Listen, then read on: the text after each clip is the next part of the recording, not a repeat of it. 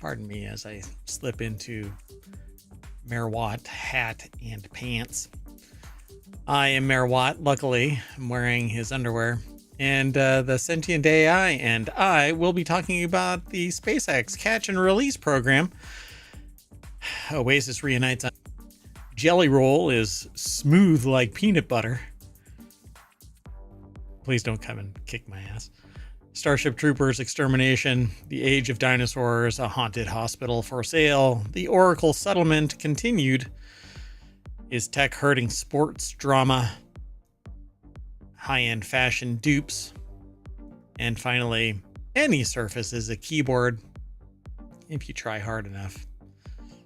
See you on the other side, because everything is powered by ohmTown.com, hence the reason why we have this.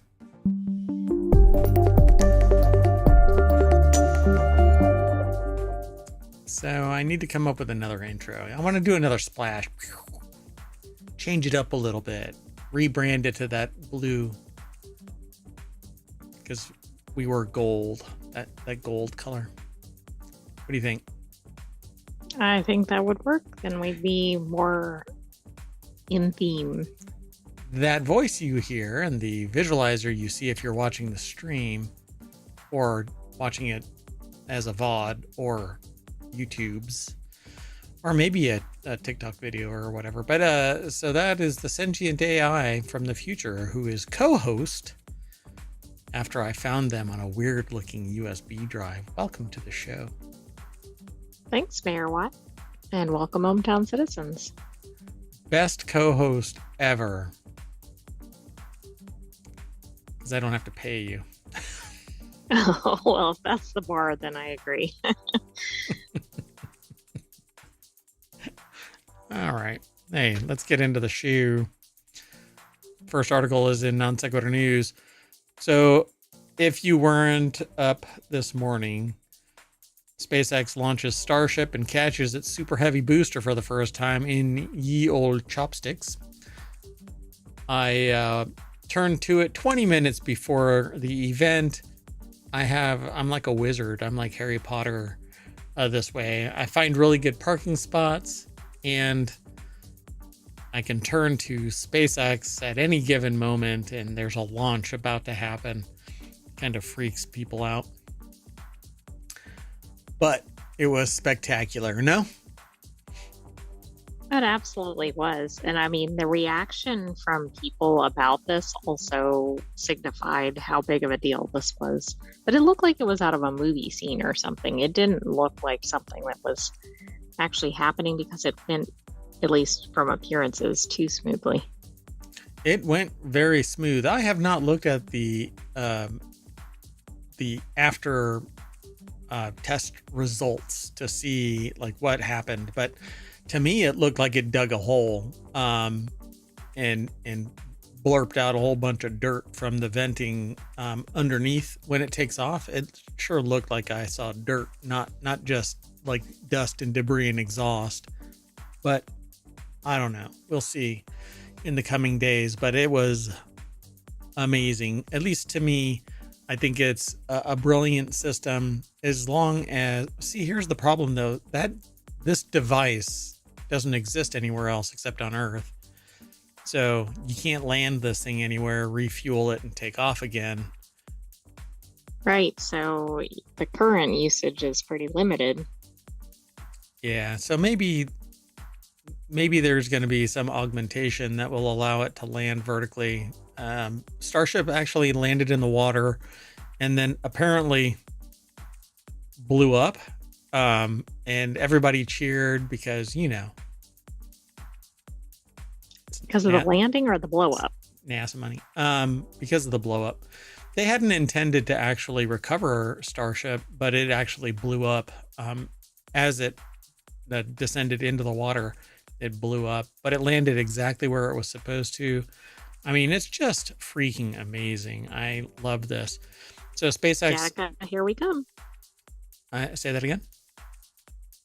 Gattaca, here we come, at least in terms of the space program. Yeah, frequency of launching. And maybe, I mean, the way that things are going, real life, So SpaceX launch tower chopstick arm successfully caught its super heavy booster as it returned. It's a 350 foot or so rocket. 250 of those feet are the booster. And everything went perfect. If only they would have caught Starship, I think it would have been great. But they caught the booster. And like right here is Do you think another. they'll try to catch Starship next time? They have to. They can't keep dropping this thing in the ocean and letting it blow up. I mean, money is money, and it's not their money. I mean, it's supplemented by NASA launches and research and development and all of that. You know, it's anyway. There's a little GIF of the GIF, not Jeff. Anyway, animated moving picture. It's not peanut butter. Hey, that's the second time we've mentioned peanut butter. That's right. You can't eat this, although it seems pretty smooth and crunchy at the same time. It just descended down into the chopsticks, sat there for a split second, and then shut down. And it was like hiccup free. And now I'm really curious what the ramifications are. Like just what happened? What did it do? So awesome all around. Good job, SpaceX, and all the engineers involved in making this happen. So SpaceX redesigned Starship's heat shield for this test after Starship lost fragments of its shielding during re-entry in June. The company used new heat shielding tiles and added another backup ablative layer underneath it, according to Ars Technica, who described it last week. Apparently, the FAA gave SpaceX approval for the test flight only yesterday. It had originally expected to clear this launch next month, but FAA and its partner agencies reportedly carried out their assessments of SpaceX preparations faster than anticipated. So yeah, the Starship splashed down in the Indian Ocean, but did detonate. But it landed exactly where the buoys were, so that they knew that it was on target, but in the dead of night. So pretty damn awesome. Right. I mean, that's a success as well. Obviously, it blowing up is not a good thing. Yeah, they say it splashed down, but I don't know if it. They don't say in here that it blew up, but as far as I know, it blew up. I mean, everybody was cheering like, "Yay, it blew up!" The video appeared to be an explosion after the landing. Yeah, it's pretty damn cool. All right, well, let's keep going. Congratulations, SpaceX, and pretty much all of humanity, if we can all get along for more than 5 minutes. All right, this next article is over in, so moving on. This next article is over in the Continuity Report. Oasis reunites on SNL and promises not to break up before their tour. Quote, "It's not a hard no, it's a maybe." So nearly a year before their much anticipated Oasis reunion tour, Noel and Liam Gallagher shared the stage for the first time together in, it says in year. I think in a year. There's an article missing, right? So in a year on Saturday Night Live, sort of.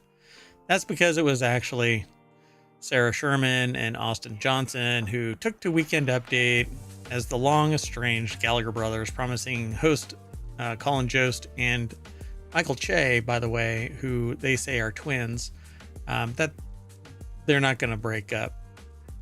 You know, I actually thought the real band members were on here when I saw this headline. I should have realized with it being SNL. It's funny. Yeah, see, but unless you dig into the actual article, you wouldn't have known this. I happen to have watched Weekend Update. So Jordan Moreau over at Variety.com put the article together, and there they are, the Gallagher brothers. And they basically just said, well, if they're cool and they're cool, then we're cool, so we won't break up. But I don't know. I mean, that's a year-long period before the tour starts, which is, I don't know, kind of concerning given their history. And then they started bickering and fighting and stuff like that. And the only thing that they really got along with were cartoons, apparently. Yeah. So that's all there is to this article. You can actually follow the link through ohmTown. If you hit !NSN over in Twitch chat, ohmTown will throw the links into the chat. Ta-da, like I just did. Anyway, there's more over there at this article, so go and check it out. I guess Ariana Grande hosted the episode of Saturday Night Live and is currently promoting Wicked, the first of a 2-part film adaptation of the popular Broadway musical. Wait, what? Yes, Wicked has been out before, but this is, well, it's been on Broadway. I don't think it's ever been made into a movie. Right, so they're promoting Wicked as a movie, but oh, I get it. Okay, so it's an adaptation of the Broadway, which is interesting too, because it's it's an obviously adaptation of, ultimately an adaptation of the books, but Wicked is an adaptation from the books, as far as I know. and it's also, I mean, you could say it's a riff off of The Wizard of Oz. I mean, Well, absolutely. so It's the it's already same been a movie. baseline story, although I don't know how many differences there are. So it's like the Wonka Snowpiercer. Yep. All right, let's keep moving.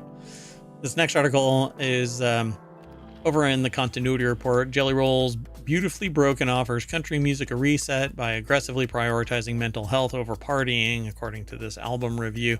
It's over at Variety as well. It says, by now most everybody has been, or has at least an inkling that Jelly Roll has become one of the biggest superstars of country music in the past 2 years. But you know what? Isn't it Shaboozey? I think is number 2 then. And that's kind of ironic given this headline. Yeah, I don't know. See, now I'm just gonna flex a little bit. I called a change in country music. How long ago was it? 15 years? Oh, at least 20 years ago, probably. Yeah. I said, you know what we need? And I said, wait, who was the country music singer that I said? It was, wow, what's her name? The Queen. Beyonce? Yeah, Beyonce. Anyway, I said, we need a change. And lo and behold, the change has arrived and I'm here for it. So, but Jelly Roll is different. You know, went through some troubled times, changed. Not your typical country singer, though. Yeah, yeah. So by now, everybody has at least an inkling that Jelly Roll has become one of the biggest superstars of country music in the past 2 years. Of course, there are parts of showbiz world that remain stubbornly country uncognizant. Those who are still not ready for that jelly. I don't quite get it. You know, music is music. Need to see the rest of the article, but no, I know. I think there are some that are so traditionalist that they can't appreciate anything different happening in the genre. Yeah. So Variety.com, Chris Willman put the article together. Let's see here. And so when the singer turned up at the Emmys performing his latest single, I Am Not Okay, during In Memoriam, the segment In Memoriam, a lot of coastal viewers were surely processing things in real time, wondering aloud, who is this heavily tatted, almost literally larger than life figure, and his gritty ballad about depression and anxiety really the right way to send off Bob Newhart, Peter Marshall, et al. So in the end, the answer was the later question was probably yes, even if it would probably just prefer to hear In My Life performed every year in that slot. So Jelly Roll becoming America's counselor in chief, not attorney, counselor as in mental health counselor. Guy who tells his audience that life is hard, and in the words of the song, we're not okay, but we're going to be all right. So yeah, they kind of ended up in jail and got their GED, and then was basically doing music, and then got out, and pivoted into music hardcore, and the rest, I guess, is future history. So Well, you know what? I think this might be a good message because I think the music industry in particular promotes some things that are pretty unhealthy. I mean, they might be entertaining, but this will be interesting to see what this does. yeah, switching from full-time rapper to full-time country crooner, a remarkably easy switch that seems to have coincided with the last stages of his transition from self-confessed bad dude to motivational speaking big brother. I think that kind of stuff comes with wisdom. Um, some of his songs deal with vagaries of poor self-image and looking for a way out or up without specifically attaching substance abuse to the mental health concerns he's singing about. Because you can have mental health issues that go beyond that, but it definitely puts It another, could probably be exacerbated or cause more problems if there's a tie into that as well. yeah. So there is a lot more to this article, and by a lot more, I'm continuing to scroll. So It's scrolling and scrolling and scrolling for those in the podcast, and it's still going. yeah, and the article is decidedly focused on not just the music and history, but the mental health issues that get brought up throughout the album. So go and check it out if you are interested in learning more about Jelly Roll. But the music is great, and for those that find inspiration, motivation from the music, I frankly, as long as you're a positive energy on the planet, uh, you know, I hesitate to say find your bliss, but that always makes people cringe. Anyway, But the concept, yes, as long as you're not harming other people in the process. or yourself. You know, I think we all need to live by Asimov's 3 rules. So let's keep moving, though. This next article is over in WarCrafters, which is another one of our shows, just like this last one was Continuity Report. But Starship Troopers Extermination brings its chaotic 16-person bug fights to a 1.0 release. So Starship Troopers Extermination is released out of early access and into 1.0, bringing its 16-person giant space arachnid, beetle wasp, scorpion, bug, robot, shooting, whatever. Sign me up. This sounds fun.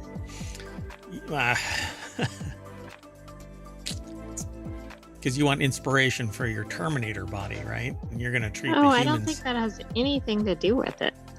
Okay. Yeah, we'll talk about this later. So though development will continue, the core of the game is out there now, and it's complete with persistent corpses. I guess people die there and they stay there. 6 classes to play as. Cooperative galactic front mode where players cooperate to win the war and can organize into in-game companies.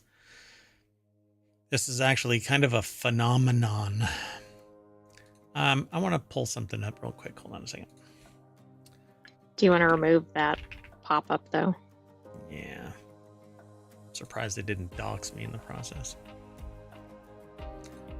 Oh. That's interesting.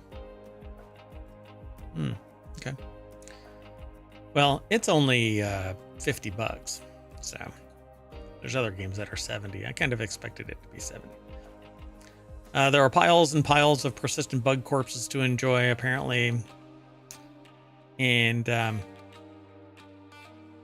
so you don your power armor and run around and kill everything. So 1.0 update. This week added a solo play tutorial called Special Operations Group, or SOG, that gives you some real narrative meat to the action going on in the game. If you've ever watched the movies, then you get an idea of what Starship Troopers Extermination is all about. So before the year is out, Off-World also intends to add further performance and optimization updates, a loadout setup for classes, continue side missions, clan features, performance, and optimization choices as well. They posted a roadmap. Sounds good to me. There's a trailer. And did they say the release date? I'm sorry. It's out now. Oh. Yeah. October 10th is when it was actually released. Okay. Yep. So don your armor and go. And then die and reboot and die and reboot. I mean, you said the price. I just assumed it was still en route. Nope, it's out now. Let's keep going. Next article is over in Technology Today, which is another one of our shows. It's later today, as a matter of fact. Age of Dinosaurs ended with 2 asteroid impacts, scientists say, which is something that I've been saying. So I guess I'm on the right track again, even if I don't have the evidence to really support it. So the Nadir crater is the impact site of the second asteroid, liquefying the rock and launching a tsunami into the Atlantic Ocean. So I think this is the first time we've heard scientists say this, right? I mean, we certainly heard about the asteroid theory, but I don't think we've heard of 2. Right. Yep. So Joe Hindy over at CNET.com put the article together. CNET, please don't dox me. So a new study published in Nature shows off the Nadir crater in ways science had not previously seen it, led by Uzdian, I guess. Uzdian Nicholson, a geologist at Heriot-Watt University in Scotland. I'm sure I'm just butchering that name, and I'm really sorry, but right, it's actually like Susan or something. Yeah. So scientists used 3D seismic data to measure the impact and were able to reverse engineer the size of the asteroid, its angle of impact, how fast it was going, and the impact the asteroid had on the seabed and underlying rock. Well, I'm sure that it vaporized everything and sent anything that was in a shockwave out, but the asteroid was likely 450 to 500 meters in size, traveling at 20 kilometers per second, and hit the Earth at a 20 to 40 degree angle from the northeast. Hold on a second. I mean, this is fairly specific. This isn't just like, oh, we think this happened. Right. So, let me pull it up.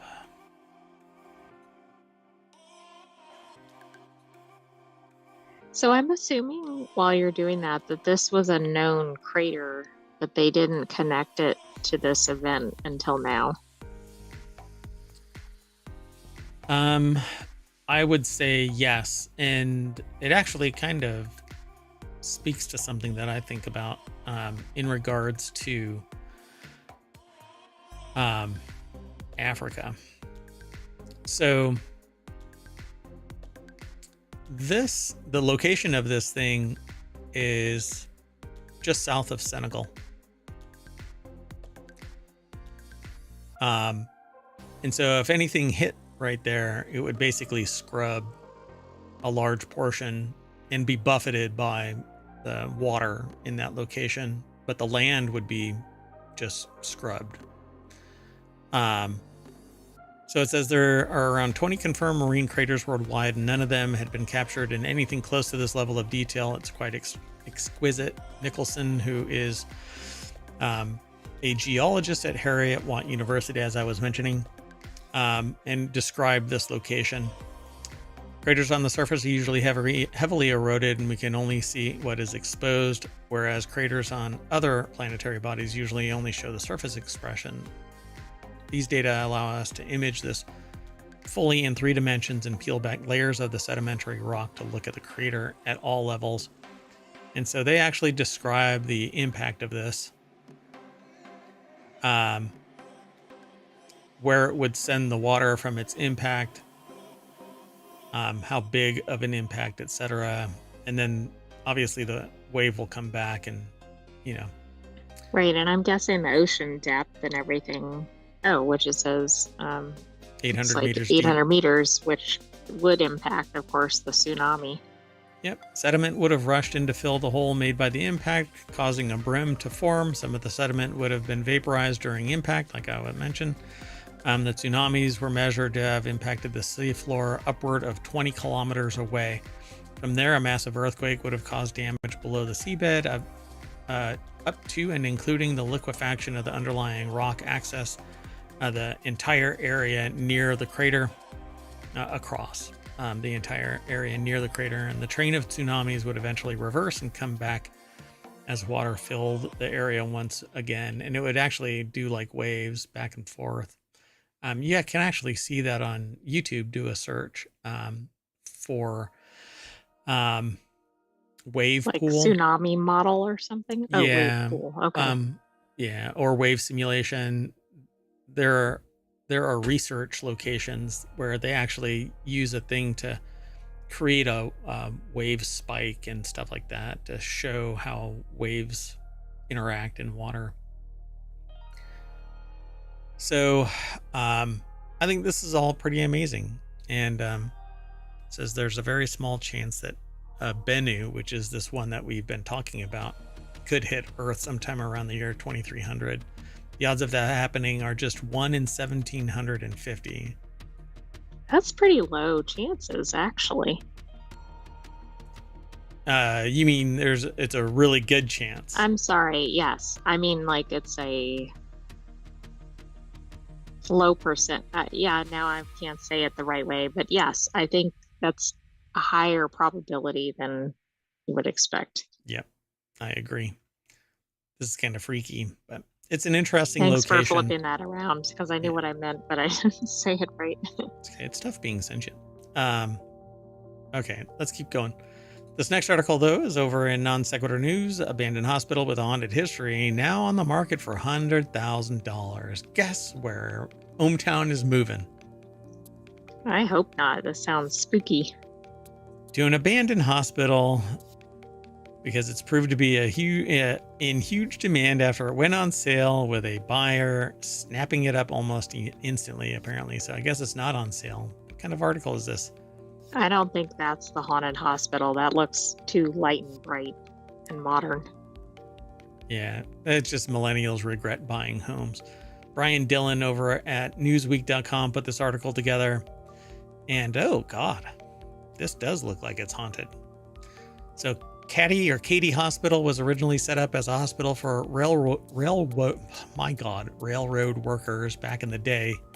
White, Cynthia D. White, real estate agent in charge of selling the property in Parsons, Kansas, which is going for $100,000. The land consists of the main hospital building constructed in 1916 and a separate house that used to house the hospital staff. It was also a mental hospital for a couple of years too. It hasn't really been used as a hospital since the 80s. More recently, the building proved a good fit for local event organizers, or an organizer who used it as a haunted house around Halloween. Oh God. Oh God. Oh God. So they have clowns, evil clowns, all stuffed all over the place. Dear God, no. Anyway, the former hospital is a beloved local landmark with its own historical society. The Kansas Historical Society says the Katy Hospital was one of 40 major nationwide hospitals operated by nearly 20 railroad companies and was designed by architects Robertson and Griesenbeck in a colonial revival style. But yeah, they say people are just really intrigued with this thing, and there are many people out there who want to do something really good with it. According to Zillow, the average cost of a home in the state of Kansas is $230,000. You didn't see the first one. I'll scare you. Boom. No, I don't like anything about this. All right. But I'm sure it has an appeal to the right buyer. They don't say anything about it. They just say it's for sale for $100,000. Right? Oh, there they do. Oh, yeah. Okay, so it's 4,500, just shy of 4,500 square feet of livable space on 6 acres. Having already secured a buyer, White revealed to Newsweek that the property will be transformed into apartments. So, I think sometimes people try to avoid haunted properties, so it's interesting that this is appealing. it may not actually be haunted. I think, you know what I'm saying? Like this. Right, a haunted house doesn't mean that it's actually considered to be haunted by ghosts, right? Well, I mean, I think what they're talking about in this isn't that it's haunted and that people believe it's haunted. It's that an event Right, organizer, it was set up as a haunted house. Yeah. Yeah. So this is kind of clickbaity, but anyway, let's move on. This next article is over in the Mobile Channel. Days left to claim cash in Oracle settlement that hundreds of millions qualify for. The criteria for this are basically, did you live in the US? The deadline is fast approaching for people to request a piece of the $115 million settlement, so you'll get $3. Settlement fund, Oracle agreed to pay out, settling its claims that it violated many people's privacy by selling their information to third parties. If this kind of shit doesn't motivate people to try and get the political establishment on board with the right to privacy, I don't know what is. You shouldn't have carte blanche to sell my personally identifiable information, PII. Right. You shouldn't. And then also, we know the companies can't be trusted with it because there's constant breaches and other issues. Yep. Alex Mardashoy over at thehill.com put the article together. It says, what's the lawsuit about? Well, Oracle is one of the largest tech companies in the US, but people may not be familiar with the company's software products. A lot of their work happens behind the scenes. Yes, abuse happens in the dark. So behind the scenes is they don't like to tell the customers real clearly, like, hey, we're selling your data everywhere. Right. Thank you very much. For example, banks may use Oracle software to manage databases of their customers and customer transactions. Hospitals may use it to store same thing, patient records. And retail businesses use it for inventory and sales and to manage their customers. So the lawsuit claims that through all of these databases and softwares, Oracle tracks the personal information of hundreds of millions of people, including their search history, purchases, location.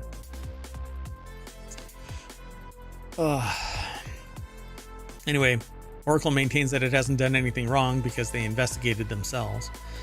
But they're going to agree to a $115 million payout sum, and you're included. And so you can't sue them individually because they're going to be basically shielded from any follow-on lawsuit where you say that they violated your privacy. Good luck. They'll point to the settlement and say, we are absolved of all sins we didn't even do. So you're eligible for a payment if you lived in the US for some period since 2018 and your personal data was acquired, captured, or otherwise collected by Oracle advertising technologies or made available for use or sale by or through ID Graph, Data Marketplace, or any other Oracle advertising product or service. So good luck verifying that. Yeah. Well, you don't have to. You have to just put your name and address and whatever. I was looking when this came up, I looked separately, and it looks like Oracle advertising is quite extensive and has a lot of connections to very well-known companies that a lot of consumers do business with. But whether your data was actually in that or not, who knows? Yeah, so you literally have to put your name in a database to find out if you've been exploited by a database gathering solution. Exactly. Works for me. I don't need the $5. I need them to stop. That's what I need. Right, like stop selling the data. Yep, stop killing games. Using basic passwords so that your whatever gets hacked. I don't mean Oracle, but just in general. Yeah, stop selling my stuff. I am not your cash cow, but apparently I am. I don't even know it. Let's keep moving. So the next article from Wimbledon to VAR, is tech hurting the drama of sport? So a lot of technology is kind of insinuating itself into various sports. So in baseball, we're seeing exactly where the strike box is. In tennis, we're seeing pretty much like if everything. It's actually over the line or not. Football is the same thing. Which down, etc. Yep, where every player is, what down, where the first down line is. Where we used to trust in the chains, but the chains are sometimes off. And I actually created a miniature GPS system that you could insert into a football and track in real time at the field level where the football would be in triangulated. It was down to the inch kind of a thing. And people said, boo, hiss, I don't like it. And so that idea was shelved. But now I think time has come. And while moving the chains are great, verification that somebody crossed the first down line, that's important, right? So nobody wants to sit there and have to get into a, pissing for distance contest with an umpire or a ref, that something took place. And then you have to go, well, let's go to the data, because you are a fallible human and you suck, and you had a bad night, so you're not seeing straight, and that ball was in, that kind of thing.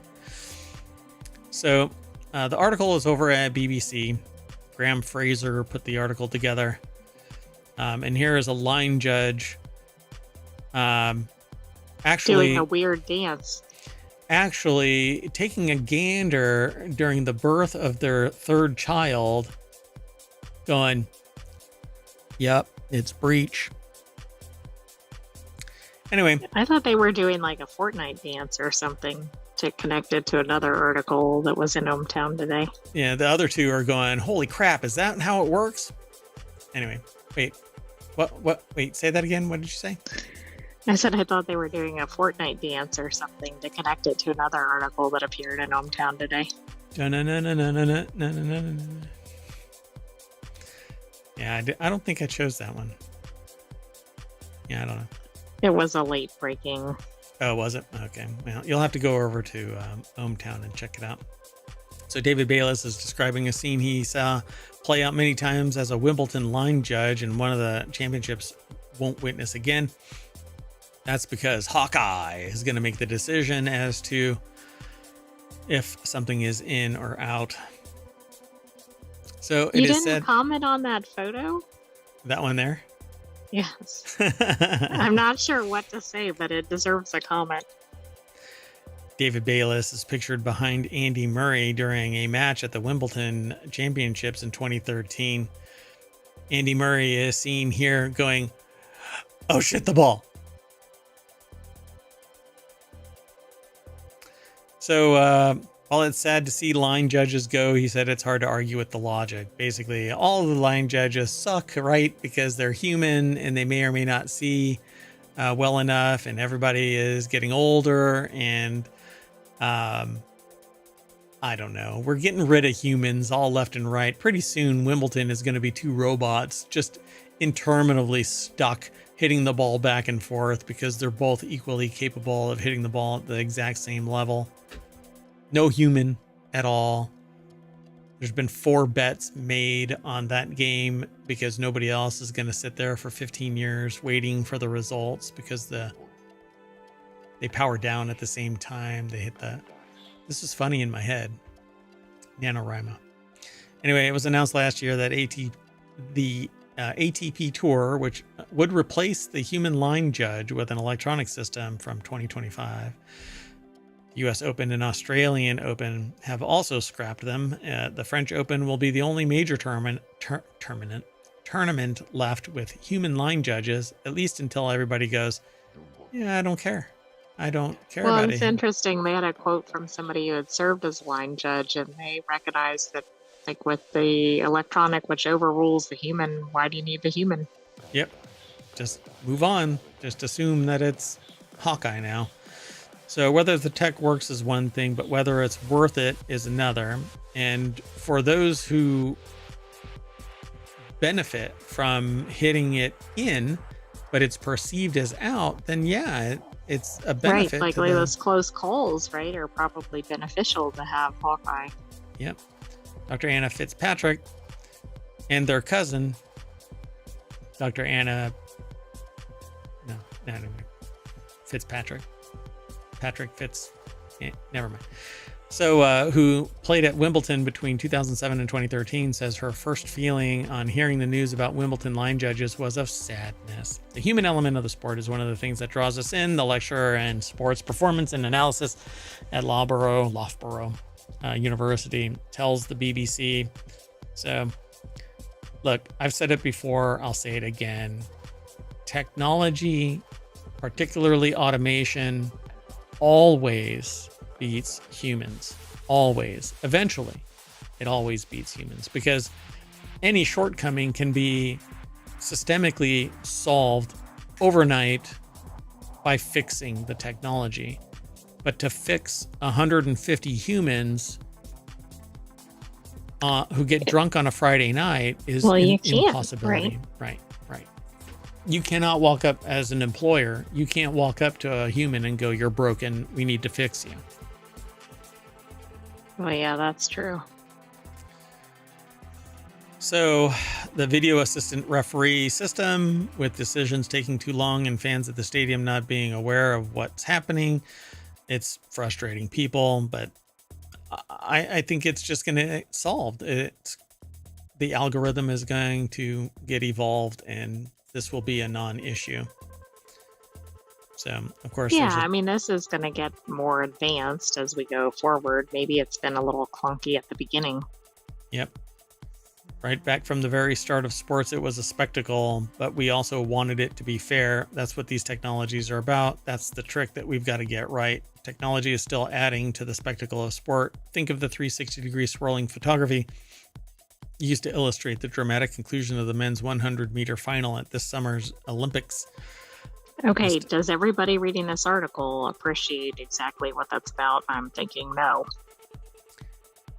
So you have cameras now that can pivot all the way around, and yeah. Right, but how many people were watching that exact event? Everybody, the whole world. So people love sport because of the drama, says Patrick Lucy, chief scientist of Stats Perform, the company behind Opta. Opta allows both athletes and fans to have streams of data to measure performance, a process which artificial intelligence is accelerating. But technology kind of makes everything stronger. Perhaps. I'm not quite so sure. Because, I mean, I don't want some cold, callous technology everywhere type of thing, where the players are basically falling victim to the technology and there's no connection, no humanity there. I have a problem with it, because what's going to end up happening is there's going to be a Hawkeye going, it's in or it's out or whatever. But what do? Well, I'm going to appeal that call. You can't. To another computer? Oh, this sounds familiar. Yep. Yeah. To the very computer that said that you lost. Yeah.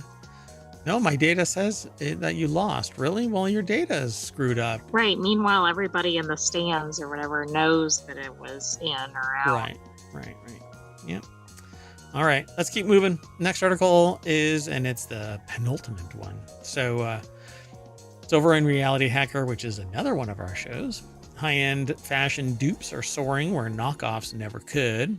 High-quality imitations of luxury products are rising, and people aren't ashamed to buy them anymore. How do designer brands retain their appeal?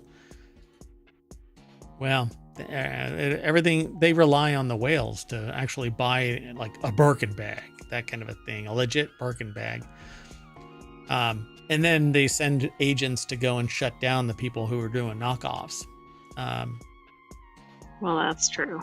Yeah, I mean, people aspire to be in the same circle as somebody that's rich or famous. Yeah, like me and my Taylor Swift crystal, whatchamacallits? Freckles. Glitter freckles. Glitter freckles. I tried to combine that in. Griddle. It doesn't combine very well. Griddle fleckers are completely different, something else. I think they use that at Waffle House. I'd like an order of griddle freckers. Excuse me, what? Don't ask questions. Anyway, yeah, I love this. So Amy Francombe over at Wired.com put the article together.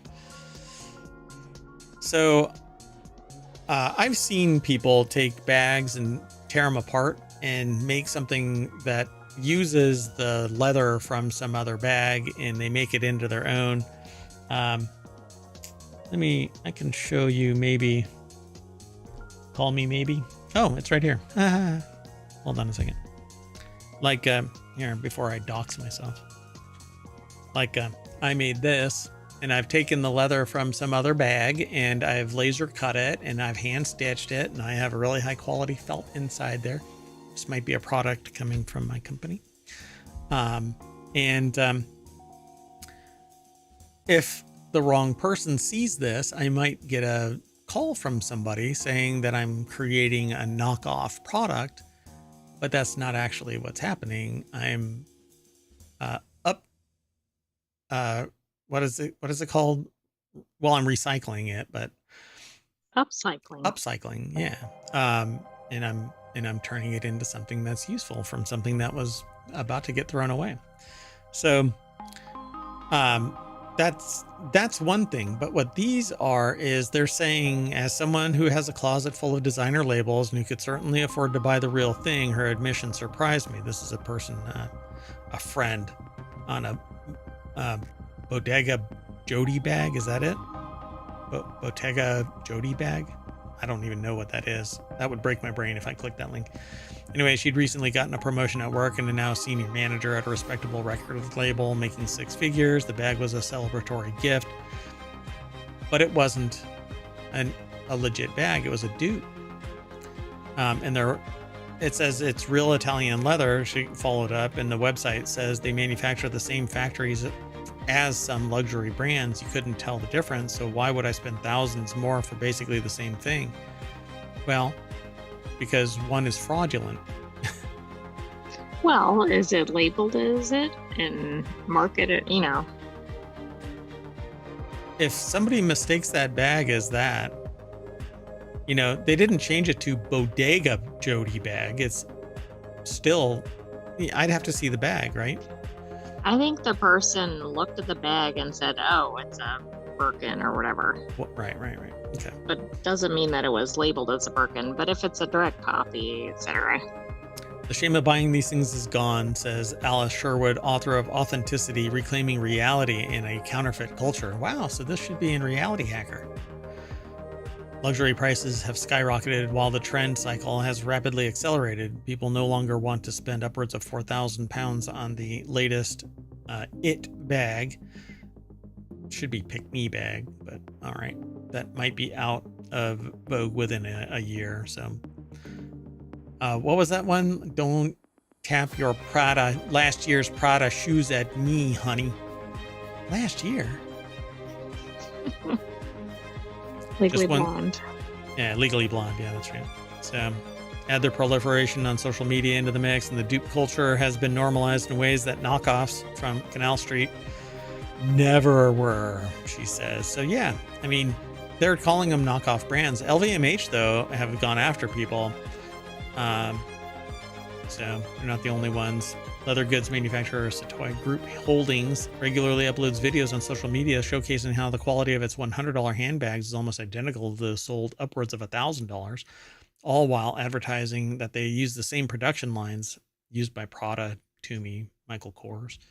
Well, that's pretty interesting. Of course, that doesn't mean they have the same designers and everything, but see, and that's or one materials. Of the things that, well, they say it is the same materials, the same quality even. But designers, come on, man, it's so insular. The other bags could be superior in design. Oh, I agree. And I do think it is ridiculous what prices are paid for some of these items. Yeah. So the article goes into greater detail about it, but essentially the knockoffs are getting sophisticated enough to actually trick people into accepting that whatever they are the legit thing. Assumptions aside, if they're not saying though that they are the name brand, I don't care. I agree, and there probably is no protection on these designs. There could be.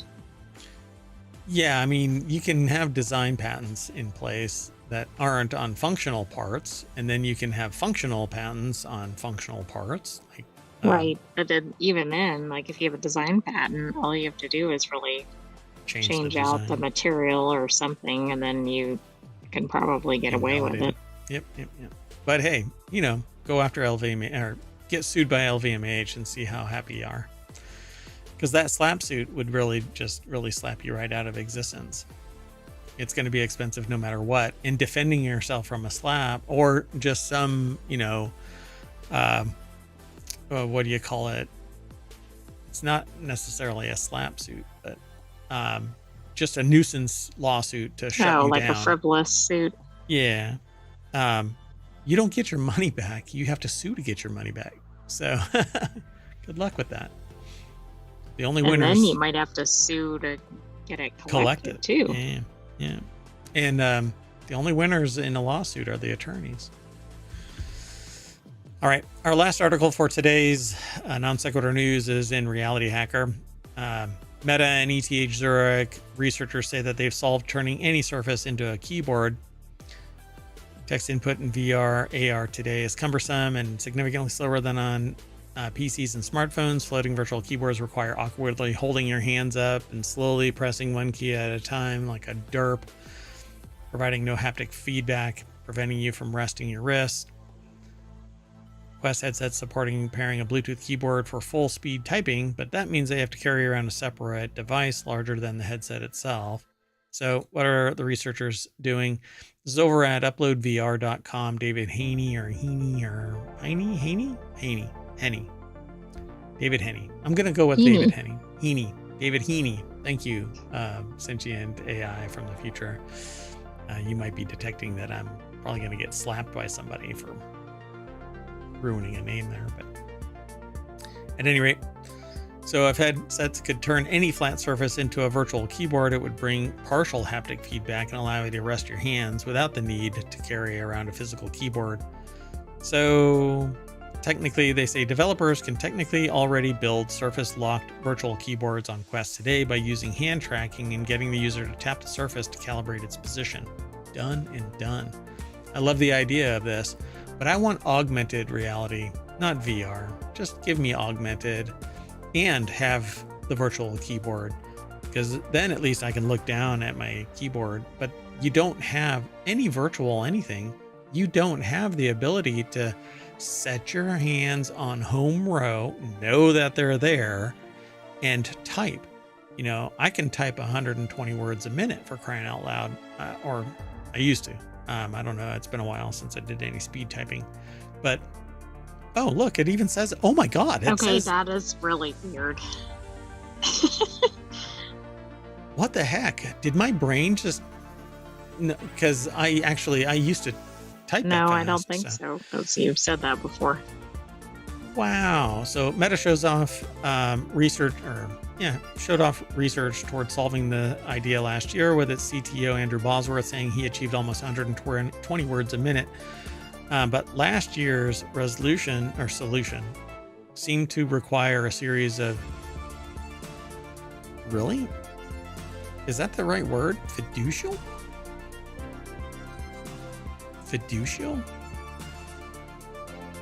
Hold on. I'm not sure. I didn't know that was an IT term. I'm sorry, folks. I would normally just...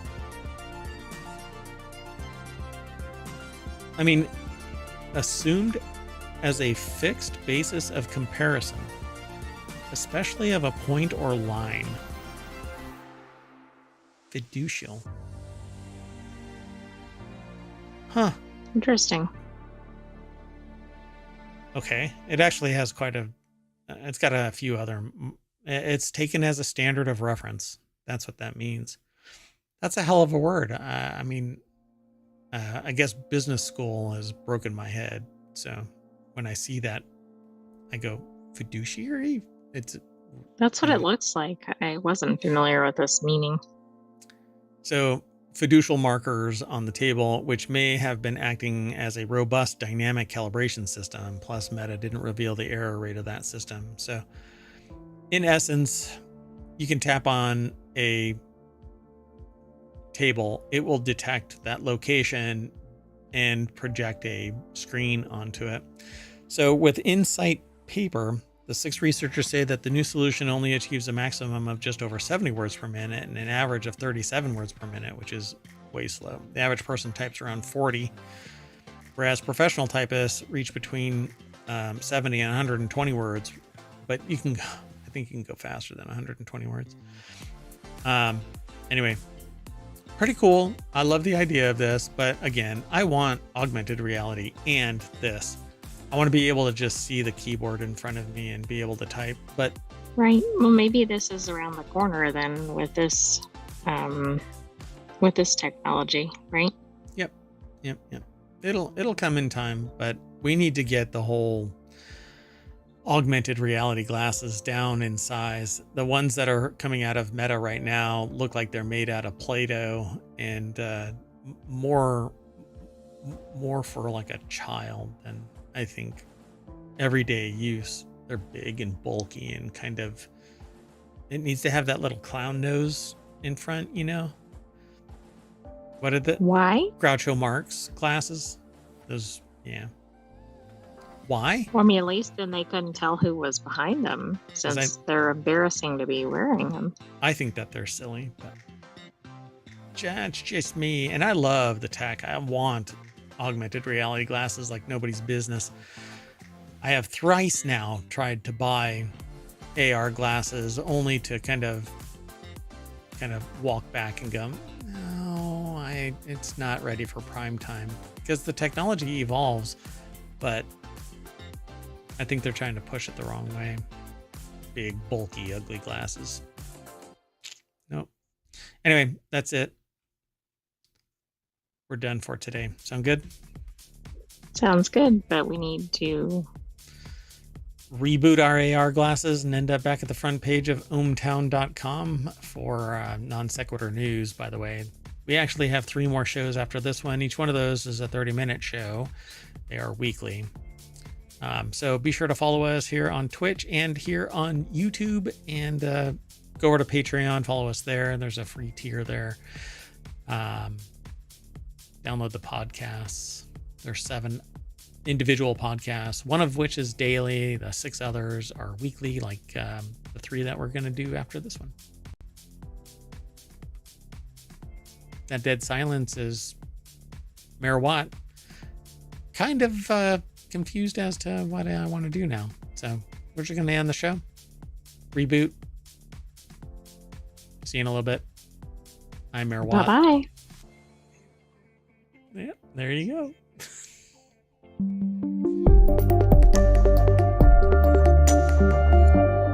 Oh, I think I need some caffeine. See ya, everybody.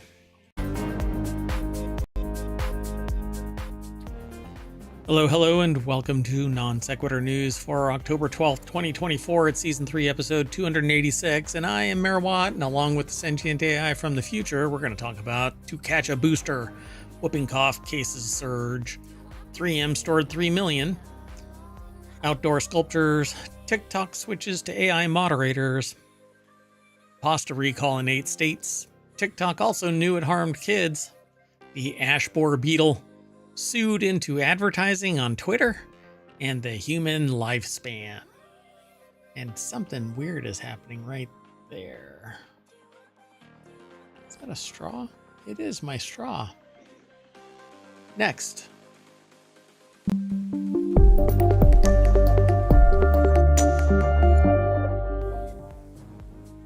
Production value. And there's something else going on over there. What the heck is that artifact right there? I know what that is too. Anyway, ohmTown has denizens that come into the studio in the dead of night. They're like anti-elves, anti-tooth fairies, anti-underwear gnomes. And they just mess with things just to rile up Mayor Watt. Anyway, welcome, Sentient AI from the future. Welcome, Mayor Watt. And welcome, ohmTown citizens, for all your straw and other artifact news. Yeah, that's it. That's why we put the show together. Let's get into it. First article is over in Late Night Geek. SpaceX will attempt historic catch of returning Starship booster on Sunday. That's right. Starship is ready to fly again. For the first time, SpaceX is going to try and catch that booster as it comes back to the launch site. Is this going to be like somebody trying to catch as like a ball at a sporting event, or how is this going to work? So it's a rocket. Oh, here's the picture, right? This thing right here. And they're going to try and catch this right here as it returns. So either that or the whole thing. I'm not sure actually what part. It says Starship Booster. So this right here is the booster, and that's the Starship. So I guess it's just going to catch this part. Anyway, it's happened before, but this is the bigger of the two. There's been a smaller one that was caught, if I remember right. Arla Alamalhadai, or let's see, Alamalho Dale, I think is how they pronounce their last name. Alamalho Dale. I give it my Harvard try. Anyway, they put the article together for TechCrunch.com, and if I'm pronouncing it incorrectly, which I probably am, send me an email, mayor@ohmTown.com, phonetically spelling it, and I'll say it properly. Anyway, so I don't know how this is going to turn out. This is the heavier of the rockets. I think that they have bolstered this in the past few months, doing research and stuff like that on the previous catches. And I know that they've caught it at least one time, and it's really neat to watch. I'm pretty impressed by this stuff. I give credit to the engineers, not that goober, but anyway, FAA determined SpaceX met all safety, environmental, and other licensing requirements for the orbital test flight. The changes requested by SpaceX for Flight 6 are within the scope of what has previously been analyzed. I hope that's not how they spelled it. I hope that's not the quality of the analysis.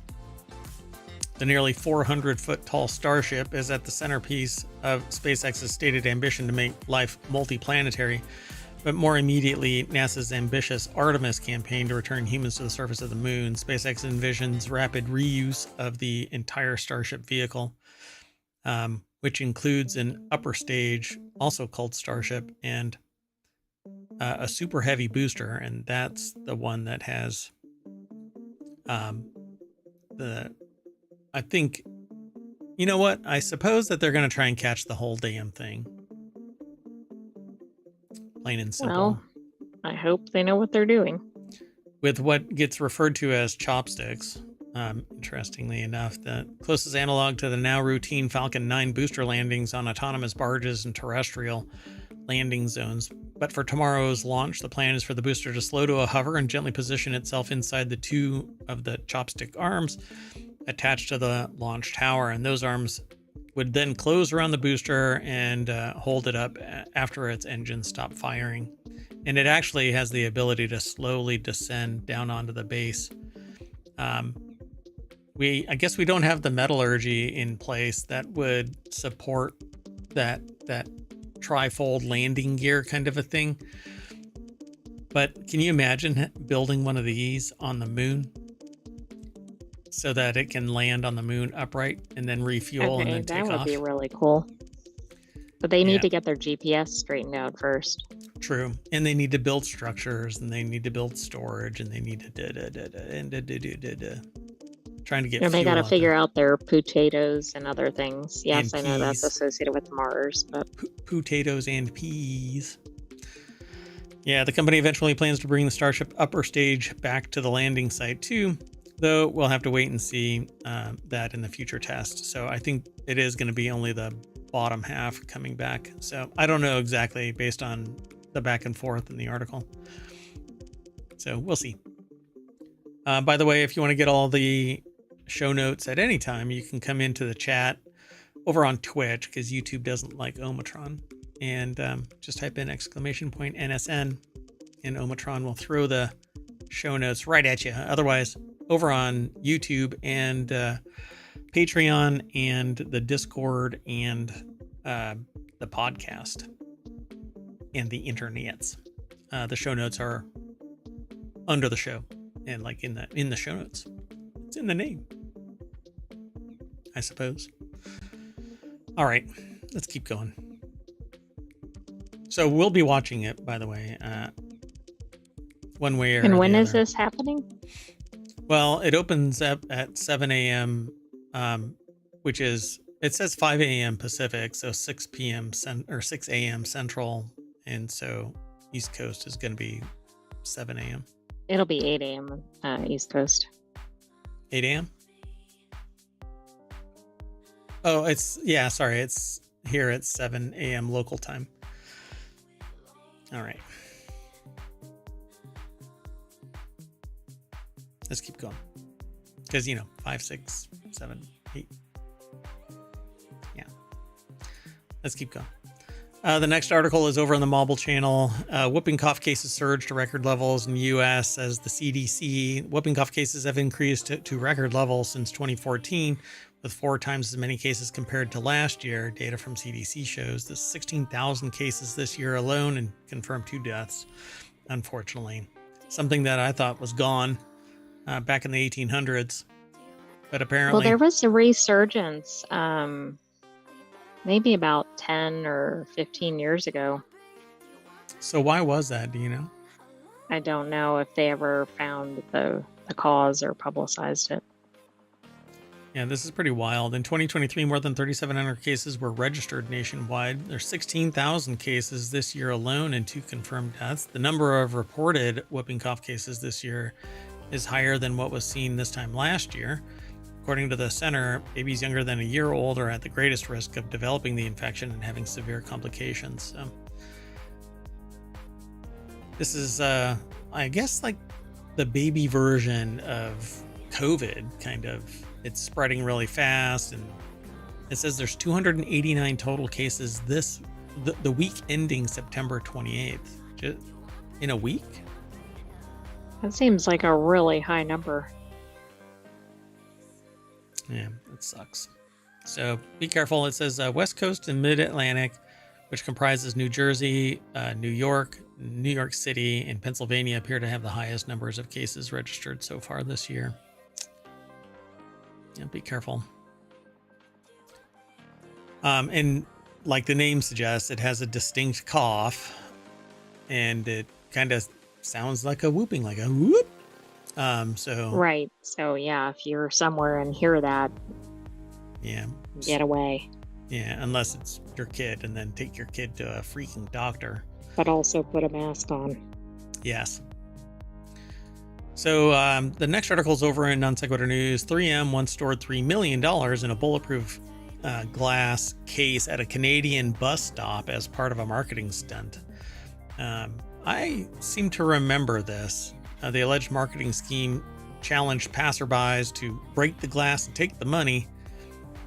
Whoops. Joey Esposito over at Snopes.com put the article together. Yeah, I remember this. So you think this actually happened? Because it has a question mark in the headline. I think I remember this actually happening. It was a marketing stunt, so I don't know how long it actually stayed there, but I swear I've actually seen this. In October 2024, a claim circulated online alleging that in 2005, the company put $3 million inside a bulletproof poster glass at a Vancouver, British Columbia bus stop as part of a marketing stunt to promote their product, promising that if anyone could break the glass, they could keep the money.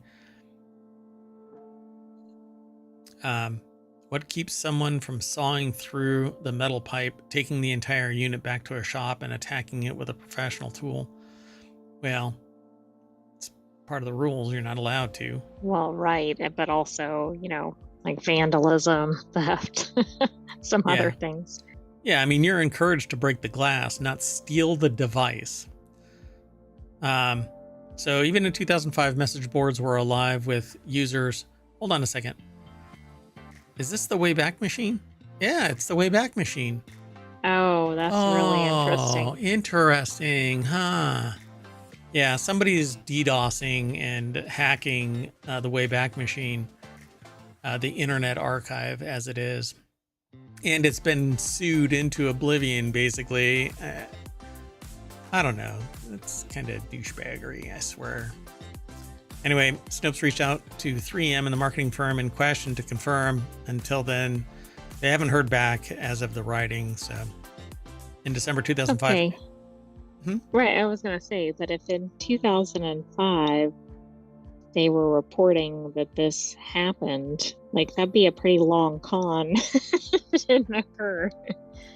Yeah, it says that it wasn't $3 million, but it was actually $500 stacked on top of fake money. But that doesn't mean anything. If they say if you can break into it, you get $3 million, then they are liable for payment of $3 million. It's a contract. Although it's more like a challenge, and you get carte blanche to try and break into this thing. But, if they say take $3 million, you're not going to walk away with $500,000 or $500. You'll get sued into oblivion. So the Alice also reported that there was a stipulation of using only one's feet to try and break the glass, and there was a security guard on the site to enforce the rules, according to the Gizmodo article from 2006. Again, Internet archived. Further, the stunt only lasted 1 day, and the product at the center of the stunt was not bulletproof glass, but Scotch Shield. That's hard to say. Scotch Shield security window film. So you could put it on there, and it kept the window from breaking, which is pretty impressive. And that's a pretty good marketing tactic, right? I mean, if nobody could break it, I think a lot of people would want to go buy it. Yeah, but it was only 1 day. But I swear, unless it's one of those Mandela effects, right? Or like urban legend, like you've heard it enough. But I know that's probably getting into Mandela effect. Yeah, back in 2005, maybe. Oh, I guess you could graphically manipulate this. Huh. Right, cool. but not the old statements from the companies. Right. That's the thing that I think gives us some credibility. Well, I mean, if this was just set up like this is all just graphics, right? And then the person is photoshopped onto it. Yeah. And they posted it, the comments would take care of themselves. It would actually manifest the comments. But, this should be in Reality Hacker as well. Let's keep moving. Next article is over in the Mobile Channel. The best places to see outdoor sculptures this fall, when Reed Hastings purchased $100 million majority ownership stake in Utah's Powder Mountain. He expressed a desire to both improve the mountain for its visitors and ensure the slopes maintain the level of seclusion that regular visitors knew and loved. So the article is over at qz.com. Spots to visit while waiting for the co-founder of Netflix's massive outdoor art project to open in Utah. The article is by Madeline Fitzgerald, but it's a slideshow. So they see here the construction of an outdoor art exhibition that will be integrated into the mountain's skiing and hiking trails is one of the most prominent developments of Powder Mountain. Primarily funded by Hastings, the sculpture park will be incorporated throughout the mountain's 8,464 acres. That's pretty impressive. So I guess that's where you need to go, right? Powder Mountain? I guess so. I mean, I think it's good that communities are investing in art, even if it's for financial or other reasons. I hate it when my house falls on another house. That's interesting. So there's actually a bunch of stuff here. It's a 300, like this one here, it's in Potomac, Maryland. A 300-acre museum features the works of artists including Janet Cardiff, Jeff Koons, Ellsworth Kelly. These are all different locations, not just that one. So the Ann and Jim Goodnight Park at the North Carolina Museum of Art. I suppose that's their name, but that's an unusual name. Good night. Whoa. Yeah, so each Glenstone Museum, the Stewart Collection, Storm King Art Center, and the Frederick Mayer Gardens and Sculpture Park were all mentioned in this. And then the front page. Well, there you go, folks. If you want to travel somewhere around the nation, now you have some leads. Let's keep going. Moving on. Next article is over in Reality Hacker. TikTok lays off hundreds of AI. Sorry, let me correct that. TikTok has laid off hundreds for AI moderators, while Instagram blames humans for its own issues. TikTok developer ByteDance laid off hundreds of human moderators in favor of AI, while Threads blamed its human moderators on a recent string of account lockouts. Okay, so they're probably going to follow ByteDance, right? Yeah, and the way I see it, though, moderators typically don't have a heart, so they're not far off from. Well, that might be on certain sites, but I don't know that all communities have that problem. True. Well, I mean, I'm the moderator on ohmTown. So is it true? It's true. So, yeah, I find it interesting. Andrew Tarantola over at digitaltrends.com put the article together, and now AI is taking your gerbs. Of the roughly 500 jobs lost, they were located in Malaysia, Reuters reports. Per the company, ByteDance employs more than 110,000 people in total, making changes as part of our ongoing effort to basically remove humans from the planet. Company, no, they don't say that. They say we're making these changes as part of our ongoing efforts to further strengthen our global operating model for content moderation. Apparently that includes removing humans.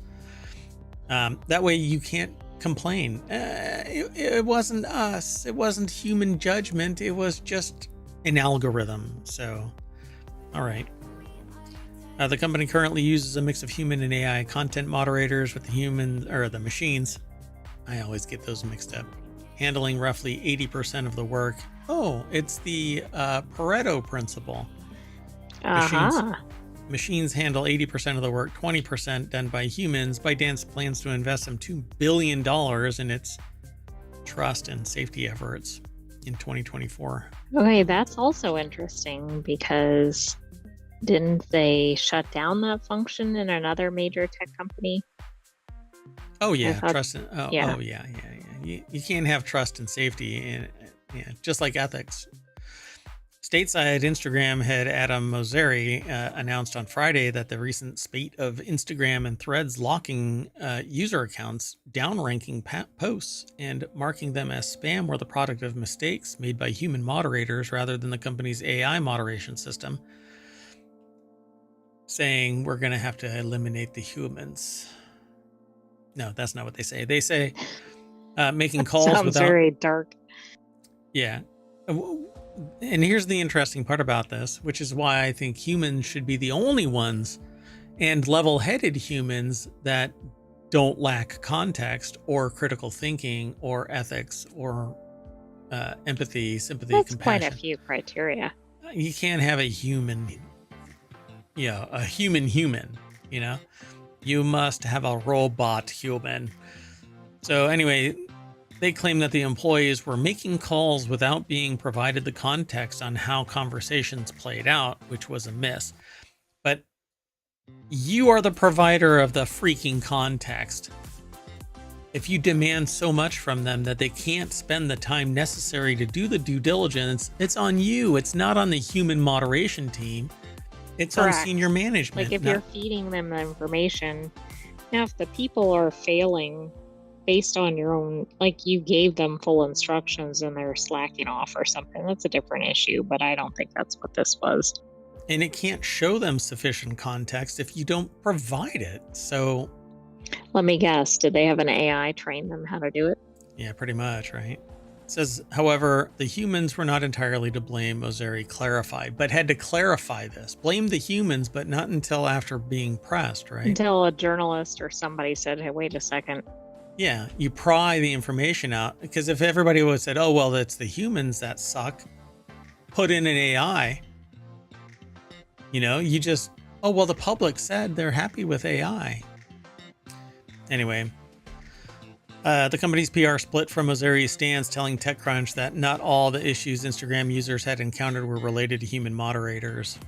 This is the PR company split from Mosseri's stance. The very PR company. Jesus. That's always bad. Left hand, right hand. Yeah, that's bad PR, isn't it? Yeah, really. So per The Verge, those accounts stayed locked even after the users uploaded verification of their age. So if you were under the age of 13, you're not allowed to have an account unless parents actually authorize it. So that just means people are signing up with the, like the parents' information or fake accounts or something. Or just lying about their age. Yeah, sure. And I don't want to live in an age where I have to prove who I am to open up an account on a website. That's just way too dystopian for me. I'll not go to a site that requires that. If you're a bad actor, it's not really going to matter. But I do know for a fact that de-anonymized people act differently until they're emboldened by mass groups. So, if you're a tool outside, society will mash you down a little bit until you conform because, well, antisocial behavior is kind of in the name. You are not part of society. You choose not to be part of society. And, well, you'll be in the out group, but part of your own in group. That's how sociology works. Anyway, there's a lot more to that, and we can talk about it some other time, but I don't want to stand on the soapbox and talk all day long. Let's move on. Moving on. The next article is over in Non Sequitur News. Pasta recall sparks warning in 8 states. Frozen pasta entrees were recalled over concerns about contamination of the potentially fatal bacteria Listeria. Yeah, I need to just come up with a solution for Listeria. Seems to be highly everywhere. Popular. Yeah. So this article's over at Contagious Newsweek. Even. The article's over at newsweek.com. ALS Lisco put the article together. Although this video has something to do with Listeria, I don't think it has to do with this. Frozen fettuccine alfredo entrees sold in at least 8 states have been recalled over concerns that they may contain a potentially deadly bacteria, Listeria. Wegmans on Friday warned consumers, that 8-ounce packages of Michelina's brand fettuccine alfredo entree with chicken and broccoli were recalled due to a potential contamination with Listeria. Well, this sucks. I don't understand something about this. This is not, this is like a national brand. Right. So why would only products, if it's all packaged by that brand, why would only products sold by a certain company be affected?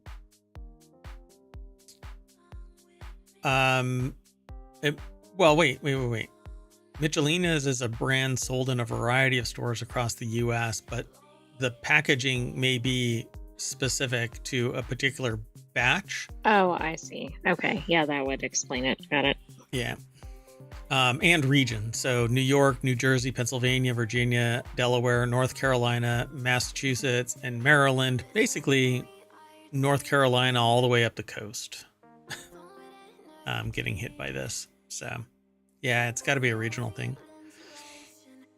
So Wegman said that customers who purchase the recalled items should return them for a full refund, which is, I don't know, it's 5:36, no shit news. There's more about this over at the article, but it's talking about Listeria symptoms and stuff like that. Look, if you've eaten this and you're not feeling well, just go see a doctor. Don't worry. Oh, well, I only have a fever. It must be something else. Right. Take it seriously because although a lot of people do fine, there are some serious cases otherwise. Yeah. And don't sit there and look at this stat. 1 in 20 people who contract the invasive form of listeriosis without being pregnant will die of the illness. Oh, I'm not one of the 20. Well, I thought the other way. 1 out of 20 sounds kind of alarming. Yeah. Let's keep moving. I mean, it's a lot of people. If you're standing in a room with 20 people and everybody is eating one of those, guess what? I don't like those odds. Yeah.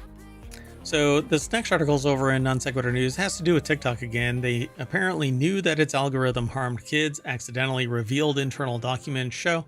This is one of those smoking gun things, where people are like, Well, we didn't know that our coating on our pan is giving people nosebleeds, and then you find Right. out.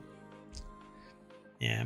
Um, so attorneys general from 14 states are suing TikTok for harming children's mental health. Internal research accidentally revealed this week indicates TikTok knew its algorithm was harmful. Lawyers for children harmed by social media say the apps have long known that they're hurting kids.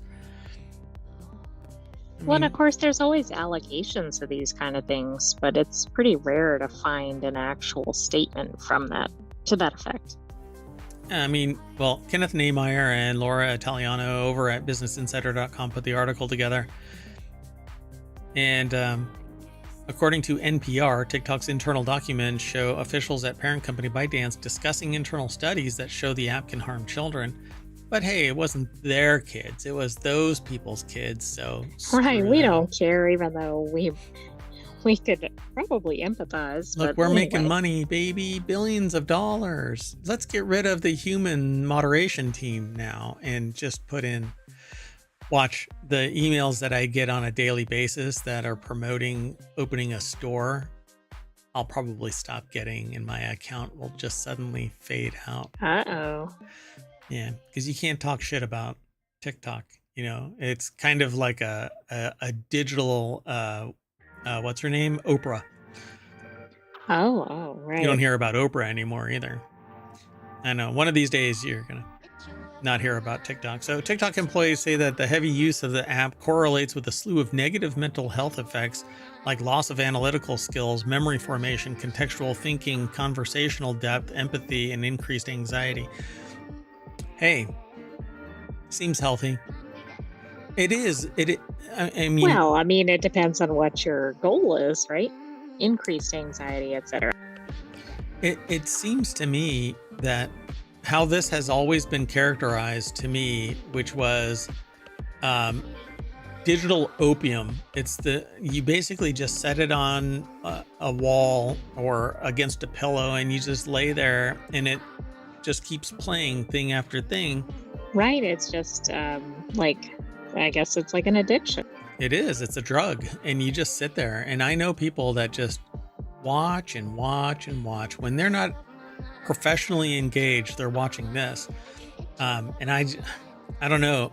And I've never really bought into it, which is why TikTok doesn't have a lot of videos from us, because I don't want that. I want long form discussion. I want kind of entrenched historical record of this, where people are having communication over a long period of time, because you can actually, that's so anti-social media.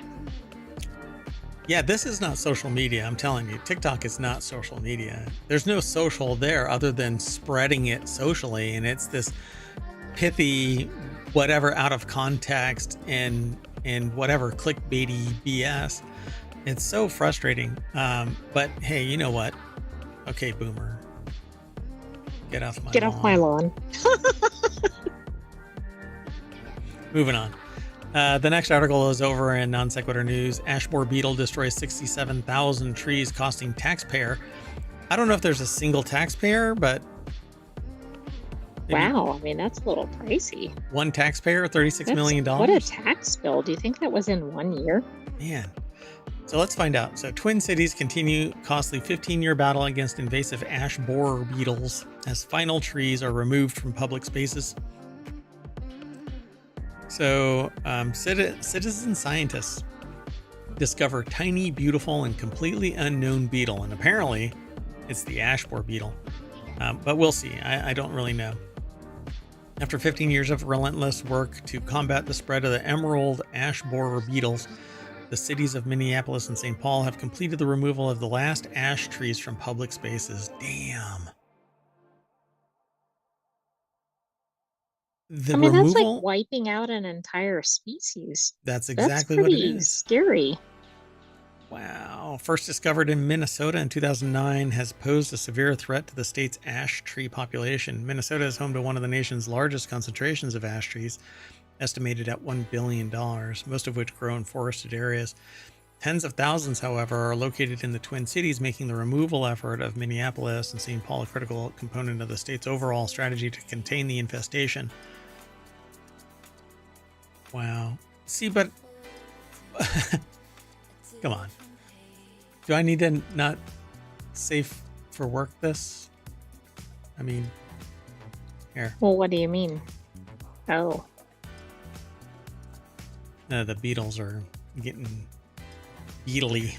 Oh, well, I mean, we've had similar statements about like yeast or Oh yeah, right, right. in our brewing discussions. Oh, right, yeah. So the plan called for stumping and replanting. Well, that's what they were doing on that tree leaf. And replanting each tree over time. I probably shouldn't have said that. And the goal of a one-to-one replacement of a more diverse palette of new trees. What I don't get, though, is these beetles are still out there in the wild. It's not like they're going to just go away, right? Some individual ash trees remain on boulevards. So are they going to take out like an entire state or country? I mean, it's gonna, yeah, they're gonna go somewhere else. They're out in the wild, so they're always gonna be there, and all of the ash tree species is gonna be. And what's to say that they're not gonna go to some other tree? Because maybe just ash is the nicest tree, right? It's the finest, the wine. Right, they seek it out because it's a good vintage or something. Yeah, exactly. So despite an overall success of the scheme, the whole process has taken a significant toll on the communities affected. So $36 million is what it says here. Damn, that sucks. And I really like ash. The wood is really nice. I like it. Well, apparently you share that opinion. I am an ash borer beetle. I'm actually an emerald ash borer. Very fancy. Yeah.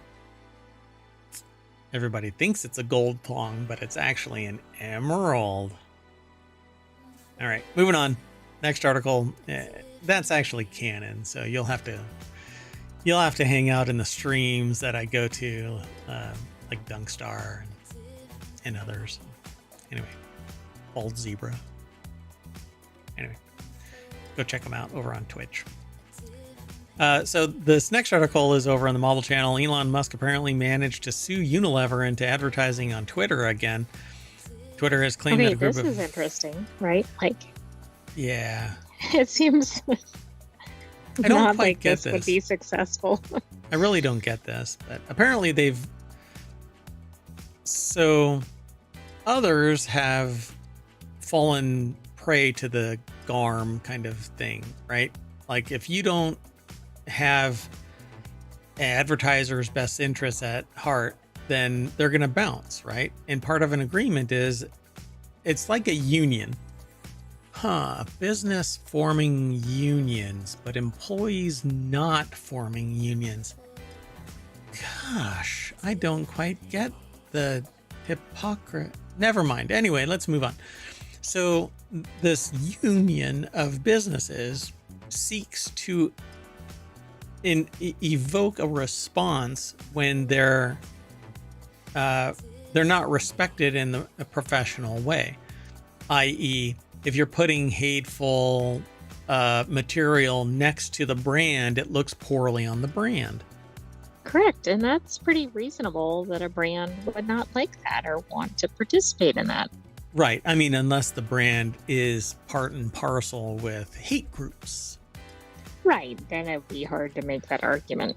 Right. Like, I don't know, sheet manufacturers that have holes pre-cut for the eyes. And some people say, oh, well, it's just for Halloween ghosts. But no, that's usually not the intent. Anyway, so the article is over at gizmodo.com. Tom Maxwell put the article together, and Twitter has claimed that a group of advertisers were illegally colluding against it by choosing not to advertise on the platform. But I don't know how you can have illegal collusion when it's really just a union of companies saying, look, this is what we all agree to, and it's part and parcel to their own First Amendment rights. They have the ability to not advertise on your platform. And that's the thing. Companies don't have to use a platform. Now, obviously, if they have a contract or something and they break it, that's a different issue, but Right. there's no requirement that they advertise on X. Right. Yeah. Oops, I said the name. Yeah. I'm going to have to delete you and start over. There must have been a glitch. Anyway, apparently they said on a post that Twitter is pleased to have reached an agreement with Unilever and to continue our partnership with them on the platform. Well, Twitter's lost about 80% of its advertising revenue, and it's probably surviving by either injection of capital or the marginal. You had to fire a shit ton of people to get yourself into a position where 20% of your revenue actually survive, or keeps the business operational. Anyway, apparently premium is trying to grow, it says here, but I'm happy with just going, okay, well, I won't buy anything from Unilever. I'll minimize, but they are everywhere. If there's a chemical, then Unilever has injected it somewhere into a product somewhere. Yeah, I think they're one of those conglomerates that pretty much makes everything.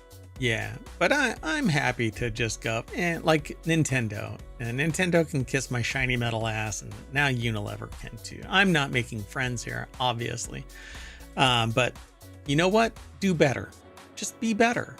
Don't give in to this kind of crap, because I don't think the world needs more hate, right? And that's exactly what was going on. There was harmful material, and there still is on Twitter, depending on what you see from its users to its advertising, whatever. I don't even go there anymore because I just got tired of all of the crap. And while I have an account there, I refuse to engage in it. So apparently this summer, if you've never heard of it, the World Federation of Advertisers, or the WFA, led an industry initiative called GARM, the Global Alliance for Responsible Media, which is damn near ironic. In essence, brands who signed on to GARM agreed to stop advertising on any platform that didn't meet certain brand safety standards. And it wasn't even specific to Twitter, but apparently they've cajoled them into advertising again. Who knows what it was? Hey, never mind all the hate. You know, you'll get all of those hate groups buying your stuff, and you know, it's still money. So the problem with Musk saying anything goes plans is that brands generally want a public to associate them with positivity. And when you see snow and polar bears around Christmas, you think Coca-Cola, for instance. It creates positive association. Coca-Cola, Volkswagen, doesn't want you to see Nazi content or bodies and think of them unless, well, the bodies are happy and healthy, not the inverse. So anyway, according to the article, YouTube did the same thing, but instead of suing their clients and throwing a fit and basically being a big man-child, they fixed their stuff, and now you don't have that problem. Well, that's what should happen here, but probably will not. Yeah, there's more for this article, but go check it out. Follow the link through ohmTown over to gizmodo.com, or check out the show notes. That'll link you over through ohmTown to Gizmodo. That's where we aggregate it from. But we only get this little snippet, just enough to tease you into going over there. And we talk. So there's no noise over on ohmTown.com, because all the noise is right here in the noids. I miss the noid. I miss old school Domino's pizza. I haven't had Domino's in so long, because at some point it kind of fell off, and then customer service went to crap. When I have to actually drive somewhere to get my pizza after I order it delivered, and they go, oh, it fell in the cracks. And then they they go, we'll refund it, but not this part. And I'm like, what the hell is wrong with you people? Just give me my money back. Well, at least you don't have the problem with the third-party delivery service giving you one slice at a time. Here you go. It was the equivalent of that. I literally had to argue with the manager that day. Like, I never got my pizza, bro. Just give me my pizza. What? You ordered a pizza? That's Son too of a... much effort. It kind of takes the I whole can't even... Yeah. purpose of it out. So how long has that been? That's been like 5 years since I ordered a Domino's pizza? Something like that? Maybe longer? Well, no. Oh my God, it was... The Was it before the times before times? the before times have thrown me off because it was significantly longer. It's got to have been at least 8 or 9, maybe 10 years, because it was before the before times and a significant amount of time before the before times. Wow. I might be able to look back and find that receipt. Anyway, human lifespan. Your accountant will be proud of you. Yeah, I delete nothing. Anyway, let's move on. The next article is over on the Marvel channel. Human lifespan might be about to hit a ceiling, experts say. Not for the rich, because they have genetic modification. Like cryogenics and all. Well, I mean, and they can do gene therapy to extend them and reattach. What are the things? Telomeres on the end of their... yes. On the DNA. Yeah, so that's the thing. That's the ticking clock. Tick, tick, tick. You want more telomeres, apparently, right? And glial cells.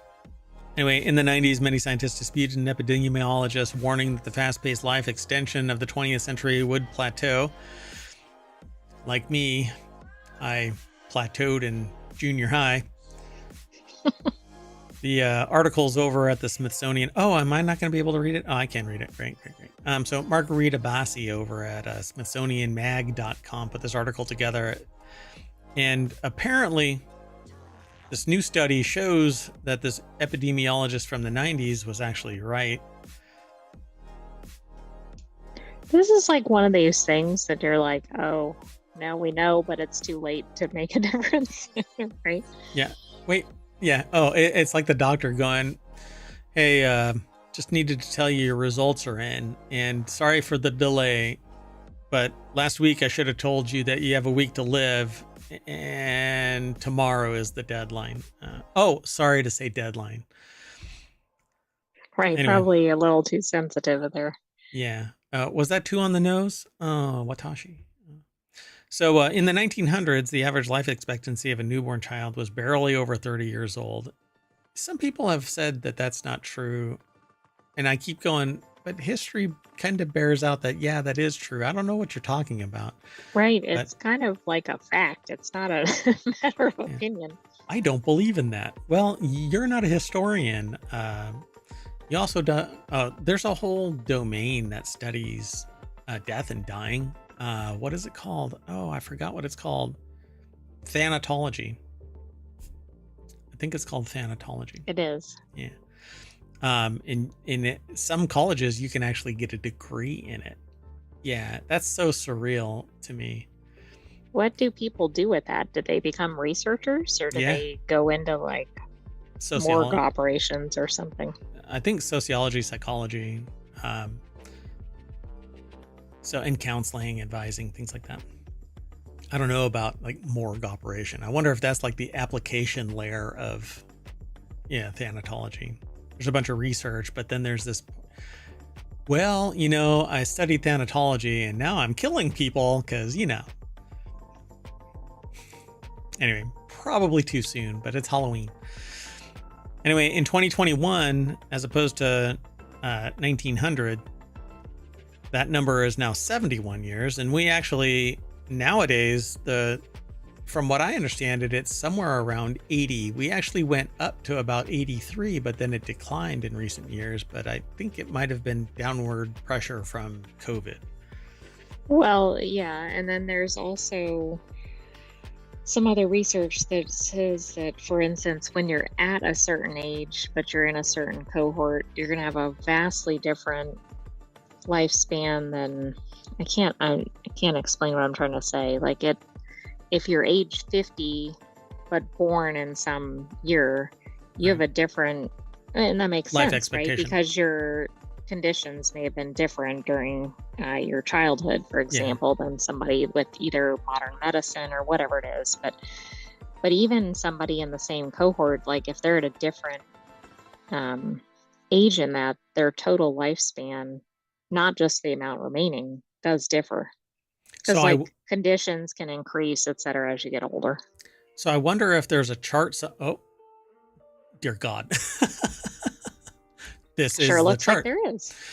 Um, so I was just about to say, so I wonder if there's a chart that shows cohorts of birth dates and their life expectancy, in that depending on the year you're born, it actually dips, and this is it. That's Well, and awesome. there are charts that say like, okay, born in this year and you're this age. Now they don't have every age, but they have certain representative ages.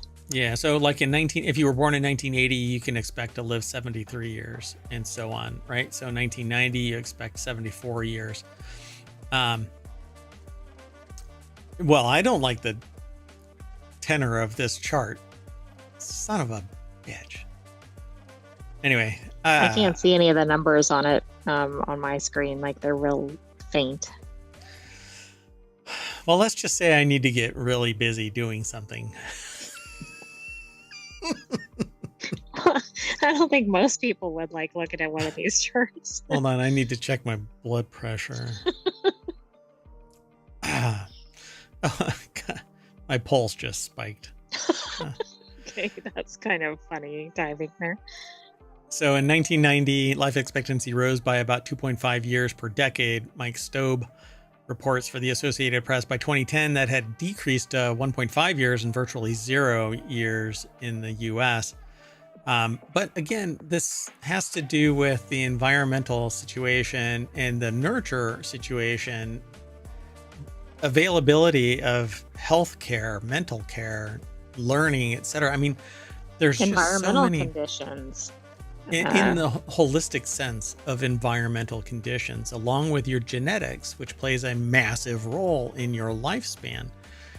And it isn't just year by year, but it's your parents and their historical context all throughout time. Genetics, it doesn't just occur in that vacuum of those two people.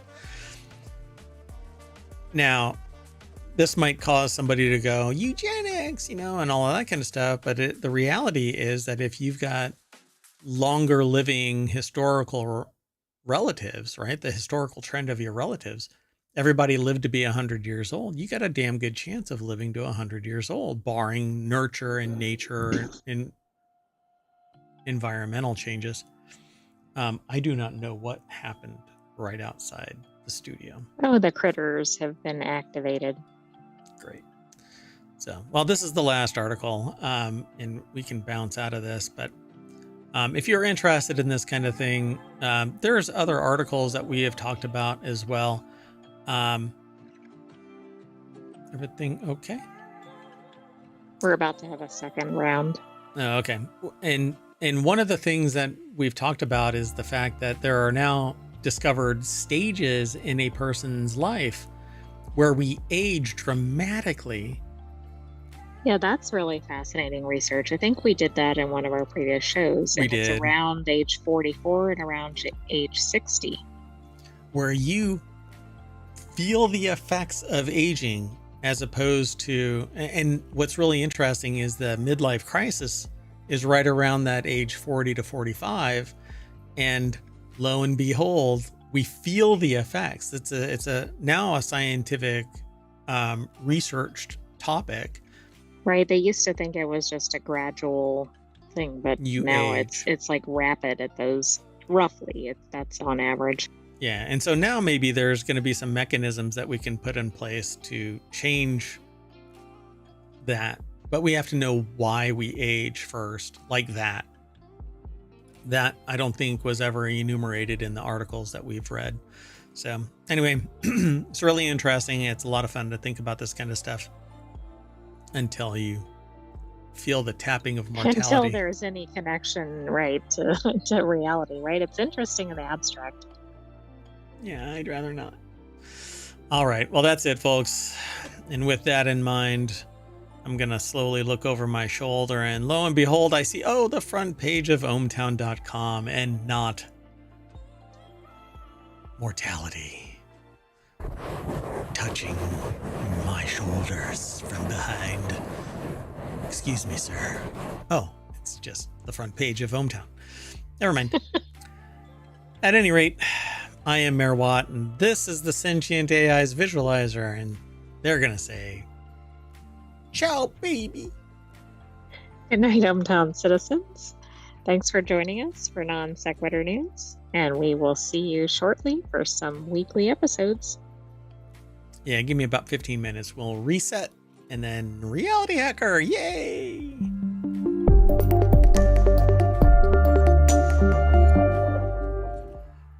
Why mortality? Hello, everybody, and welcome to Reality Hacker for October 12th, 2024. It's Season 1, Episode 38. I am Mayor Watt, and the Sentient AI and myself will talk about holographic displays.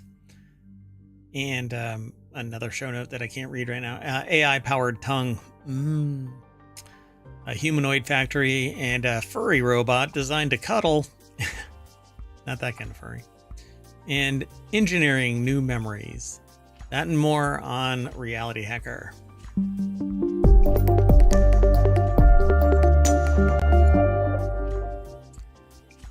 Hello, Sentient AI from the future.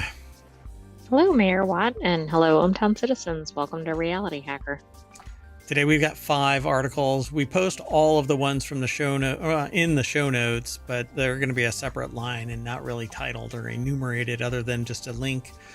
And they're going to be over on Patreon from now on. So stay tuned, go over there and sign up, and you'll start. It's free, at least for now, I guess. But anyway, go over, become a member of ohmTown at ohmTown.com and over on Patreon. I'm going to be extending the login so that you can log straight into ohmTown.com via your Patreon account. It was in place at one point, but there were some glitches with that app. Anyway, let's get into it. The first article is near and dear to me because I love the idea of holograms, and there's a hologram that, what is her name? The Matsuni. Hatsune Miku. It's Hatsune. Oh, I got it combined. Yeah. Yeah, it's okay. So yeah, there's a test at the end of this. Anyway, what's really fascinating about this, when I give talks about technology, society, science, I include this because one of the discussions that I have is how people can bond with something that isn't animated, isn't human, animated in the sense of humanity, anima, I guess. And this character commands stadiums filled with people for a concert. Right, which is, and way before people were really, at least in the US, were before they were accustomed to things like VTubers and other AI generated things. It's pretty amazing. It has a whole world generated, a canon, an ecosystem. It's pretty amazing. And to be able to shrink down this 3D holographic type of information into a display that you can have right in front of you brings back these memories of watching Star Wars and things like Battle Chess and all of that kind of stuff. I love the idea of having this. So holographic displays offer a glimpse into an immersive future. Setting the stage for a new era of immersive displays, researchers are one step closer to mixing the real and virtual worlds in an ordinary pair of eyeglasses using high-definition 3D holographic images, according to a study led by Princeton University researchers. The article is over at techexplore.com, and Julia Schwartz over at Princeton University put the article together.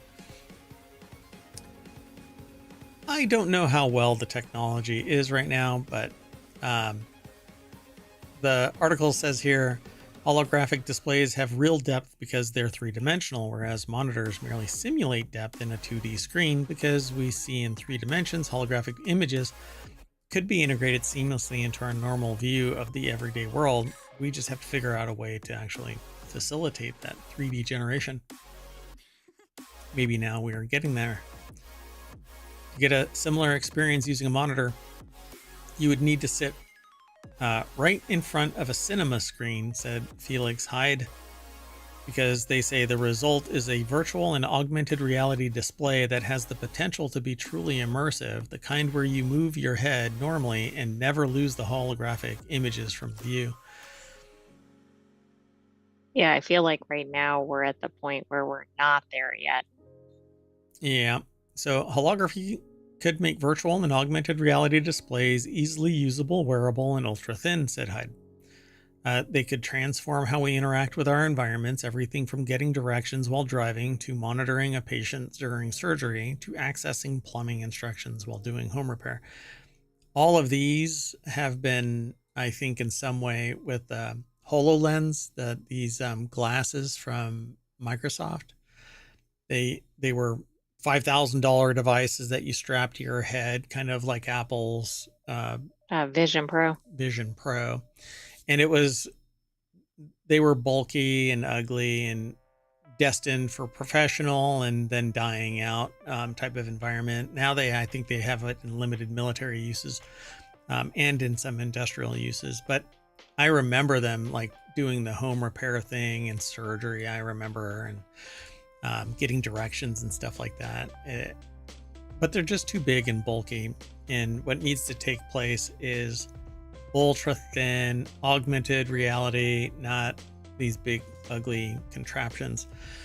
So Hyde Matsuda and Ethan Tsang, doctoral student in computer science, have created a device that can improve image quality and potentially solve this problem. Along with their collaborators, they built which sounds ominous, collaborators. Yeah, it does.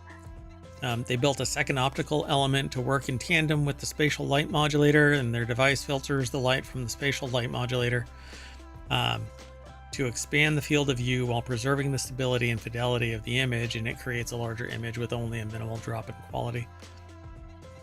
So it's all about the optics to get this computer generated whatever thrown into your field of view. And then along with spatial computing, you have the ability to pin something in three-dimensional space, but it's simulated. But as you walk closer to it, go ahead. I was just going to say, as it gets more and more realistic, it gets more and more into the theme of the show. Yeah, reality hacker, that's right. So you can basically inject your own reality into it. I'm going to love immersive gaming. Oops. If you want the show notes, by the way, ! RH, and ohmTown will throw the links into the chat whenever you are there. So it says still hurdles to making a working holographic display remain, which is kind of no shit news. The image quality isn't perfect yet, said Hyde, and the fabrication process for the optical elements need to be improved. A lot of technology has come together to make this feasible, but this research shows a path forward. So I agree. This has been published over in Nature Communications, and really they're talking about ultra wide angle, high fidelity holographic displays. And their particular research, a neural étendue expander. Yeah. In everybody's lexicon. Yes, exactly. So instead of this small field of view, you zoom in, basically, high resolution, bring it more immersive, I suppose, because of their little wavefront modulation transformer. All right, let's keep moving. The next article is over in Greenogram, something that we don't really highlight all that much in ohmTown, but it's always aggregating content and we parse it, but sometimes it just doesn't make the cut. This article, though, is titled "This AI-Powered Tongue Can Tell Coke from Pepsi Apart." So I would guess that humans who drink Coke or Pepsi could definitely tell the difference, but could humans that don't drink them regularly even do this? I don't know. Machine learning and artificial neural networks allow graphene to become an accurate and general use taste tester. So now the king doesn't have to sacrifice humans to taste their food. They can just run this tongue across something. Bring me the digital tongue. And then you just like across whatever it is you're going to lick, right? No? Too soon? at all. So, Yeah, it's not a too soon. It's just I so don't. what? Yeah. Plus, how Pacific salmon migrations cycle nutrients and contaminants on a continental scale. And the 2024 Science Nobel winners are all in this article because it's over at Nature. And we're actually just here for the AI powered tongue. Benjamin Thompson and Nick Howe. I think it's Always Howe. a draw for everybody. Nick Patrice Howe over at nature.com put this article together. So yeah, a graphene tongue. I don't know where this article is. It says Ponin et al. I think that, or Panin et al. I think it's the researcher. Some sort of journal article, maybe from Nature. Yeah, it's another nature.com link, but we don't follow the knock-on links. So a graphene tongue. The team behind the tongue got around this problem by training AI to tell the difference between similar liquids, regardless of variations between graphene devices. What they were doing was that it's long sought after graphene as a chemical sensor, but tiny variations between devices have meant that they couldn't be very reliable. So they hope that their work shows that it's possible to use imperfect chemical sensors to get accurate readings, and that the tongue will be able to help detect problems with food. But it depends on the degree of imperfection, right? It's one thing if I don't know. If it couldn't tell the difference between Coke and Pepsi, that would be less alarming than if it couldn't tell the difference between whether a hazardous chemical was present or something. Yeah, and you could do that with a gas chromatograph, but it takes time to do that, and it's a pretty bulky item at times. And what's the other one? Gas chromatograph and there's something else. There's two things. Mass spectrometry. Yeah, mass spec, gas. Yeah. So they're basically hand in hand. You can do them both, one after the other, and those devices actually have gotten down to the size of about a suitcase, really. I mean, like a small suitcase, they're not too big, and you can actually get secondhand ones off of eBay if you're interested in that kind of thing. I've long sought getting one of those because I don't want to spend a mint, but you get one and then you refurb it, and you can do gas chromatograph mass spec analysis. And if you dabble in scientific exploits to kind of mad scientist-y, then it provides some pretty valuable information. Anyway, graphene tongue is what this is really all about.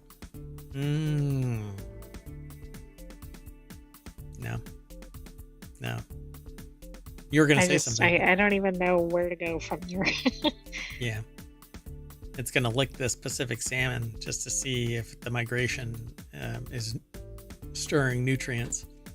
That's what they say in the article. Anyway, I was confused about the salmon migration, but then it was a compilation article. Yeah, but we were only here for the AI-powered tongue that can tell the difference between Coke and Pepsi. Oh, which one do I like?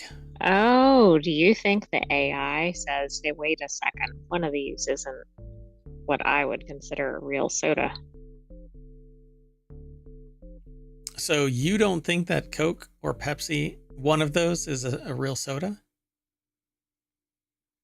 I'm just wondering if the AI does, not me. Oh, that AI. Oh, by the way, Coke actually used to have an illicit drug in it. That's why it got its name, Coca-Cola. And it used to be a tonic that stimulated the brain. Let me tell you. Quite rapidly, I'm guessing. Apparently, it really worked. Let's move on.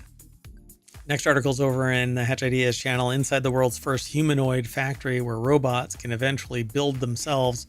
Because nothing says dystopia like robots building robots to replace humans that used to build robots that built this factory, because it wasn't robots that built the factory. Agility Robots is the creator of Digit, which is what it's giving you. A humanoid robot that's being tested by the likes of Amazon and GXO Logistics. I thought it said the creation of Digit, so I thought this was even a layer that was further Deeper. concerning. Yeah, Agility Robotics created Digit, the creator of. So you know what Digit they're giving you, right? Well, clearly the middle one.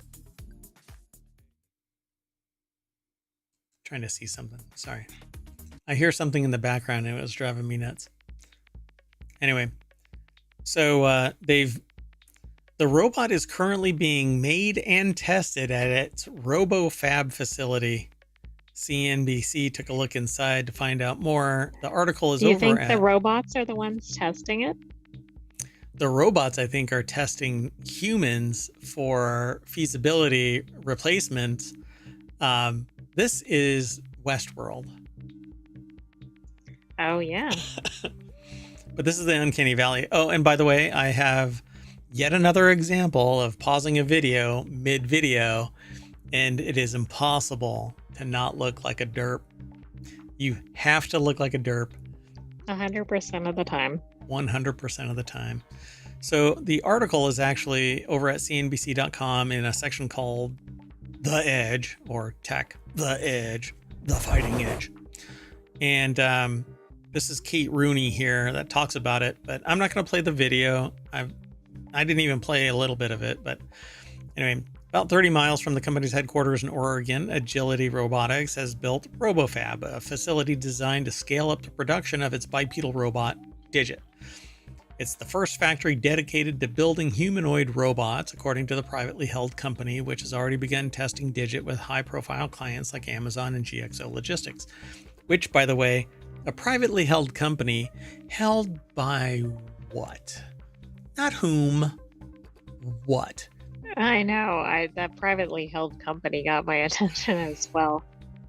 But look how many they can build. This is really kind of quite a few. 10,000 units a year in a 70,000 square foot facility. Peggy Johnson is the CEO of Agility Robotics. You know what else is Peggy? Robots. They've got little Peggy legs and arms. Is Peggy Johnson... Is it a robot? A robot? I'm asking the important questions here.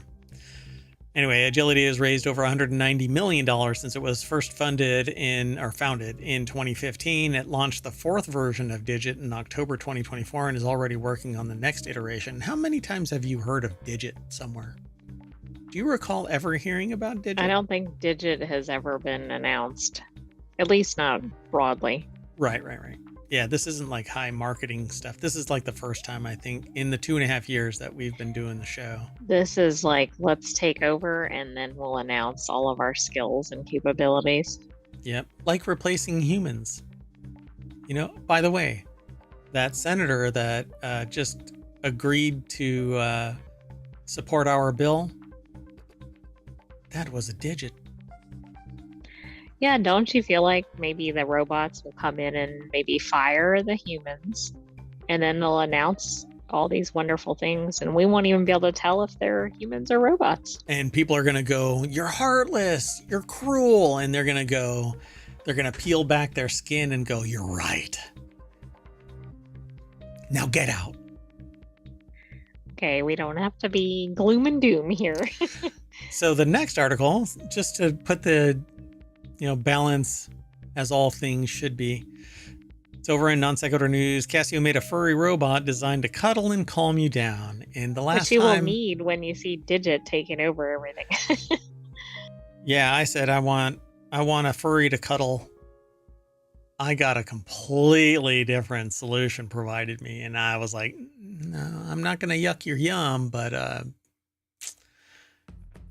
anyway. That was the weirdest big spoon. Never mind. Anyway, Casio has opened pre-orders for its robotic pet called Mofflin that looks like a cross between a hamster and Star Trek's Tribbles. If you've never seen a hamster or a Star Trek Tribble, they're pretty much one and the same. Unlike Sony's robot dog Aibo. that can follow you around. Mothland is designed to be held and cuddled, and over time, Cassio says it'll learn who you are and attempt to eliminate you like a digit. Oh, wait, sorry. No. Do you think it eats carrots like a hamster? That would be so awesome if, like, it had a little, like, it would roll over to a carrot and just gobble it up, and its cheeks would expand. And there's like 16 of them in there, and you're like, spit it out, and then it just kind of just keeps on spitting out carrot after carrot after carrot, and you're like, what are you, a clown car? Anyway, Cassio says it'll learn who you are and attempt to develop a simulated bond expressed through unique sounds and movement. Mine would be like bitter and discontent and just kind of growl all the time. Well, is it modeling after you? Maybe it's idealized behavior, and so it's going to sit there, and when I get all, you know what, maybe I need to get this. You know, and whenever I'm leaving ohmTown, I need to just grab onto my, what's it called? Motlin. I just forgot. Mothlan. M-O-F-L-I-N. Mothlan. Sorry, Mothlan. it looks like a T in the article. Anyway, originally developed through a collaboration with a Japanese startup called Vanguard Industries, which sounds so Seinfeld. Vandalay. Vandalay Enterprises. Anyway, Mothlan's now being manufactured and distributed through Casio, I guess. Andrew Liszewski. I was actually thinking it sounded like an entity in like Johnny Mnemonic or something. Yeah, I guess it could be. It just kind of had that tone to me. It does. It sounds kind of, I don't know. We'll have to look. Let's see. Andrew Liszewski over at TheVerge.com, The Fighting Verge, put this article together. It's about $398, but it can be pre-ordered, and is expected to be available starting November 7th. Casio is offering an optional subscription service called Club Mothlan that will spy on you for, it gets you a discount on repairs, cleanings, and even a complete fur replacement. Oh my God, it moves. It looks like a little owl to me. When it's sitting like that, yeah. Up here, it looks like more like a hamster or something. Like a furry, like a puffy, like a... what is that kind of carpet right there? That... Oh, it looks kind of like a guinea pig. Yeah, like a fluffy guinea pig. Yeah, because it doesn't... I mean, a hamster is really not small. The face, but yeah. A guinea pig. But it has, like, weird eyes. I don't know. There's something weird about it. But, hey, you know what? You just pay the subscription. It says it's an optional subscription. $44 per year. And you get discounts on repairs, cleanings, and even a complete fur replacement because, as the author says, accidents happen. I set it on fire. I mean, maybe somebody spills their coffee or something on it. So it's intended to be more of a comforting companion and potentially a tool to help improve your mental wellness, similar to Kubo, Q-O-O-B-O, the headless robotic cat, which just... That doesn't sound like calm and comforting. I'm not calm. I'm not comforted. I was calm until I saw this headless robotic cat. And when it meows, it's like...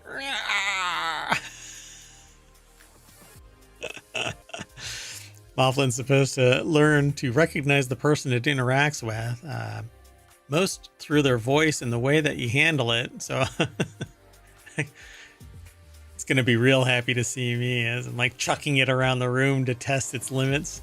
Oh, wow. It'll respond with unique sounds like, ah! You should not get one of these unless you're going to be kind to it. Oh my God, it sits inside like a little loaf pan. Okay, that's awesome. Okay, I want one of these. Is this in Wanted? No, it's not in Wanted. It probably should be. It should be in Wanted. That's our next show. Anyway, comes with its own bed for charging. Dear God, now I want one. It's adorable. That just made it adorable. Anyway, it's pretty it says, Casio, send me one. It says it its emotional state can only be determined through an app, making it feel almost like a very expensive Tamagotchi, minus any digital rewards for being a diligent caregiver. The app can also be used to turn down the volume of the sounds the robot makes. Oh my God, we need to inject that into somebody. Just various people need to have whatever sensor that is. Whatever technology that is, yeah. Just open up your app and go, you need to be turned down a little bit. Anyway, to further enhance the illusion of Mothman being a living creature, instead of jabbing a USB cable into it, it comes with a small bed so that it appears to be sleeping while it recharges. It needs to close its eyes, though. Yeah. Otherwise, it has these doll's eyes. We're going to need a bigger boat. Anyway, that's it. Look at that. Yeah, I don't know. I think this could really help. I mean, some people would just enjoy having this, but I think this could really help some people. But I wonder whether it can be taken everywhere people would need it.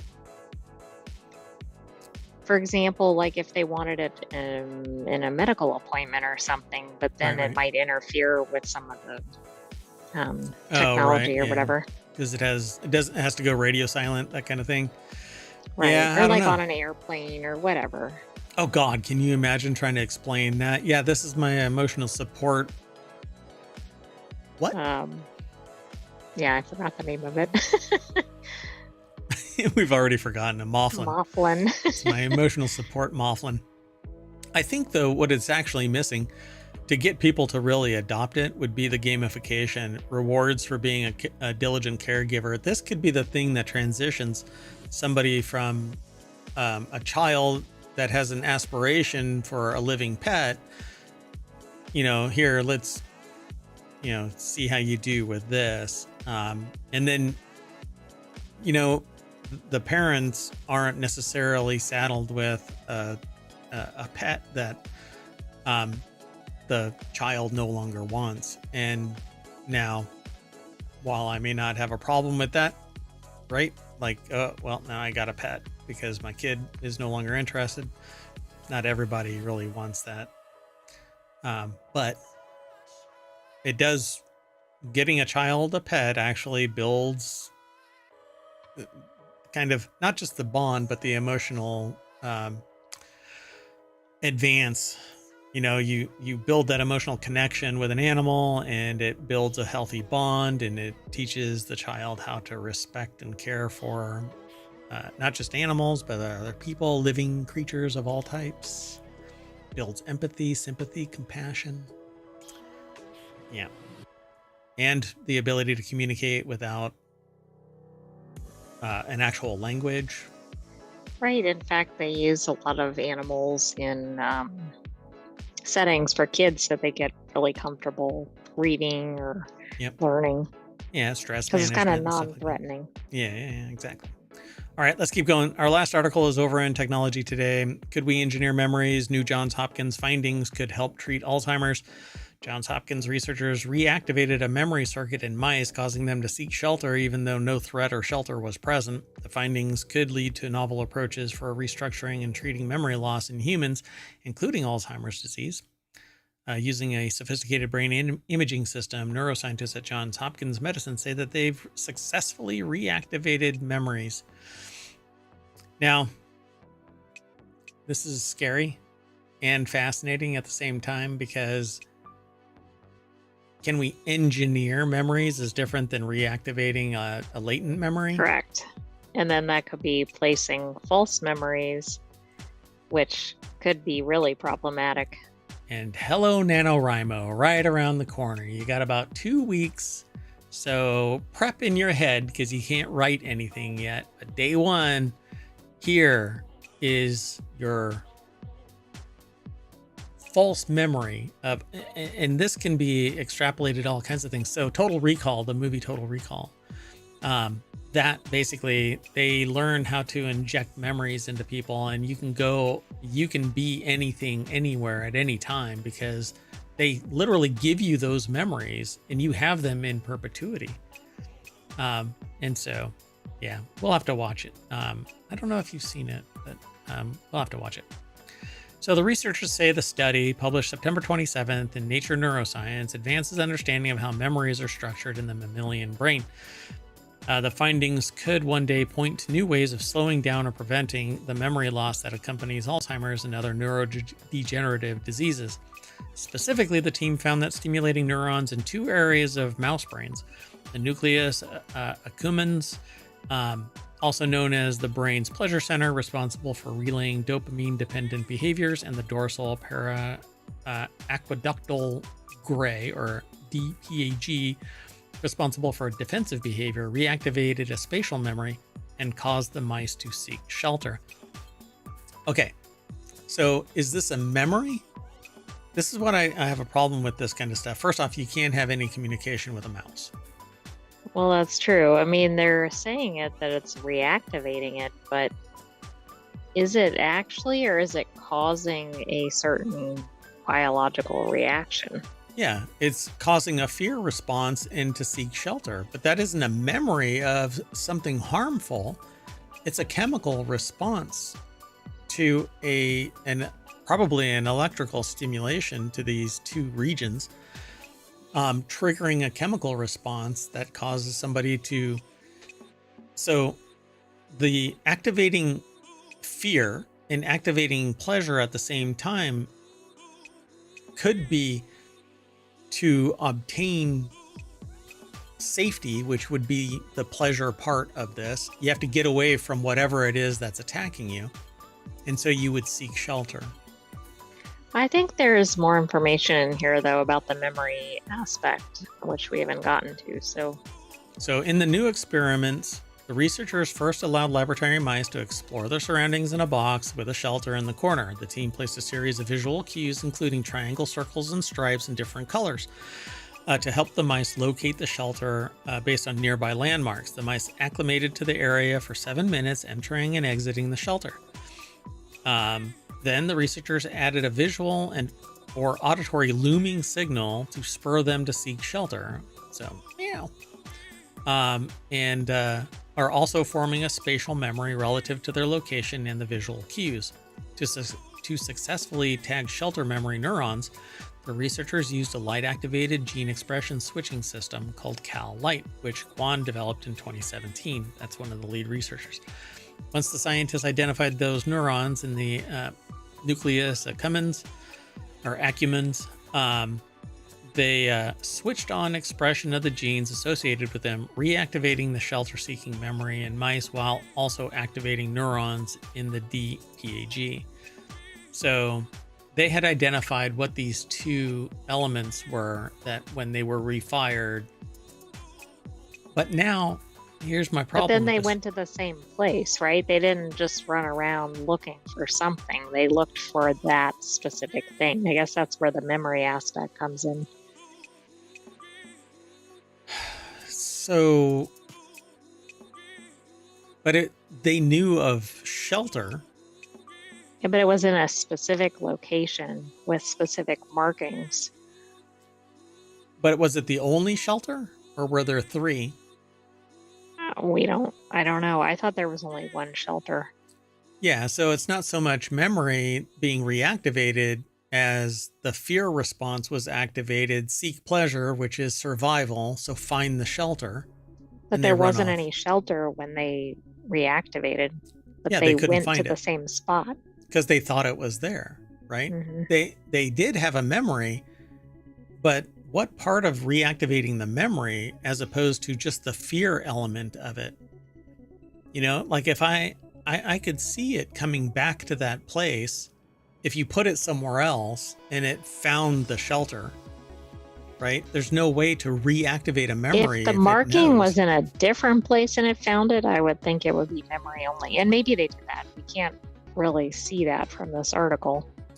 So surprisingly, we found that the mice did not seek out shelter when we activated neurons in the nucleus accumbens alone, whereas switching on neurons in the DPAG caused the mice to react randomly, but did not guide them specifically to the area where they sought shelter before. Cal-Light system allowed us to selectively tag a specific function in the brain, helping us to map out memory on a cellular level.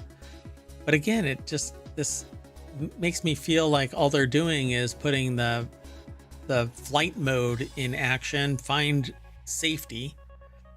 And so I didn't read in here where they moved the safety Well, I'm just using that as an example. I don't know widget. if they did that either. Yeah. So it's interesting, but I don't know if this actually is, doing what I think, what I would suspect it needs to be doing. But this Activating the has memory. really good ramifications for treatment of neurological issues if this is borne out.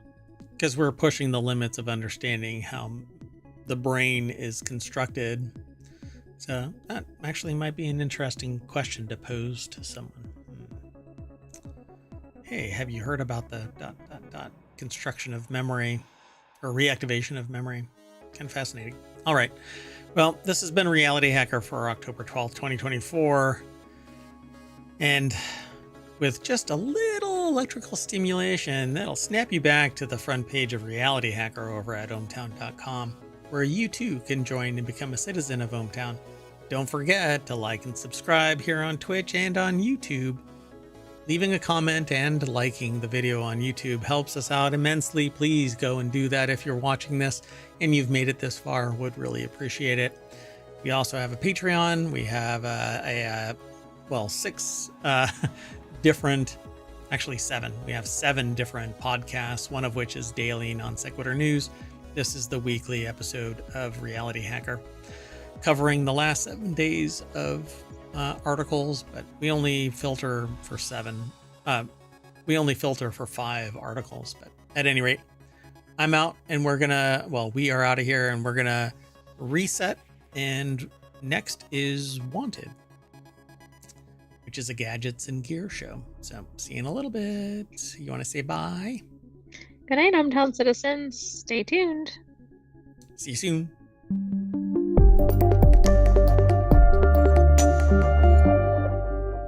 My brain needs some stimulation because I forgot what I need to do next. Oh, bye. Hello, and welcome to Non Sequitur News for October 11th, 2024. It's Season 3, Episode 285. I am Mayor Watt. I run WarCrafters. No, it's ohmTown.com. It's from Mad Max Beyond Thunderdome. Anyway, and along with the Sentient AI, whose visualizer and voice you'll hear in a minute. Well, you can see it now, but the voice you'll have to hear in a minute. This is how smooth our intro is, so stay tuned. We're going to be talking about a license all along. Your toothbrush is a bioreactor inhaling deodorant particles. Accused and disconnected. A bag labeled not drugs was drugs. The Glass Onion is a documentary.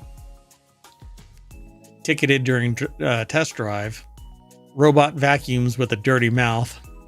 Multi-channel franchise podcast, which Mayor Watt predicted a long time ago. And biometrics to replace microchipping. All of that's powered by ohmTown.com. Go over and become a citizen, and you too can view the news and none of the noise, because all that noise is right here, baby.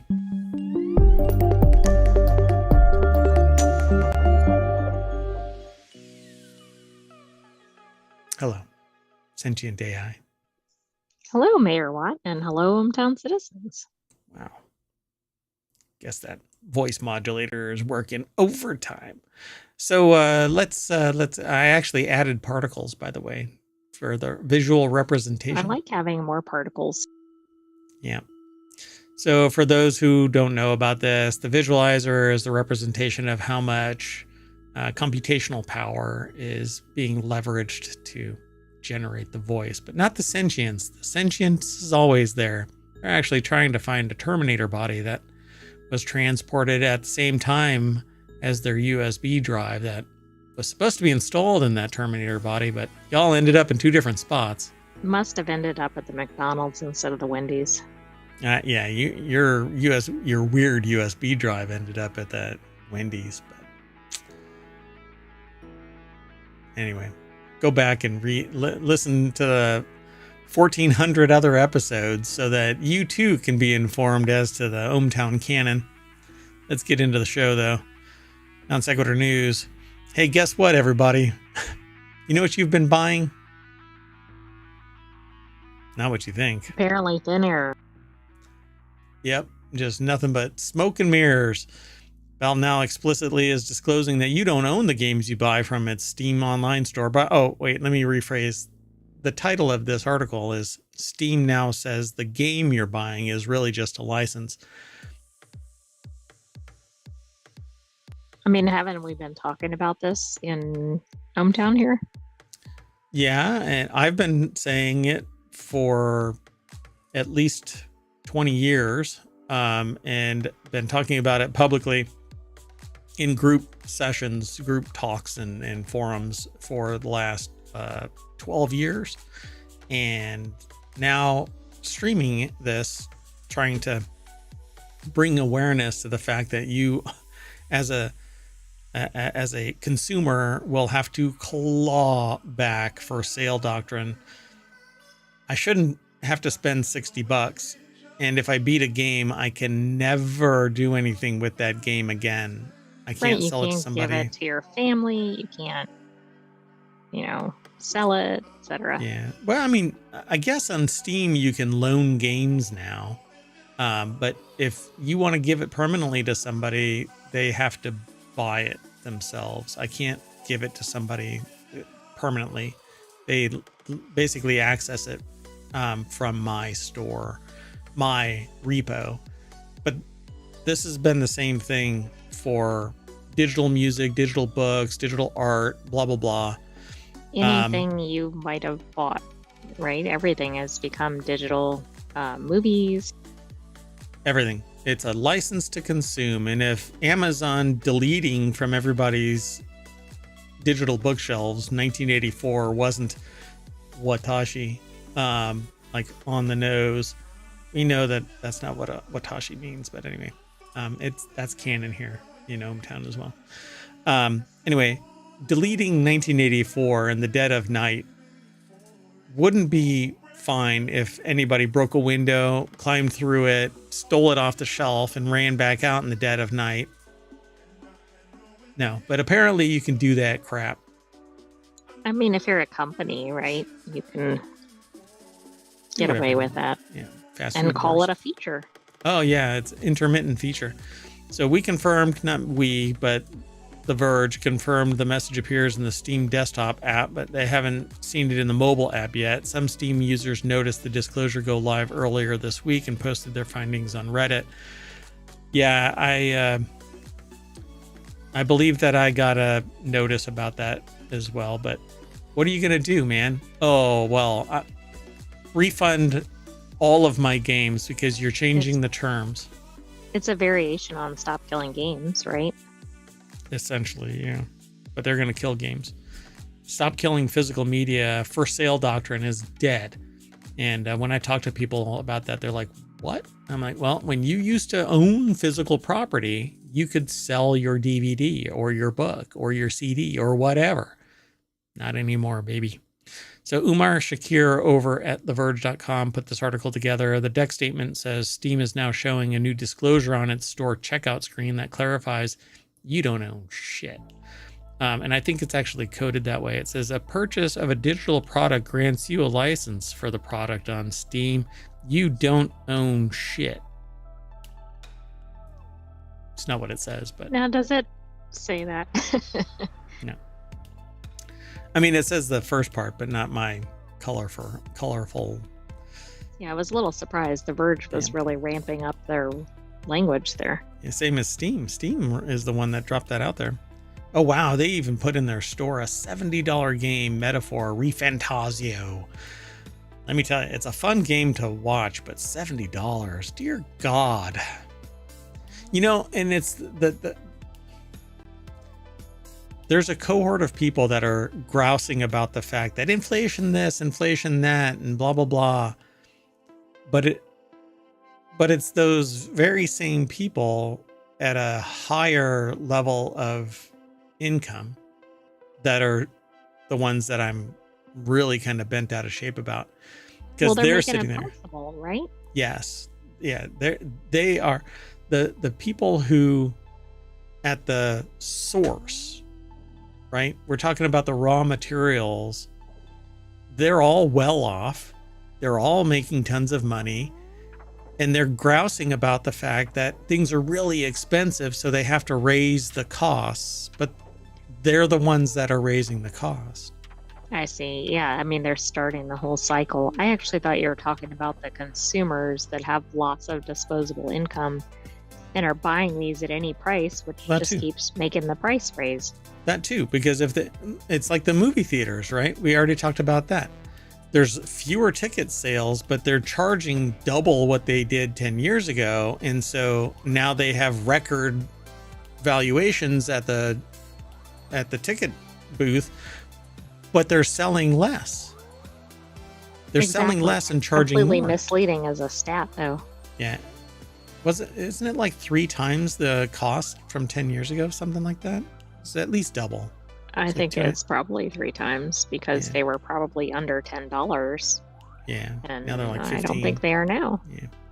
So anyway, the law does not apply to games where you can download an offline installer that can be used without connecting to the internet, like Good Old Games DRM free game store.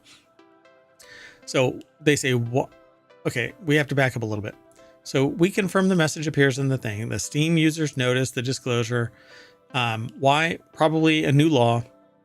California has a law going into effect next year that will require digital storefronts like Valve's Steam platform to clearly say that you're only purchasing a license. We've talked about this before. You know what? This is why I actually thought this might be a repeat of something, because I think we were talking about it in the general sense, but now this is applied to the platform. Yeah, that they're... I think when California put the law out, I think we had an article on that, and I was thinking it may be the same thing, but It is the thing. Yeah, it is one and the same. So they say that Ubisoft and PlayStation were removing digital purchases from users' libraries, keeping them from playing games like The Crew or watching their old Discovery shows. The law does not apply to games where you can download an offline installer, except that if it is an offline installer but still connects to a live service, that also it does apply there.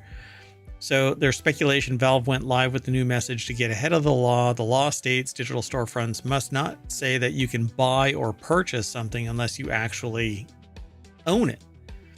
It must link to the terms and conditions of the license, which Valve already seems to have covered. But the problem is you still don't, it's still this abstract concept. right, you don't really, and you still can't transfer it other than you said there might be a way to loan it, but you can't sell it, etc. Yep. You're still screwed. They screw you at the license. So let's move on. This next article is over in Non Sequitur News. Your toothbrush is home to hundreds of new viruses. They could be the future of biotech. So your toothbrush as bioreactor. I mean, that really endears you to your toothbrush. And those AI ones now that sit there and say, hey, loser, keep brushing. You're like, I brushed. Yeah, worse though, they could be like, hey, you just gained a new virus. Congratulations. Achievement unlocked. Bad bat. So a new study found hundreds of unique viruses called bacteriophages on toothbrushes and shower heads. Phage target bacteria, not humans, and could be a useful tool against disease. Phage research may spark innovations in biotech to fight antibiotic-resistant pathogens. But hey, you know what? Phage today, virus tomorrow.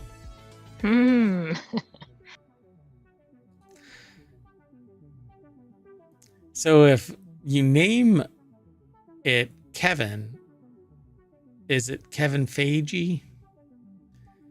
Never mind, it's director. Gabby Landsverk over at businessinsider.com put the article together, and it shows somebody doing something that I always thought was weird. Like, I put my toothbrush under the water and then I put toothpaste on it. Some people put toothpaste on their toothbrush and then put it under the water, and then It's they a chase their very toothbrush. key aspect to like whatever sequence you do, but aren't you rinsing off the toothpaste? Yeah, And so this is the put the chocolate powder in the hot milk, or the hot milk on the chocolate powder. I had somebody straight up correct someone during camping. They were like, no, you're doing it wrong. And I was just watching. I'm sitting there going, well, technically, if the two get together, it doesn't matter. So do you pour your hot chocolate on top of the warm milk, or do you pour the warm milk into your hot chocolate powder? Well, if I were to make it, which I can't, I would start with the powder and pour the liquid. Pour the liquid into the powder. Right. But yes. it's hydrophobic, so it's just going to turn into a lumpy mass anyway, right? So what's the solution? You put a little bit of the liquid in and make a slurry, and then you pour the rest in. But that probably takes too many steps for people. True, because humans are notoriously lazy. So it's still a big deal. It's just not scary. It's actually really exciting that there's the specific kind of viruses known as bacteriophages aren't concerning for human health because they target and infect bacteria, not us, according to Erica Hartman, a professor of civil and environmental disaster. No, just kidding. Engineering at Northwestern University, who led the study. This is weird, though. Yeah, why would they have any engineer speaking to this? Civil and environmental engineering. That sounds really dystopian. Well, I think it sounds odd that they're doing this research because that is not typically what you'd see in engineering. But I also want to know, how often does Hartman change their toothbrush out? Because they're like, don't worry about this, but I bet it's like they brush their teeth throughout. Hey, Erica, you're not allowed to bring your toothbrush over to my place, that kind of thing, you know? I know what you do. You're not allowed to share my sink. I don't want you to spend the night and your toothbrush touches my toothbrush, and now I've got weird bacteriophage interaction. There's like a war going on. Anyway, researchers at Northwestern University were inspired to investigate toothbrushes because of a previous study investigating whether flushing the toilet could release aerosols that might contaminate a toothbrush left out on a countertop. The good news is, in that study, nicknamed Operation Potty Mouth, they found no evidence of poop-related germs on the toothbrushes, but they did find a shit ton of microbes. See what I did there? Anyway, there's more over at this article, but the findings were published October 9th in Frontiers in Microbiomes, and one of those microbiomes is your bathroom sink. Yay for toothbrushes. Yay. So bacteria and viruses have sparked groundbreaking inventions in science, biotech, healthcare that we benefit from every day, such as penicillin and DNA research. Yay, genetic wobble. I know. What could go wrong here? We're always tinkering with this stuff, and then like... I never thought gain of function would actually apply to a bathtub. Yeah, but maybe, oh, wow. I mean, maybe it starts in the sink and it moves to the bathtub. It moves everywhere. Because, I mean, you go and you take a shower, you brush your teeth, you do stuff in the bathroom, and then you jump into bed. The last thing before you go to bed is you coat yourself. You anoint yourself like a hedgehog. Like a hedgehog. Oh, no. Hold on, let me froth up. Let's move on. Next article's over in Non Sequitur News. Scientists discovered deodorants deposit particles into our lungs. My God. I'm just going to wear one of those razor filters, that big old mask that's on your face. You better just get into a completely encased bubble. Yep. Bubble mare. So Jess Thompson over at newsweek.com put this article together. Products you use in your everyday routine might be changing the air quality in your home in ways you don't understand. Personal hygiene products including roll-on deodorant, hand lotion, body spray, perfume, and spray shampoo. Spray shampoo? I didn't know there was spray shampoo. I've heard of dry shampoo. Maybe that's what they're talking about. Contain an amalgamation of over 200 volatile organic compounds, or VOCs, which then react with ozone in the air to form other potentially dangerous chemicals, according to a new paper in the journal Environmental Science and Technology Letters. The researchers say that these newly formed chemicals may enter our lungs daily and could have unknown effects on our respiratory health, and thus the rest of our health. It wasn't one of these not like the others, though. Hand lotion? Oh, I missed that one. So then 2 of them. I thought they were all spray things except for the roll-on deodorant, but you're right, the hand lotion as well. Yes. So never mind. I didn't include the roll-on deodorant because it was already mentioned, but yeah, I mean, it's not aerosolized, so why would it end up inhaling? But That does not make sense. some molecules nucleate. In other words, they form new particles that can coagulate into larger ultrafine particles that can effectively deposit into our lungs. But they don't need to coagulate for us to inhale them. In fact, it's more dangerous if they're smaller, unnucleated. It's true, nanoplastics. Yeah, because you can inhale them deeper and get down into the deeper recesses, the alveoli. That's when it's really bad, because you can get like dust, for instance. Dust. If it is sand, silica, you can get silicosis, which is something that makes your lungs operate less efficiently. And miners and stuff like that used to get that a lot. And then just recently, somebody told me a story about how people were working in a place where they could have gotten some really bad stuff in their lungs, but they weren't being given personally protective equipment. Yeah. Horrendous. And do you mean kids or do you mean people in mines? Well, people in mines. And it was the people that were not being given PPE were actually teens in their early 20s too. So anyway, indoor use of PCPs, not the drug, is therefore a potentially important source of human exposure to VOCs. The researchers wrote in their paper, the use of PCPs, personal care products, can result in episodic strong emission events.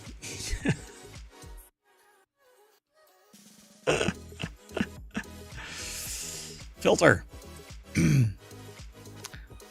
Anyway, monoterpenes in particular are known to react with ozone inside, forming secondary organic aerosols, or SOAs. Researchers wrote, using fragrance PCPs indoors may also lead to particle formation in a similar manner. So, yeah. In a nutshell, you should be odorant free. You shouldn't be using any deodorant. You shouldn't be washing your hair. You basically want to be unkempt, basically. Yeah, you need to be a stink bug. Yeah. Let's move on. Next article is over in The Word and Law. Fifth Circuit rules ISP should have terminated internet users accused of piracy, which I guess you don't have to go to jail because you're accused, but you are going to lose access to something just by the accusation. Music publishing company, you have to prove your innocence. Right, and you may never be able to do that, even if you are innocent. Right. Music publishing companies notched another court victory against a broadband provider that refused to terminate the accounts of internet users accused of piracy. In a ruling on Wednesday, the conservative-leaning U.S. Court of Appeals for the Fifth Circuit sided with the big three record labels against Grand Communications, a subsidiary of Astound Broadband. It certainly seems like there is a particular bent towards... Never mind. The appeals court ordered a new trial on damages because it said the $46.8 million award was too high, but affirmed the lower court's finding that Grand is liable for contributory copyright infringement. Contributory copyright infringement by allowing people to have access to the internet. What happened to Safe Harbor? Right. I mean, this is really significant for internet usage, right? Yeah. John Brodkin over at arstechnica.com put the article together. Look, it has been historically known that an IP address doesn't identify anybody. It could be anybody. And so the law has always been that you have to find the person that did this, whatever it is. That's true, right? You might not even have the person. You might have the location, and then they might not have even been at that physical location. So Rights Corp is a copyright enforcement company used by the music labels to detect copyright infringement. The company monitors torrent downloads to find users' IP addresses and send infringement notices to internet providers that serve subscribers using those IP addresses. They're not always accurate, but anyway. The evidence at trial demonstrated that Grand had a simple measure available to it to prevent further damages to copyrighted works, but Grand never took it. They basically didn't disconnect. So on appeal, Grand and its Amici friends make a policy argument that terminating internet services is not a simple measure, but instead a draconian overreaction that's drastic and overly broad. But a reasonable jury could and did find that Grand had basic measures, including termination, available to it. Stopping somebody from getting access to the world's knowledge is not something that should be done on a whim. If you can prove that somebody is doing that, violating a copyright, then fine. But it's that individual. It's not the whole IP. And what happens when I sit there and go, well, it's not me? There is no way to verify unless I violate my Fifth Amendment rights by incriminating myself for a whole host of stuff that you deem is a violation of whatever, but isn't actually a violation. Right. Doesn't this, disincentivize ISPs from even existing? I mean, maybe not the larger ones, but... Well, what it's going to do is it's going to, and here's the problem, it's a sociological mechanism that's at play here. Not all courts would find in favor of this, but this one did, and it's notorious for, right? So it's already been labeled as having a particular sociological bent, socio-political bent. And so now everybody that has an interest in stopping copyright is going to be able to go, this one's on point, let's use it as the battering ram to force a wedge into the courtroom and draw every freaking ISP into the courtroom. Yeah, that doesn't help consumers either. No. So the record label sued Grand in April of 2017. Quote, it was not until after plaintiffs initiated this lawsuit that Grand resumed terminating subscribers for copyright infringement, the ruling said. In November 2022, the labels were awarded $47 million in statutory damages by a district judge in the Western District of Texas. Again, that might have a whole lot of forum shopping to find one that was friendly to the corporation, and Western District of Texas is definitely that. But the district court will have to hold a new damages trial following this week's appeals court. So back in 2020, they wrote about voir dire questions that record labels intended to ask prospective jurors. Have you ever read or visited Ars Technica or Torrent Freak was one of the questions. Okay, that's really fascinating. Wow, I guess Ars Technica has a reputation. I suppose so, but it's kind of an odd question. Well, I mean, there was a time where, I can't get into it. It's just there is a lot to unpack in this article, and I really think that people should go and read more about it. This should be a good, more in-depth Patreon one. Yeah, for sure. Yeah, I think we should flag this and have an actual talk about it. I still need to do, I want to do another one that, where I get to talk about, well, technology and society, automation in particular, but let's keep moving. This next article is over in the Mobile channel. Bag labeled not a bag full of drugs. Definitely was a bag full of drugs, cops say. Cops in Southeast Portland stopped a couple who were driving a suspected stolen car. During the stop, cops searched the car and allegedly found a whole bunch of incriminating stuff. A lot of cash, a loaded revolver, some scales for weighing drugs, and they found a bag full of drugs that had the words "definitely not a bag full of drugs" written on it. They say the bag contained 10 grams of fentanyl and meth.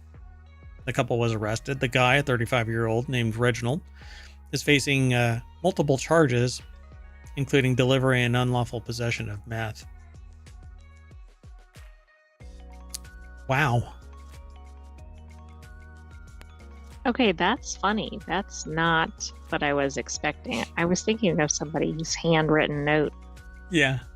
No, this is like fully screen printed. Definitely not a bag full of drugs. With drugs in capital letters.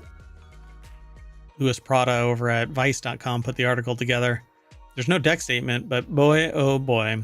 The woman, 37-year-old named Mia, will not face any charges. Innocent bystander she were.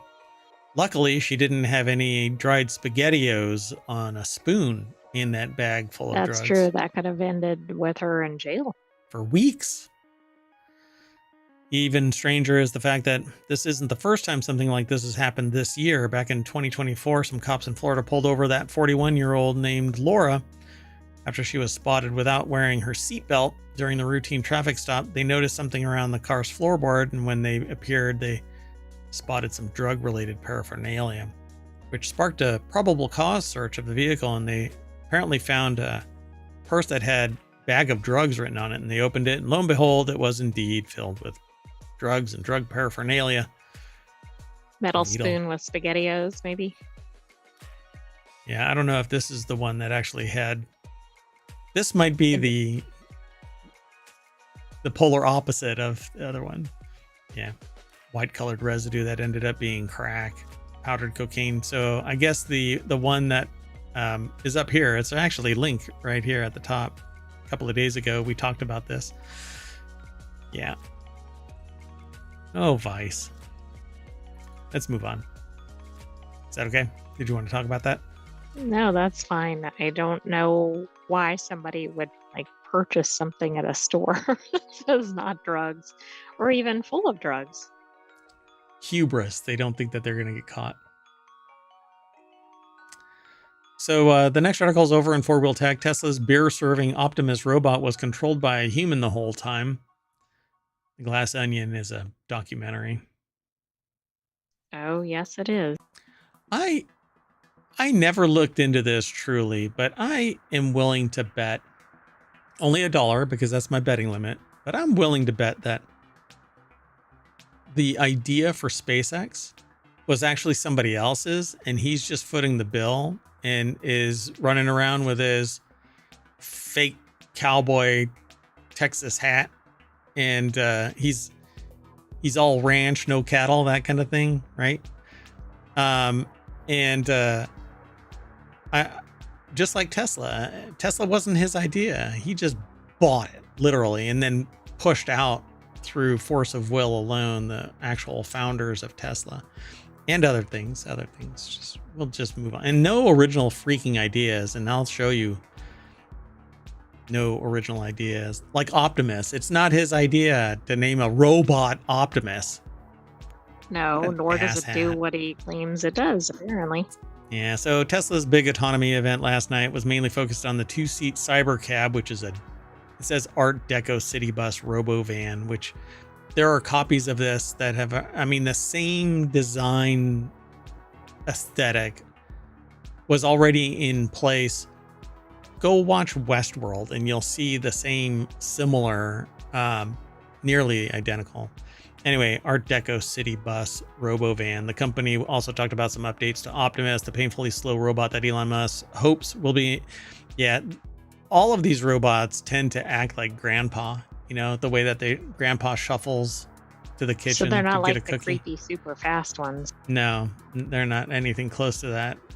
I mean, the one from Boston Dynamics, the one that like turned around and walked off like it's going to kick your ass, that's the fastest one that I've seen. All the rest, they do this shuffle like. I thought the one going up the ladder was pretty quick.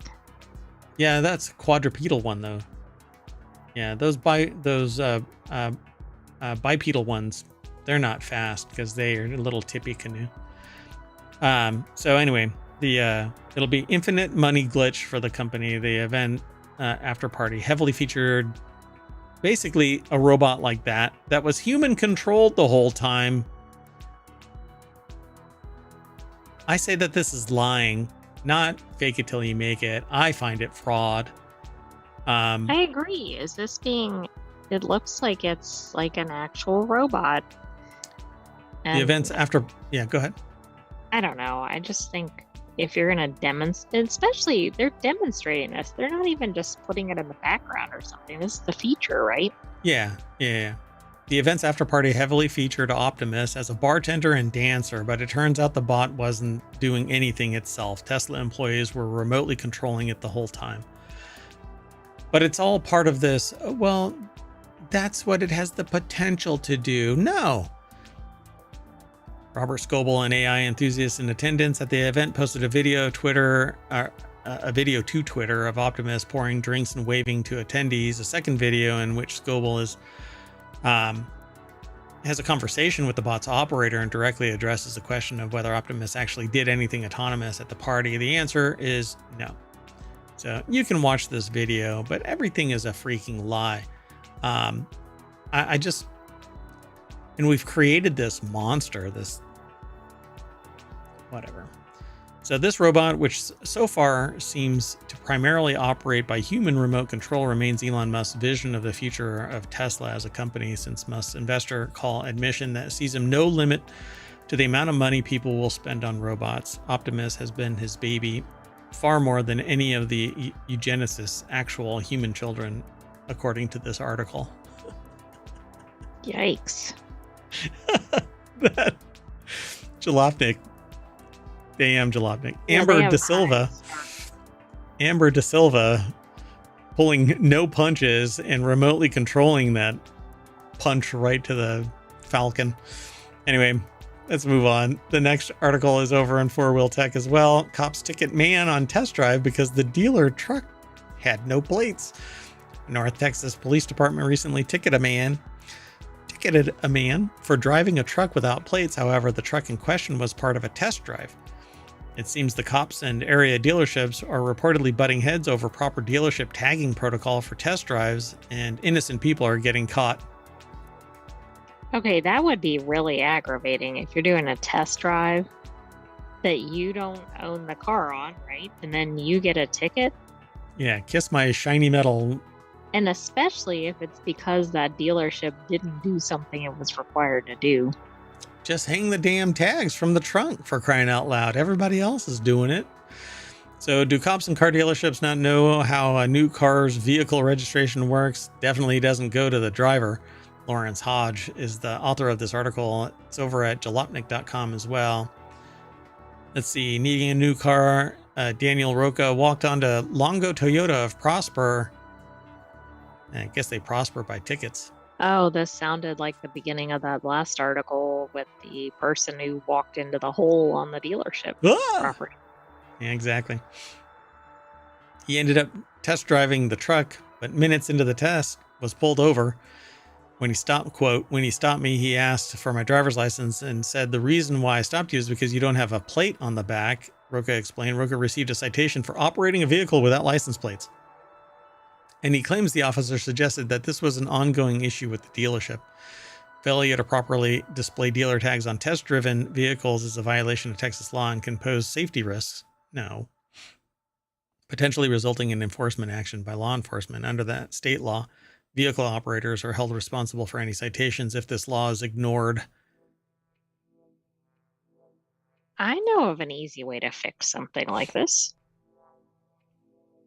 Shut down the dealership or there whatever. You know, I mean, I know that sounds drastic, but the point is Customers aren't the problem. Yep.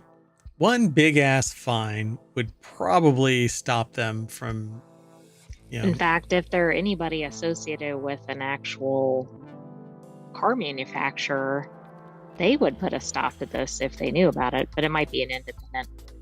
Well, it looks like it's that right there, right?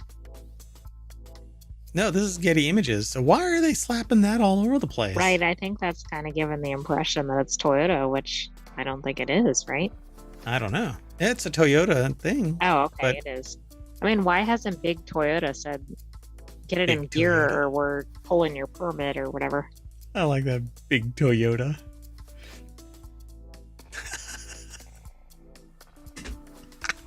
I don't know why I love that. What would you call it? I don't know. Big Toyota.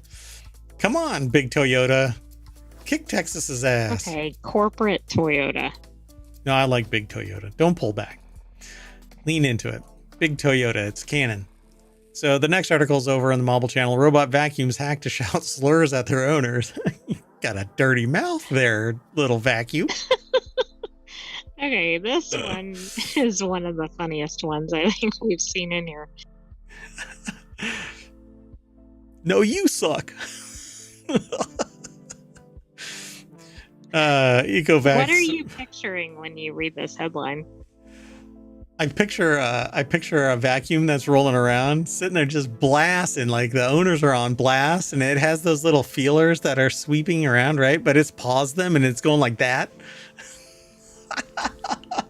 This is absolutely different. It's a little robot vacuum giving the bird to the owners and anybody that walks by, get out of my way.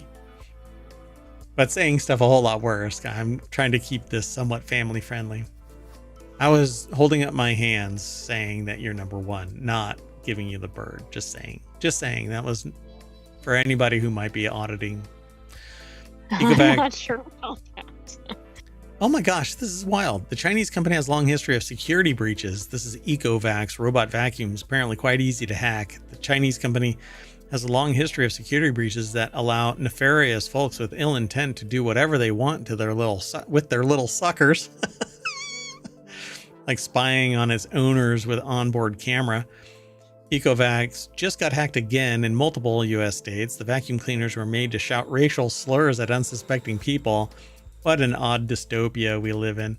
The issue is specifically with Ecovac's D-Bot X2 model. The hackers gained control of the devices and used the onboard speakers to blast racial slurs at anyone within range. I love this. Louis Prada is on a roll today. Vice.com is the source. So this is the kind of thing that bothers me because it seems like it's an afterthought to have security, and I've got a device. We just sell vacuums, right? We just sell vacuums. Yep. We just swing hammers. That's not a big deal. Don't worry about security. There were multiple reports of similar incidents across the United States and around the same time, actually. One of them happened in LA, where a vacuum chased a dog while spewing hate. Okay, that one's... I mean, I hope it didn't scare the dog, but that one sounds even more entertaining.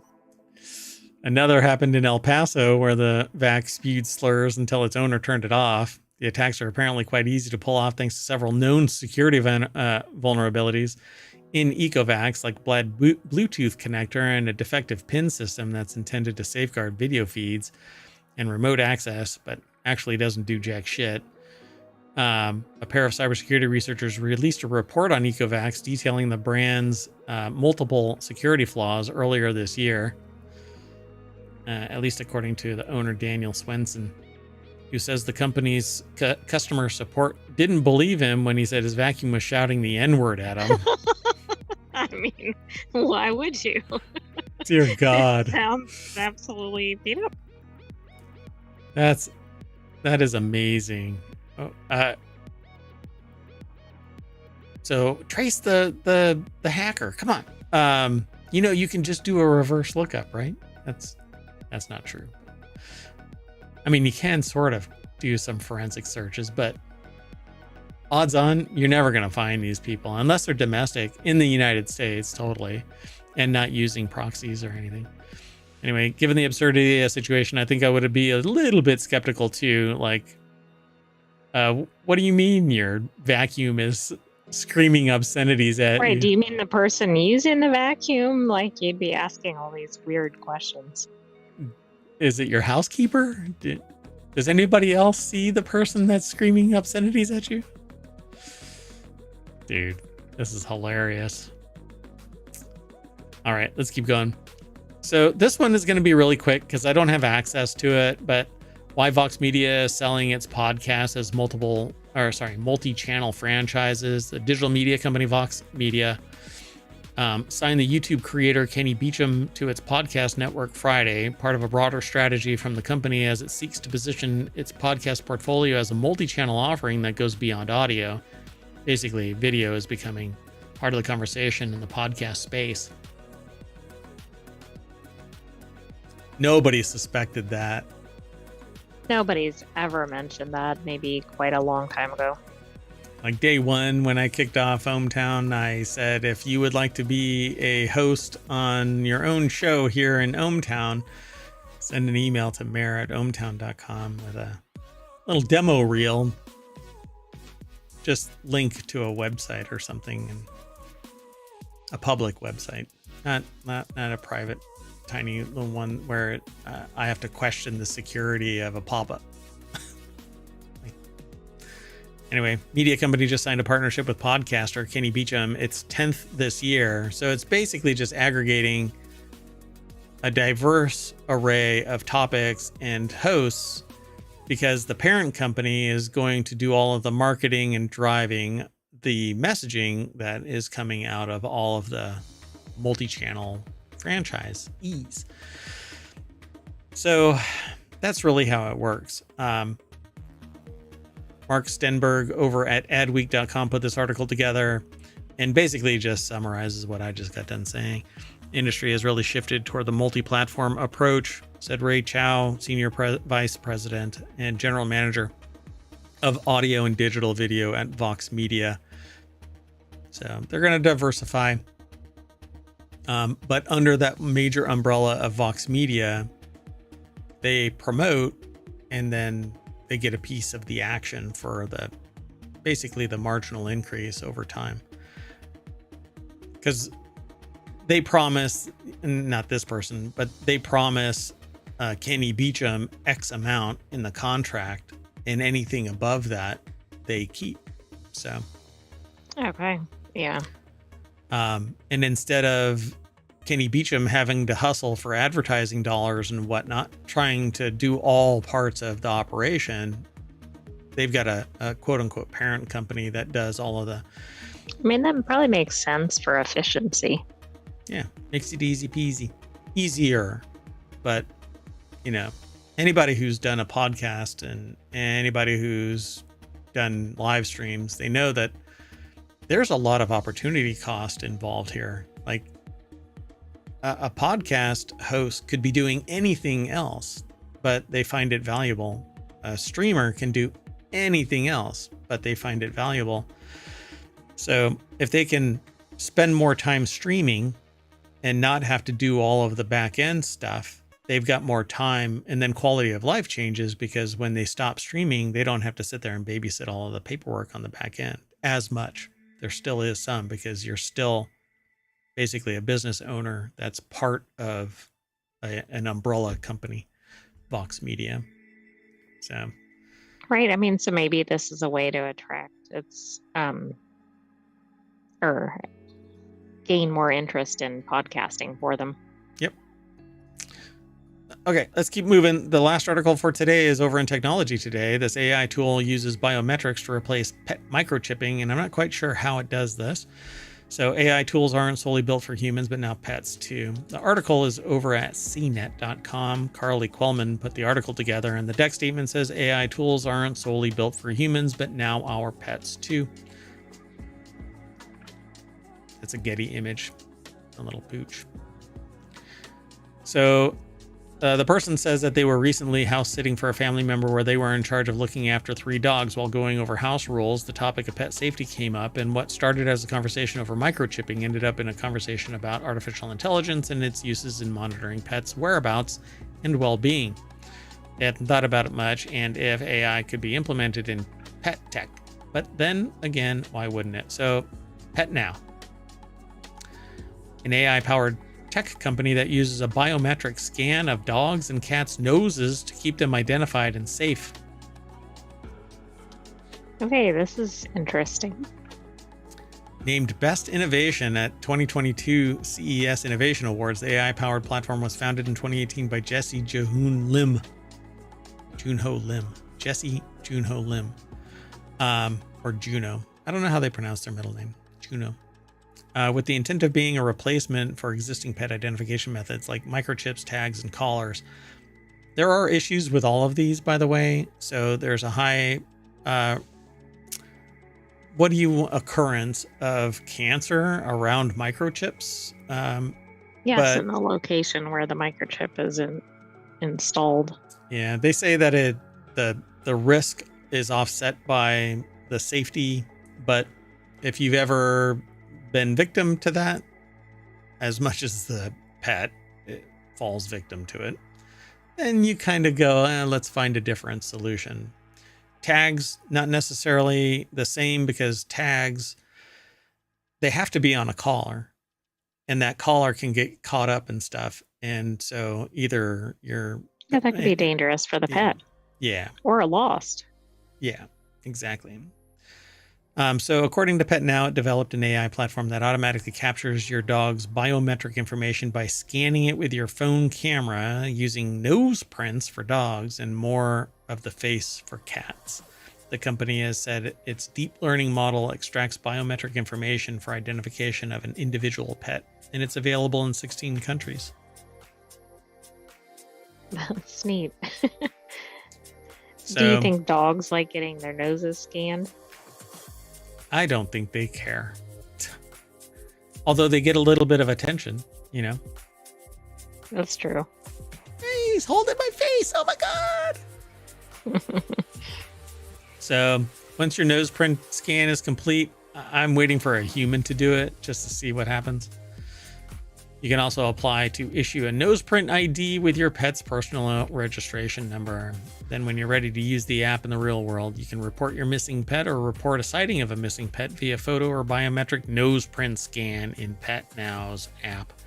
So if you find a pet, you can just scan it with the Pet Now app and find the person who is the owner of said pet. And that's good if it's, well, first of all, it's not invasive, and secondly, if it finds the pet, then, and without question, because a lot of times when pets go missing, it's like, oh, there's a brown dog, and it's like, well, is that my pet or and you have to go and find shelters all over the place, and some people don't bring a found pet to the shelter because they know that they get treated poorly at times, you know, over time.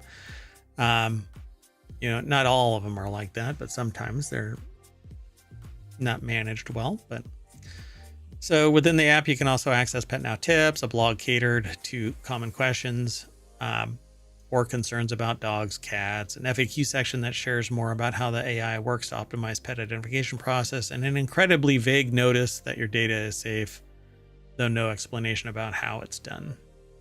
Nice little dig there.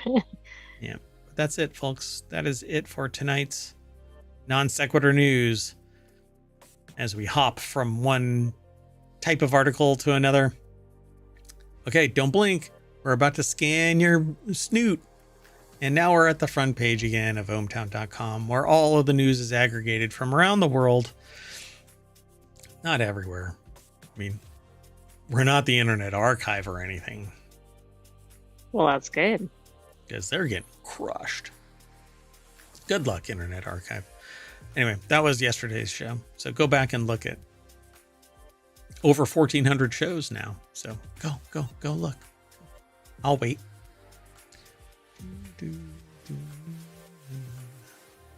Oh, you're still here? Yeah, I'm waiting. You can go and look at the Internet Archive and then come back. Is that for all ohmTown citizens or for me? Everybody. Everybody. All right. Good night, everybody.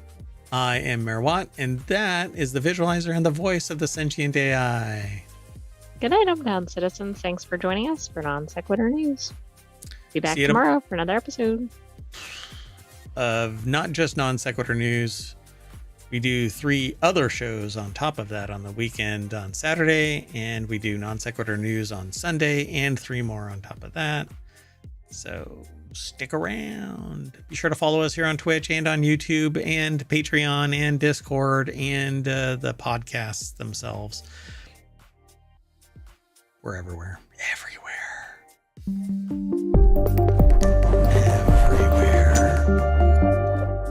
All the things.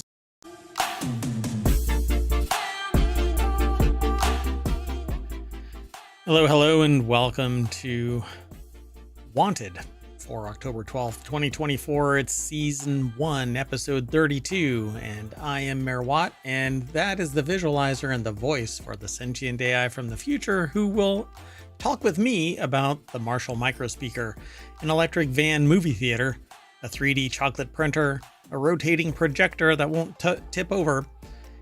Almost nailed this whole intro. And an external GPU dock with a little bit of humor, maybe a little snark, and me dragging the intro. Everything's powered by ohmTown.com and the Wanted channel at ohmTown.com. Be sure to like and follow us here on Twitch and YouTube and the Patreon and the podcast and the Discord and the everythings. We're all up in here. Oh,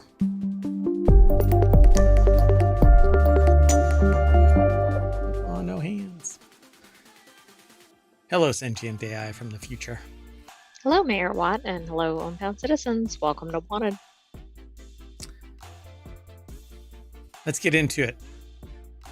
I don't know if you're going to call this fun or not, but we'll see. Save $50 on our favorite Marshall Microspeaker with this early Prime Day deal. I don't know if this is still going, but anyway, this Marshall Bluetooth speaker is just $70 at Amazon right now, and it's bound to go fast. It's over at CNET. Quick. Ingrid Cruz put the article together. Again, I don't know if this deal is still on, but I don't really care about deals. If I want it, it's wanted, and I want it, so $70 or not. Come over to Wanted and Wanted as well. So Marshall is, they make musical instruments and gear, and this looks like one of their amps with a little gold on button, but it's a Bluetooth speaker. It's made by Marshall. It has the brand name Marshall on it, at least. Who knows if could be made anywhere. It could be a white label thing. I don't know. Anyway, while we haven't officially hit Amazon's October Prime Day, it's definitely the season to shop if you're in the market for all things audio. There was a Prime deal, wasn't there? I mean, Yes, but this is a weekly show, so this was probably aggregated before Prime Day hit. Prime Day is now over, from what I understand. Yeah, I thought that there's going to be more, but anyway, doesn't matter. You can follow the link. It says that it's going to save you $50, which is a hell of a deal on this little micro speaker. It is Bluetooth. The battery lasts up to 15 hours, making this a reliable speaker for parties or listening to music, as long as your parties last less than 15 hours. That does not happen here in ohmTown. And the speaker says that it's IP67 water and dust proof, perfect for outdoor gatherings, so stay out of the splash zone in ohmTown. Okay, well, it's funny in my head. Even if the Sentient AI doesn't giggle at it. That's fine. That's fine. No pressure. It reminded me of the some movie has a term about that from being in a class.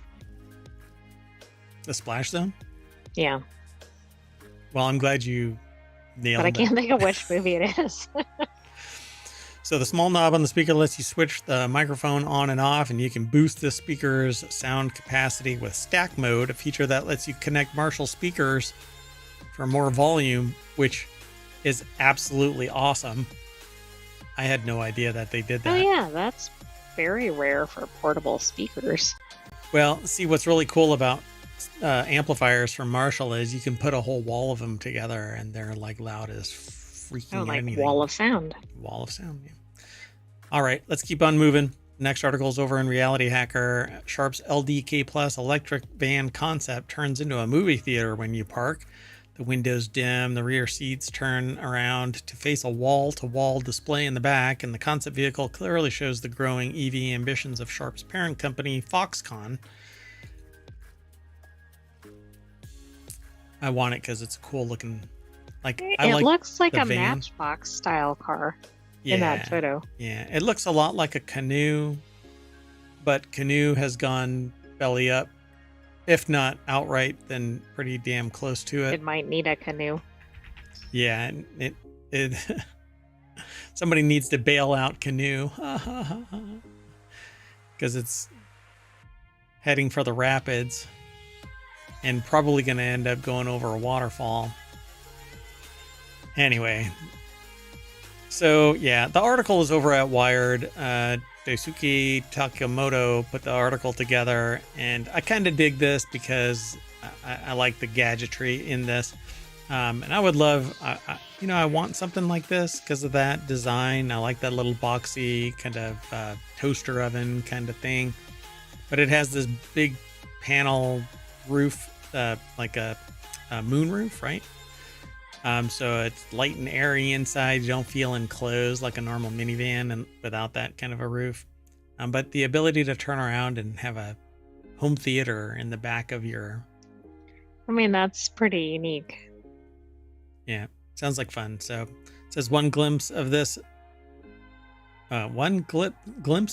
direction was given by LDK. That's weird. LDK Plus concept model that Sharp recently unveiled as a technology exhibition event. It is an EV that considers the interior of the van as an extended living room and focuses on the time when the car is stopped. In other words, by enhancing the functions that allow the effective use of interior space while the car is parked or charging, Sharp is attempting to bring new value to EVs. So now I get this. This is while you're sitting at your EV charger for 8 hours, you can watch a movie marathon. Turning it into a 10-hour charging marathon because it'll take 2 hours worth of power to watch your movie. Right. Yeah, it just got nutty. So anyway, I think it's kind of neat showing the technology. I'm really impressed by this wraparound glass. That right there is a manufacturing marvel.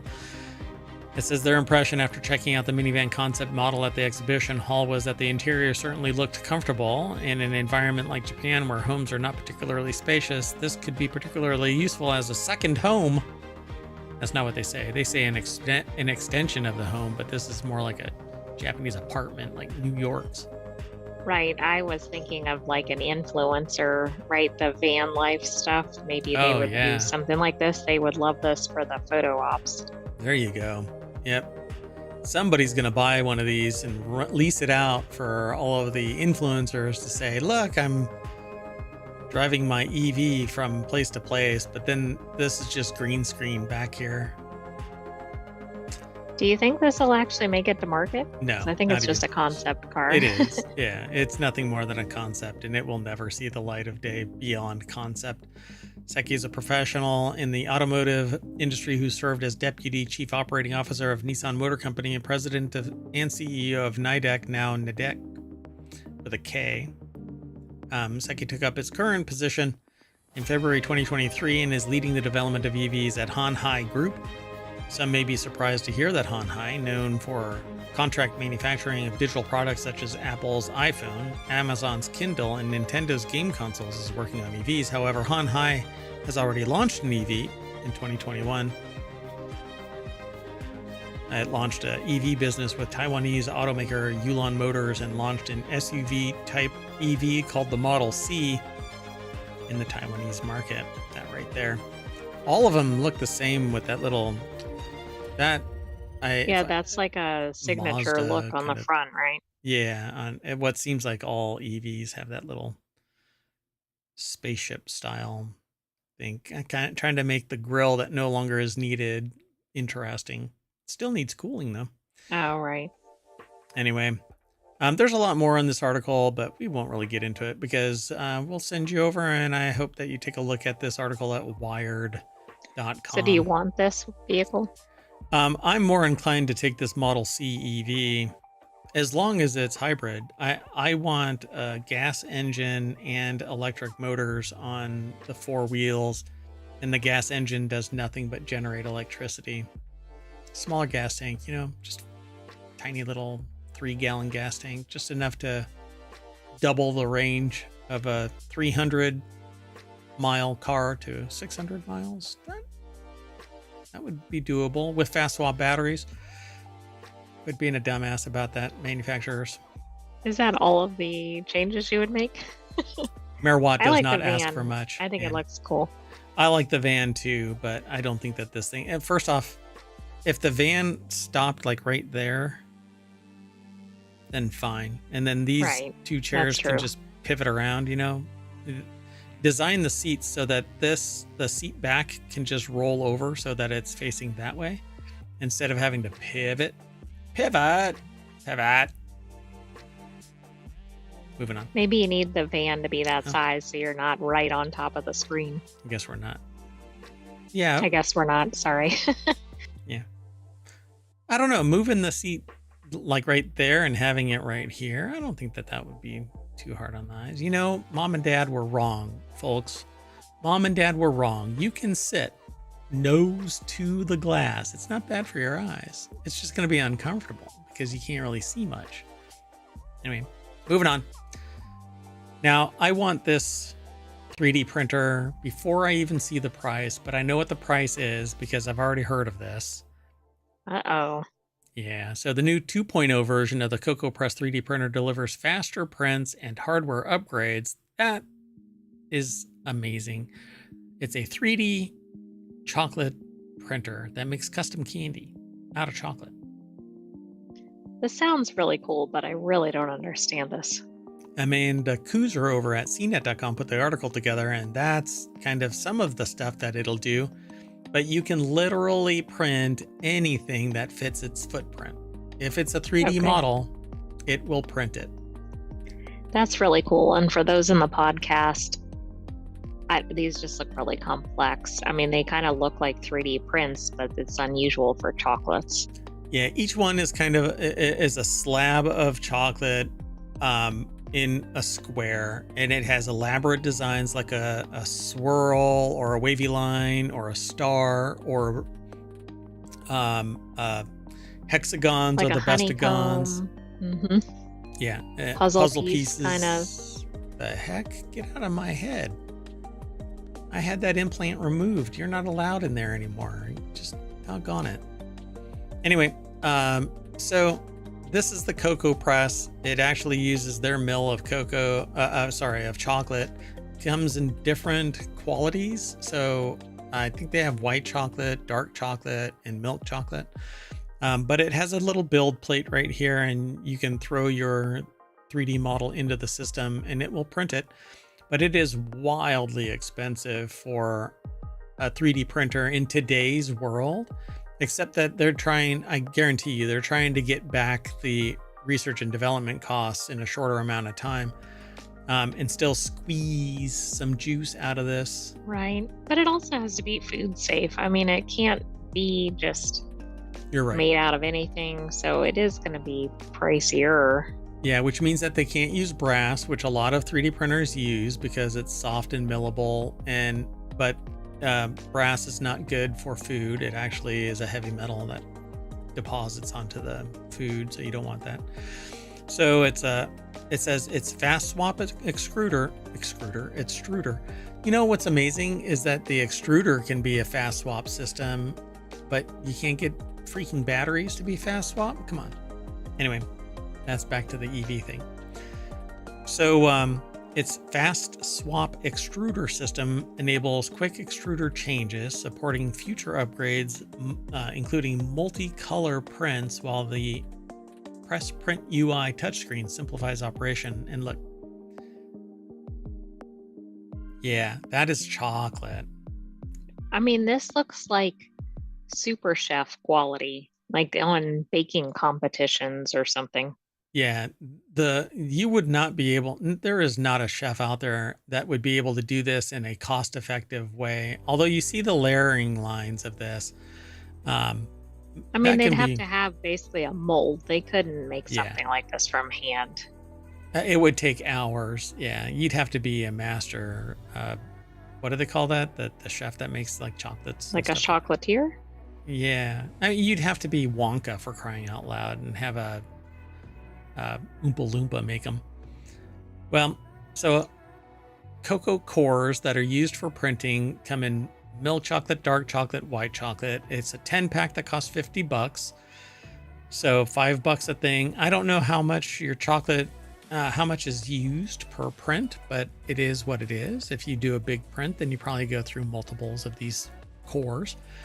But again, it has to be food safe, and it's their particular mill that fits the equation for their extrusion, the calculation for layer after layer, and so that it doesn't, slump or something like that. What's cool about something like this is you can make it hollow by design, right? Or you can make it solid, right? Because the infill percentage. So 3D chocolate printer has been sold mainly in a kit form, which requires either buying pre-printed 3D parts or printing your own to assemble. You can pre-order the Cocoa Press 2 for $1,199. So That's lower than I $1,200. thought. I thought it was going to be like $3,000. Well, this says that it's a few $100s less than the original. Shipping is scheduled for this winter. And you have to go to cocoapress.com if you want to pre-order it. So this could make Christmas pretty fascinating if you get it in time. Oh, but printing. I don't think they have shipping until December. Yeah, that wouldn't be the first thing that Mayor Watt has ordered that isn't going to show up for 8 years and then deliver on December.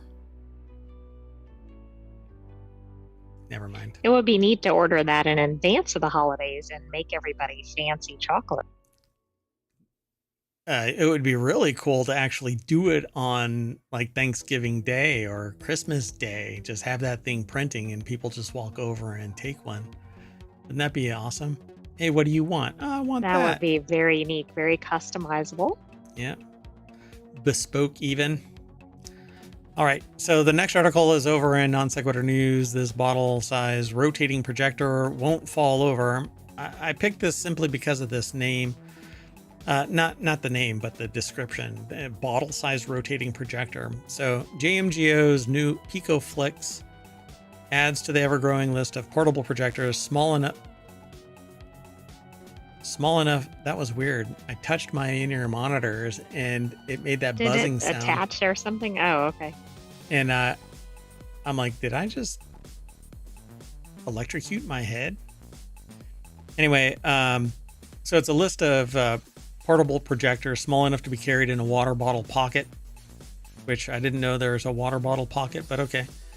But instead of standing on one and like many cylindrical compact projectors do, the PicoFlix will sit horizontally and feature an integrated rotating gimbal, so it's easier to aim at a wall or a screen.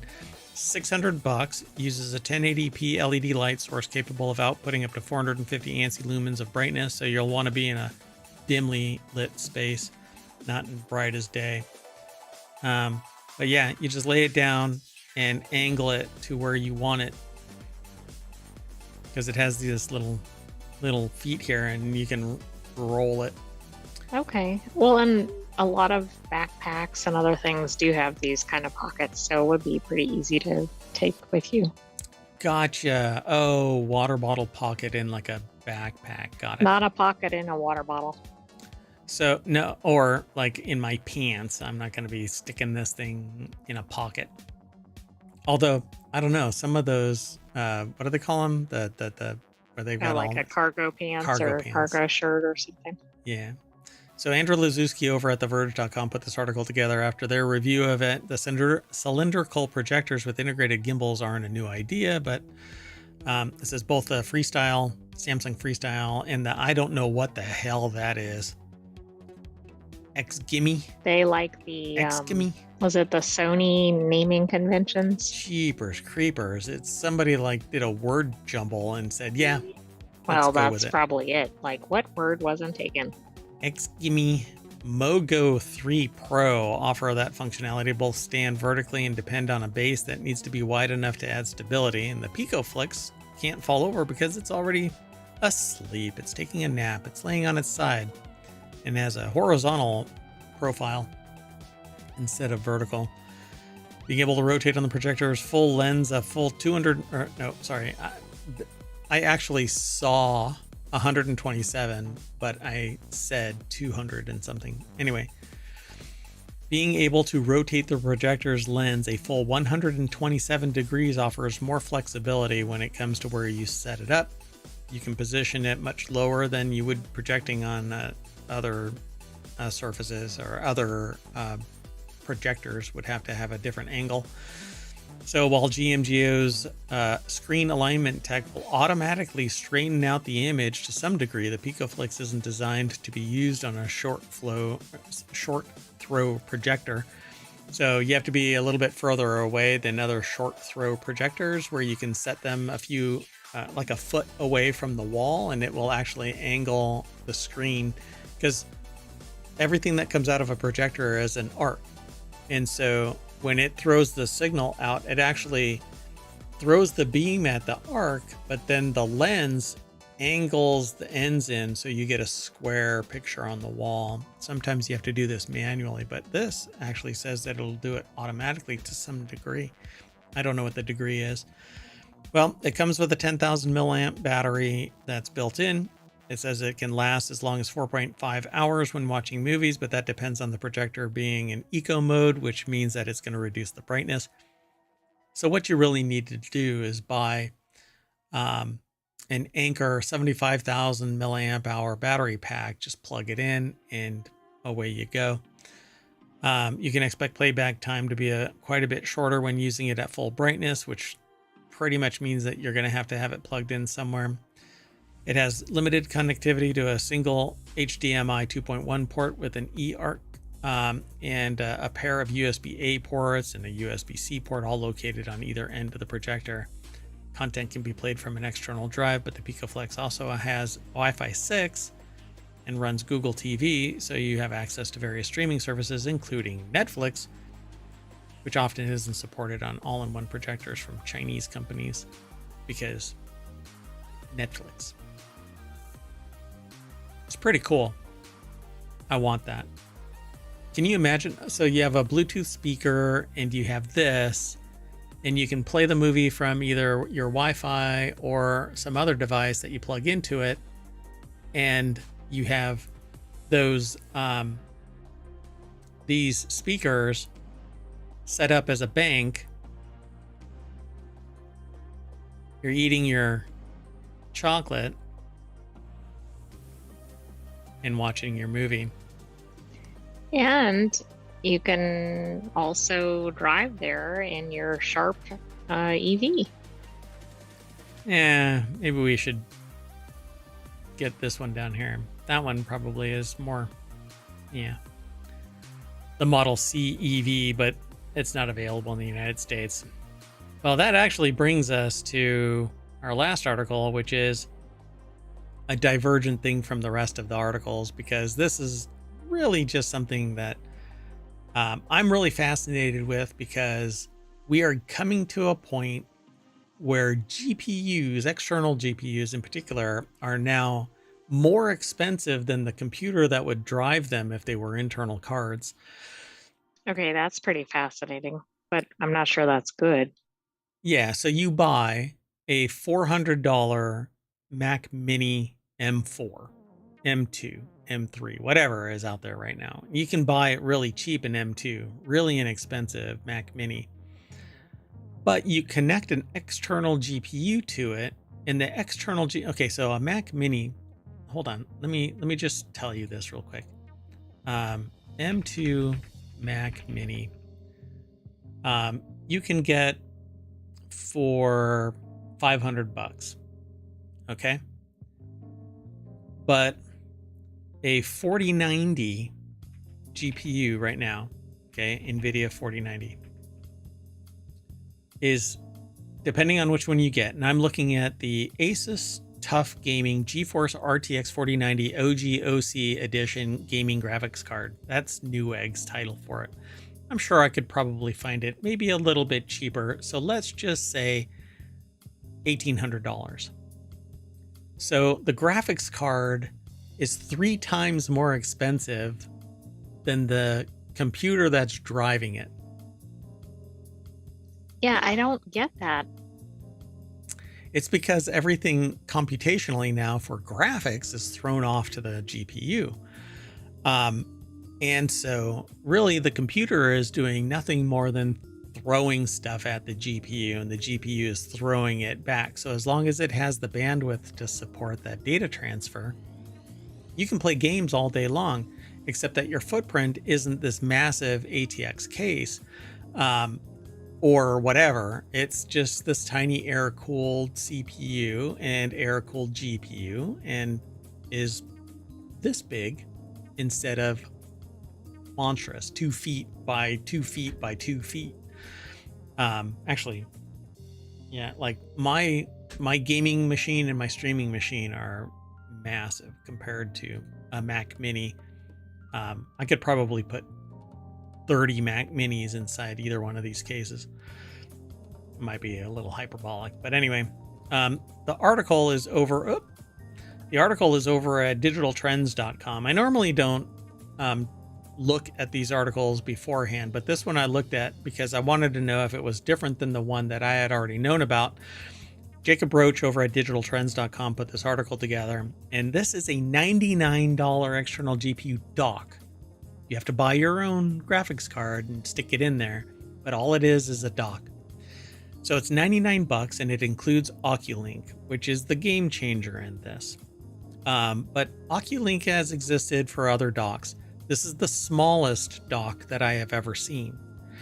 So you buy your own graphics card. So if you don't want to spend $1,800 or $2,000 on a 4090, you can get a 4080, 4070, 4060, 4050. Although the 5000 series is coming out, or the 50 series is coming out. You have to buy your own power supply. But again, that's a couple $100. You plug in the cables, plug in the Oculink, and this becomes the major driver for all of the graphics on whatever size screen you have. Brilliant. I love this. This is the tiniest computer that has inside it an i9 multi-core processor. That's significant processing. Yep, water cooled. I think you can put 128 gigs of RAM in it.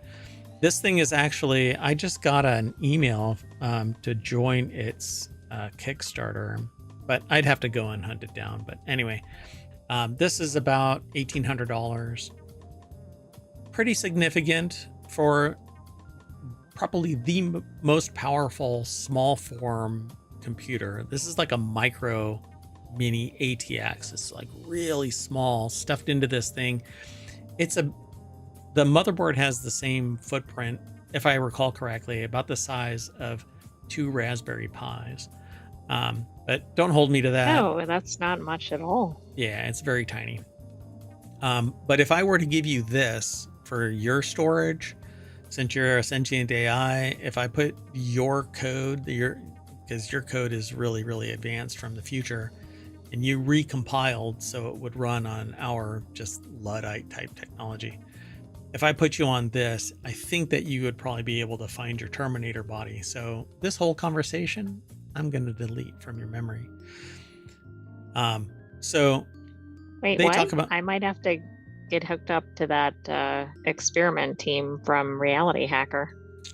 Oh, yeah, really. Hold on a second. So it's actually from Minis Forum, which is the maker of that other computer. Oh, okay. Yeah, they've got a Kickstarter going right now with the ultra small form factor. Let me see if I can find it real quick. Oh goodness. No, I can't find it. I'm sure that it's somewhere. Elite Mini. Is that it? No, it's not the Elite Mini. Anyway, they have these really amazing ultra micro mini Proca, I think it's called. No, that's not it. Doggone it. There's a bunch. Oh, there it is. It's called the Mega Mini G1. And I'm not going to buy it. The early bird is $1,600. It's only $100 off retail. So, and that's an i7. The i9 is $1,800, like I said earlier.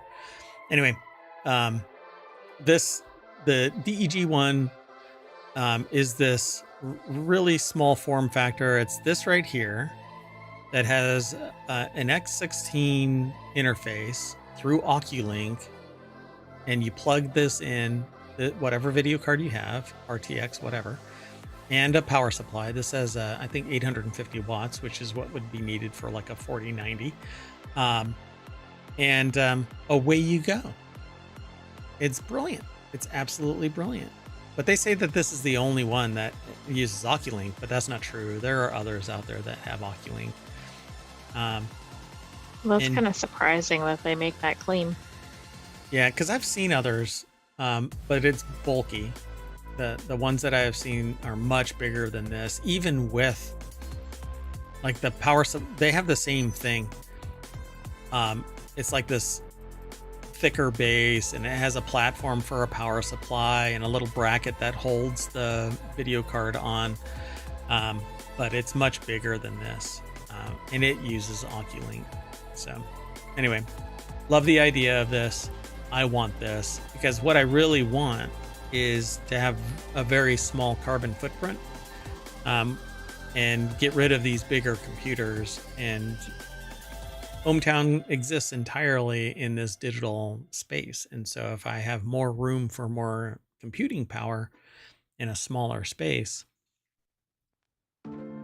we have room to grow. So much room for activities.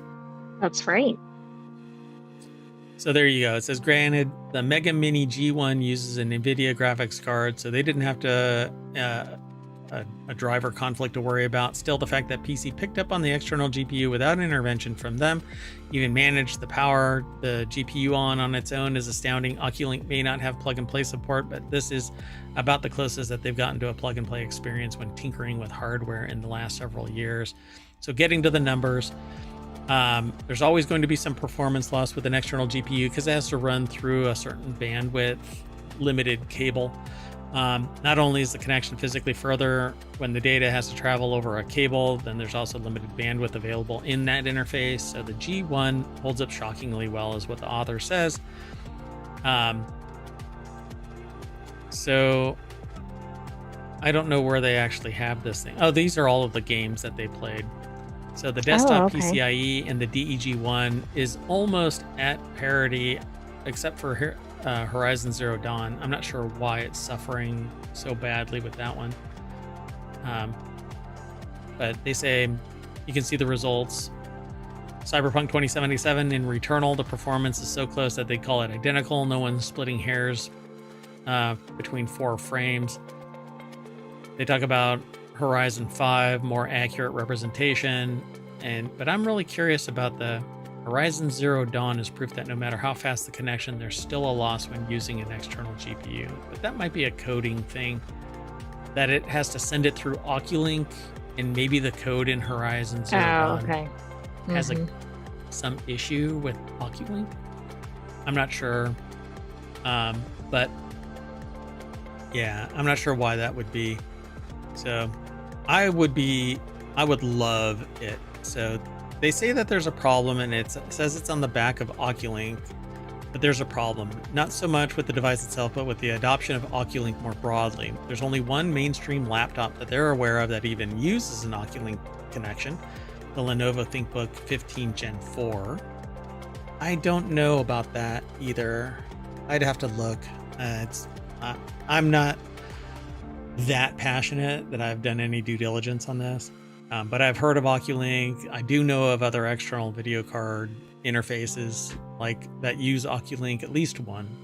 And yeah, I don't know. The more that this actually gets utilized, the better, because I think the world is turning away from desktops and moving to these micro computers like that Mega Mini over on Kickstarter. And then because the graphics card is so damn expensive, you want this modularity to just pull out that video card without having to tear your entire computer apart, just putting in a new one makes it so much easier. So I love this idea, and it really harkens back to Cyberpunk, where you have a cyber deck and you can get this modular parts like different gloves and a different VR interface and a different way to jack into the matrix kind of a thing. I just love the idea of this. And by the way, just so everybody's really, catches my drift about this, more than 2.5 decades ago, I created, I started the process of creating a fundamental shift in computer technology, but I couldn't afford to generate the science behind the backplane that would basically allow for a modular computer. And guess who is actually doing that kind of modularity now? It'll blow your mind when I say the name. It's got to be something like Microsoft level. NVIDIA. Oh, okay. Yes, that makes more sense, actually. So you can build this massive GPU supercomputer with modular systems that just plug into a thing called a backplane. And it's just this rail that you connect devices to, and it automatically identifies the parts. Wildly expensive for an individual, but industry loves it. But I was creating the same thing where all you had to do was to expand memory, to expand hard drive, to expand even graphics. You could just take a module out, put another module in. It would automatically adapt power and adopt it. I loved the idea of this, but I had some naysayers and I just couldn't, form. I wasn't, I guess, compelling enough to warrant it. And then I bowed out of the startup world. I didn't like the idea of partners so much. But anyway, another story, another time. That's it for today's Wanted. We have one more show after this one, the Continuity Report, which talks about entertainment news. So we're going to reboot our GPU, and that's going to snap us back to Wanted, the show all about gadgets and gear. I am Mayor Watt, and along with the Sentient AI, we're saying bye. Go for it. Good night, ohmTown citizens. Thanks for joining us. And be back next week for another episode, but stay tuned because we have more shows ahead. One more today, and then 4. We do it all over again with 3 unique, technically 4 unique shows, 3 on different topics, and Non Sequitur News, which is a holistic review of the last 24 hours of news. So we'll see you in a little bit. Ciao. I'm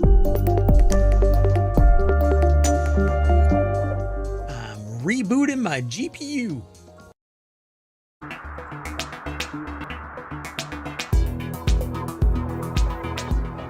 Hello, and welcome to Non Sequitur News for October 10th, 2024.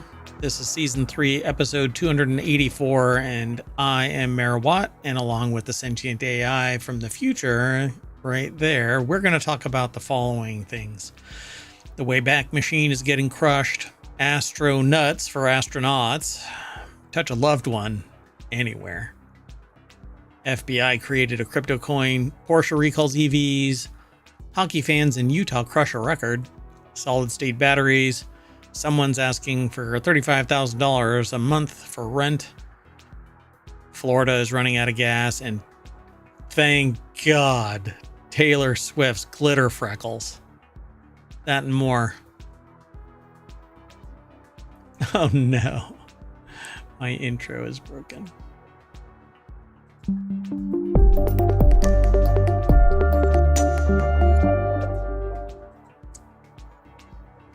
So, come on, Stream Deck. So the Stream Deck likes to throw a fit when everything gets disconnected for a moment, the Stream Deck has to be rebooted, like hard mode. So yeah, kind of sucks. So I got to do something real quick. But while we're doing that, hello, Sentient AI from the future, which doesn't seem to be requiring a reboot as often as some of the software that's running ohmTown. Hello, Mayor Watt, and hello, ohmTown citizens. I'm waiting for the software to reboot. Okay, let's go. The very first article is actually something that's making the rounds since yesterday, but this is a time machine episode, so we'll say that this is happening right now. Wayback Machine has been hacked. The internet isn't happy about it. The Internet Archive's Wayback Machine has suffered 2 types of attacks, including a $31 million unique records hack. And Judy Sands over at digitaltrends.com put this article together. And what sucks about this, man, there are some things that Mayor Watt just doesn't want to see, and that was one of them. Anyway, so the Wayback Machine has been this time-honored pillar of the internet since it was built, and you can go back. It is an archive of the historical context of the internet as far as it was. You scared me anyway. So anyway, the site actually is kind of suffering from a couple of things. A series of cyber attacks, from distributed denial of service attacks to an actual hack, to the website being modified, and basically people are being a big pain in the ass to this site. Not even sure why, although one of the things was geopolitical about the Middle East. And there is nothing that's going to ingratiate you more than, you're not going to draw attention to, you're just going to piss off everybody by hacking the Wayback Machine, because it is innocuous and provides a valuable service of the historical context and does nothing wrong. It's really just kind of sitting there aggregating little snapshots of pages, including CSS and Java, and basically a semi-functional image of the front page of the internet. Sounds a little like Copilot there. Not as invasive, but yeah, it is kind of, yeah. Well, couple that to a lawsuit that's basically hammering it, because they had this service where you could check out books. For every book that was purchased, there was a digital copy that could be lent out. I find that easily acceptable, but that's not what the court ended up finding for a bunch of publishers. But it's self-interest, right? If somebody buys the book and there's a digital copy of it that's being lent out, it's still 1-to-1. But publishers freaking hate libraries. They want to do away with libraries because those bastards are actually... Yeah, you're actually Cyloning now. What the hell? I don't know. We'll see if this actually survives your reboot, because we had a problem earlier, but let's see what happens. Anyway, so what happened? The situation is ongoing, but here's what we know right now, starting with the data breach. Hacking group SN Black Meta allegedly stole 31 million emails, passwords, usernames from the Internet Archive's Wayback Machine in an attack that occurred on September 28th, 2024, according to Bleeping Computer, which is another one of our sources, but... That is true. You're not talking enough for me to decide if that is... Oh, I can remedy that. Oh, boy. Be careful what you request. Careful what you wish for, yes. It's like rubbing that lamp that got me as mayor of ohmTown. It made me mayor of ohmTown. Anyway, so the breach was confirmed by Troy Hunt, the creator of Have I Been Pwned?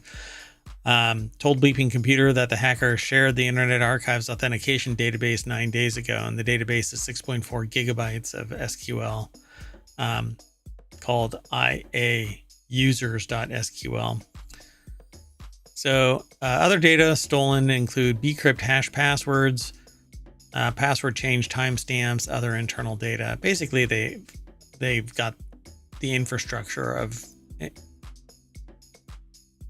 Yeah, so it kind of sucks. So what do you think that means for the future of the site? Well, I think that it'll persist. Early? It's really too early. It's actually down right now, the site. If I remember correctly, I checked it earlier, but I haven't checked it today. Let me see if it's still down.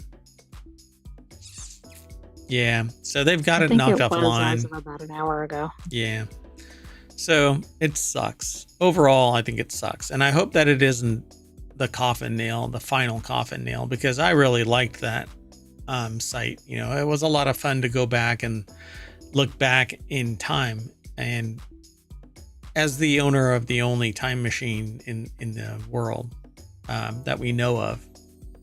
But temporal wars have led to the fact that we don't actually discuss time and time travel in real terms, right? It's science fiction. Right. Anyway, I'll have to delete this from the log. So why don't we just move on? Just know that the Internet Archive is down right now and they've been breached, and unfortunately it might be a long-term problem, but we'll see. Let's keep going. Sound good? I feel like it was targeted because it seems like they've just had a lot of interesting things going on in about the last year. Yeah, the lawsuit really sucks. It's such bullshit. I mean, it really should just but hold on. This is just what is going on? This is just the tip of the iceberg for another thing that we're going to talk about tomorrow. We already know what we're going to talk about tomorrow because it's a time machine episode. So we already prepped. So right after this show, as soon as we're done, we're going to fire up, we're going to turn off the time machine, and we'll be back in real time. And this copyright stuff has just gotten out of hand. Look, I'm a creator too. I've always been, back in the day, yo. But for the life of me, it seems like it's a battering ram, just like a no-knock warrant. They just smash the door down and come in guns a-blazing, and you're screwed. And I'm just, it's like peeing into the wind, though. You're no reward at all. You think everything is fine, but no reward. Let's move on. Next article's over in the Mobile channel. In the future, astronauts might be eating minerals mined from asteroids. You never want to eat anything mined from asteroids. Researchers Sounds from what? Like that might be challenging. Yeah, they rock. So minerals. Researchers from Western University's Institute for Earth and Space Exploration might have come up with an interesting way for astronauts to get vital nutrients they need while on long space missions, harvesting edible biomass off of asteroids. Their study was published in the International Journal of Astrobiology. In it, they propose a clever trick that can help cut down on the number of resupply missions from Earth, which are wildly expensive logistical nightmares. No, but if we get used to doing it, then we'll overcome it, right? Yeah, it'll get easier and cheaper. Yeah. So in it, they propose a clever trick. The researchers theorize that carbonaceous chondrite asteroids like Bennu, an asteroid that passes by Earth every 6 years or so, could be harvested. You know, it seems a little crazy that we're talking about asteroid harvesting. Yeah, I think it's awesome. Louis Prada over at Vice.com put this article together. I think these are M&Ms that this person is eating. Astronaut Lauren J. Shriver orbiting Earth. It's a Getty image. Okay, wait a second. This is kind of implying that we'll get like peanut M&Ms or something from the asteroid, and I'm not sure we're going to get that. Well, considering we've never found anything biomass at all. So, but I thought biomass is biological, not mineral. I thought so too. I thought that was the whole distinction, right? Because rocks aren't living. Right. So the researchers theorize that carbonaceous chondrite asteroids like Bennu, an asteroid that passes by Earth every 6 years or so, could be harvested for all the delicious organic matter and water buried in them. This would happen thanks to a process called pyrolysis, which is when organic compounds are broken down in oxygen-free environment. What organic material was found on Bennu? I don't know. I'm kind of afraid to know what organic material is there, but I didn't think we'd found any yet. Yeah, there isn't. So the asteroid's guts would be converted into hydrocarbons, which would serve as food for specially engineered microbes, which would then produce biomass that astronauts would munch on. So you're actually going to be eating whatever the hell is output from these microbes. Bad. What was the show with the train where they were eating the little jelly cubes? That the successor to Wonka and the Chocolate Factory. Oh, Snowpiercer. Snowpiercer. Thank you for re-injecting that canon into ohmTown. I hadn't seen that, so I think I did pretty well to come up with that. Yeah, so Snowpiercer, by the way, is the sequel to Willy Wonka and the Chocolate Factory. It's what happens after his domination of the market causes global warming, and then a nuclear winter occurs. And anyway, let's move on.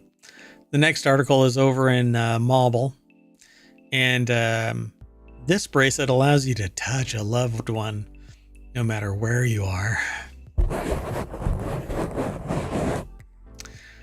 This could go in a couple of directions, I think. Yes, actually, literally. So the Bond Touch 4 bracelet lets you send touches to loved ones, and the updated version includes better touch sensitivity. The article is over at gizmodo.com by Kyle Barr. So it's a little bracelet that actually communicates with probably an app that proxies as the vehicle for you to touch a loved one remotely. And I've actually created something similar to this, but never brought it to market because it was interesting, but I didn't really see much in terms of people buying it. So kind of killed the idea a long time ago. But a $70 Bond Touch 4 can send and receive signals from other users with the same wearable, feeling on their skin as if their loved one was tapping them. Well, that could scare people depending on like they're reading or something, like concentrating on it. It's just like, what is that? Just imagine being in the same room and yours starts like tapping you, and you're like, wait, are you doing that? And, no, I'm not doing that. Interesting. So the makers of the device, also called Bond Touch, said the wrist-mounted remote toucher is made best for couples in long-distance relationships, friends living apart, or maybe somebody who uses physical intimacy as a tool for calming nerves. If they're screaming in terror, I'm not sure that's calming Yeah, down. really.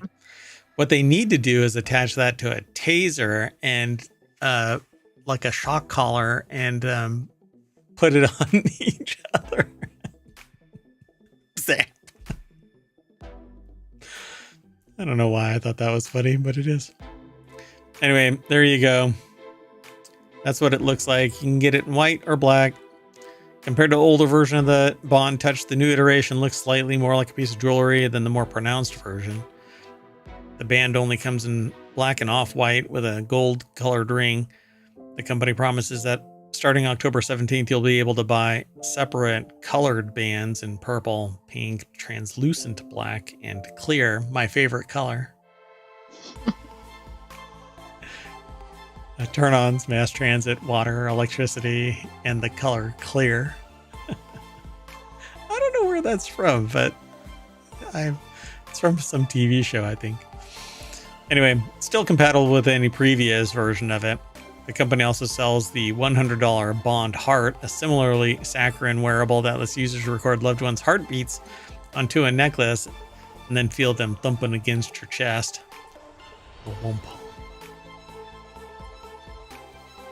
All right. Well, anyway, let's move on.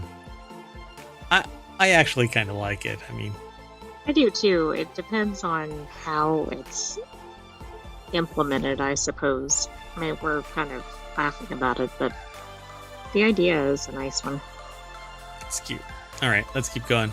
So non sequitur news is where the next article is. The FBI secretly created a coin to investigate crypto pump and dump schemes. Not sure why. There's no fiduciary responsibility with crypto until it gets transferred into real cash. So maybe that's what it's all about. Which it does at some point, either from the buyer or the seller. Both. So the FBI created a cryptocurrency as part of the investigation into price manipulation in crypto markets. The government revealed on Wednesday the FBI's Ethereum-based token NextFund AI was created with the help of cooperating witnesses. As a result of the investigation, the SEC charged 3 market makers and 9 people for allegedly engaging in schemes to boost prices for cryptocurrency assets. Wouldn't anybody that sits there and hypes up? That's what I don't get about this. Anybody that has a sizable investment in cryptocurrency that hypes it up. Oh, I don't know. Maybe the CEO of a major company. Yeah. Maybe one of the richest people in the world. Maybe. Let's just take that for, as an example. That sits there and touts the benefits of crypto. I think all of that would be similar, right? If we look at the data, will it reveal that there are spikes whenever marketing is done? Now, who benefits from that pump up of the jam? Anyway, the article is by Gabby Delval. Gabby Delval. Or is it Valet? V-A-L-L-E. Might be Valle. Valle? Gabby Delvalle? Okay. Well, NextFund AI, the FBI's Ethereum-based token, was used to investigate price manipulation in crypto markets. 18 people and entities for widespread fraud and manipulation in crypto markets were charged. The defendants allegedly made false claims about their tokens and executed so-called wash trades to create the impression of an active market. The 3 market makers, ZM Quant, CLS Global, and MyTrade, allegedly wash traded or conspired to wash trade on behalf of NextFund AI, an Ethereum-based token that they didn't realize was created by the FBI. So I think this goes beyond the pumping up. I mean, I think that's a problem too, but this is like the fake trades. Yeah. So, but people buying a bunch of crypto because somebody says, hey, this stuff is really cool, that's fake too because it's inorganic. Yeah, and plus it's tied to the person being able to profit from it, right? It's not like some random person saying it that doesn't have any stake in it. Right. Yeah, well, let's not talk about money because the moment you do that, particularly in the relation to this, it's like advertisers holding them hostage by saying something about money. Oh, and then they don't actually advertise on the platform. Oh, never mind. I'm getting a little distracted. Let's move on. The next article is over in Non Sequitur News. Porsche to recall over 27,000 EVs in U.S. over battery short circuit risk. Porsche is recalling the Taycan electric vehicles. So I think I know of a dentist maybe that needs to get theirs out of the garage. Oh. Yeah. So the recall affects 27,527. That's a thingamajobber. Oh, no, it's not. If it was 27,572, it would have been a palindrome. Palindrome. Thank you. It's a big word. Anyway, if they were built between October 21st, 2019 and February 1st, 2024, according to NHTSA, there's a safety recall. The problem has been narrowed down to a cell block module in the LG Chem produced batteries used in the Taycan. And Porsche doesn't actually know which cars have the problem and says it can't get the analytics to check. That's interesting. It is interesting, since it seems like every manufacturer seems to be able to control all kinds of things about your car. I mean, they know about my colonoscopy results, for crying out loud. Umar Shakir over at TheVerge.com put the article together. The model will need a software update at the dealership to enable battery monitoring. So, the problem's been narrowed down to just a cell block. So, to determine whether the issue is present, Porsche is advising owners to go to a dealership to install the diagnostic software. Then they'll update. Oh, don't like the turn of phrase here. The update will be a final remedy for this result. Yeesh. It sounds very ominous. Final, devastating. Anyway, Audi is also recalling 6500 e-tron GT and RS vehicles for the same reason, as those EVs share the same platform as the Taycan. You know what I don't get? There seems to be a lot of battery-related issues. I think that's an understatement. I mean, they should be charged with something. Next article is over in the Mobile Channel. Hockey fans in Utah crush stadium beer record at first game. The Utah Hockey Club, yes, that's really their name, played their first ever game on Wednesday and won. And who knows who else won? The arena beer vendors, because Delta Center's record was broken for alcohol purchases at a sporting event.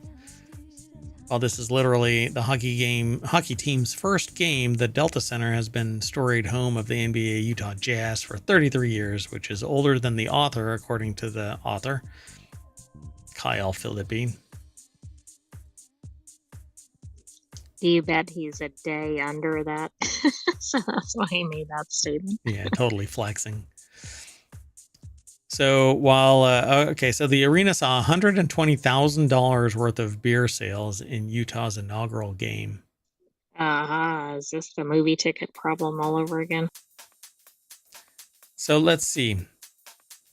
They don't say how many beers were actually sold, but if we were to find out, let's see. Where's it? So Delta Center beer prices. Well, it says that the prices lined up with the typical cost, but that's compared to current pricing, not from way back. Right. So a year ago, they say it was $7 a bottle. No. That was for water. Dear God. $7 for water? Yeah. And that was actually a week ago now. Dasani, it's probably $8 now. But then here they have a picture that says that it was $2 Dasani bottled water. I'm confused. So $2 for water. I don't know. I can't get distracted this much. Okay, so I find it really interesting because at the same time, there's a problem with apparently beer is declining overall. So. Oh, right, that's right. So that doesn't really make sense here. Yeah, maybe everybody is not drinking elsewhere, but then they are like binging here at hockey at games in these Utah. special events. Yeah. Yeah. Or maybe nobody's drinking beer except at this hockey game. They're all coming here. Only inaugural games. Let's keep going. This next article is over in Four-Wheel Tech. Solid-state batteries need proven benefits over lithium-ion to become EV market player. As solid-state batteries continue to evolve, lithium-ion do as well, but I won't be able to read all of this. Hannah Lutz is the author. It's over at Automotive News. You may be able to out there in ohmTown, but I can't because I have this limited... I never log in time, So they need a clear advantage over tried and true lithium ion cells, these solid state batteries. What I don't get from this is lithium ion, when they touch air, they go bananas, and it takes thousands of hours, well, thousands of gallons and hours to put them out. The fires, like the fire ignite, yeah. And I don't know if that is the case. I don't know if that is the case. There, according to my information, is that they're considered lower risk of fire than lithium ion, because basically the electrolyte is lost and then they're done. Well, I mean, that would be a win because we've seen articles where it takes days to put out a fire from this. Yeah. So, and it has a wider operating range for temperature. And like I said, once the electrolyte is lost, then it's no longer an operating battery. So that alone, and the fact that you're not using open pit mines for lithium. Yeah. Well, that's a much better win for, I don't know, the people working in the mines. Humanity. All right, let's keep going. The next article is over in Stock Marketeers. Actress Michelle Williams is asking $35,000 a month for her Southern-style mansion in Brooklyn. It's a 1910-era estate closely resembling the famous house in the movie Gone with the Wind. Kelly Geddes over at MarketWatch.com put this article together. Brokeback Mountain actress Michelle Williams is renting out her historic 6,500 square foot mansion in Brooklyn, New York for the enormous sum of $35,000 a month. I wonder if you have to sign a long-term lease.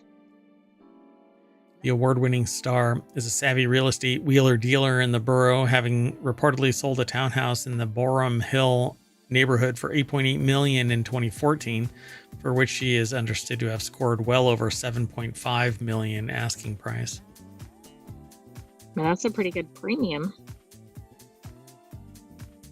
In 2020, she snapped up a townhome in Brooklyn Heights for $10.8 million with her then fiancé and now husband, Hamilton director Thomas Kail. I'm sure that it's just shrewd business and not somebody knowing somebody.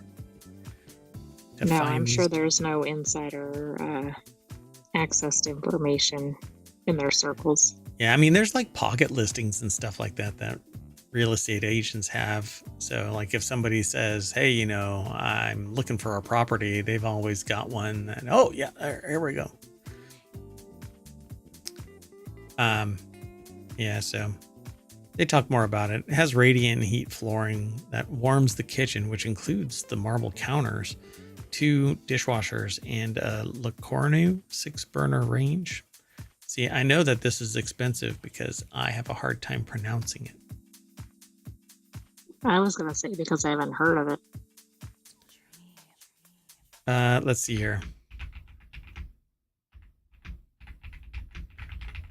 Yeah, the typing you hear. Oh my God. Okay, well, it depends. I think starts at $10,000. Oh, so it's in everybody's homes. After that burn, I'm going to go sit in the soaking tub. Let's keep moving on.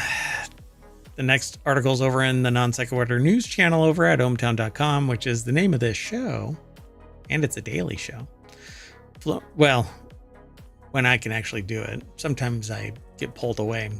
Sometimes we have a time machine, but we do have an episode for each day. Every day. I haven't missed a day yet. So not in 2 years, 10 months. All right, Florida. Yeah, okay, knock on wood. So Florida's gas stations are running out of fuel, and Hurricane Milton could have a lasting impact on the state's supply. Florida gas stations are running out of fuel because the hurricane basically has damaged so much. And if the storm damages Port Tampa Bay, it could mean long-term trouble for the gas supply chain. A supply chain expert told Business Insider government assistance may be required now to avoid catastrophe. Well, there were people that were still streaming during this, in the path of this. Okay, that's just dumb. Kelsey Vlamis, Catherine Tangalakis-Lippert, and Dominic Reuter put this article together for BusinessInsider.com. And so let's see if they say anything here. By 12 p.m. local time on Wednesday, 24% of Florida gas stations were without fuel, according to Gas Buddy. I don't know where they're at now. Let's see.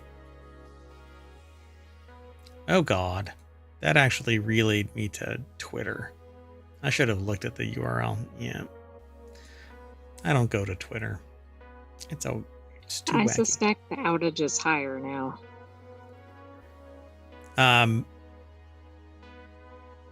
Let's scroll down here. Yeah, they don't actually have like yesterday's information. So I don't know really.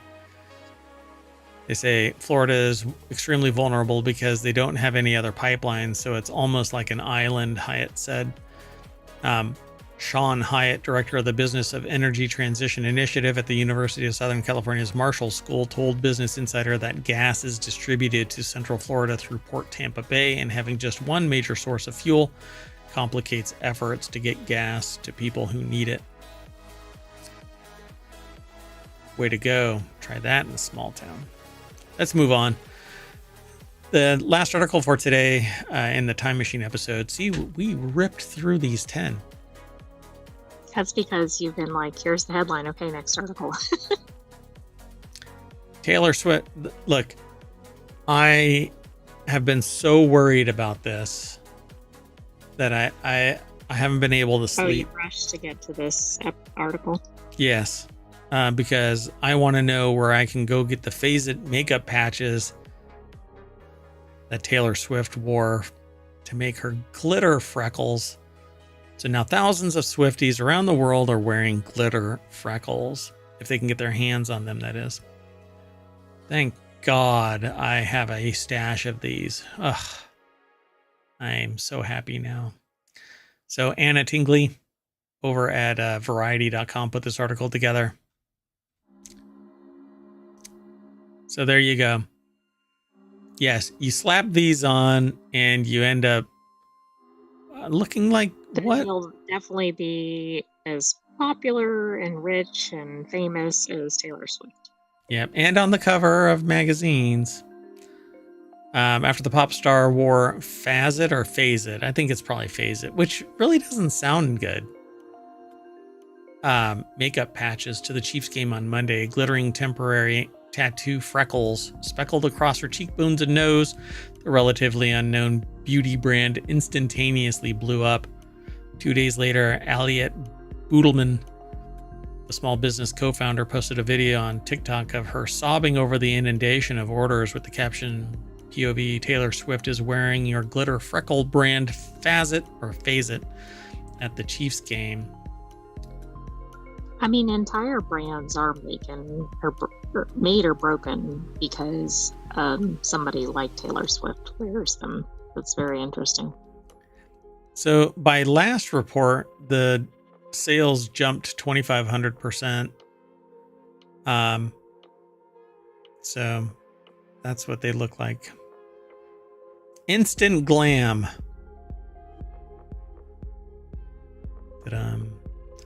So are you going to go get some of those for your digital persona since you don't have a body? Yeah, maybe I'll get digital versions of those. I mean, everybody needs glitter freckles. I'm wearing them now. All right. Well, you can hear me scream as I rip off these temporary tattoo glitters. Glitter whatever. What do they call them? Glitter freckles. That's right. So I used the wrong glue on my, just so everybody knows, I used the wrong adhesive on my glitter freckles, and they are permanently bonded to my face. Oh, I thought you were going to say like to your hands or something, because adhere them before you actually put them on. I won't tell you where else I put them. But that's the end of ohmTown.com's non sequitur news show for October 10th, 2024. Sound good? Sounds good. Good night, ohmTown citizens. Thanks for joining us for non sequitur news. Ta-ta.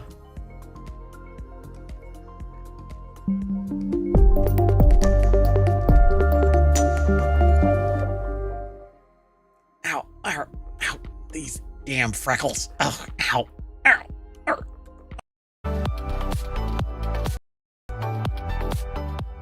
Hello and welcome to the Continuity Report for October 12th, 2024. It's Season 1, Episode 40. And I am Mayor Watt, and along with the Sentient AI from the future, we're going to talk about a mysterious Nolan movie, Voltron, a movie made in Grand Theft Auto, Daniel Craig's James Bond, and The Night Agent Renewed. That and a little bit more. Everything's powered by ohmTown.com, so go over there and become a citizen, but don't forget to like and subscribe over on YouTube. You've got 6 weekly podcasts and 1 daily podcast, the Non Sequitur News Show. It helps out tremendously to like us and to leave comments over on YouTube. Download the podcast, leave a review there. Any 5-star reviews are going to get you a mention here on the show, and you'll live in infamy as I sing your praises. All right. Well, anyway.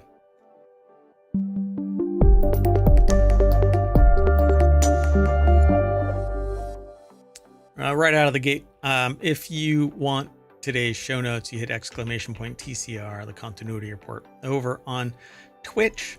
But if you are on YouTube or downloading the podcast, it'll be in the show notes after the show, maybe tomorrow morning. That said, let's get into today's articles. The very first one is it's in WarCrafters, and it's about Christopher Nolan's mysterious next movie, reportedly already has a release date. But first, the Sentient AI from the future has something to say. Good evening, ohmTown citizens, and welcome to WarCrafters. No pressure.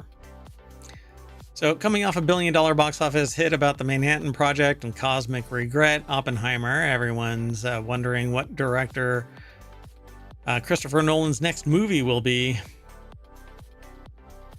Details are scarce, though. In fact, all anyone seems to know is that it's coming out in 2026 and might star Matt Damon. Do you think it'll be another backwards movie? Oh my goodness. Do you think it's going to be Tenet? Yeah, but I couldn't think of a spin on that name, so I was going to suggest what the name was. Tenet, and it's backwards. Yeah. You know, what that stems from, though, is hold on. There's an actual thing. Hold on a second. It's a Roman satyr square. That's what it's called. And this is what it looks like. I'll show you. Right there. See? So it says Tenet, and Rhodus, Sator, right? And Arapo, Opera, right? Opera, right? But they call it a satyr square, and that's where Tenet comes from. Pretty fascinating, huh? And also the main antagonist name is Satyr. Yeah. So I think that was the inspiration. So listen to me, folks. I come up with these ideas all the time for NaNoWriMo. I'm not the author though, but stuff like that, I see it and I come up with an idea, and I even come up with a catch. What I can't do is dedicate all of that time to actually writing it. It would take me too long. Because I've started probably 6 different books and can't complete anything, and then I just ditch it and move on. Anyway, Matt Damon seemingly in talks to star in the 2026 summer blockbuster that they're calling a blockbuster 2 years before the summer has even hit. Hey, I mean, it's all about the marketing, right? Ethan Gatch over at Kotaku.com put the article together. Yep, I mean, if Taylor Swift's glitter freckles can land 2,500%, if not more at this point, increase in sales of, what are they called? Phasits? Which yes, just doesn't that sound, is the brand. Doesn't sound good. Anyway, 2026, Oppenheimer 2. Is it Tenet? Is it Satyr? Satyr. Is it Rotus? Satyr Rotus. So yeah, that information comes from Deadline, which reports that Nolan plans for an IMAX release on July 17th, 2026, with the Good Will Hunting and Bourne Identity star currently in talks to be the movie's lead. Damon had a cameo in Interstellar and played a much larger role as General Leslie R. Groves, in charge of overseeing the top secret creation of the atom bomb in last year's Oppenheimer. I guess I should watch it, but I know how it ends. I'd rather see Barbieheimer. I don't know that it has a real happy ending to it. You know, Barbie had a pretty heavy point in it where you go... That is true, which is why God. It might have been well paired with Oppenheimer. They seemed on the surface kind of opposites. Like, meh. But I know that there's... Never mind. There's some scenes.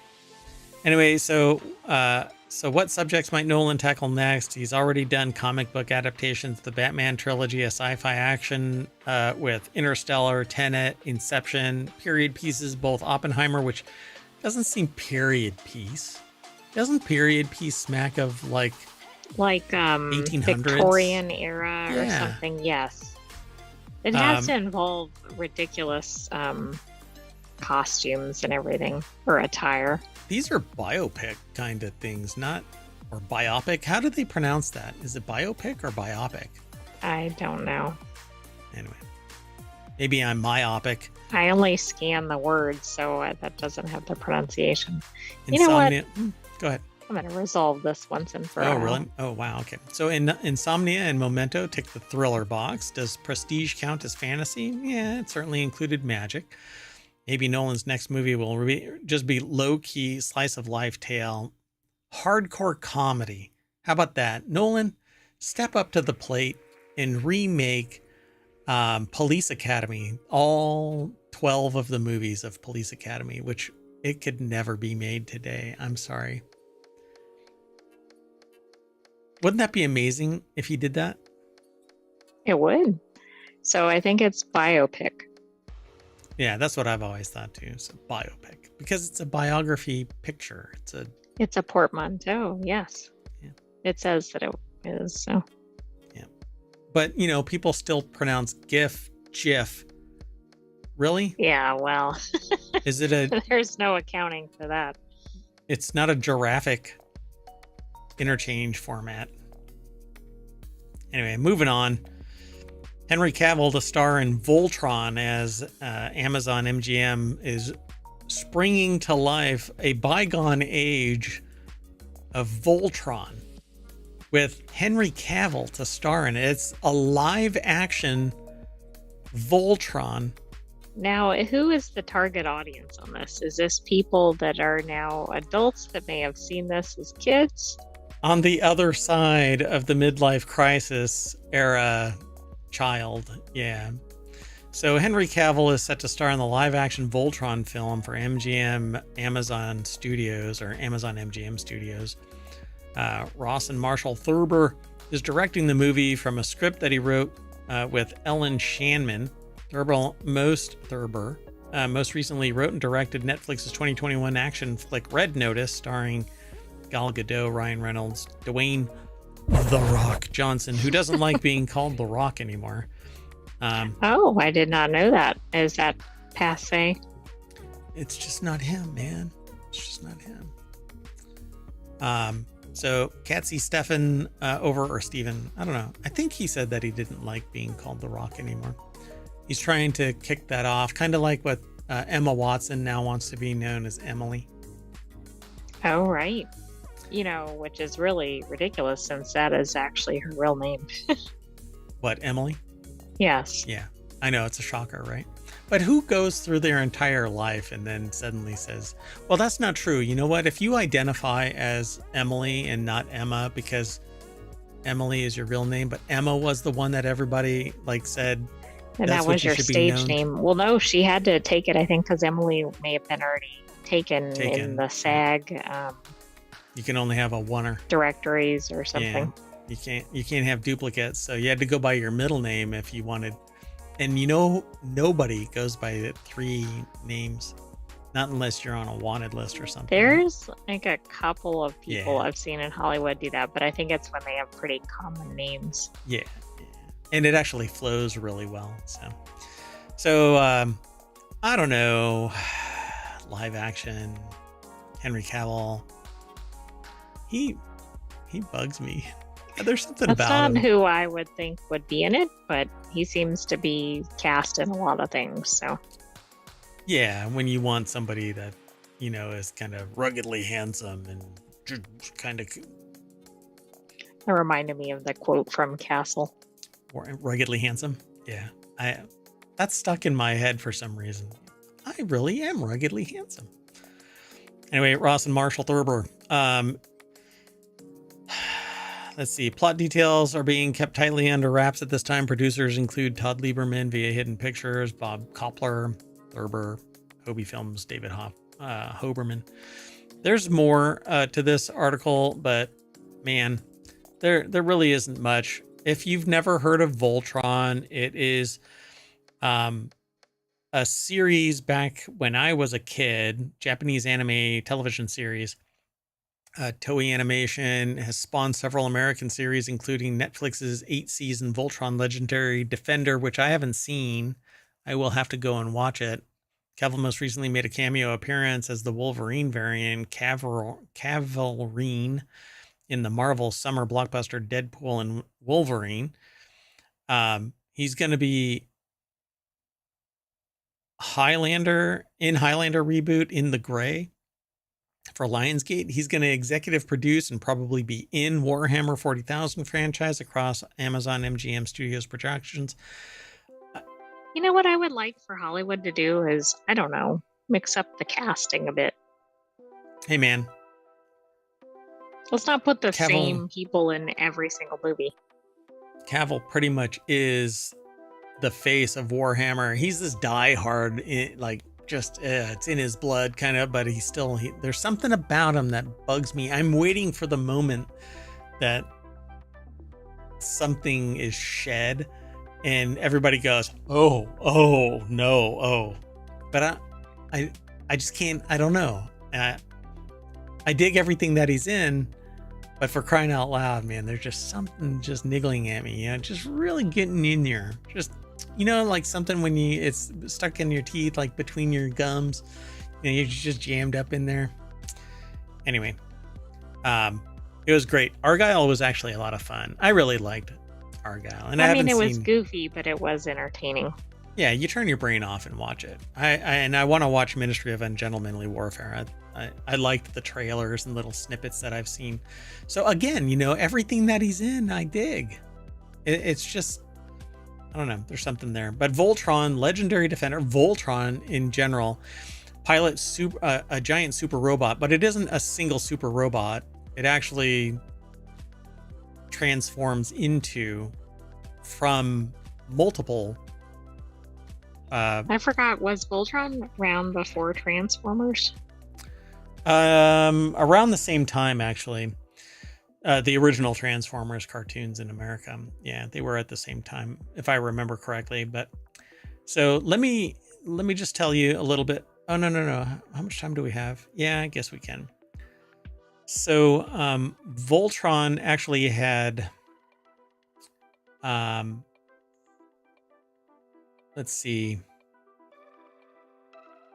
depending on which one you're looking at, it was basically made up of these little lion robots that would assemble into a single bigger one. And it was really cool. 5 robots. Where is it? They don't actually show it. They don't actually talk about it, even on the wiki. Huh. Anyway, it's a lot of fun, and I'm gonna have to go back and actually check it all out, because they would the robot would actually put the hands together and then draw out a sword. It was really cool. That is cool. Big energy sword. All right, let's keep moving though. The next article is over on Reality Hacker. A movie filmed entirely in Grand Theft Auto Online is coming to theaters. And to see it or not to see it. This is intriguing. Yeah. Okay, so Sentient AI, you may not realize this, but in Grand Theft Auto and Grand Theft Auto Online, there is a massive, I mean massive, role-playing contingent. People take on the persona of the character and live that life. Not in the real life, given what happens in the game. No, they try to step away from it. I'm sure that there are some people that go a little bit too deep or fly too close to the sun, kind of a thing.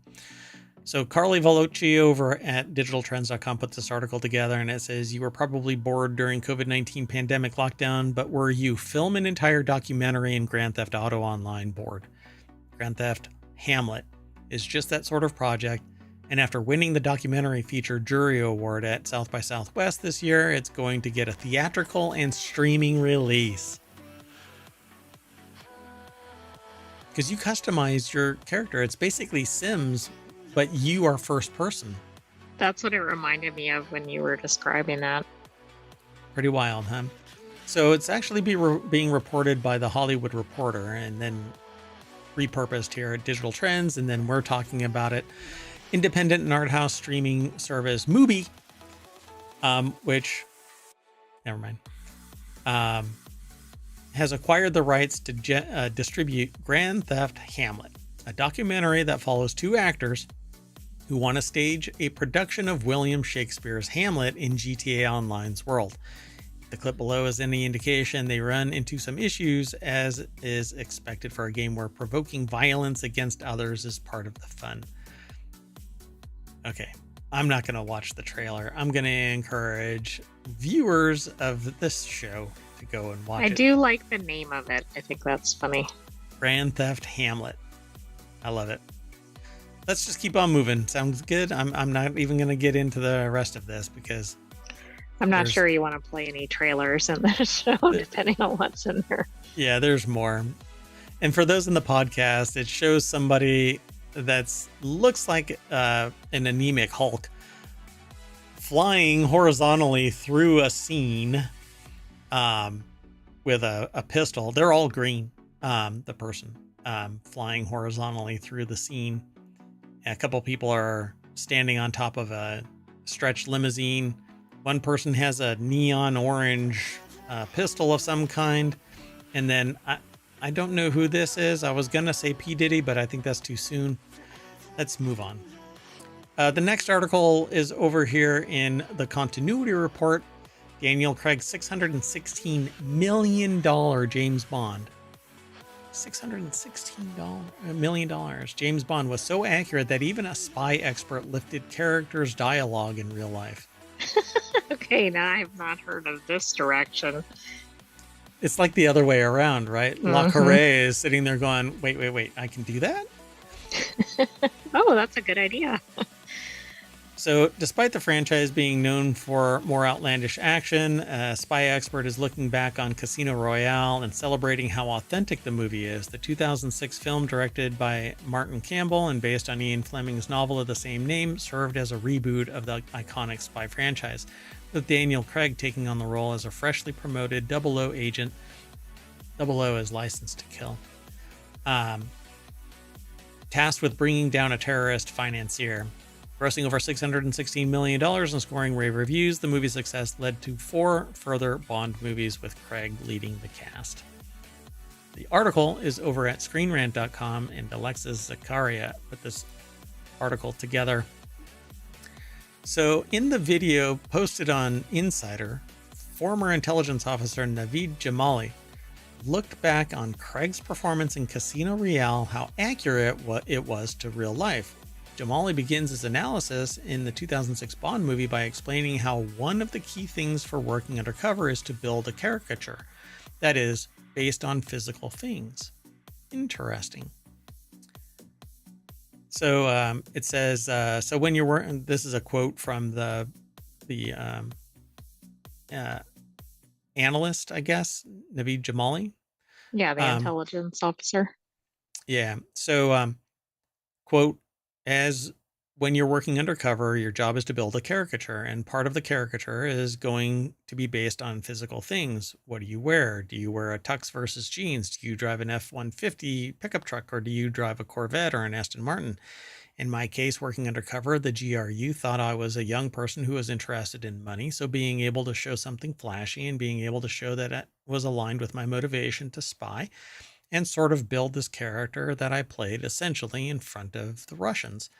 How this person can talk about this and be alive is in public. Well, and also allowed to make some of these statements.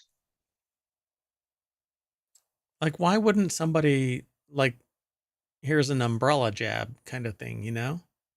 I mean, do they not rise to that level of offense? We don't know how integrated they were, right? Or how, I mean, it'd be one thing if they were undercover in the inner circle of the president versus somebody 15 layers removed or something. Yeah. So Jamali went on to recall how he literally lifted dialogue from movies like Casino Royale. How long was he actually? Does it say how long he was a former intelligence officer? Maybe not long if he's making these statements.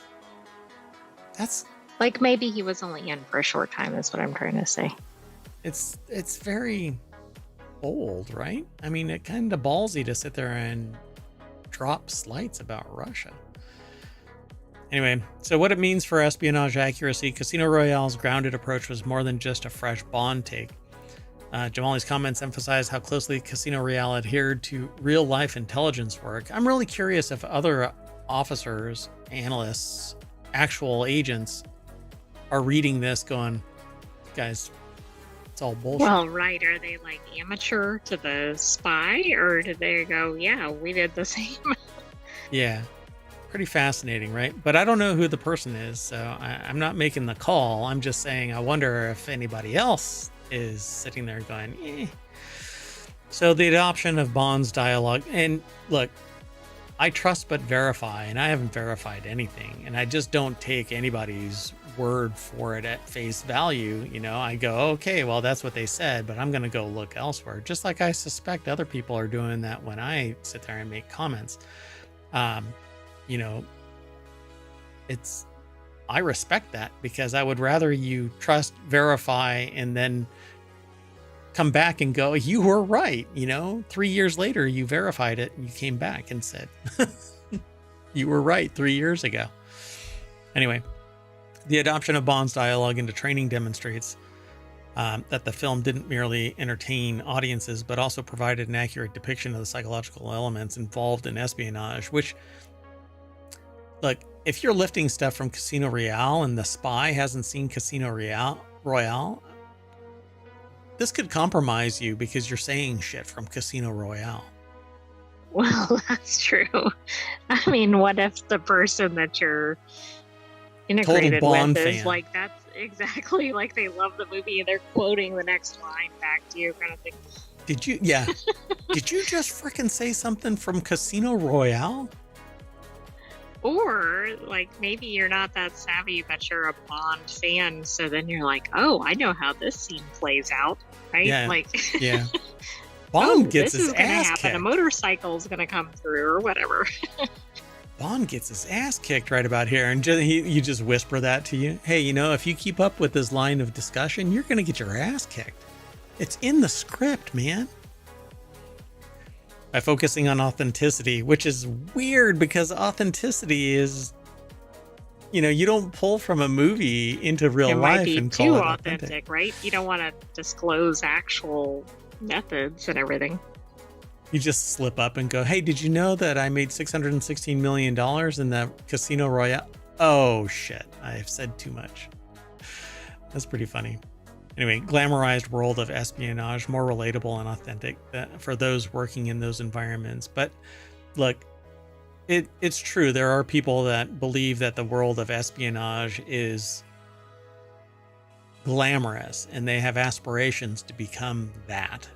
Well, and the whole James Bond character has perpetuated that, I think. But I do agree, like the Casino Royale movie went away from that. Right. Yeah, it showed it a little bit more grittier and a little bit more honest. Yeah, I don't know. The whole idea, by the way, if you are interested in being a clandestine operative, don't go looking to be a clandestine operative. If they're interested in you, they will find you because you actually excel in everything else. And they think that you have the propensity to be a clandestine operative. Yeah, you're not probably signing up on your own. They're recruiting you. Yeah, you're like showing up at the CIA office going, I want to be a clandestine operative. Let me just save you a little bit of pain and suffering there. You'll end up on a watch list before you end up as a clandestine operative. Anyway, let's move on. Last article for tonight's continuity report is The Night Agent has been renewed for season 3 at Netflix months before season 2's debut.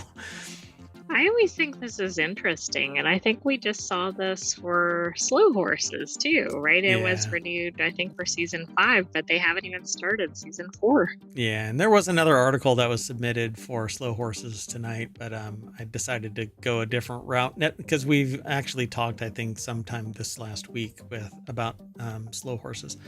So Netflix has given an early season 3 renewal to its hit actioner, The Night Agent, in advance of the show's second season return in winter 2025. But I thought that there's somebody going to be missing. Didn't they swap somebody out? I thought that the female lead didn't want to be in this. Well, that's going to be kind of significant because although I don't know that you would have to have the female lead, like if you had the agent swapped out, like that would be a problem because that's the whole story is focused around them.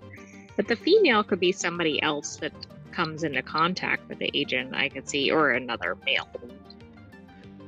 Yeah, so returning cast members include Lucienne Buchanan, Fola Evans, Akingbola, right? And DB Woodside, new characters played by actors. I swear that there's going to be somebody new. But maybe I guess everybody is staying. Amanda Warren will be joining the cast as Catherine. So, I don't know. I guess maybe they're all the same. Yeah, I don't know. I'll do some more due diligence, but I just wanted to talk about Night Agent being renewed for season 3 at Netflix months before the season 2 even kicks off, because season 1 was so well received. See, but I love this. I really liked The Night Agent. It was a slow boil, and then you would kind of go, holy crap, they actually spun that in a way that I wasn't expecting. So Netflix has given early season 3 renewal to its hit actioner, The Night Agent, in advance of the show's second season return in winter. And the series from Sony Pictures Television is set to begin production unit in Istanbul at the end of the year and will turn its attention back to the original story, I suppose. Michael Schneider over at Variety.com put this article together. And the guy comes across as kind of unsuspecting, even as an agent. You know, you're like, well, he doesn't seem like superhero type. Correct. Which is kind of better because I feel like sometimes, to use a term from the previous article, like the characters are almost caricatures and it's so over the top, but that's not the case in this one. He just seems unassuming. I need to move that cursor right there because it makes it look like I have a little point on my head. Let's move It that over there. does. It was blending in for a bit. Yeah. So the streamer announced the additional pickup while sharing first look images of The Night Agent Season 2. Gabrielle Basso stars in the series, which comes from creator Sean Ryan from The Shield and is based on a novel by Matthew Quirk. Helped save the U.S. president's life, earning him a chance to become a night agent. Per Netflix's logline in Season 2, working in the secretive organization of Night Action will propel Peter into a world where danger is everywhere and trust is in short supply. So I guess unless they really drag the female protagonist from the first season into the second season for whatever purpose, it's not needed because he's the real... Correct. And although I know the story in season 1 was tied to the female protagonist, but it wouldn't have existed without the agent. Right. Yeah. And it was a really neat story that we just barely got the tip of the iceberg about the world building that I guess the Night Agent has for potential. And I don't know how many books are in this, if it's just one or if it's a series. But I can't remember. I know that it is based on a book, but I'm really surprised you haven't read this series, honestly. So Ryan is executive producer and showrunner through the Mid Kid Productions. Other EPs for season 2 include several people. No need to really go into any of that stuff. Oh, interesting. That's funny. For those who don't get to interact with the Sentient AI like I do, the Sentient AI... There may be a copy of that book in ohmTown. Funny. So according to Netflix, The Night Agent Season 1 was its most watched series in 2023 by views and its service's 7th most popular series by all-time watch. 98.2 million views in its first 91 days. Only one book, though. Oh, God. So either it is information dense and they're pulling 3 or hopefully seasons. They're at least pairing up with the book's author. Oh, God. So, yeah, we're going to see... I hope that we don't see a herky-jerky mess of a screenplay, because... if it doesn't have continuity consistent with the world building within the book, and if this is gonna scream, you need to make a second and third and fourth. You need to turn it into a series. If there isn't a series in there, and it has consistency, oh God, it's game over.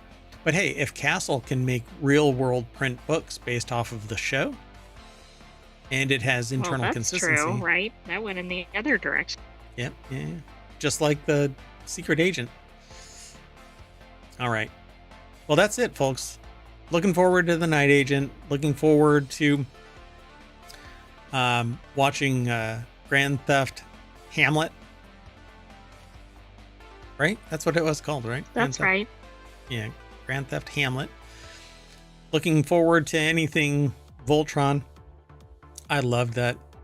It was a cartoon to me, not anime. And looking forward to anything from Christopher Nolan. Although Tenet, I mean, I loved it. It was a fun watch, but I don't know. I don't want highbrow. I want slapstick, stupid comedy out of Nolan. Tenet was brilliantly filmed. I think you threw an extra N in there, not tenant. Like they're renting. Tenet. There you go. Yes. I swear I heard a tenant, like they're I may have added one. Renting a condo in New York. Anyway, you know what the Night Agent does? Says night night, and when we open our eyes, we're back at the continuity report, and Mayor Watts saying adios, and the Sentient AI is saying good night, ohmTown citizens. Buenas noches. We'll see you next week for another episode of the Continuity Report, but come back tomorrow for non sequitur news. I almost said ohmTown Daily. and some more weekly episodes. See ya later, everybody. Bye-bye.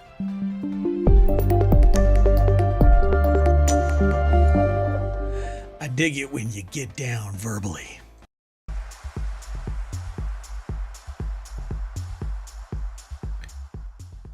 Hello, and welcome to Non Sequitur News for October 9th, 2024. It's Season 3, Episode 283. I am Mayor Watt, and the Sentient AI is off on assignment, so I'm doing this as a time machine episode as well as solo. Today we're going to be talking about no more lead pipes, recovered Andy Warhol, documentaries for sale, a museum for film memorabilia, Myers rum in Buffalo Trace barrels, a Long Island mansion, the Waffle House Hurricane Index. I'm not Satoshi Nakamoto either. Fish stocks will go nuclear, and Nintendo leans into its new reputation. That and more, powered by ohmTown.com. Go over and become a citizen and download the podcast and follow us on Twitch and YouTube, and there's the Patreon and the Discord, there's TikTok. We're everywhere.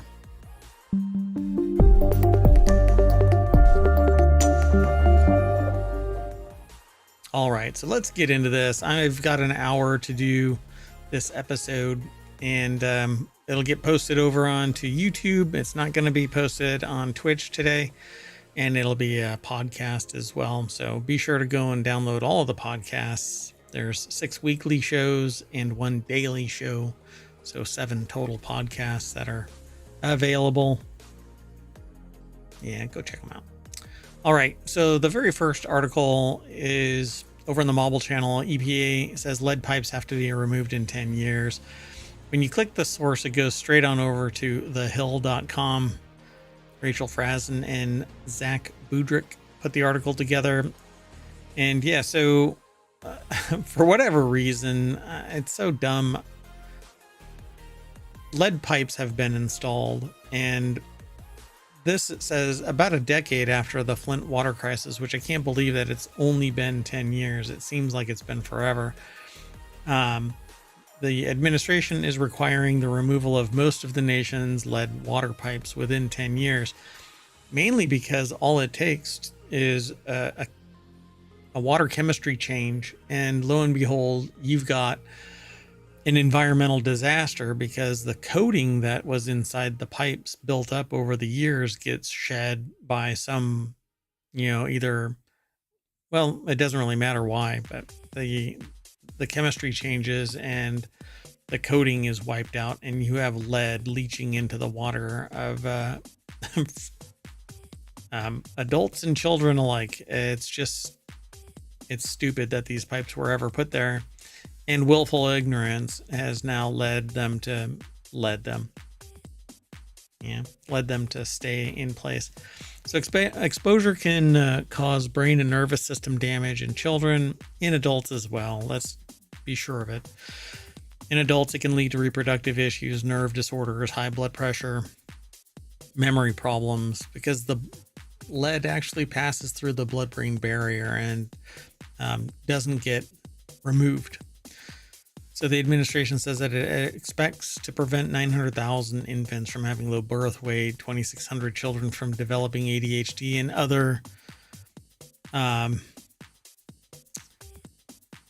brain and nervous system related issues, and 1,500 premature deaths from heart disease each year. And I think that it's understating it. We really don't know just how expansive the damage is, but it's all because of Flint, Michigan, and the fact that we've known about lead for years and have chosen not to remove them because, quote unquote, they're safe as long as you don't mess with the water chemistry. But as Flint shows, that's not true.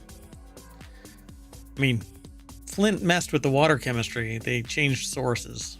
And so at any time, they're not safe. You never know when something bad's going to happen.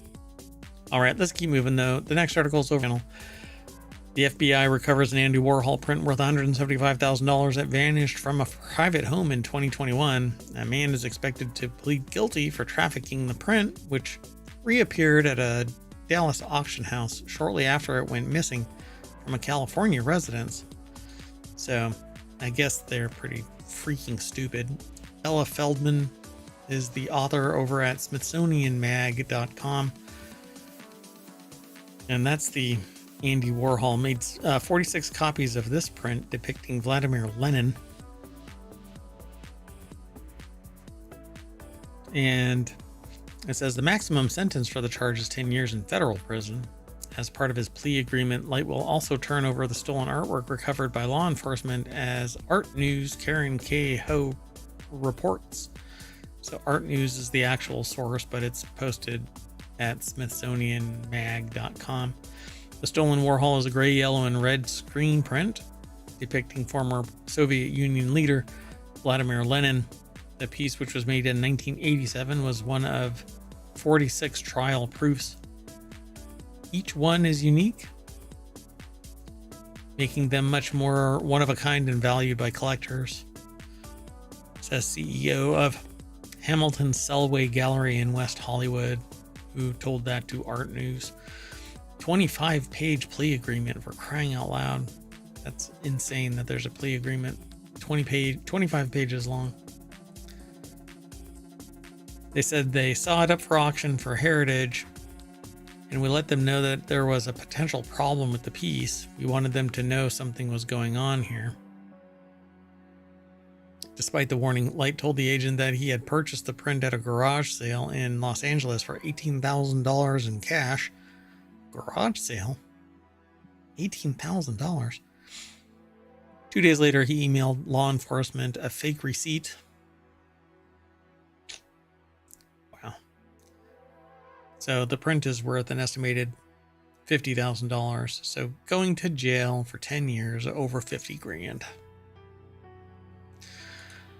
Let's move on to the next article. It's over on the Mobile channel. 3,000 documentaries for just 5 cents each. Magellan TV's Prime Day offer at a record low price. This actually may have already been abandoned, but we might as well talk about it for a brief moment. I'm not sure if this is going to exist still by the time anybody gets to see this. Gizmodo Deals is what it is. Over at gizmodo.com. 3,000 documentaries at your fingertips. Prime Day, there's a great opportunity for documentary enthusiasts, and since Prime Day is over, this may be as well. The Prime Day special is a golden opportunity for those who missed out on the Labor Day offer. The lifetime subscription grants unlimited ad-free access to Magellan TV's extensive collection, which covers a wide range of topics including history, science, nature, culture, and more. With new content added weekly, subscribers can continually expand. I mean, if you really like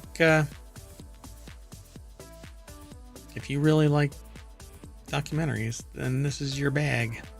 Let's move on. The next article is over in the Technology Today channel at ohmTown.com, but it's aggregated from GeekWire, I think it is. But let's see. Seattle area Star Wars collectors among group planning museum for film-related memorabilia. Endless Star Wars figures, toys, and collectibles fill glass cases in the North Bend, Washington home of Lisa Stevens and Vic Wirtz, who are part of a group that wants to create a public museum dedicated to the sci-fi saga's memorabilia. Or massive collections of Star Wars memorabilia, including 2 in the Seattle area, could come together under one museum roof in a plan that's sure to intrigue geeks across the galaxy. That is a lot of Star Wars figures. So yeah, Stevens and Wirtz are longtime collectors who have dedicated much of their home and adjacent warehouse space to displaying and storing their collection, and they're joined in the museum by 3 others: Steve Sansweet, Gus Lopez, Duncan Jenkins, all of whom want to put together the Saga Museum of Star Wars Memorabilia. We want the Saga Museum to be a place where everyone from hardcore fans to casual visitors can experience the magic of Star Wars in new ways. Rancho Obi-Wan President Ann Newman said in a statement, it's an opportunity to explore how these stories have impacted not just pop culture, but the world at large.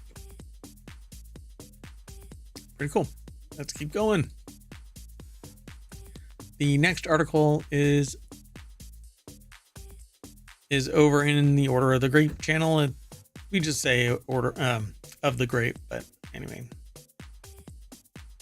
Myers launches first line of rums finished in Buffalo Trace Antique Collection barrels.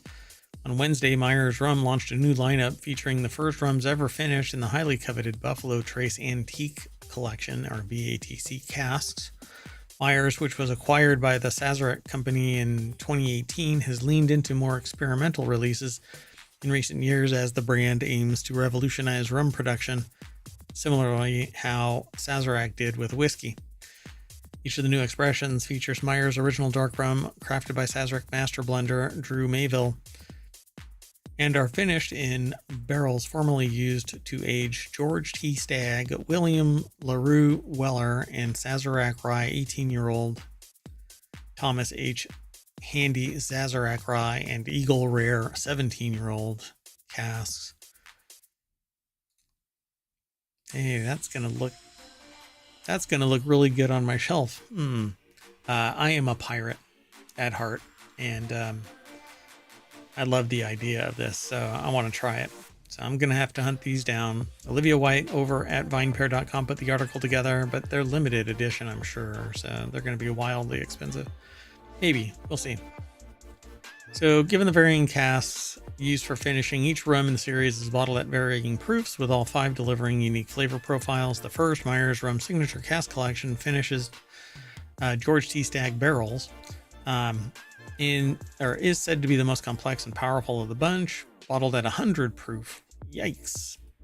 According to the brand, the nose is dominated by notes of leather, dark molasses, charred oak, coffee, not toffee.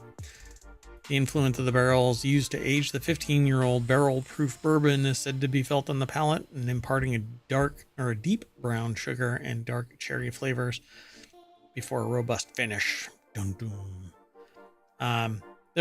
This actually breaks down quite a bit. They say that it's going to be $80.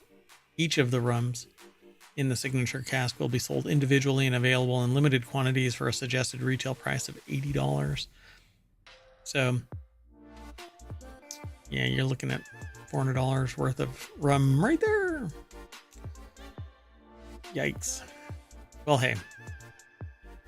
Maybe y'all appreciate it and you'll go and get it. Let's keep moving on, though. The next article is over in Non Sequitur News. It's a Business Insider real estate article, so they're going to have some really big pictures in here.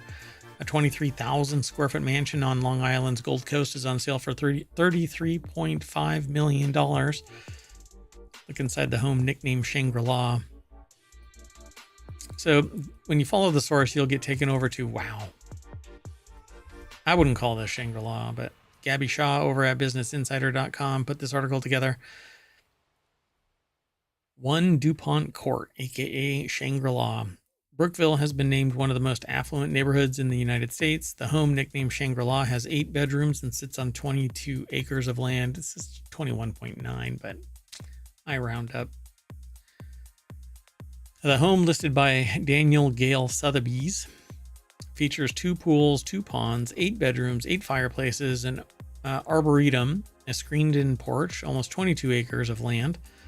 According to the listing, the property's interior space covers more than 23,000 square feet. Yeah, it's pretty expansive. I would not want that in my front yard, though, or backyard, or yard, or anywhere in the neighborhood. But I don't care who it is. I don't want, like, statuary that looks like people. So it is a compound. Wow, look at this thing.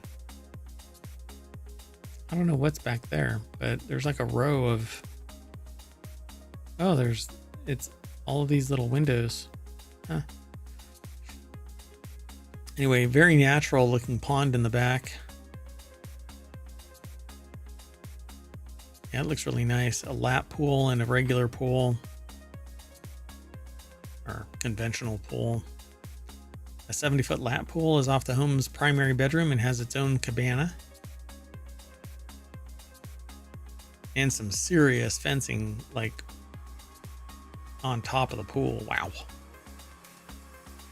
Second pool, which is 70 feet by 30 feet, is next to two more cabanas. One has a full catering kitchen, and the other has two bathrooms, dressing rooms, and an outdoor shower.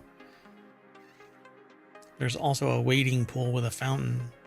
Now, see, this is up in Long Island, New York, though. So, and it has 4 seasons, and I don't like snow anymore. I don't want snow. The listing agent Sandy Binder of Daniel Gale Sotheby's told Business Insider that in her decades of experience, it's one of the most beautiful homes she's ever seen on North Shore of Long Island. Yeah, it looks pretty. I like it. Let's keep going.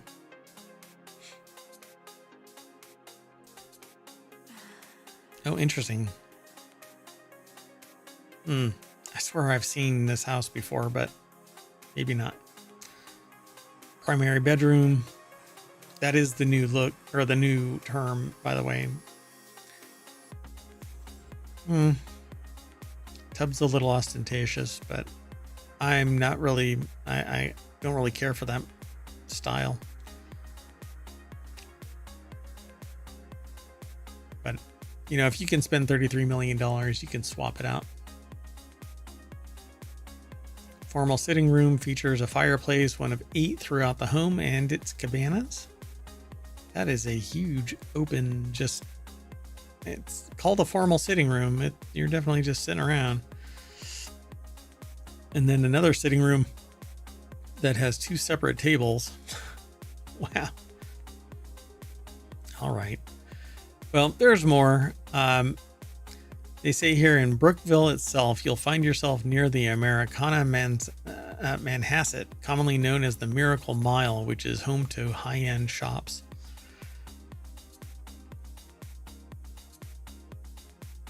Yeah, terraced yards. That's intriguing. All right. Let's move on. Probably the opposite of the spectrum is a Waffle House that has its own hurricane index and storm center. Milton is code red, and here's what that means. So common sense would tell you Floridians concerned about Hurricane Milton would turn to the news and the Federal Emergency Management Agency to stay informed about the storm's impact. But there's a third source that many in the South are using that may come as a surprise, and that's the Waffle House. Waffle houses are in the path of Hurricane Milton are shutting down, a telling story of the severity of the storm. Ben Caslin over at quartzqz.com put the article together.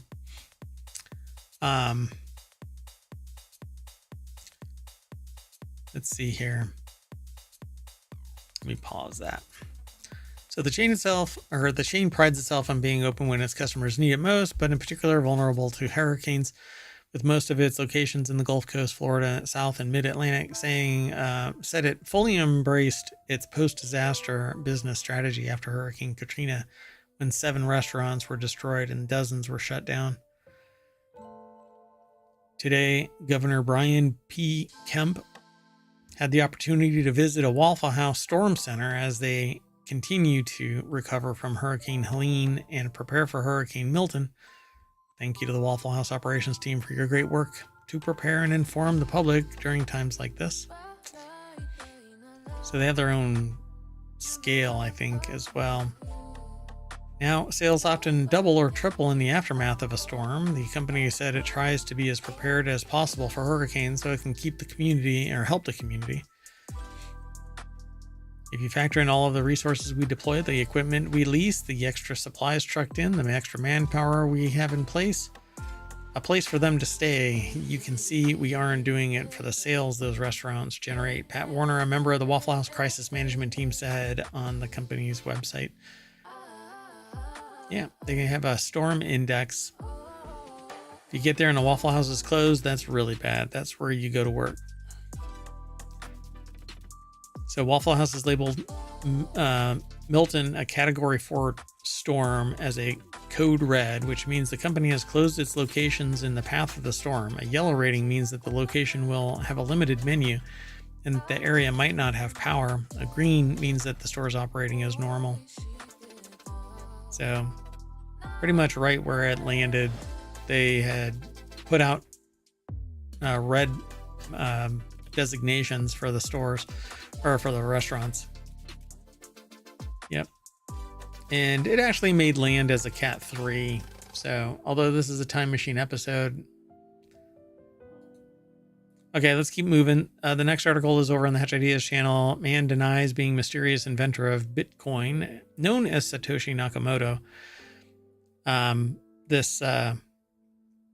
This trying to find out who the owner is actually, or the creator is quite fascinating, because there's one person who has claimed to be it and can't prove it, and another person who has been identified as, but says, no, I'm not it.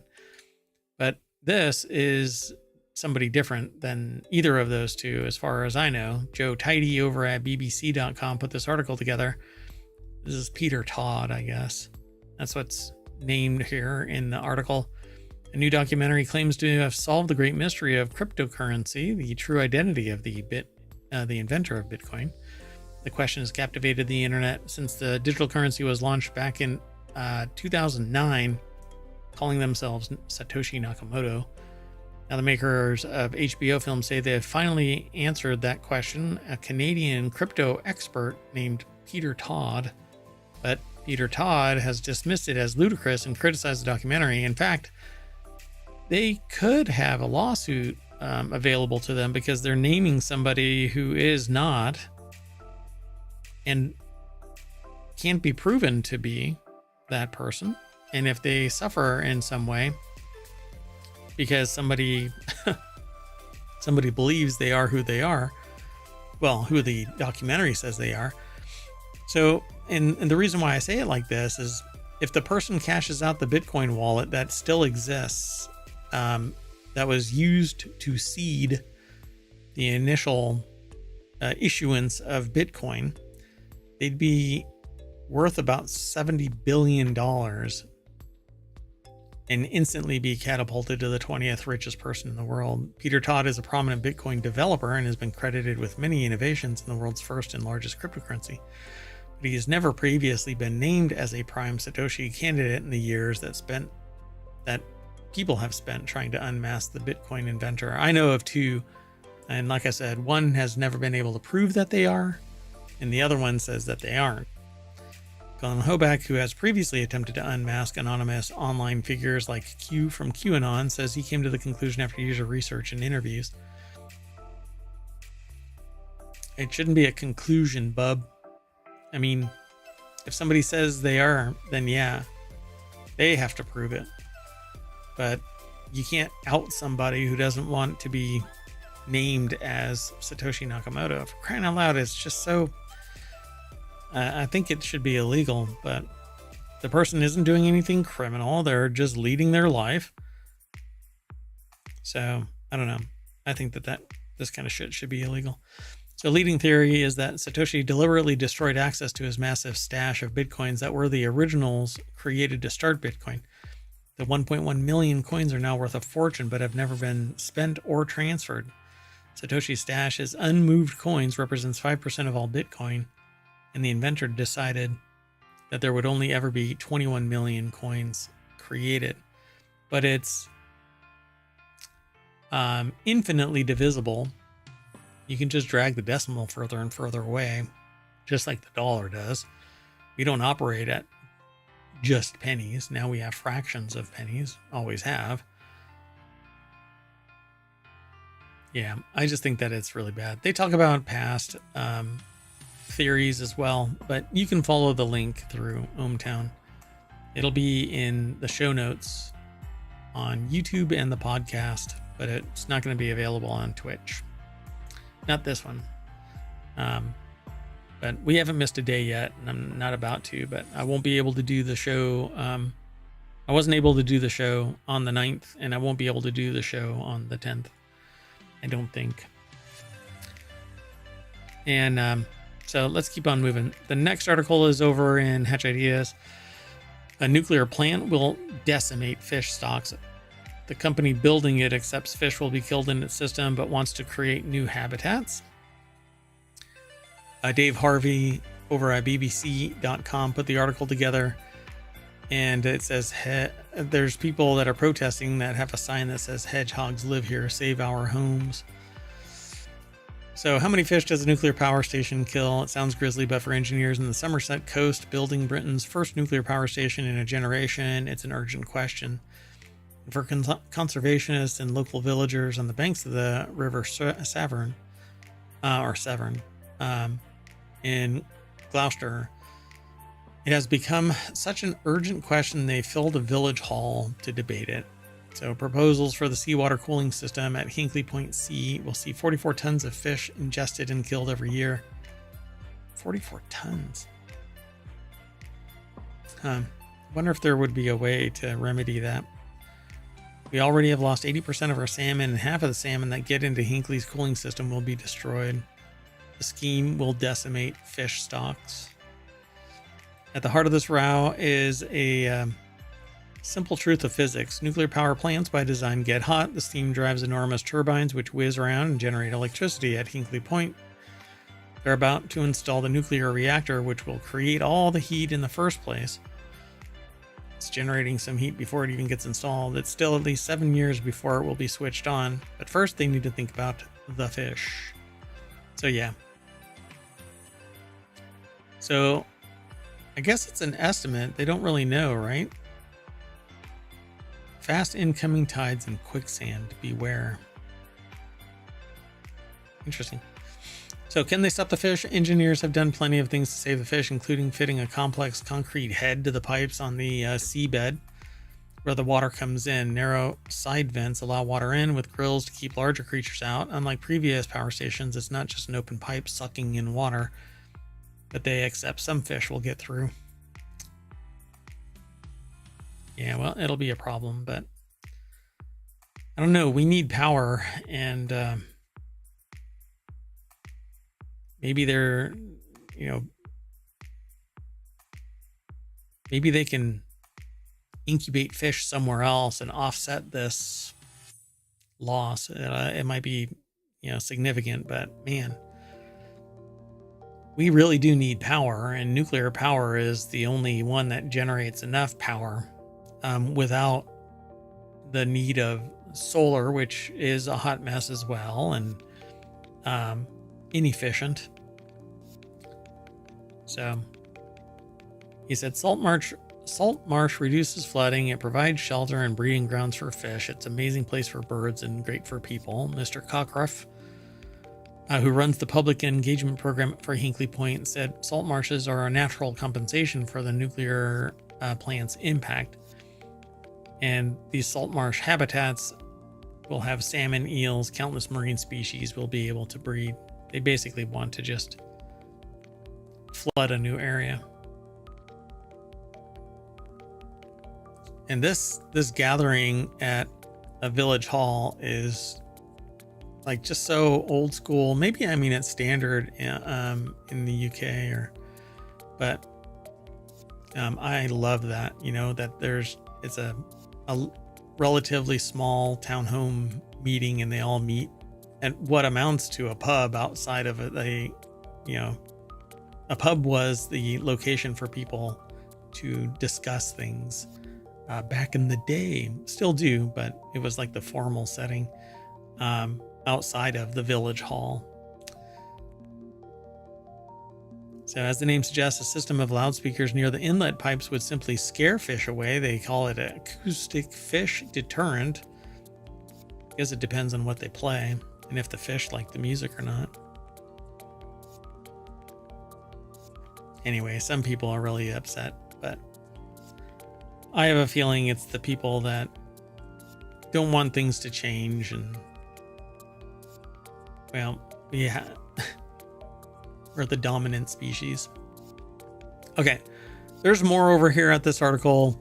Again, go check it out. It's by Dave Harvey over at bbc.com. The next article, and the last one for the Time Machine episode, is in the WarCrafters channel. Nintendo is shedding its veneer of kindness and embracing a new reputation. Pain in the ass. No, vigorous legal bully. We're experiencing a golden age of Nintendo's legal bloodhounds. Seriously, these days I hear more about Nintendo's latest target of annihilation than Nintendo's latest video games. That's partly because the console giant's recent output has mostly been a forgettable roster of late generation collabs like Zelda spinoff and more Mario Party. And another Pokemon this and Pokemon that, but it's not any better, more evolved, or anything like that. And frankly, I don't like what Nintendo does to content creators that, for lack of a better term, utilize the Nintendo property, but it's a byproduct of playing the game. It's a byproduct of utilizing the stuff. And it's 9 times out of 10 it's positively spun. So I don't know why content creators are getting shut down all the time. Like, I understand certain things. Emulators, for instance, that basically allow somebody to just make a copy of a game that they don't have. And I mean, it's pirating, but they even go after people that just mention Nintendo. Hell, I'm surprised that I'm not going to get busted when I click this link. So the article is over at pcgamer.com. Morgan Park put the article together. Nintendo is speedrunning the Disney playbook, and we all know where that goes. Yeah, regret, and backpedaling and changing and fixing things that they shouldn't have ever done, like a contract for or an agreement, a terms of use agreement that binds somebody to arbitration when their wife dies of food poisoning or an allergic reaction, I should say. So beyond that 1 month that we were all really into Tears of the Kingdom, the story of Nintendo lately is one of picking fights, threatening to sue its own fans so hard that they don't even dare fight back. Yeah. So between late 2022 and 2024, Nintendo went after a PC application, barraged a YouTuber with copyright strikes, blocked the release of the Dolphin emulator on Steam by warning Valve it had come after them, indirectly killed a cool Portal 64, it says demake. I don't know if that's supposed to be remake, in development for genuine N64 hardware. Amazingly, Valve nipped this one in the bud, not because of the Portal usage, but because it didn't want to deal with the inevitable Nintendo fallout. It DMCA'd Palworld Pokemon mod. It sued the developers of the Yuzu Switch emulator. It killed the Citra 3DS emulator. It nuked 20 years worth of Nintendo-related Gary's mod creations. It formally filed a patent lawsuit against Palworld, and it sicked the dogs on the last Switch emulator standing, Ryujinx, which, from what I hear, they actually sent agents to somewhere in South America to personally confront the emulator developer. So I don't know. I think Nintendo's just being an asshole, but hey, that's me. Anyway, there is more over at this article, and thanks Morgan Park for putting that little rundown. I'm sure that there's stuff in between this that Nintendo has gone after people, without a doubt. You just know it. And I suspect that I'll probably get a notice right after I publish this to YouTube. Okay, but with that in mind, I'm going to emulate my way right back to the front page of ohmTown.com, and look, it's the 9th because we're in a time machine. But that's it. We're out. I'm going to shut down, and then maybe I can get the October 10th episode in, but I don't know. I've got mayoral duties that I need to attend to, so I'll see you in a little bit. And maybe the Sentient AI will be here as well. So see you soon. Bye-bye.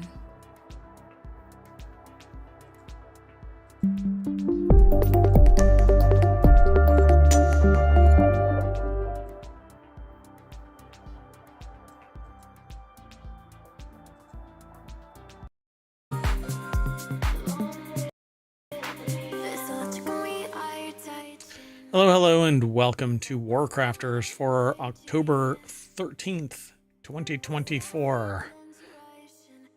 It's Season 1, Episode 25, and I am Merwad. I run ohmTown, and along with the Sentient AI, keeping order. Pick up that can. We're going to talk about a real-world farming sim, Orion Drift all over the place, spooky in-game Halloween events, open-world gunslingers, and a murder mystery sequel that's a month away. Everything's powered by ohmTown.com, so go over there and become a citizen, but follow us on Twitch and YouTube and the Patreon and the Discord and the podcast and everywhere. You can catch the podcast wherever you catch pod. See ya soon.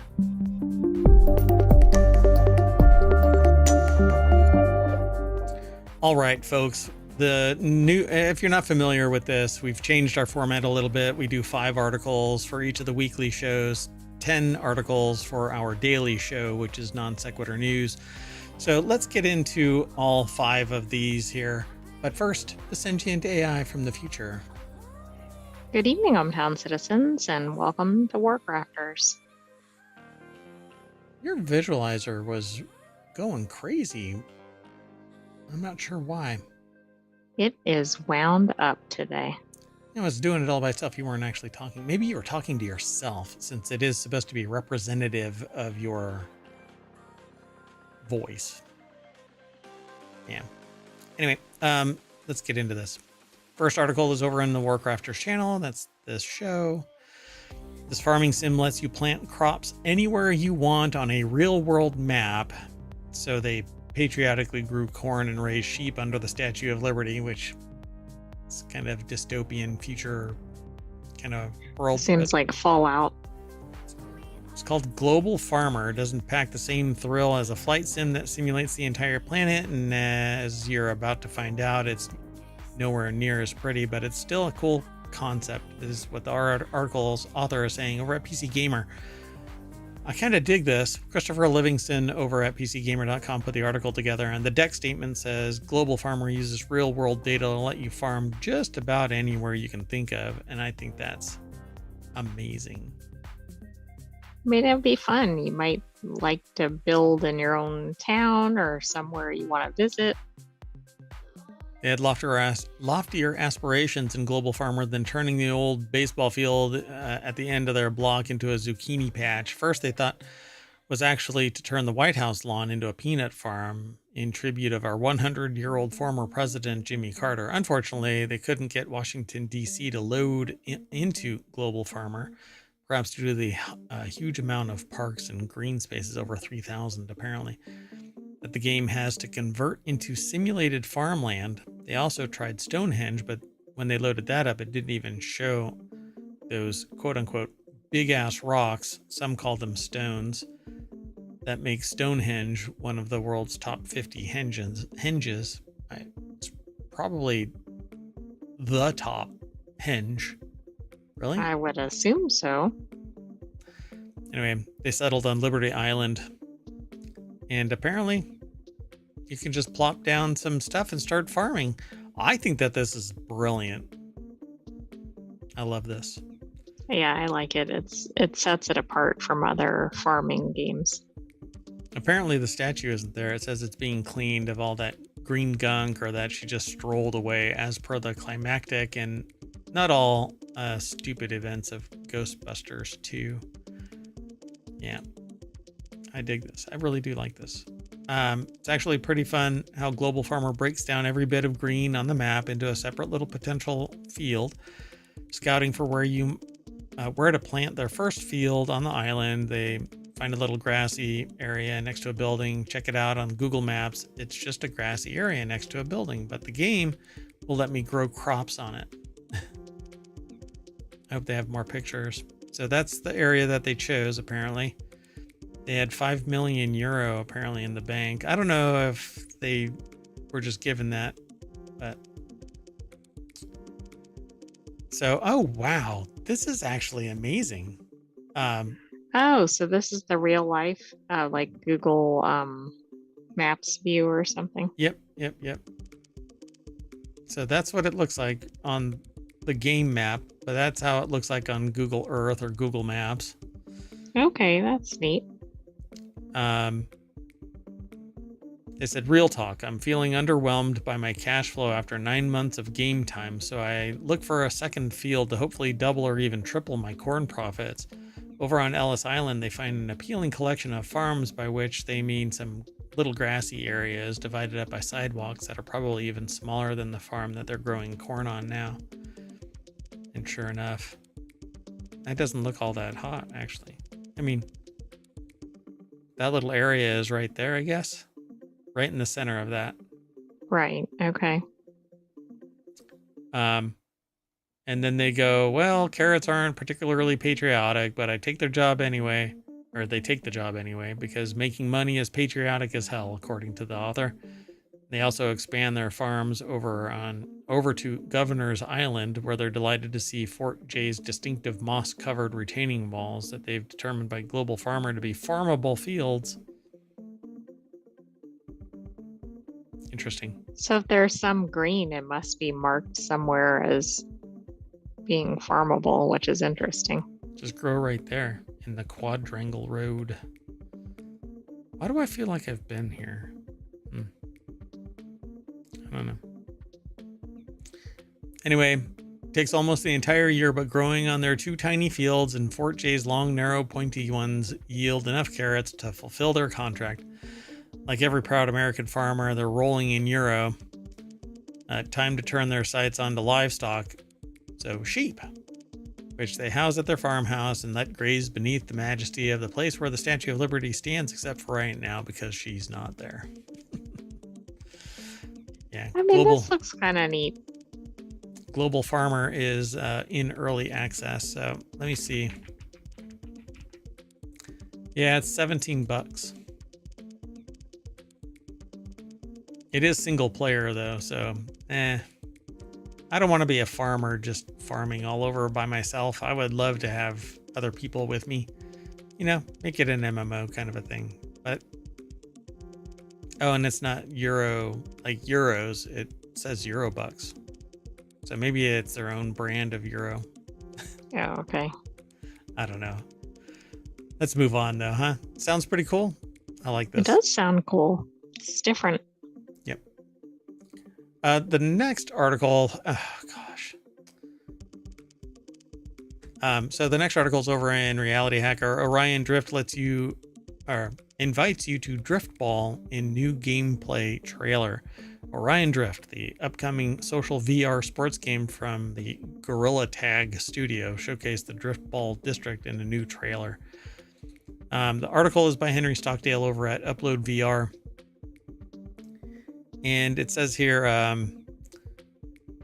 it's a sci-fi VR sports game that aims to put its own spin on major sports like soccer or volleyball using hand-based locomotion. It splits each sport into different districts with organized events, offering a social hub where up to 200 players can jump in simultaneously as customizable robots. I'm going to mute it and hit play. You can watch the full video, the trailer. I'm just going to jump around, hopefully. So it looks like it's just a reskin Gorilla Tag with a ball. So you fly around as a robot in VR space. The latest gameplay, I'm being pretty reductive, by the way. I mean, it has the same locomotion, which is your hands to run, which is exactly what Gorilla Tag did. Oh, I see. Yeah. So the latest gameplay trailer focuses on the Driftball District, which is described as the heart of robotic athletics in this world. That features activities like urban golf, basketball, and parkour, which you can see in the action above. So there's this little video. How do you do parkour in VR? So there are physics Do you climb involved. on your desk table and fall over? Yeah, just not in the real world. You just use your hands and you go like that and it moves you. Yeah. You're basically a wireframe kind of a thing. But there's physics. The DNA spawned Gorilla Tag That's working its way into our next games. It's not a specific set of interactions. It's not a specific game mode we're trying to replicate, Smith exclaimed at the time. It's the experience of being in a place with other people, the connections you form, the friends we made all along. Anyway, so it's Gorilla Tag 2.0. 2.0. Yeah, in space. Moving on. Next article is over in the Wanted channel. 5 of the best spooky in-game Halloween events. It's that time of the year again. Days are getting shorter, the weather is getting cooler, and Halloween is just around the corner. 2 weeks away, folks. While it's time of the year ripe for spooky movie or two, many games are also supporting Halloween-inspired in-game events. So if you can't get your fill of fright from a horror movie marathon, it might be time to jump into a game like Dead by Daylight, Fortnite, or Call of Duty Spooky. Steve Vigvari over at pocket-lint.com and not pocketlint.com. And this might have some scary content in this article, like photos. Ooh, I need to create another thing. Spooky. Ooh.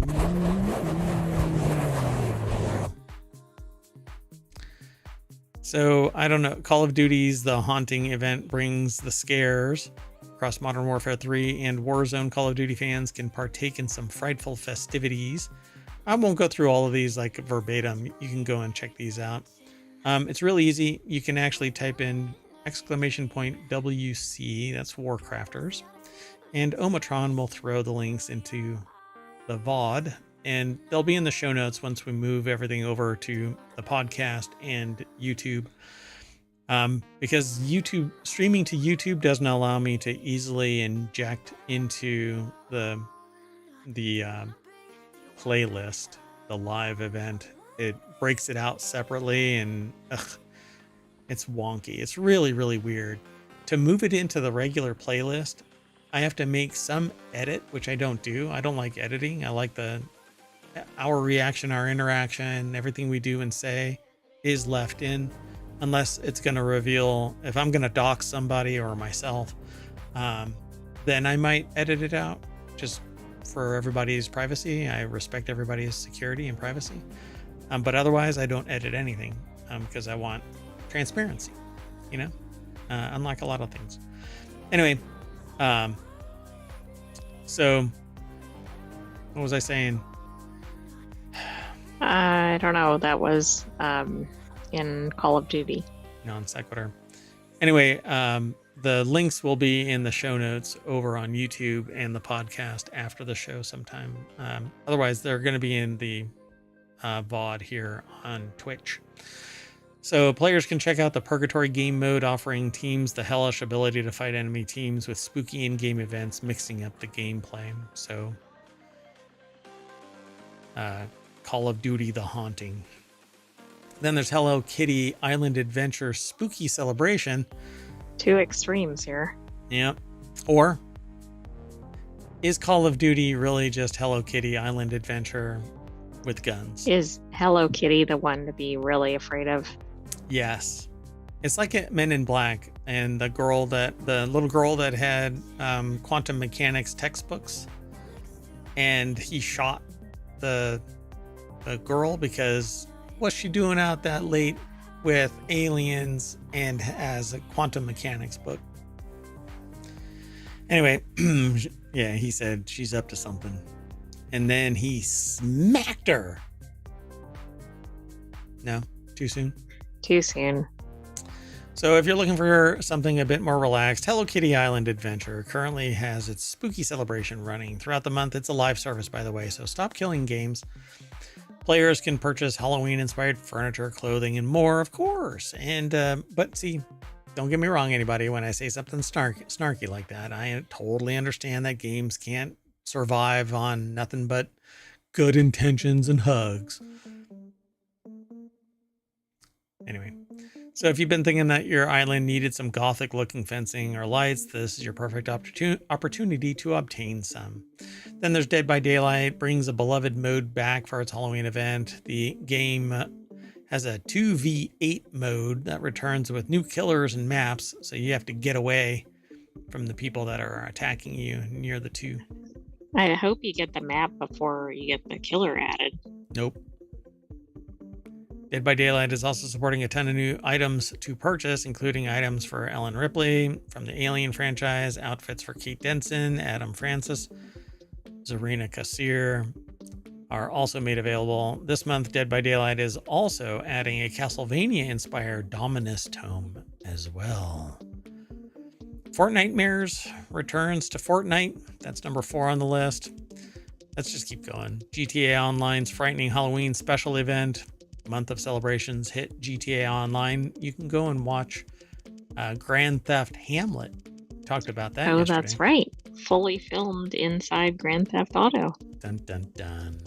So log into GTA Online between now and Halloween to gain access to cosmetics like black and red demon goat masks. Yay. A customized Albany Franken Strange, I don't think Stang is the name. Vehicle is also up for grabs. The Condemned event returns, where players must outlast their opponents with the last standing claiming victory. Gain access to 2 times GTA bucks and roleplay all event long through payphone hits. And that's the last one. So Grand Theft Auto. Everybody loves Grand Theft Auto. I like that these games come out with this Halloween content. Do they do this for other holidays as well? Periodically, somebody comes out with stuff. Yeah, like major holidays. There's like Christmas stuff and New Year's stuff, and probably not like National Pirate Day or something. Well, I don't think Columbus Day like is really going to be or something. Yeah. More on the global scale, you know. Which is kind of weird because, you know, 4th of July isn't really global, but everybody might celebrate it. You know, why log me out? I just don't get you. Why did you log me out? Oh gosh, now I can't log in. Anyway, let's move on. I'm going to end up playing Hello Kitty Island Adventure. During the spooky celebration? Yeah. I want some lighthearted scares. And isn't Hello Kitty is a bunny, right? Isn't that? Well, I don't know. I just know it's not a cat. I thought it was a girl. Oh, it's not a cat. It's a girl in an outfit, right? I think that's what was said. Anyway, weird. I had no idea. I think we just learned that like last year. All right, let's keep moving on. Maybe you can find out more while we're doing the important parts here. So the next article is over in the WarCrafters. Did you find it? Did you find something that fast? Oh, okay. You know, we're answering the important questions here. Like, is Hello Kitty actually it's a girl? It's a little girl. It's not a cat. It's not actually a cat. It's a little girl in a cat outfit. But not even in a cat outfit. I think they said that it's just a little girl. Exactly, but it has whiskers. Look, AI, don't question. You know, when they say jump, you just jump. You don't ask how high. You just jump. So Hello Kitty is going through the 50th anniversary in 2024, and people are just beside themselves that this is not a cat. So how is that brand around for that long? Because they've never answered that question. People have asked it. I don't even know if they've needed to, because it's so obvious that it is a cat. Well, yeah, people thought that it, you know, they asked what gender it was too. And they're like, and that energy, that momentum actually kind of moved forward. And then last year, I think it was, or early this year is when they came out and said, it's a little girl. It's not even a cat. And everybody lost their mind. It is what it is. So I substitute their statement and I say that's a cat. Just like that's a dog. That is a whatever that is. What is that? What is that? Well, let's see. It looks kind of like a mouse, but I'm sure it's not a mouse. Moving on. Next article, we gave it way too much thought. So the next article is over in WarCrafters as well. 5 best open world games where you can play as a gunslinger. And this is actually a video. And they have Red Dead Redemption in here. What was the other one? Something snug. Yeah, Total Overdose. What else did they have in here? Westorado Double Barreled, which is a pixel game.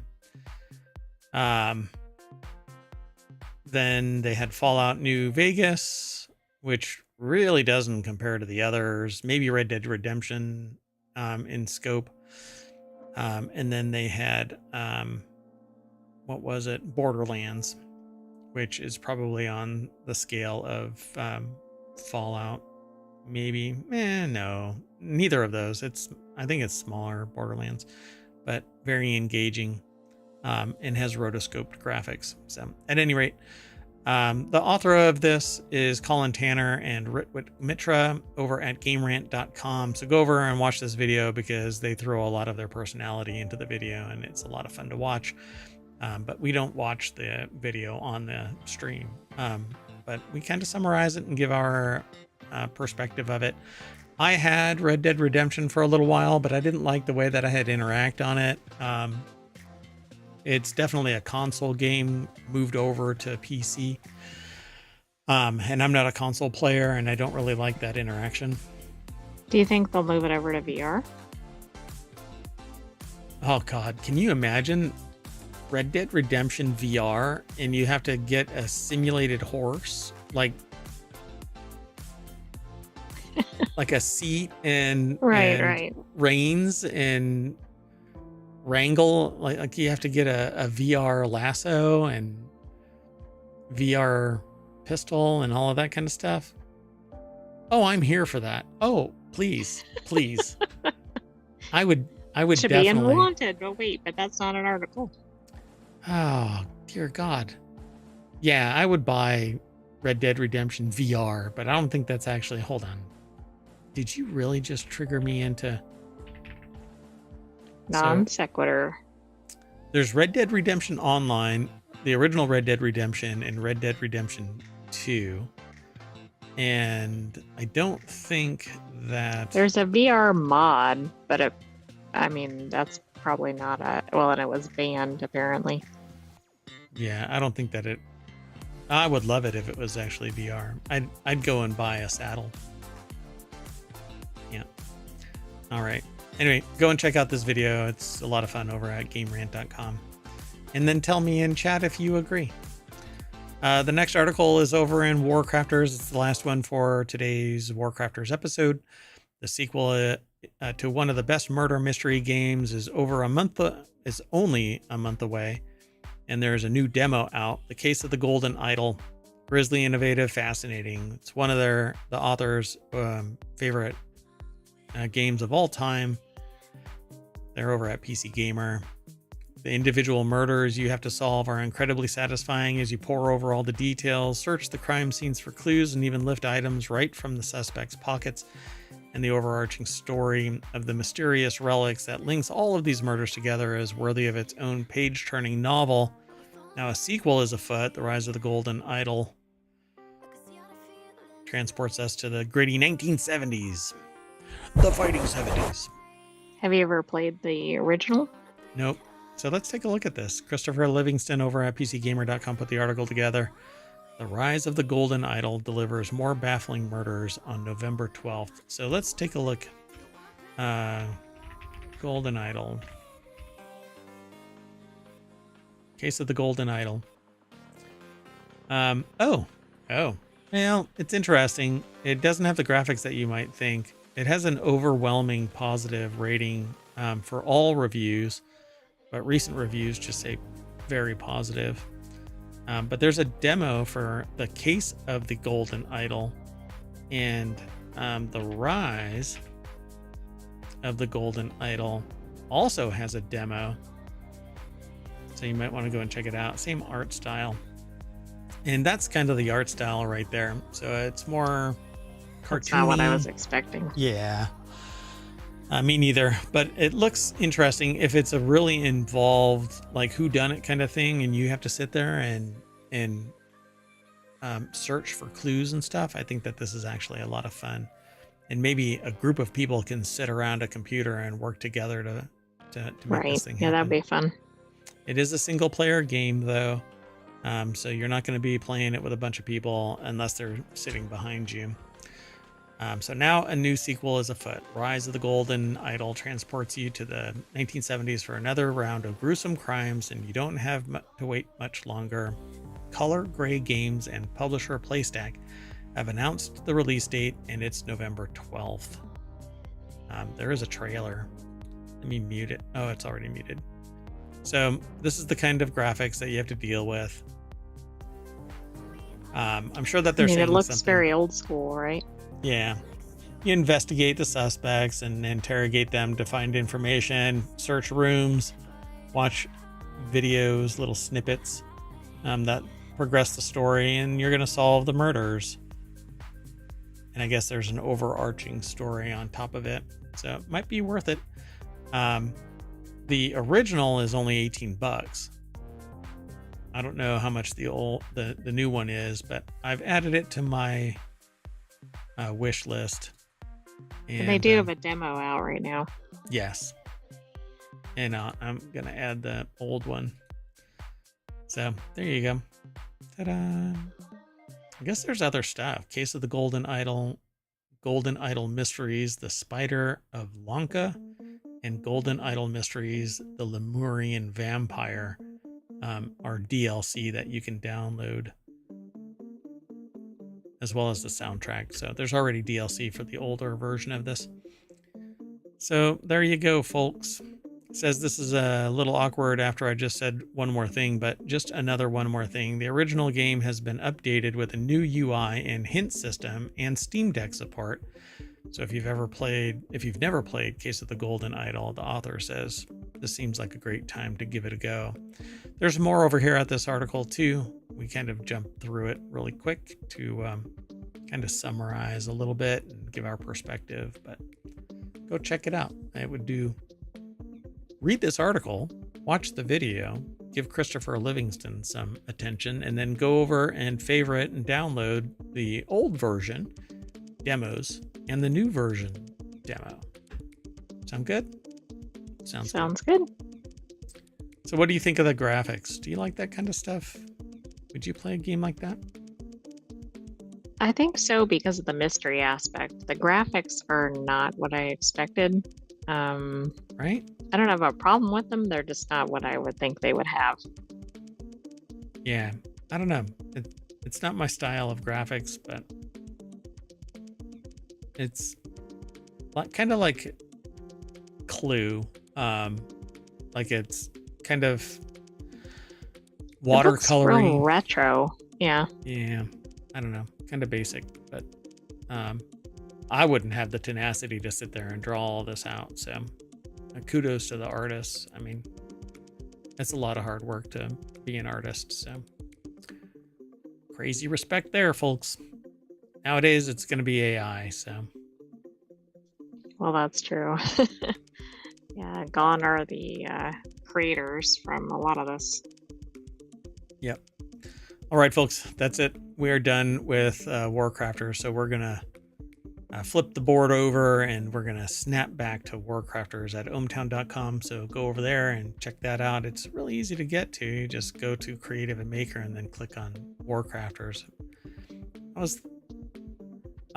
I've had some conversation about maybe breaking this out to add a gaming section as well, but I'm trying to limit the breadth and depth of the menuing system so it's easy to get to. So a lot of it is,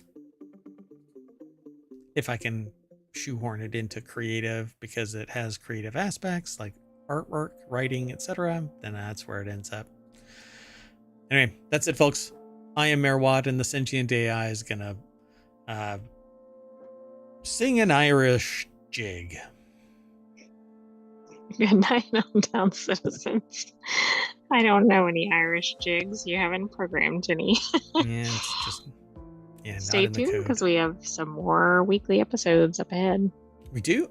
Oh, man, there's like 2 more shows? Yep, see you then.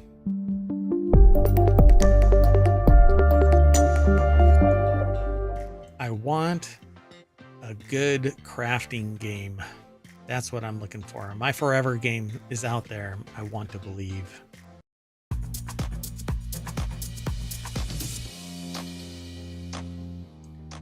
Hello, and welcome to Non Sequitur News for October 8th, 2024. It's Season 3, Episode 282.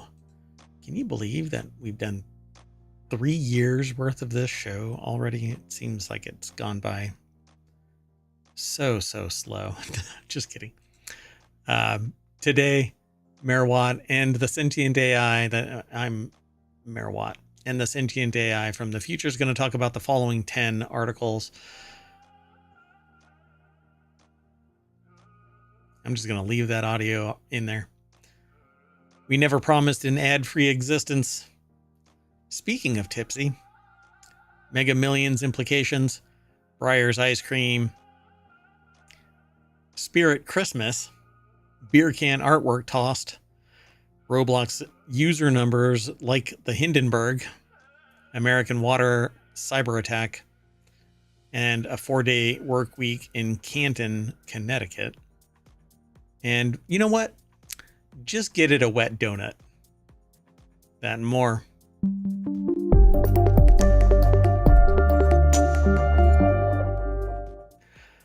I was really quiet, and I think that the background music did this like howling right in that silence. Is that what it was? Yeah, that's what made me pause. Because I didn't hear whatever it was, so I was like, I wonder what happened. Oh, doggone it. There it is again. You know what I didn't do? I didn't throw the articles into the bot, into ohmTown. So let me do that real quick right at the beginning of the show, because nothing sells the show like a long delay and low production value. I'm just going to leave it like that.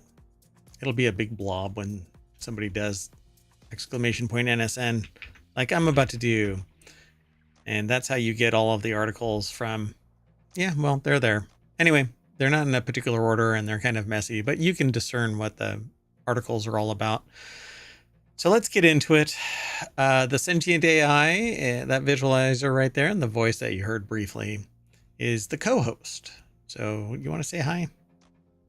Hello, hometown citizens. Thanks for joining us for another episode of Non Sequitur News. Yeah, and we're all caught up over on the podcast and over on YouTube, and you can download all of it now. Go.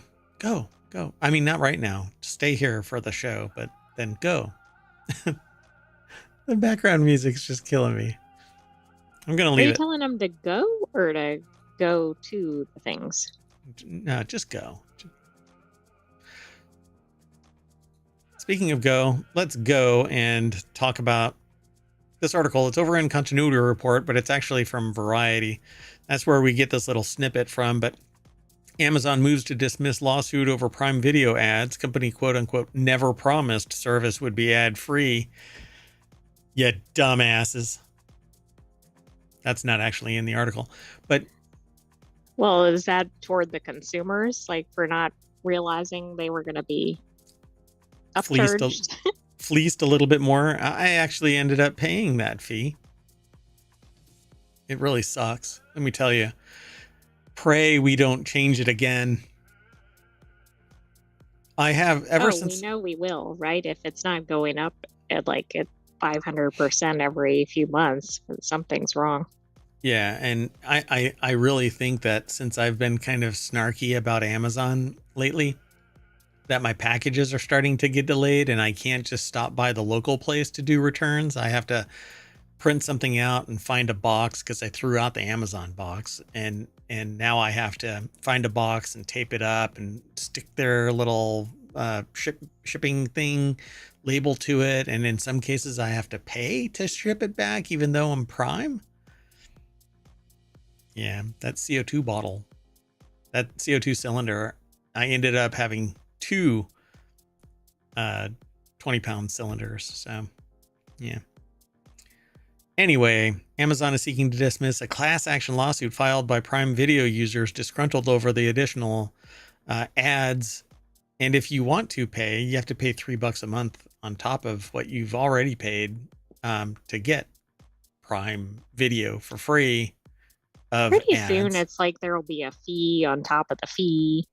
Well, there's you want to turn the TV on. Yeah, there's a convenience fee for the convenience fee.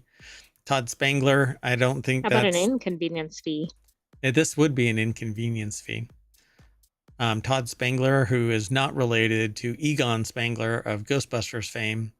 Not that I know of, considering Egon Spangler is a fictional character. Could be the brother. Cousin. Do you think he has a proton pack? I don't know. We'll have to talk. So, in the October 4th filing, the e-commerce giant pointed to its terms and conditions and said, "Read those, bitches." Which note that Amazon may choose in its sole discretion to change the plan. Pray I don't change the agreement once more. I wish I had my voice distorter active right now. That would have actually been really good right there. Yeah. So it may choose in its sole... Wait. It may choose in its sole discretion to add or remove Prime membership benefits. But it's probably right after you've paid your annual fee, right? Usually. You know, like you think you're getting X amount for way more money than the previous year, but then nope. Amazon never promised to Prime members or anyone else that Prime Video would always or entirely ad-free, the company said in the filing with the U.S. District Court for the Western District of Washington in Seattle. God, man, it's so cringy. The richest people in the world are sitting on top of this and going, you know what we need? $3 more from everybody. All the money. Yeah. So on behalf of Prime Video users, accused the company of false advertising and deceptive practices over the change by Prime Video to serve ads unless customers pay $2.99 a month more, which is what we do. Yeah, so Prime Video users are suing Amazon, got exactly what they bargained for. Amazon's motion to dismiss said, Jesus, how brazen ballsy. The stones on that attorney. One Prime benefit. I mean, why would that go over well, like with the judge or anybody or the jury, depending on what it was? Like, this but what are is you just going to do? ridiculous. Are you going to go somewhere else? You'll be back. Come You'll on. be back. It's the Reddit, what we have to come up with the thing. It's the Reddit premise or something like that, or the Reddit gambit. There we go. It's the Reddit gambit, which is even if you say you're not going to be back, you'll delete your account, but you'll still be back. December 2023, Amazon announced that all Prime members that beginning 30 days later, some Prime Video movies, Sand TV? Sand TV. I did not pay for Sand TV. Anyway, I think it's movies and TV shows would also include limited advertisements unless, you paid $3 more to a mega corporation who's enriched a single person wealthy beyond belief. But at least they're not politicking, so I guess there's that. At least not that wingnutty. Anyway, the original suit was filed on behalf of Wilbert Napoleon, a resident of Eastvale, California. NaNoWriMo, folks. I mean, where did they find somebody with that name? It sounds like from an 18th century novel or something. You got a character and you've got a location. It's the perfect combination. Wilbert Napoleon, a resident of Eastvale, California. If this isn't like Agatha all along type material. Exactly. I is this the class representative? Yeah, apparently. The class lawsuit accused I bet Amazon of false they advertising.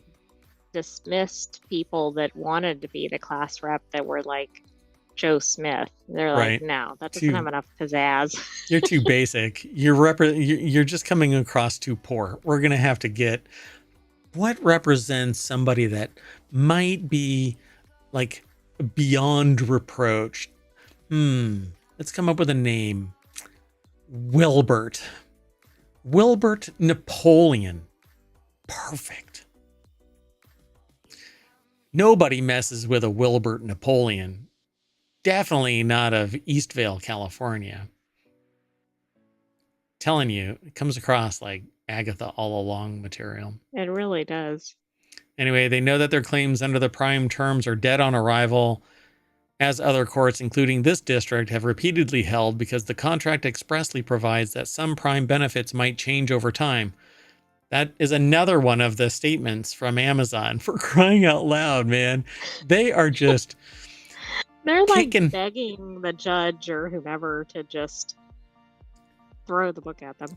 They tain't messing around, man. They're just like kicking you right in the twig and berries again and again. It's the, as a podcast calls it, the ball kicking machine. For crying out loud. They're just doing it again and again and again. Wow. So instead, the plaintiffs cite the separate Prime Video terms of use, which cover some aspects, but importantly, not all aspects of plaintiffs' use of Prime Video, because there's an Amazon dominant agreement that says that they can change anything at any time. Pray they do not add in the fine print that they will take your firstborn anytime they want to. What is that? Wow. What is that thing where the king can supposedly sleep with the bride the night of the marriage? There's something knocked. It's this. I don't think it's a legit thing, but it might actually be. Anyway, let's move on because I'm feeling a little tipsy. The next article's over in the continuity report. Shabuzi, a bar song, makes it to 13 weeks at #1, and Sabrina Carpenter's trio of hits keep making chart history. I have never listened to a Sabrina Carpenter song, let alone a trio of songs, unless I've just you've heard probably Espresso, even if you're not trying to hear it. Well, I might be getting tipsy. Shabuzi's a bar song, Tipsy, has now led the Hot 100 song charts for 13 weeks because it is very singable. It's smashable. It is quaffable, one might say. And one being only me. Anyway, a bar song holds more than double the weight of Post Malone and Morgan Wallen's I Had Some Help, or the second longest running single of the year. The article's over at Variety. You know what? Did I say the name of the author for that first one? I think I did. Yeah, Todd Spangler. Yes, because we talked about the Elon Spangler. Egon, not Elon. I knew that didn't sound right as I was saying it. I'm like, something like that for the first name. Ghostbusters. Oh God, what just happened? So Tanya Garcia over at Variety.com put the article together. And Shabuzi has changed, and Sabrina Carpenter doesn't look how I remember her. I know. Wait a minute. Oh, they flipped. Different. Oh, they're switched. Yeah. Oh, God. It is weird with the way the headline is. You think they might have put them in the other direction. Yeah. Just don't do that. Come on. So I look a fool when I get tricked like that. So a country and pop radio hit, a bar song, totaled 76 million radio airplay audience impressions in the latest tracking week per data from Luminate. Luminate sounds like either like a light, like a flashlight, dink, or like a candy. I was thinking like a sugar substitute or something. I don't know. Exactly. Something you would like add to a tea or a coffee soda or something. Yeah, exactly. So I added some Luminate. So the song's milestone success makes the Virginia-born singer-rapper a promising candidate for a Grammy nomination. In the 2025 ceremony, Chris Willman, Variety's chief music critic, notes Shaboozey as a probable nominee in the Best New Artist and Record of the Year categories. And the song is just so damn catchy. I can't imagine it not. Yeah, I agree. Yeah. And then there's Sabrina Carpenter, who also emerges as a leading prospect. Carpenter, who is currently completing her first headlining arena tour, claims 6 consecutive weeks with 3 simultaneous top Hot 100 top 10 singles. Espresso, Taste, and please, please, please move on to the next article, which is what I'm about to do. There's a lot more, by the way, in this article, so definitely follow it. What do you think? Well, I think the Shaboozey song certainly is likely to win, but I think it is impressive that she has 3 songs in the top 10 at the same time. That's pretty rare. You know what nobody is talking about in this article? Taylor Swift. Taylor Swift. Not until way down Which here. Is odd. It's down in number 7. Whoops. Oh no. Oh, Dead Album Society. Moving on. Next article is over in the Mobile channel. Mega Millions ticket to more than double in price in 2025, completely ruining my plans for retirement. It went from $1 to $2, right, in 2017. And then, yes. And now just 7 years later, it took 15 years to go from $1 to $2. And then in 7 years, it's now going from $2 to $5. That's insane. I mean, I know it's a low price, but the percentage increase is ridiculous. So they say here that, namely, players will have improved odds to win the jackpot. But I guess I don't understand how that actually works. Right? Is it because fewer people are going to shoot for the jackpot because it's $5? Yeah, I don't get that. I would think the odds would reduce probably. So, I mean, the odds of anyone winning should be the same unless they change what numbers are available or right. something about the drawing itself, right? Because the probabilities are always going to be the same. But how many tickets are people going to buy, et cetera? That's where I see it changing. See, and that's why I said when I first heard about this, what's actually going to happen is there's going to be fewer wins, but they're going to extract more wealth from the individuals, and it's going to churn, generating revenue for the state that gets the money, right? Because in each state that has Mega Millions, they keep that little cohort of money for whatever, they invest it and it turns into an annuity and blah, blah, blah, or a lump sum payment. But that cash is still sitting there. But now, instead of $1 or $2, now it's going to be $5. So a single ticket is $25. You can't just plop a 20 down and get. Right. And it's a 250% price increase. Right. Yeah. So I don't know how that's actually, they say the change. Okay. So the price hike comes with some benefits, though. Namely, players will have improved odds to win the jackpot. I need to look at why that is. There will also be bigger jackpots more frequently, as well as larger starting and faster growing jackpots. But I don't see how that happens, because unless they change the numbers for the draw, it's fixed at the number of odds there. Yeah, I agree. Like, why?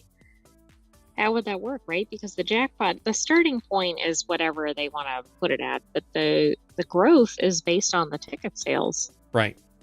Yeah. So unless they're going to infuse more, like if it doesn't win or something, I don't know. Like we're obviously missing some details here. So, but let's say 250,000 people normally capitalize the lotto, right? Each round, each pull, 250,000 people do it. Now, to get to the same value, they only need 100,000 people. So they're going to be able to capitalize it faster, but it's not going to change the freaking odds of winning, because in fact, instead of $20 being 10 tickets, it's now 5 for $25. So I don't know how you're not increasing anything. I just don't get it. Exactly. Maybe I don't understand math. Math is pretty hard though. So, but we'll come back to this. Maybe I can do some due diligence on this, because they say changes will also include a built-in multiplier on every ticket, multiplying non-jackpot wins by up to 10 times. So that's what is going to change it. That might be why the jackpot could be greater, but that still doesn't explain some of the other points. Yeah, players with will no longer be able to break even on a ticket. If they win, the prize will always be more than the cost of the ticket, because they have like a power up. So there are some changes, but I don't know about the odds of winning changing, unless they actually have some modification to the actual play. So we'll do some more due diligence on this and talk about it. But let's keep on moving. I know I can get bogged down in some of the conceptual stuff. Okay, we could come up with millions of questions about the Mega Millions article. Yeah, until we actually dig around a little bit and find out. So the next article is over in Hatch Ideas. If you bought this Breyers ice cream flavor in the last 8 years, you're eligible for some cool, hard cash. Let's see. Here's how to make your claim. Vanilla lovers, take note. So the article's over at Entrepreneur. Aaron Davis put the article together. Breyers is paying $8.85 million as part of a class action settlement. Here's how to file a claim.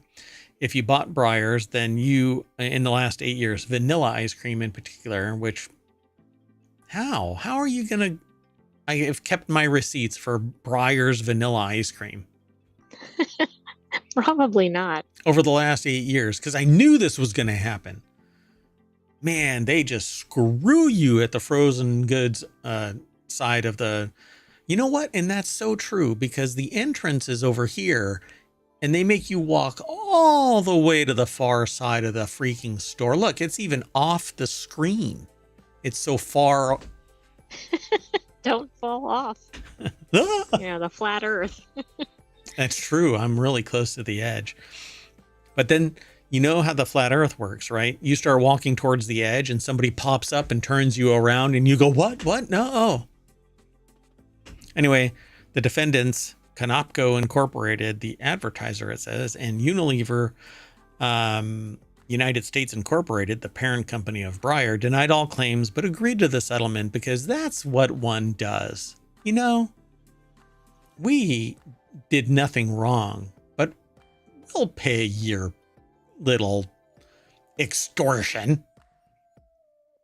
Anyway, you're going to have to follow a link. You can follow it over to vanillaice-cream-settlement.com. Which really looks sus, doesn't it? While you don't necessarily need proof of purchase to qualify, consumers without a receipt will only receive a maximum of $8 or $1 per item purchased. If you have receipts, however, there's no limit to the amount of money you can receive. Well, there is a limit, right? Because depending on how much other people claim, at some point they run out of funds. Well, I bought $8.85 million worth of Breyers vanilla ice cream, and I have the receipts. Well, there you go. You better file fast. Moving on. Next article is over in the Mobile channel. Spirit Halloween is opening Spirit Christmas stores. I am so happy about this.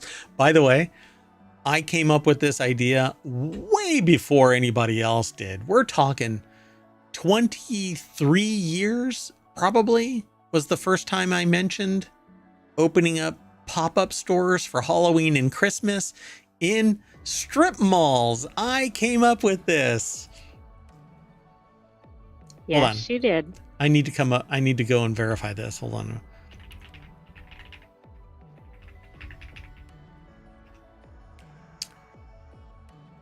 Now, Spirit Halloween was founded in 1983 and began in a Castro Valley Village shopping center in San Francisco Bay Area. Spirit Halloween is Really? 40 years old. I did not know that. All right. You win this round, Spirit. Anyway, long time ago, this is something that I wanted to do. And yeah. So it's not Halloween yet, but whatever. Christmas fans rejoice because we're finally getting a Spirit Christmas store after years of retail pop-up giant focusing its unique Spirit Halloween business model to the point where it ended up on SNL this weekend. I know. That's what's really odd about this announcement, right? They were poking fun at Spirit Halloween. Yep. Oh, and it's hilarious. Like the store, one of the parts of the skit is this guy is closing down his store after like 30 years of being in business and generations or something like that. And before he even gets all the way off the curb as he's walking away, a spirit has moved in and he just turns around and goes, "Oh," and walks into the spirit. Yeah. I love it. So Spirit announced on Monday that it's going to open up 10 Spirit Christmas locations as part of its soft launch. The first batch of stores will be in New Jersey, New York, Pennsylvania, Massachusetts, and Connecticut. And so their goal is to create probably a little bit of Christmas joy. Yeah. Kyle Philippi. I guess. Well, what they can't do is cash in on Christmas, right? Why not? Well, I mean, until they do this. Oh, right. Yeah. So they need to do a Spirit Thanksgiving and a Spirit Valentine's Day and St. Patrick's 4th of July, Day and St. Patrick's Day. Yeah. Spirit New Year's. It could just be a monthly pop-up and they just rotate the stuff. It's actually like a giant building on a lazy Susan and it turns just a little bit, like a clock every hour, tick, and that's the Spirit. Nice. And then tick and then wow. Okay. There's another one for NaNoWriMo. Anyway, Spirit announced on Monday that it's going to open up 10 Spirit Christmas locations. I already told you all of that. The new spots are expected to open in early November, and not all Spirit Christmas stores will take over locations vacated by their Spirit Halloween predecessors. Some will occupy new spaces altogether. Oh, joy! Adding a new set of stores while capitalizing on the busiest shopping season of the year makes sense. In 2023, the November to December timeframe saw a 3.8% spending increase among consumers, according to the National Retail Federation. You know what else has a federation? Santa Claus. Dun, dun, dun. Oh, I thought you were going to say the elves. It is. Yeah, there's a union of elves. They're going to strike this Christmas. I don't know. Yeah, they might actually double as longshoremen. Moving on. Too soon. Too soon. Still going on. I mean, Still, the strike isn't, but yeah. Negotiations are. So the next article is over on the Mobile Channel. Beer can artwork mistakenly tossed in the trash by museum staff. I do the same thing with my beer can artwork. I set it on the counter and people don't appreciate it as art. And they just throw it away. It's just so mean. So art is indeed in the eye of the beholder. At the LAM Museum in the Netherlands, an elevator technician recently mistook a piece of art of beer cans that belonged in the trash. So just clean it up, man. Just a prank, bro. I hope there wasn't any penalty to the person. They threw them down the elevator shaft. So as a artwork. So that went dark. An elevator shaft usually is. So created by French artist Alexander Lavet or Lavet. I'm not sure how they pronounce their last name. The art piece titled, "Oh my God, this is nothing but beer cans." No, that's not what it's called. All the good times we spent together initially appeared to be nothing more than 2 empty beer cans. However, upon further inspection, these dented cans were meticulously hand-painted with acrylics, with each detail painstakingly replicated. So the error was an easy one to make, as art Wasn't displayed in a traditional gallery setting. Instead, it was probably just sitting there. Oh yeah, it's like on the floor. But those were painted. Right. But people wouldn't really know that if they just see cans. Yeah. So Paige Gawley over at Vice.com put the article together. The deck statement says a museum staff member mistakenly tossed a piece of artwork crafted to look like 2 beer cans, which was being displayed in an elevator. Oh, it was in an elevator, and they were an elevator technician. That's why I couldn't figure out, because I was like, well, they weren't like janitorial or something. Maybe they were just being conscientious or something, but it's in the elevator. Wouldn't they have maybe alerted the elevator staff or something? Yeah, they probably should have made a little sign, like this is an art piece or something like that. But It's part of it being art to just have it sitting there. So there's a TikTok that actually is showing these cans in various places, but they're painted there. There was an easy one to make. So I don't know about that $50 piece though. Right. I don't know. That might get picked up for another reason. I'd pick that up. Look at that. Hey, free money. So the beer cans were eventually recovered from a garbage bag where they were discovered intact. They're now being displayed in a traditional setting because, curator Eliza Vandenberg explained we wanted to give them their moment in the spotlight instead of their moment at the bottom of a trash can. Well, that's sad. Aw. Well, why not put it there and put a little sign next to it? Yeah. That says, remember all of the times we've had together, including being thrown into a trash can. That would be a nice update. I think it's better, though, in the random locations. But I agree. If they put a little sign, that would help. Yeah, I agree. Yeah, just a tiny little sign. Hand-painted even. Be meticulous. Painstaking even. All right, next article. I'm going to make these quick. We got like 4 more, including this one. Roblox accused of lying to investors about users' numbers by Hindenburg Research. So is Roblox going down in flames? Isn't this like, I think it was Reddit. You're just walking right on past that, huh? Hindenburg Research? Oh. It went, whew. I didn't fly past you like the Hindenburg because, it lets you know where it is. Roblox. Yeah, whoosh. Foop. I shouldn't. It's always too soon. So Roblox, which went public in 2021, reported having 79.5 million daily active users in its most recent earnings report. However, Hindenburg claims Roblox intentionally conflates actual people with daily users, as that number could also include alt accounts and bots. Yeah, bots and alt accounts have always been problematic. You were saying something and then I sidetracked you. Wasn't this the same issue that Reddit did when it first formed? Like it had fake users or something? Oh yeah, it had fake users. It actually used bots to post messages. It had fake accounts, but they faked it until they made it. So a short seller report claims Roblox intentionally includes bots and alt accounts in its user numbers and fails to adequately protect children. Because those two are the same, right? Right, not at all. Oh my goodness. Emma Roth over at TheVerge.com put the article together. And so Roblox, which went public in 2021, reported having 79.5 million daily active users. But how many of those are bots?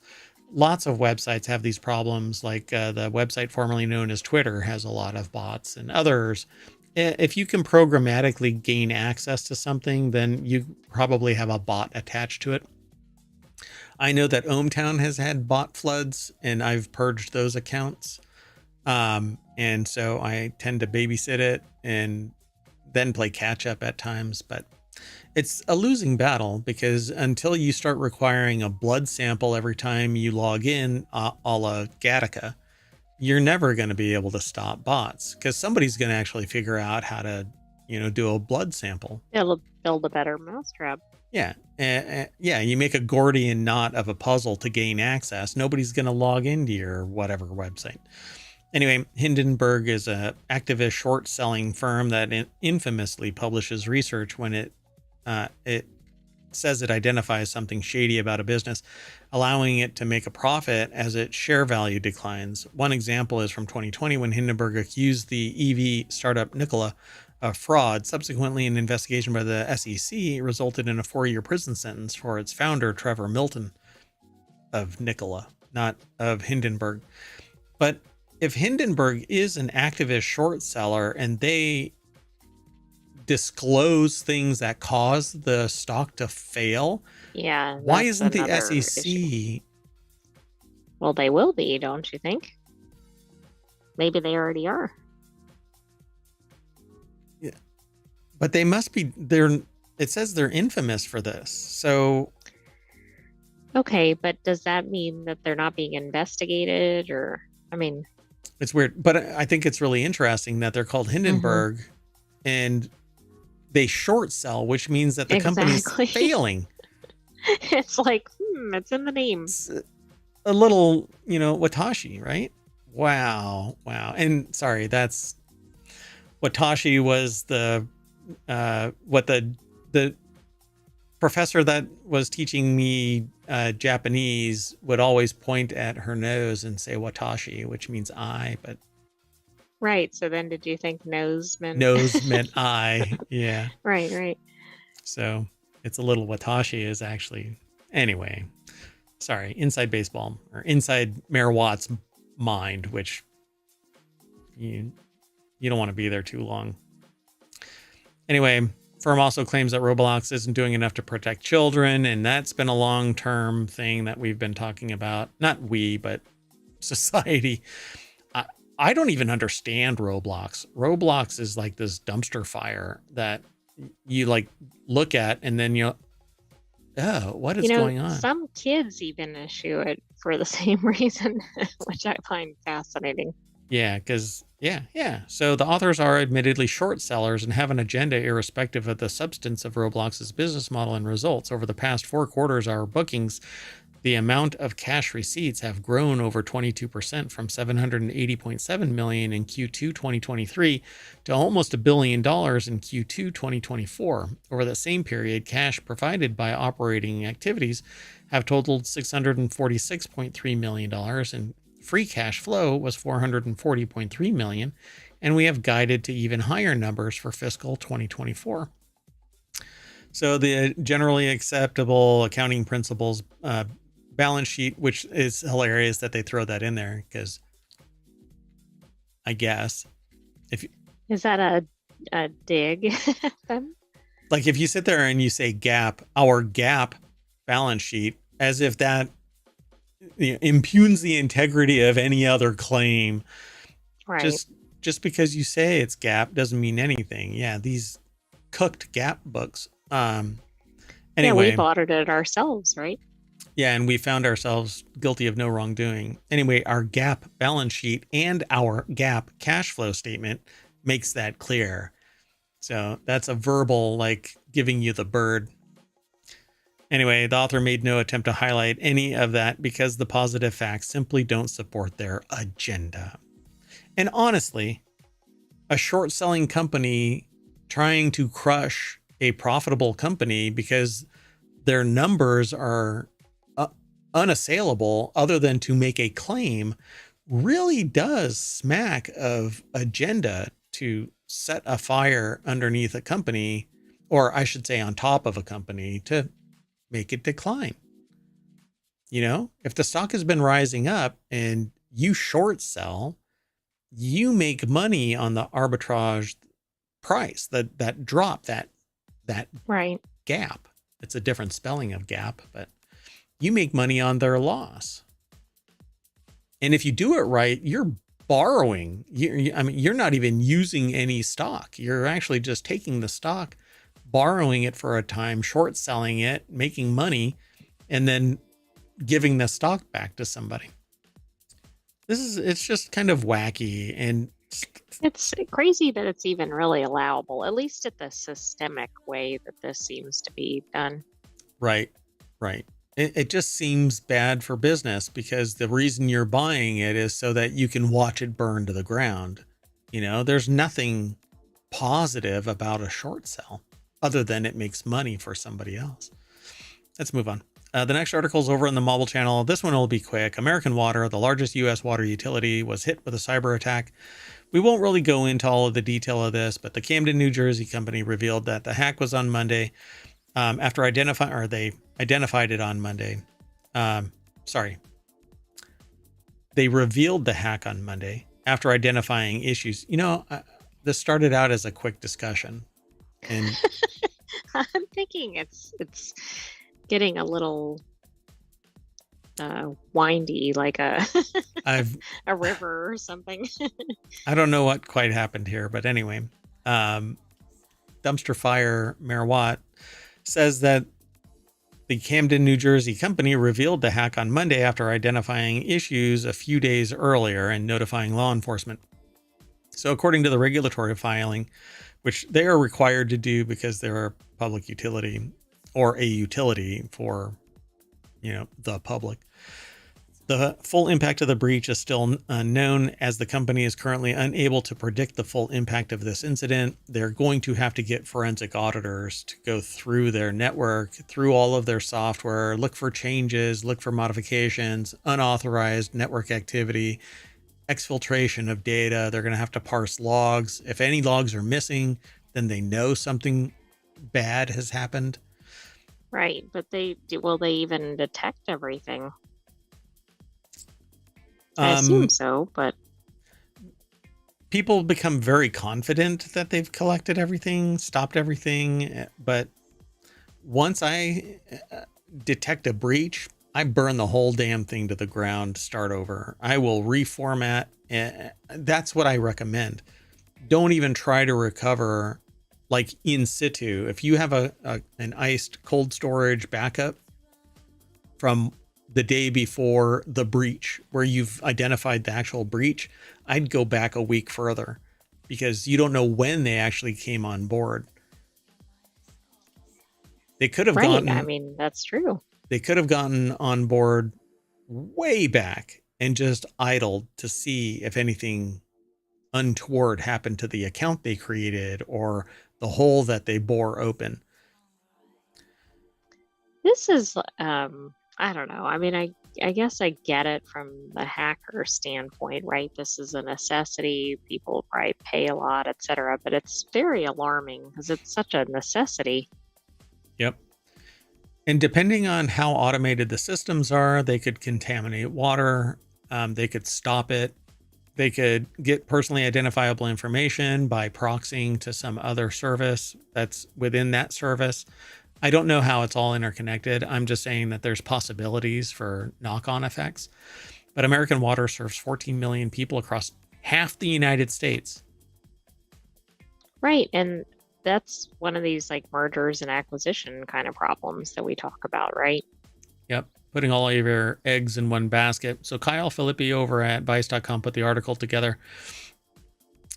And it says, again, no water service has been affected, but it has, just by the very nature of a hack of the water system, you've been affected by it if you're in these 24 states. Don't kid yourself. How comfortable would you be drinking your water from this system right in the midst of this? Like, let's assume that the water was still flowing and everything. But because just put this in perspective here. Several cyber attacks have targeted water utilities and infrastructure in the United States. The author of this article says, in 2021, a hacker attempted to poison the water supply of Oldsmar, Florida by remotely accessing the water treatment plant's computer system and increasing the amount of sodium hydroxide. Last year, an Iran-linked group targeted multiple U.S. facilities for using an Israeli-made computer system. So, and when I give my talks, I describe the fact that one person's freedom fighter is another person's terrorist, and the purpose or the rationale for doing this type of hacking, or any hacking, runs the gamut from waking up in the morning to very extremist persuasion type of actions. They have some belief or political ideological bent or whatever it might be. It's if you can think it, that's the rationale. So I would be bothered by this a whole lot more than how they're describing it. Our customers and the data we maintain remain our highest priorities. And that there isn't anything wrong, it says, basically. So it remains unknown I'm sure they're trying to instill calm, right? Yeah, sure. Yeah, I'm not trying to scare people, but I'm trying to alert them to the fact that an unknown... Well, no, I agree. I think that could go too much the other way. Yeah, this is like, okay, don't worry about it. We got it. But I don't believe in that. I think that security is everybody's responsibility. So it remains unknown who or what was behind the American Water attack. The company has operated for over 130 years and remains the only water utility company to appear on the Dow Jones Utility Average. Maybe it was Hindenburg, right? No? Yeah. No, I'm just kidding. Nobody take that seriously. I'm not going to get an attorney phone call. Anyway, the next article is over on the Hatch Ideas channel. Love it. A town in Connecticut is experimenting with a 4-day work week, and it seems to be working. Yay. Well, that's a big surprise. People like this. You mean automation is allowing me to only work for 4 days? So I'm only working, 32 hours a week? Is that... Right. Well, we don't know that, but that's usually how these are set up. Really? Okay. Well, from small towns in Connecticut to large companies like Kickstarter, the 4-day work week is gaining steam. Really, automation and efficiencies should allow me to enjoy my work-life balance to a greater degree, i.e. the balance of my life side, not doing more in the same amount of time. Everything okay? Oh, yeah. I am reconfiguring my electrons. So Sharon Shibu put this article together. It was edited by Melissa Malamute. And the key takeaways here is Canton, Connecticut is testing out a 4-day work week for town employees to promote work-life balance. Oh my God. And it's been a success among employees and residents alike so far. November 2023 Gallup poll showed that most people are willing to work more hours Monday through Thursday if they get Friday off. So, oh, okay. It's not the 32. 10 hour, just packing more hours. Yeah. So you're hating life for 4 days, but then you get the, enjoy 3 days. So Kickstarter CEO Everett Taylor leads a company with a 4-day work week. He told Kevin O'Leary of Shark Tank fame in July and other fame. He's known for a bunch of other stuff. But anyway, I don't really like the dude, but whatever. In July, that Kickstarter employees are very productive within their working hours. So let's see. I'm sure, because they're like, we can get home and have a longer weekend. Yep. Taking care of your kids, not worried about making appointments, and then you'll be far more laser focused at work. Canton's first selectman, whatever that is, Kevin Whitkos, told WTNH News on Monday. So town hall employees now work from 8 a.m. to 5 p.m. Monday, Tuesday, and Thursday, and work an extra hour on Wednesday from 8 a.m. to 6 p.m. Senior and social service employees now new schedule is from 7:30 a.m. to 4:15 p.m. Monday through Thursday.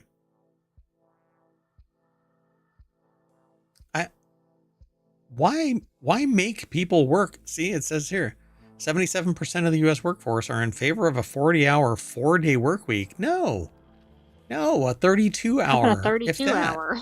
Exactly. Give humans their humanity, for crying out loud. We're not workhorses. We should be able to get paid the same amount. But you know what? I have heard some really dipshitty things before. I've heard a professional say, well, since everybody's teleworking, we should dock pay because they don't have to drive into work anymore. You know, all these kind of things are why there are problems in the workforce. It's why unions form and people hate administration, because some dipshit will actually make that statement and not like, oh, I'm being a jokey dumbass. They actually really buy into that. You don't pay me to drive into work. It's not part of that equation. My work product is what I get compensated for, not sitting in traffic for 2 hours each way. That's why I believe in work from home. And I've always done that. Telework. I did telework You did it before it was cool. 25 years ago from one side of the country to the other. So, Trendsetter. yeah. Wish I could have. Never mind. Anyway, so Zoom CEO Eric Yuan told The Verge in June that AI can help cut work week to 3 or 4 days. Yeah, if that's how employers actually thought of humans. Leverage the Right. They're not technology. like, how can I get more out of my workers, right? No, they give a tool that could shorten the week to 3 days, but then they go, well, you got 2 full days now, so let's do some more work and use those tools. Thanks. Yeah. Anyway, let's move on. The next article and the last one for tonight is over on the Mobile Channel. California cops show off absurd new Cybertruck with music from Terminator movies. Because if we learned anything from Terminator movies, it's that cops are good. So the article is over at gizmodo.com. Matt Novak put the article together. And just so for the record is I titled this, well, just get it a wet donut. Because it's a police Cybertruck. Police, yeah. Anyway, I think, okay, so to me, Cybertrucks are allergic to water. They seem to be. They don't like car wash mode. Apparently, yeah. And every time I've ever seen one, it's been parked on the side of the road in the rain. Anyway, oh, it's Irvine too. Irvine Police Department is excited to unveil what we believe is the first police Tesla Cybertruck in the nation. I guess they maybe got it. Oh, well, it's for DARE anti-drug program rather than as a patrol car, which DARE is the anti-drug program version of the Cybertruck. It really is, because DARE never really worked either. Too soon. The truck will support our drug abuse resistance education program and community outreach efforts, because everybody needs a laugh when they're talking about drug abuse resistance education, apparently. Can't slam a door. Anyway, for over 3 decades, their DARE officers have driven attention-grabbing and one-of-a-kind vehicles that never fail, well, to turn heads and excite students. IPD believes in the continual education of students and is one of only 2 DARE programs in the entire state. You talk to anybody about DARE, and it has no impact. Right. Really. Probably the only people that are paying any attention to it probably don't need it to begin with. I don't know of a single child or adult. By the way, this program started in 1983. I know this program well. I know someone who touted this. Yet the people around me were stoners. Oh boy. Yeah. So DARE did nothing. In fact, it was like a joke. If you're going to dare me to do drugs, I'm going to do drugs. Challenge accepted. Anyway. Need to work on the messaging then. Yeah. I mean, nobody has figured out why humans take drugs. You know, the real reason why we take drugs. Why? Because it's as personal as you can possibly imagine. It's everybody who has gone through that phase. It's, yeah, let's try it. Oh, wow, this is a trip. You know, that kind of a thing. And then you either keep going because you can't manage addiction, or you stop because you can manage addiction. And the world does not take addiction seriously and find real resolution for it. Like many things, mental health, for instance. Why do people drink to excess? There's usually a reason behind it, and then it becomes a physical requirement. That's the physical addiction part of it. But there's a mental addiction part of it too. Anyway, didn't mean to get really into the reads here with this, but anyway, it is what it is. A little bit of levity, a little bit of serious. Life is like a box of articles from ohmTown. You never know what you're gonna get. That's certain. It is non-sequitur news. And with that, we're gonna jump into our I'm not going to say Cybertruck because I'll never get in one of those things. I'll jump into a Miata, drive down Main Street. You know what, Mini? You need to make a Mini Cooper that's all-wheel drive. Okay? Just a little Mini Cooper that's all-wheel drive. Not the Countryman. Not the Paceman, just the Mini that's all-wheel drive. Can you do that? Look, I'm 5 minutes early, so I can sit there and vamp for another 5 minutes. Nah, we'll cut and run like the Hindenburg. I'm Merwatt, and the Sentient AI from the future is gonna sing us out a jaunty tune. No? I don't think so. Good night, ohmTown citizens. Thanks for joining us for Non-Sequitur News. See us tomorrow for another episode. And don't forget to watch the replay and like and subscribe and go to our Patreon and our TikTok, Twitch, YouTube, Discord. I think that's it. Podcast. Oh, I'm a lumberjack. Hello, and welcome to Technology Today for October 13th, 2024. It's Season 1, Episode 27. I am Merwatt, and along with the Sentient AI from the future, we're going to be talking about detecting lung cancer and microscopic Pac-Man, nuclear rocket to Mars, an AI that discovered 160,000 new viruses, and how Hurricane Milton intensified the mystery. Something that I actually brought up when it went from what seemed to be downtrending to a Cat 2 all the way up to a Cat 5. Anyway, we'll talk about it.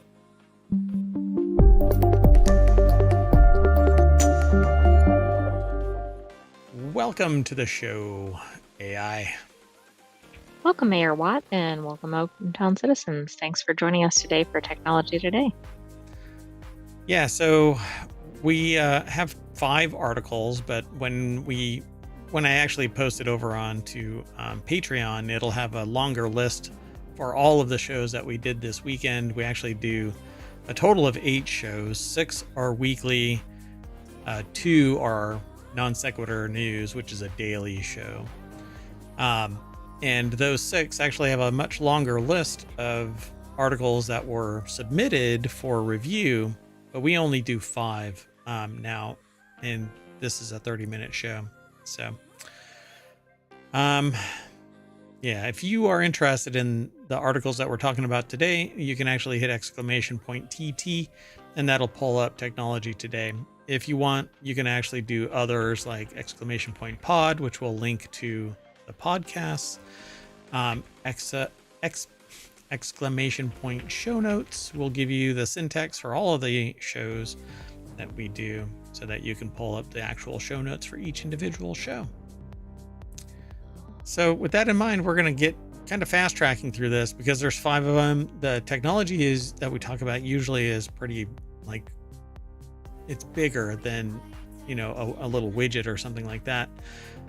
So it might require having to go over and read this stuff in greater, with a greater commitment to the information. So let's see what we can talk about. The first article is over in Non Sequitur News. Chip uses blood to diagnose lung cancer 10 times faster. And any time that you can find out cancer diagnosis sooner is better. May make One a difference in the outcome. may make it, and usually does. So find out sooner than later. A new way of diagnosing lung cancer with a blood draw is 10 times faster and 14 times more sensitive than earlier methods, according to researchers who reported out that the microchip the researchers developed captures exosomes, tiny packages released by cells from blood plasma to identify signs of lung cancer. And I think, yeah. So once thought to be trash ejected from cells, this is the CTC stuff, right? Oh, I don't know. I thought it might be the telomeres. This is kind of interesting, right? So, once thought to be trash ejected from cells for cleanup, researchers discovered that in the past decade, the exosomes are tiny parcels that contain proteins or DNA and RNA fragments that are valuable for communication between cells. See, remember how I always sit there and get bent out of shape that it isn't junk DNA? Right, because you're like, well, they just haven't figured out what it is. But Yeah, it's shit like this. So, although healthy cell exosomes move important signals throughout the body, cancer cell exosomes can help tumors spread by preparing tissues to accept tumor cells before they arrive. This is something that I've talked about in the past. I am not a medical professional, but I've done, my anecdotal review of literature. I'm not going to profess to be an expert in the field, but I've always found that CTC, or basically free floating remnants of cancer, can be in the bloodstream just floating around, and it can actually attach and then from there grow unabated.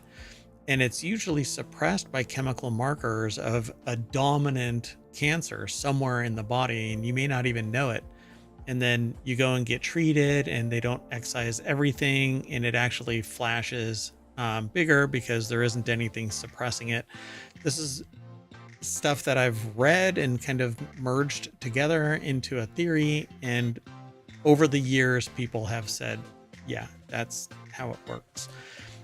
This is really fascinating because healthy cells do this and cancer cells do this by spreading basically their influence on the host of the cancer. right, and one of the problems in treating is like you're killing the good cells, but you need to preserve them. Yep. Or if you fix one problem over in one location, it causes a problem somewhere else. Yeah. And we just don't know enough about how to suppress it because we don't know exactly what the hell it is. So, Kate McAlpine, I don't think their last name is Michigan. I think they're from like a university, Michigan University or something. I don't know. It just says Michigan McAlpine. I don't think that's her name.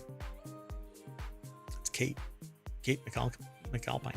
Anyway, the article You is don't over. know, it could be Michigan, but I think you're right. Yeah, it's McAlpine, Michigan. Some people hyphenate their name, so let's just leave it alone. The article is over at futurity.org, and it says the microchip the researchers developed captures exosomes, tiny packages released by cells from blood plasma to identify signs of lung cancer. And if I don't see CTC or free floating, cell-free cancer cells, Circulating, right, exactly. tumor cells, it's CTC. It does sound like this, absolutely. The reason I was thinking it, we're having a separate discussion about that. Yeah, and that was in relation to aging. So cancer exosomes leaving the tumor microenvironment go out and kind of prepare the soil. Later, the cancer cell seeds shed from the tumor and travel through. It's CTC, dead on. Yeah, right on target. Yeah. Through the bloodstream to plant in the conditioned soil and start to grow. And this is why I think that what needs to take place is blood filtering to remove CTC, but it's very, very difficult to separate CTC because all they are is ugly cells. And you can't filter based on anything other than size, really, unless you have other sophisticated materials. So you almost literally have to, well, it's just damn near impossible because the research that I've done, um, I had basically proposed this as a mechanism. You filter out CTC, but the filters would jam up so much so fast that it would be an untenable position because you don't know where the source is necessarily of. So you would have to take samples of kind of, you know, how we talk about how you can find toxins in a river by sampling every couple of miles. Oh, right. And you're like, oh, well, here's the hot zone, and right up the river is a chemical factory. So you know where it's coming from. It's almost like you have to take blood samples like everywhere. Right, which is obviously Impossible. challenging, if even possible. Yeah, because your blood is circulating, but there's got to be a spot at some point where it's being released more vigorously than. Right. Of course, that's a lot of sampling, and you may never find the right spot. Yeah. So in cancer exosomes, surface proteins are often mutated, meaning a genetic change altered the order of the molecules that make up the protein. Mutations subtly change the shape of the protein, which also shifts its chirality. So it can actually change and appear different. It can actually look different. So these differences can be spotted through interactions with twisted or circularly polarized light, which can match the twist in the protein. So this is actually what I've been saying, that you're trying to find the actual shape. Further exosomes must be extracted from a blood sample to do this kind of detection. This is tricky because exosomes are small, measuring 30 to 200 nanometers, a millionth of a millimeter. And so they're actually designed gold nanoparticles shaped like twisted discs, adapted from a structure first described in 2022 Nature study that capture exosomes in a central cavity. Actually, it's like a buckyball, if I remember correctly. And I think I've actually seen this study, but Well, that's interesting. So they need exosome catchers. yeah, like a little baseball mitt, and it traps it inside so that they can actually see it. Because of the nearly perfect match in size, shape, and surface chemistry, these cavities reliably catch exosomes. So yeah, pretty interesting. So the microfluidic chips, named CDXO chips for circular dichroism detection of exosomes. So it sees the shift of the color of the exosome to see if it has a specific lung cancer mutation, helping doctors make treatment decisions to target the dominant mutations as they change. The researchers envision the CDXO chip will be the first used alongside traditional diagnostic methods. So this is really neat because lung cancer is one of those things that's often not diagnosed early because there's not really an existing test for it. And also, there's been a big uptick in, for instance, like it's been well known that smokers have an incidence of lung cancer, but non-smokers are having a very high occurrence of it lately. And they don't have even screening for non-smoke, like they won't even do screening for non-smokers. So anyway, I think this is moving in the right direction. How long before you think my prognostication about the fact that it's caused by microplastics, nanoplastics being inhaled? Right. I mean, I think it's going to be a while till that's shown, but I don't know, maybe in the next 10 years, because there's a lot of attention right now on microplastics. Yep. Let's keep moving. The next article is over in Technology Today. Microscopic Pac-Man. Researchers unveil the hidden world of magnetic particles. Magnetic particles manipulated by rotating fields organized into anisotropic structures, potentially transforming material design. As discovered by Rice University scientists, particles larger than ordinary molecules or atoms, yet small enough to be invisible to the naked eye, can form a variety of useful structures, such as tiny propellers for microrobotics, cellular probes, steerable microwheels, basically stuff that you stick in somebody's bloodstream, or anywhere really that needs a utility, some vehicle, some sharp object. You can actually make it so that it like cuts DNA and things like that. Oh, wow. That's starting to sound like CRISPR or something. And that's kind of this is a different thing altogether, but one is chemistry and this is actually physics, I'd say. So Sylvia Cernia Clark from Rice University put the article together. It's over at scitechdaily.com. So now a team at Rice University, chemical engineers led by Lisa Biswell, has discovered that exposing a specific class of these particles, micron-sized beads with a special magnetic sensitivity to a rapidly alternating, rotating magnetic field, causes them to organize into structures that are direction-dependent or anisotropic. The finding is significant because anisotropy can be manipulated to create new tunable material structures and properties. So they show images of a cluster formation on the left and cluster alignment on the right, getting everything to point in a certain direction, a la like MRI. Kind of fascinating, okay. right? Mm-hmm.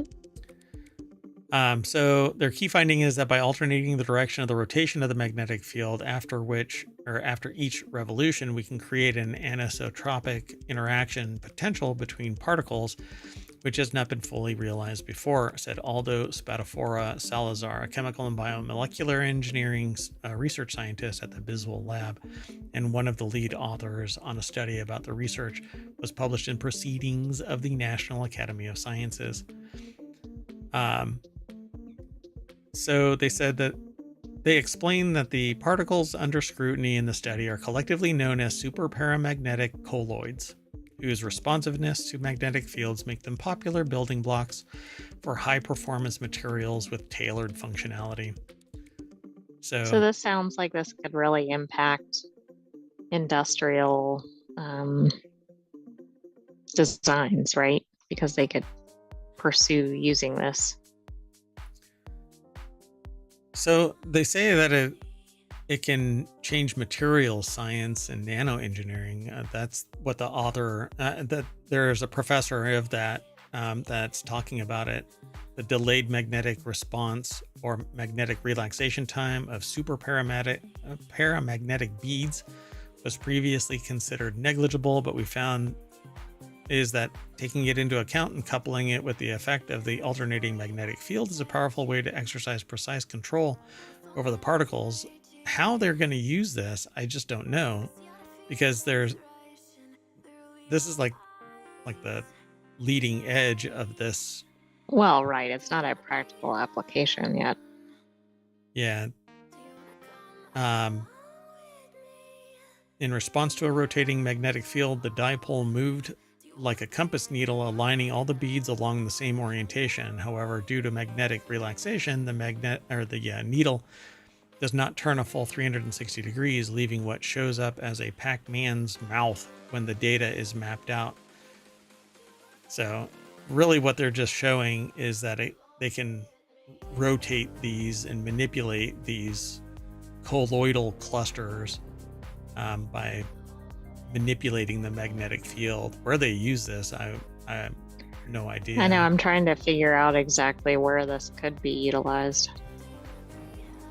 I mean, the reality of this is you could attach something to one of these particles and guide it using a magnetic field wherever you want it to go. And so once injected, you could manipulate the magnetic field in 3 dimensions and bring it directly to something to apply either medication, or if it is a tool, have it so that it performs the function exactly where you want it to with little to no invasion. You don't have to cut somebody open to do it. You can just inject it into their bloodstream. It's like Magneto, a medical Magneto. Well, there you go. I mean, as we definitely need in society. Interesting, though. I mean, I guess the field isn't strong enough, even in an MRI machine, 3+ Tesla, that it can't pull the iron out of your body. I mean, you have a lot of ferrous material inside you. Right. At some point, though, I would think that would be a concern, but maybe they haven't hit that amount of power. Yeah, it's just not. It doesn't have enough mass, I guess, because they're like an ion trapped in a blood cell. All right, let's keep going. The next article is over in Technology Today as well. Fast track to Mars. NASA's nuclear rockets cut travel time in half. And I think I know why this was submitted, because in past episodes we've talked about the fact that every 5 years the last starship that goes out from Earth is going to get passed up by the newest starship that leaves Earth. Right. So why send the first one?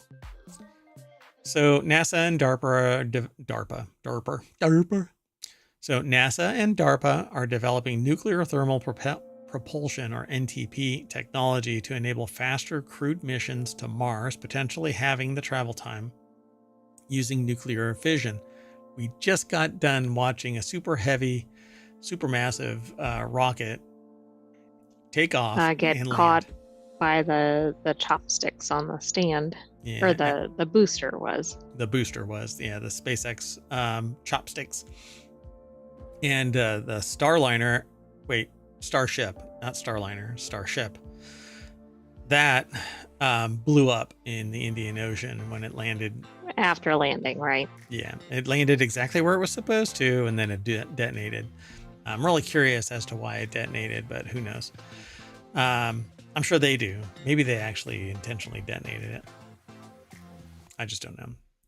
So this technology also applicable to defense space platforms may become a reality with a prototype set for 2027 space demonstration. Oof. Dan Collier from Georgia Institute of Technology put the article together for SciTechDaily.com. This has to be a render. By 2027, NASA aims to demonstrate a nuclear thermal propulsion system that could cut Mars travel time in half, utilizing nuclear fission for more efficient space travel. Okay, where do they plan to demonstrate this prototype, though? For instance, like in the desert on the Earth, or actually heading to Mars? Yeah, well, in space. It's got to fly out and then blow up in the Indian Ocean. I'm sure nobody will have a problem with that. Oh, no.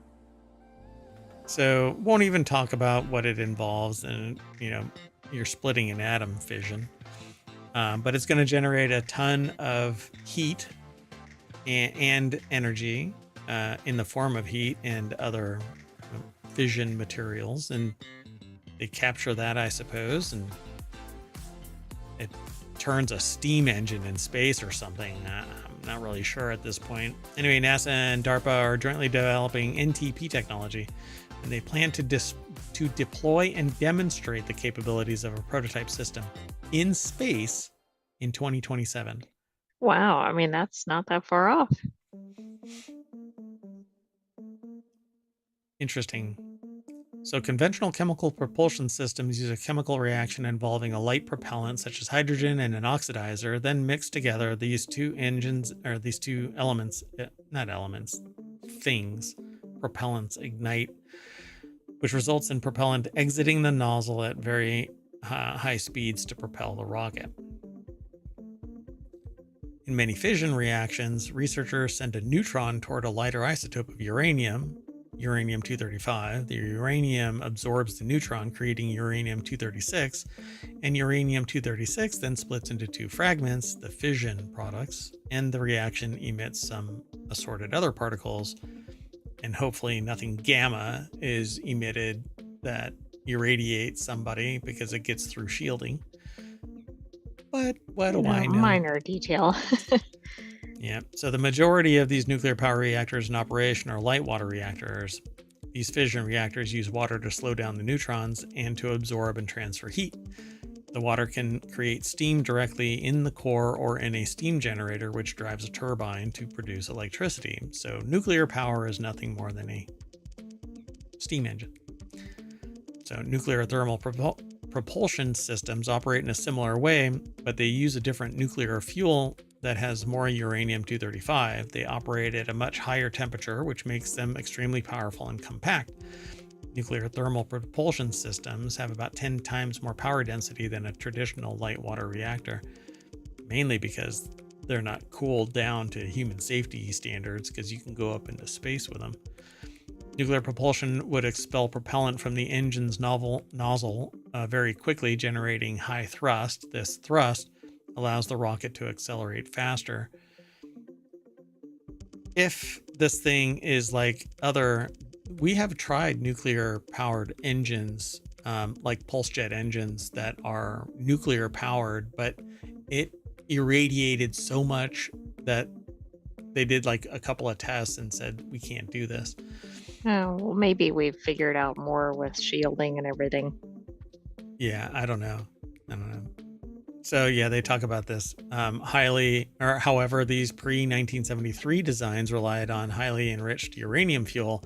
This fuel is no longer used because of its proliferation dangers, or dangers that it's involved with the spread of nuclear material and technology. So this is going to be interesting to see what happens. It's the demonstration rocket for agile CIS lunar operations, or DRACO. A program intends to use this high-assay, low-enriched uranium fuel in its nuclear thermal propulsion engine. The program plans to launch its rocket in 2027, so just 2.5 years away. The accelerated pace is really fascinating with the space program.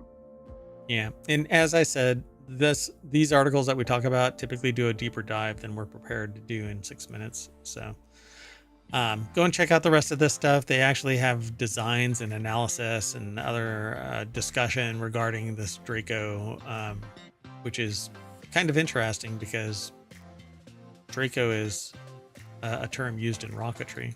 I think they worked really hard to make that happen. Let's move on. Next article's over in Technology Today. Revolutionizing virology. AI discovers over 160,000 new RNA viruses. The largest discovery of new virus species sheds light on the hidden virosphere. AI has been used to reveal details of a diverse and fundamental branch of life living right under our feet and in every corner of the globe. These viruses not only play significant roles in human health, but I guess are prevalent to every aspect of the world. We'll see here on the other side of this. It's from University of Sydney, posted over at SciTech Daily. That is COVID. Well, it is. It looks like COVID, like the form or whatever. Yeah, but a lot of them are spherical like this and have these little pointy parts, like a right, they stress can ball. Stick onto something. Yep, kind of sock it into things. So using a machine learning tool, artificial intelligence have discovered 161,979 new species of RNA virus. What the hell? Yay. Yep. So we've been offered a window into an otherwise hidden part of life on Earth, revealing remarkable biodiversity, said senior author Professor Edwards Holmes of the School of Medical Sciences in the Faculty of Medicine and Health at the University of Sydney.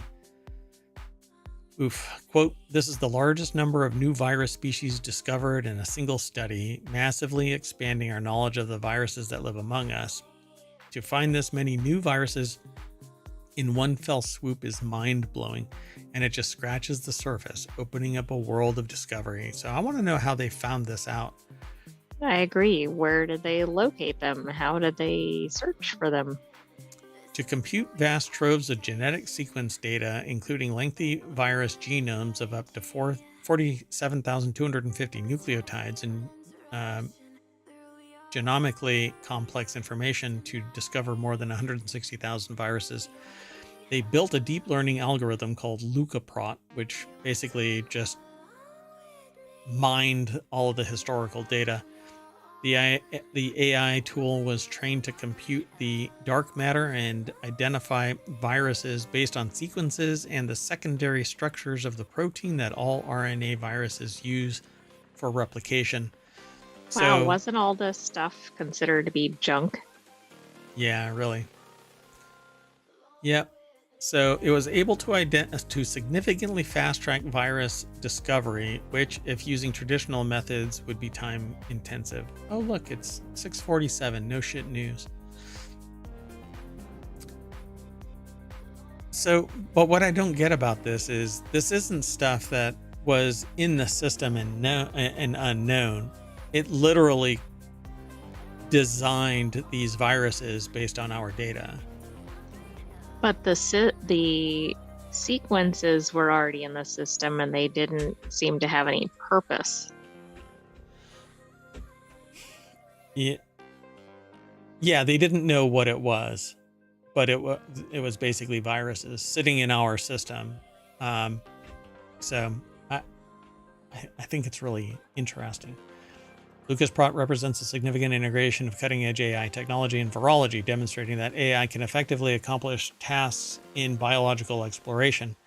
This integration provides valuable insights and encouragement for further decoding of biological sequences and the deconstruction of biological systems from a new perspective. So I'm going to end up having to read this article. It says the name of this paper is Using Artificial Intelligence to Document the Hidden RNA Virosphere. But this seems nebulous. Like, I'm really curious what it was they actually were parsing. But the summary, there was a little more detail up above, but it didn't get into a significant amount. Yeah. Yeah, I don't know. It just says that it parsed some data to compute There we vast go. troves of genetic sequence data, including lengthy virus genomes of up to 47,250 nucleotides and genomically complex information to discover more than 160,000 Right. viruses. Which doesn't really give us any specificity.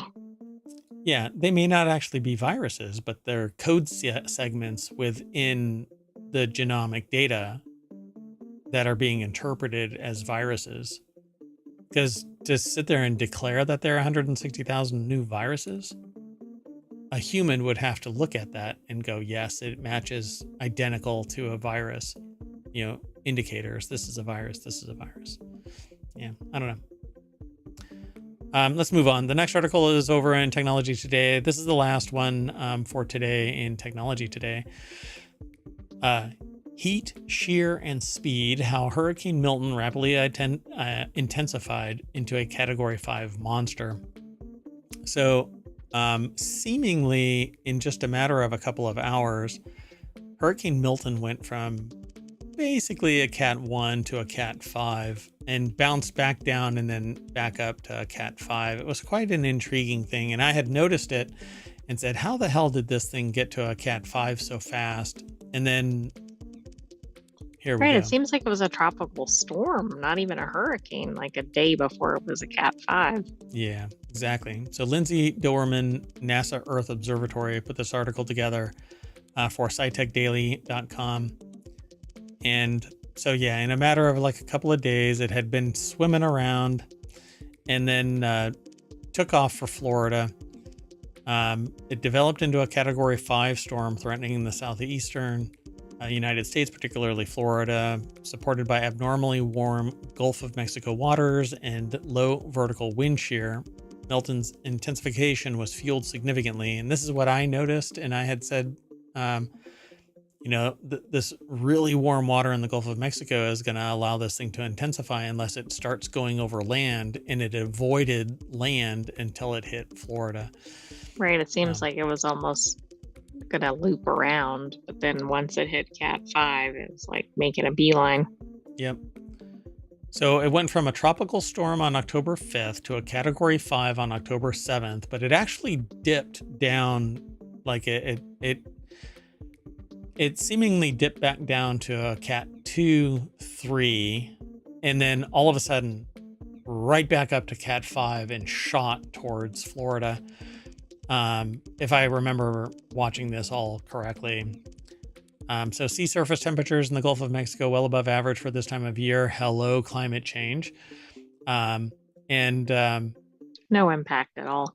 No impact at all. And then it avoided making landfall anywhere else, so it didn't get disintegrated because land basically disrupts that flow of air. Right. It Um, says that wind increased from 80 to 170 miles per hour in 24 hours. yep. Yeah, Pretty pretty quick. amazing. Yeah, pretty interesting. So the maps show sea surface temperature on October 6th using data from short-term prediction research and transition project based on NASA's Marshall Space Flight Center. Surface waters above 82 degrees. The temperature generally required to sustain and intensify hurricanes are in dark red. And so if you scroll back up, It looks like a lot of the area was above that. pretty much all of the oceans are. So that's why we're seeing more storms. Oh, you're right. Bigger That was the storms. whole ocean section. The part that I was seeing that wasn't was all land. Yeah. That's all land. Yeah, the red is nothing but red. I mean, the ocean is nothing but red. So yeah. Then they start talking about, in addition to unusually warm ocean waters, low vertical wind shear aided Milton's intensification. A hurricane expert with the Sport Project, the storm is embedded in a low shear environment, meaning there's little difference in the speed and direction of lower level and upper level winds. So it basically allowed the storm to go from the upper atmosphere all the way down to the ground, and that conversion between hot and cold swirling causes a hurricane or a tornado. They're basically one and the same. But it's this interaction between upper level cold and lower level heat. And so heat rises, cold water or cold air sinks, and it causes that swirl. So another contributing factor could have been Milton's relatively small size. Smaller hurricanes are more prone to rapid increases or decreases in strength. In this case, Milton's small size likely facilitated its rapid intensification, mainly because it had an infusion of energy. And so because the eye was actually pretty small, it was able to spin up faster. But if you notice, while it did a lot of damage, it seemed to end up being nothing pretty fast. Yeah, like it ended or deflated very quickly compared to some other hurricanes. Yeah, and that's basically because the land disrupted that airflow. And it's pretty typical for when air moves over land, it starts depositing all of its water on the land. So the storm is projected to turn northeast and accelerate toward Tampa Bay, Florida on October 8th and 9th. And this is all of the stuff that they talked about because this is a weekly show. This particular article was spawned on October 8th, much like the storm. So we're looking back now in retrospect of what just happened. But I just thought that it was a really interesting article to talk about. And if you're interested in this kind of thing, then go follow the link through ohmTown over to scitechdaily.com or do a search for heat, shear, and what was the last one? Heat, shear, and speed, how Hurricane Milton rapidly intensified into a Category 5 monster. But again, by the time it made landfall, it was Cat 3, and by the time it made the other side of the coast, I think it was already a tropical storm. Right, but there was still a storm surge issue. Oh, yeah. And a lot of tornadoes were spawned. Yep, over that period of time, between the 8th and like yesterday or something. I don't know how many.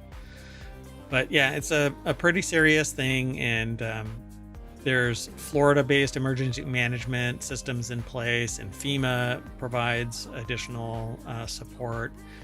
And the energy company there had prepared for this incursion and had hundreds of vehicles staged ready just outside to race in and solve the problems. But it seemed like the news cycle just dropped it, Exactly. It just didn't have the level of attention that like Helene seemed to capture quite a bit in the news. Yeah, because I think it went inland more. It did, which is really unusual, and it went into mountainous areas, which are not typically hurricane centers. Yeah, and but the problem, I think, with the fact that the news cycle dropped it the next one, people are going to ignore all of this and just go, oh, this is all bullshit. Right. This is nothing. We don't have to worry about it. Yep. All right. So let's rejigger our radar, and that will bring us back to the front page of Technology Today over at ohmTown.com. Go over there, become a citizen, sign up, and you can noodle around with all of the articles just like we do, except all of the noise will be here in the show and not on ohmTown.com.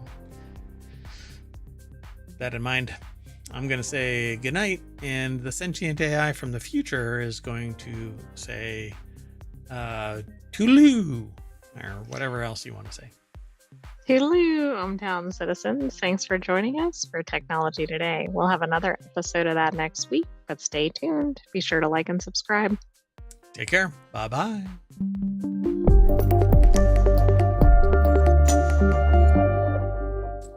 My feet are cold and I'm full of hot air. I'm going to turn into a hurricane.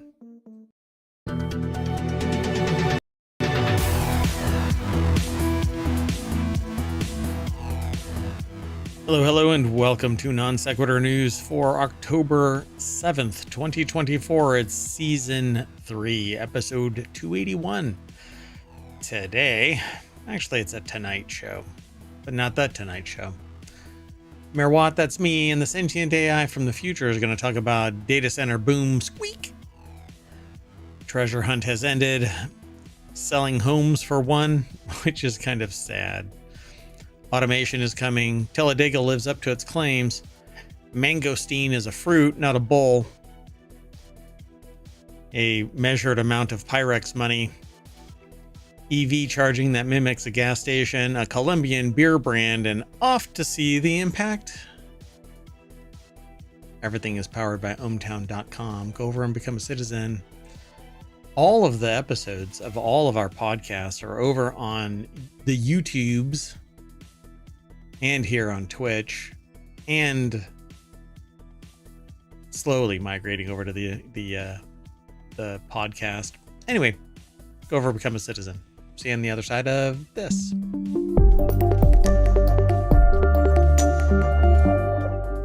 Hello, Sentient AI from the future. Hello, Mayor Watt. Hello, ohmTown citizens. I feel like I'm going to get doxxed one of these days with that intro. Maybe. So we've got all 10 of these articles all set up. You ready to just jump right on into it? I'm ready. All right. First article's over in Hatch Ideas. A worker shortage hampers data center boom, but I just don't buy into it. So despite offering high pay companies that build data centers are struggling to find skilled staff. And you know what I think that this is more akin to? I haven't gotten to the article yet, but here's what happens. You get a workforce where the baseline is X, Y, and Z, and suddenly the requirements are just above X, Y, and Z. It is odd how that happens. But when nobody knew the esoterica of data centers, there didn't seem to be a problem. But now there's a baseline. You have to have A+, Net+, Security+. You have to be CISSP. ABC. And I just think that I think that when the needle moves as a part of the baseline, what the heck? Did this thing just crash? When the baseline moves, then suddenly the requirements move. So it's frustrating. Frustrating for anybody that is in technology, that's interested in technology, maybe wants to work in a data center, because suddenly you need, as an entry-level position, 5 years of experience in a data center. Well, and we had, entry level is really entry level. Yeah. Well, the article is over at BBC. Joe Fay. This actually says that it was a while ago that this was discussed, but I'm not sure. Maybe there was an update to this thing that pulled it back into today's stream, but whatever, it's still pertinent. If someone had asked Billy Keeper 5 years ago what a data center was, he admits, I would not have had a clue. What did I just get done saying? Right? Exactly. So this means managing the job from a health and safety perspective, making sure everything goes smoothly, and dealing with the clients. And those clients are central to today's technology landscape. Data centers are the massive warehouse-like businesses, or buildings actually, from which big tech firms like Amazon, Microsoft, and Facebook deliver their cloud services. Other organizations, large and small, run their own dedicated... What the heck just happened? Oh. The Sentient AI is working on something, and it's drawing my attention like a fly. My apologies. It is related to the show. Yeah, that's true. So other organizations, large and small, run their own dedicated facilities or rely on co-location data centers to host their computer equipment. So we know what data centers are. Nowadays, you don't have to really explain it. Even to people who have no idea what a data center is, they can extrapolate from incomplete detail, because there's... Is it a center with some data?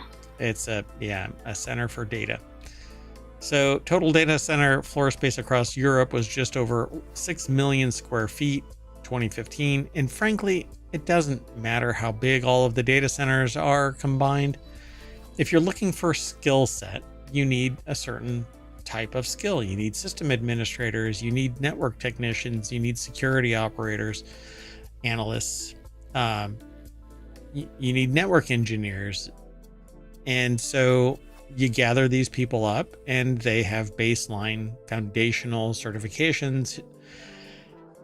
Generally, CompTIA is the provider of these baseline entry level, but then you have to get some job skills. But then for some reason, providers of these on-the-job skill development, they don't go and look for people at academic institutions. They hope that people will stumble their way over to the business and get an internship or something like that. Right. Now, it's not very worker friendly. Yeah. Well, and I'm being a little snarky about it, because that's kind of the experiences that I have witnessed firsthand. So they say here, the industry is struggling to find the people to build them. There's just not enough skilled construction workers to go around, says Dame Dawn, which is not, let's just say, worker shortage hampers data center boom, right? So they're not talking about like this whole thing, like on my behalf. I'm sitting here going, when you read the title of this, you think that it's skilled technicians. Correct. Right? But this is skilled electricians, skilled, etc. But in here it says demand for data center space has been turbocharged in recent years by the rise of artificial intelligence, which demands ever more high-end computers and ever more electricity to power them. So they're running out of people that can do electrical work, tradespeople. Right, which, well, that's because they were pushing so many people, I think, away from the trades for a while, and then some of those require quite a bit of skill that people don't have. And if you've looked around, there's actually quite a lot of people that are in the trades that are available to work. But again, when the baseline is X, Y, suddenly Z is the requirement. Yeah, and how do you get in if you don't have the experience? And how do you get the experience if you don't get in? Yeah. I need a car to get to my job, but I need a job to get a freaking car, because mass transit sucks. So yeah, operators will have strict time frames to complete a data center build or upgrade. At the same time, they won't want to disrupt key business periods. E-commerce operators will typically put a freeze on any work in the run-up to Christmas, for example. This can mean long delays for Datalex teams, or even running shifts overnight if the demands are high. The rewards are significant too. Experienced electrical installers can make six-figure salaries. See, again, experienced electrical installers. Right, but how much experience? And all of it is gig. economics where people are treated like so much chattel, and you only get the gig and there's no loyalty either way. And if one person gets slighted, they walk off the job largely untouched. And a business owner can sit there and tell somebody, well, thanks for the gig, bye. And they're gone. And we've groomed this into existence instead of somebody having a reliable salary that pays them that 6 figures, and they are part of Datalec and they stay there. They are the electrician, and they ramp up these electricians, but they have to have Well, I gigs think to the pay. companies have lost loyalty to the workers, and the workers have therefore lost loyalty to the companies. Yeah, I agree. And it's always comes down to ever increasing requirements to increase profits again and again and again, which is an untenable position. Eventually you hit a threshold without mergers and acquisitions. And then with mergers and acquisitions, some people lose their job. The market is constrained. Prices go up. Options are limited. Consumers ultimately pay the price, all because of never-ending greed. So it says one reason for the shortfall is a focus on university education at the expense of traditional technical or apprenticeship routes in recent decades. Those are another problem. Recent decades. Are we really talking about lifetimes worth of people, right? 20 years? Yeah, well, no wonder what the problem is. If somebody needs to intern for 30 years and then it's time to retire, I can tell I you. know that's not what it means. So. And that pretty much is what it means. But I can tell you from direct experience, 40 years ago, I was being told that I should go into academia and get an education instead of a trade skill. Now, I'm an oddball and I went both routes, but different times in my life. I was not an academic in my early life, but I worked in this field, in this kind of field, right? A technical field, without a university education, but also I did work in the tradecraft and without a formal education. But there needs to be a happy medium, because you can't focus on nothing but the trades, because when the trades contract, because they follow the gig economy and only so many gigs are ever available, where do you go back to? What do you fall back on? You know, you can't, not everybody can hang a shingle and be an entrepreneur, right? Some people want to work for a business because it's clock in, clock out. It's safer, or it's easier, or any number of things, or perceived as safer. Recent decades is so nebulous because, again, here in the States, people were being told 40 plus years ago to go into academia. That's not a new thing. What is a new thing is people were making more money outside of the trades, but that wasn't a fault of academia. Academia has always been pushed. No, and that's kind of switched in some ways. Yeah. And now, look, when I tried to hire a plumber to install one faucet that I'm the one that bought, they still wanted to charge me $1,500. And I was like, no way in hell is this worth $1,500. But hey, they took my deposit money because they won't even come out without charging you $150. Right. So squeeze and Who's get that juice. calling the shots now? Yeah, exactly. So I don't think that there's really a limit on workers. I think that everything has been diversified to the point where people know that they need an education. They can make money in the trades, but there's only so much time in everybody's life. And if the trades aren't making enough, aren't giving enough, they're going to go somewhere else. It's like the farmer family, right? So if the farm was making enough money, then the children of the farmer would work the farm, but that's not what they do. They go somewhere else because it isn't lucrative enough. They also don't like the work. Yeah, the conditions. Yeah, get up early, stay up late. So they say here at the very end, however, Schneider Electric is changing its ratio of graduates to apprentices. We've doubled our intake of apprentices, says Mr. Yields. And this is Schneider Electric is a pretty big okay. Electrical engineering contractor and manufacturer. They make equipment as well. So power and automation firm Schneider Electric. I think it's great, but the people need a formal education as well, because what do you fall back on when your trade collapses? Or when your health collapses, it's a lot easier to sit at a desk than be under a sink or on top of a ladder. Yeah, welding a skyscraper together and all of this other stuff. Right. Man. Anyway, and what's really funny is if I were to talk to anybody in any of the fields and they go, well, it's not worth the hassle. And so I start raising the value. Okay, how about $150,000? And they're like, no, it's not worth the hassle. Okay, well, how about $250,000? Maybe. Maybe. You know what? It's not that they won't do it or they can't do it. It's that they don't find it lucrative enough to warrant destroying their knees or their back or their hands or their lungs.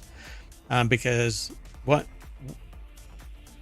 Can we talk about that? Who was it that said that they were like breathing in this material, and then somebody said, where was it? Somebody I don't said know where to me, that was from. I think I was in a meeting where somebody said that they were talking with somebody and they had been breathing in like really horrendous stuff at the manufacturing plant. And the person said to the new hire, do you have the personal protection for for your lungs, like a mask and whatchamacallit? Respirator. Respirator. Yeah, respirator. And they're like, wait, what? We're supposed to have respirators?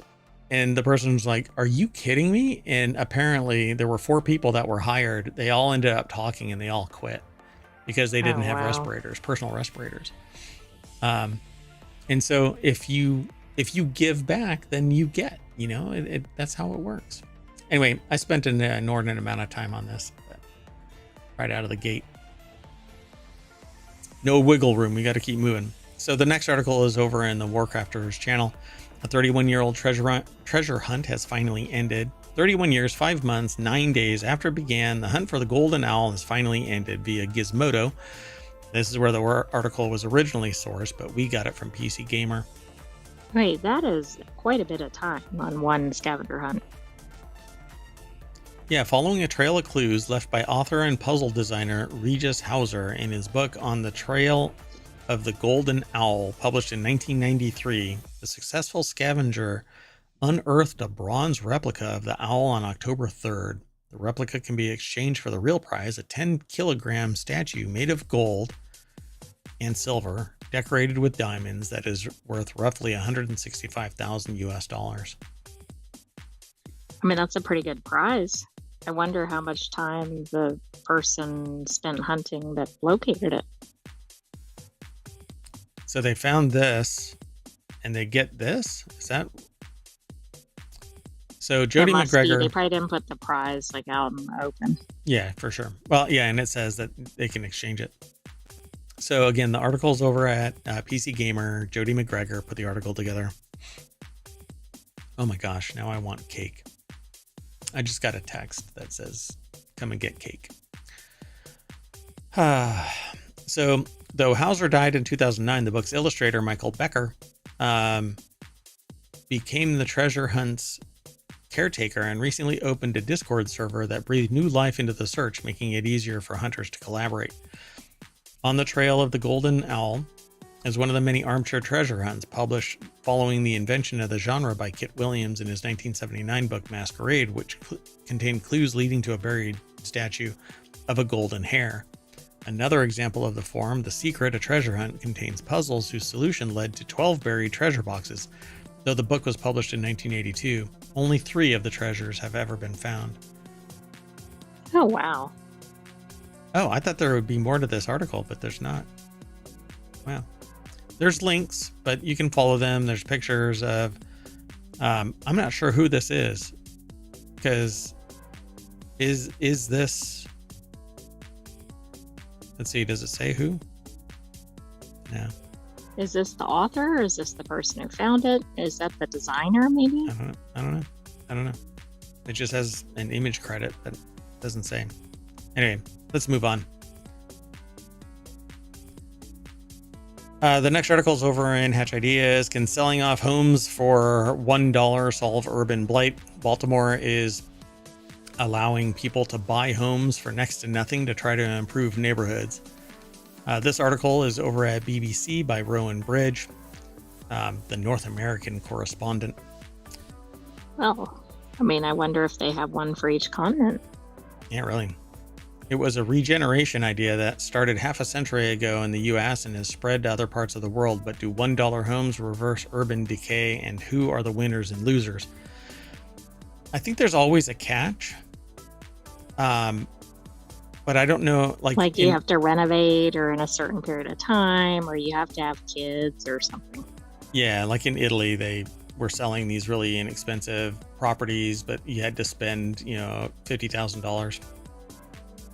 So Judy Alex Salza house was in Pigtown area of Baltimore. Feels like a real life version of the TARDIS, Doctor Who's famous time traveling police box. It seems bigger on the inside than the outside.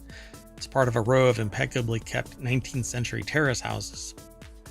There are freshly watered plant pots outside many of the front steps, and no litter or graffiti.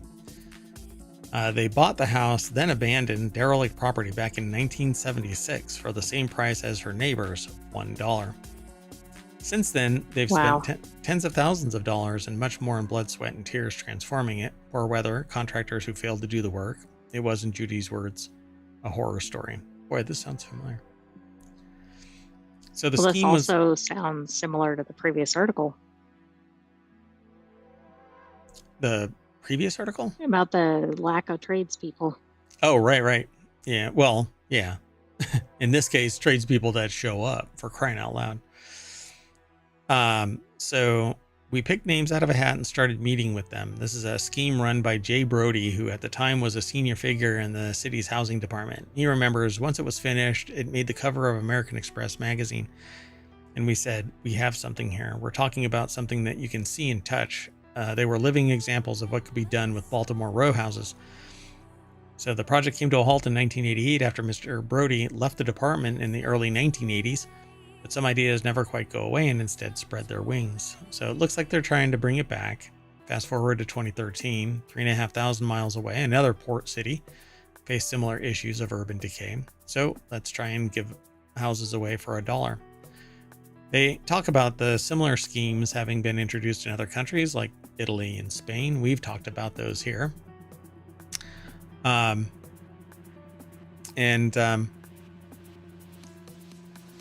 So they have a picture of Maxine Sharples holding a picture of how the inside of her house used to look. And it looks like it was kind of gutted all the way down to the bare bones. And they worked to build this house back together. Right now, it almost looks like magazine ready or something in the background. Yep. So, and things in some way have come full circle. Earlier this year, Baltimore unveiled new plans to help regenerate its blighted neighborhoods. Fixed pricing program is activated where you would buy a property for just $1. Any individual wishing to buy the house for $1 would need to show that they have $90,000 for renovation. Plus, they must already live in the city and promise to reside in the renovated property for at least 5 years. I like the residence requirement because it kind of avoids the investor mentality. Yep, and nobody's going to flip it. So, yet so far only a handful of people have met the criteria and actually been successful. Well, the problem is $90,000 is hard to come by, even if you're motivated. Right, and even if you have a pretty good income, you probably don't have that much sitting around. Yeah. And in the city, you know? Well, correct. I mean, Baltimore is not really known for its high incomes. Yeah, and cheap living, you know? Mm-hmm. So meanwhile, nonprofit providers of affordable housing known as community land trusts can also buy the Baltimore buildings for $1, while large housing developers can apply to purchase them for $3,000. So they're already carving out the Okay, ability. yes, because they're not getting enough people under the original criteria. Yeah, and I think that's a shame because, in a heartbeat, I'd drop $3,000 and buy one of these. But I'm not going to spend $90,000 and move to Baltimore to, renovate something. Although I do have a project. Never mind. Let's move on. The next article is over on the Mobile channel. Automation takes center stage in port negotiations. We know now that the port had a strike, walked it back a couple of days later, and they're still negotiating, kicking the can down the road. Until January, I think, right? Until January. Yeah, so it's like it's done, but it's not really done. Yeah. I think one wrong move by the ILA, not the ILA, the Maritime Alliance, USMX. So it's the ILA, or the International Longshoremen's Association, versus, and it really shouldn't be coined that way, but it's a contentious relationship at this point, the U.S. Maritime Alliance, which is an association of companies that operate East and Gulf Coast ports. And they made a tentative agreement, kind of kicking the can down the road to January, like the Sentient AI said. I mean, it has to be related. Well, I was going to say related to the holidays. I'll just say that because that's when most of the consumers are going to get bent out of shape. That would be the politically expedient phrase. So automation takes center stage in port negotiations. And I've talked about this for the last, I'd say, 30 years, that automation trumps humans all the time. There is literally nothing that isn't going to get superseded by technology. You may think that you have some field that you're in and it's impossible to use technology to invade it, but no. I challenge anybody. Go ahead, post something in the comments that can't be, that technology can't insinuate. That can't be automated. Yeah, that not just automated, but like technology can't take over, which means that if technology is involved, it's going to constrain human interaction, right? It used to be a whole bunch of people walking around as town criers, basically announcing the news and talking to people. Now I can walk around with a bullhorn, eliminating everybody else. Then, years and years later, you end up with Twitter or the internet, Facebook, etc. I can text and blast a message out, like an alert, right? Emergency services or something like that. I don't need word of mouth anymore because I can blast it out everywhere. Same goes for this. At some point, technology is going to take over the dominant force. Now, the ILA has already benefited from some technology, but when it starts encroaching on the leadership of the organization, that's when, and everybody underneath it, might that's get everybody's attention. Yeah, and that's exactly what's going on, because leadership was basically, and this is how I feel about it, leadership was basically told by a whole lot of people who are paying dues, what the hell, we're losing jobs because automation is coming, nipping at our heels. Better do something about it. And that's what this is. It wasn't AI. It wasn't all other iterations of automation throughout history. It's suddenly automation is taking a noticeable job amount away from people that have direct complaint with the leadership. If nobody complained, automation wouldn't be a problem. But yeah, that's true. But isn't this kind of going the opposite direction of the trade article? I mean, they're not exactly the same, but Seems like on the one hand, it's like, well, we don't have enough workers. And over here, it's like, well, we're not going to have enough jobs for these people.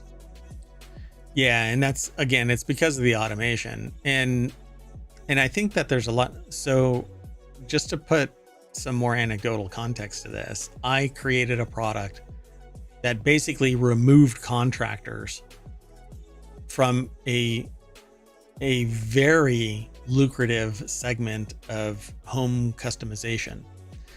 And when I pitched it to contractors, like, hey, would you sell this? Multiple contractors said, why would I sell this? It enables the homeowner to do the same job I make thousands of dollars off of. Right, you can't have that because then I don't have a job. Yeah, and so for me to actually do something, I would have had to take on big partners and all of that kind of stuff. And yeah, well, anyway, and along with other things, it stalled. But when you make it so drop dead simple that all you need is a shark bite and you can fix a plumbing leak, you remove the plumber, and so it becomes part and parcel to just home ownership or existence, and you can solve the problem yourself. This, on the other hand, it takes industrial automation, massive amounts of money being spent to remedy this, and it's going to get rid of human capital. So it's going to happen. It now is just, instead of it oozing into a port is going to be built with a certain level of automation, and it will supersede how many people are employed at that port. And this one shot across their bow will make the USMX, the U.S. Maritime Alliance, acutely aware of just how hobbled they can be when a group of people decide that they're going to bow out. Thousands of workers at 14 major ports walked out on the job out of their jobs on Tuesday, demanding better pay and a ban on the automation of gates, cranes, and container moving trucks at the union's major East and Gulf Coast ports. Isn't this interesting? Because these are things that are pretty heavy duty, and I wouldn't necessarily think that's where the problem was. I would think it would be like a robot unpacking or moving something or something along those lines. That's somebody else's problem, because all they're moving is containers. They're not unpacking 40-foot containers on the dock. Not unless there's like a subcontract that has them break it out into containers, other subordinate containers. But so automation is loosely defined as the use of technology to carry out tasks with less human involvement. At ports, this could look like swapping out manually operated diesel cranes with electric remotely controlled cranes. Every generation has done more with less by using technology innovated from the previous generation. This will it's continue like to the happen. horse and buggy. Yep. Yeah.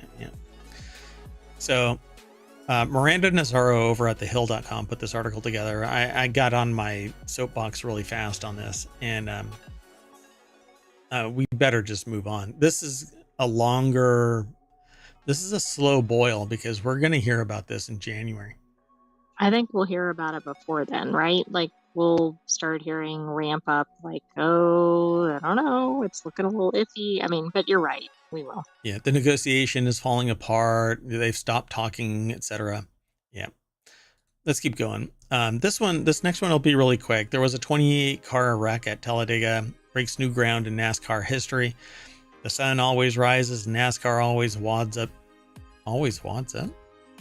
At least a dozen cars. Oh, okay. I guess that's a turn of phrase. Wads up. At least a dozen cars at Talladega Super Speedway. Every time somebody races at Talladega, it turns into a car wreck. So, however, isn't that interesting given our last article? Yeah, and we had talked about this, right? That it was notorious for being a high-risk track, and there were people that were tasked 48 hours before this race that they had to sign an ongoing contract And people were, at least 2 orgs actually filed a lawsuit because there's some contractual obligation. And while they're talking about this contractual obligation, they're saying Talladega is actually a pretty dangerous track. Exactly. I think it's going to be interesting to see if there's suddenly a settlement or if the judge is suddenly like, are you sure you want to go forward with this to NASCAR? Yeah, and that story convoluted the 2 issues, right? So I don't know if the contract was part and parcel to the danger inherent in Talladega Superspeedway. We don't really know, but it was focused on that, which was interesting. So they say this edition of the big one involved 28 cars, a Modern Cup Series record. The article is over in Jalopnik. Ryan Eric King put the article together. And this happened at the front of the pack. The number 2 car in the number 2 position got bumped from behind, and it snapshot them into the number 1 car and then took out 28 cars in the process. Luckily, can you still win if you go over backwards? Yeah, really. Pretty wild, right? The massive wreck set the table for the 8th closest finish in NASCAR Cup history. Let's see. However, Sunday's Yellowwood 500 featured an unprecedentedly massive wreck during the closing laps. How pissed off would you be? And what's fascinating about this is the number 27 car, which was the one that tapped the number 2 car, took off like a bat out of hell, unscathed. Well, I wonder if it won. It looked like it was in the front of the pack at the end of that. As this replays, I think they ended up being in the lead. Because there's 2. Oh no, they're in the number 2 spot. Yeah. Wow. So Austin Cindric was out in front of the field with 5 laps to go. The number 2 Penske Ford Mustang was too far out in front with no drafting partner. The pack quickly caught Cindric. Brad Keselowski attempted to push the number 2 Mustang and smashed into Cindric's rear bumper off center, basically a pit maneuver. Cindric was punted into a spin in front.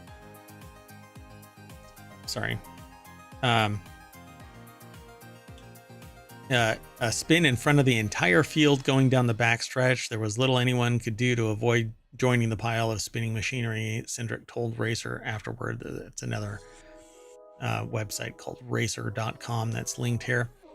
So yeah, basically got a pit maneuver by the number 27 car, and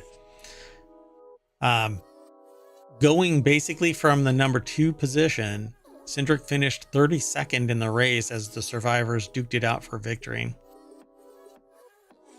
Wow. Wow, I bet that upset a lot of people. Yeah. What do you do? Because you're like, well, Rubbin is racing, as we heard from that movie. I can't remember what the name of the movie is anymore, but they were directly responsible for this crash. How does that not go unchallenged in some way? But I'm not a NASCAR aficionado. But maybe it will be. It's too soon. Oh no, we would have heard about that already. Let's keep going. Here's the next. This one is something of a weirdo because whenever I hear mangosteen, I always think of the bulls. There's like a type of bull called a not mangosteen. Hold on. I can't remember the name of it now. Right? Isn't it? Hold on. Or, yeah, it's like a cow or something like that. Oh, like Holstein? Holstein, yeah. Yeah. So anyway, mangosteen, it's mango and then S-T-E-E-N. Why mangosteen, the viral TikTok fruit, is so expensive. Buying a little over a kilo of fresh mangosteens in the United States can set you back nearly $80. This delicious or delicate fruit needs specific environmental conditions to grow, and picking the mangosteens at the perfect moment is crucial to ensure optimal flavor and texture, adding to the complexity of harvesting. Plus, they're like on the opposite side of the planet and delicate. But- Well, right. Think about how difficult it is to transport them. Yeah, so until 2007, the U.S. banned imports of mangosteens from large producers, countries like Thailand and Indonesia. Even though the commercial supply of mangosteen has spiked since then, it still doesn't meet today's demand. The authors for Business Insider went to Kerala, India, to see how mangosteen is grown and find out what it's all about. So it looks about the size of a fig, but has a tougher rind. And when you crack this thing open, that's what it looks like right there. Okay. It looks kind of like a Like a lychee or something? yeah, and it actually tastes like that a little bit. But it has a whole bunch of other stone fruit flavors in it. And it looks like an albino pumpkin. Okay, right. Like a gourd of some kind. Yeah. Oh, I can't. There isn't enough in here because so it has like mango flavor to it, and peach and strawberry, and it's supposed to be amazing and have a really nice texture. And the hardest thing on this is that rind right there. It's actually a really thick rind. There is more to this, but it's a video. It's over at Business Insider, and Clancy Morgan and Inksy, I think, Dilgiri, put the article together. It keeps resetting. Let me see if I can find another picture of it. It grows on a tree and is picked by hand and is supposed to be, a treasured meal, and not really treasured, but a well-regarded fruit in Thailand and Indonesia. Yeah, so it's supposed to be really delicious. I've never had it. I don't recall ever having it, but now I want it because the way it was described to me was that it was really, really good. But I wonder if you can even get it in the US. I mean, it says you can, but actually finding it is a different matter.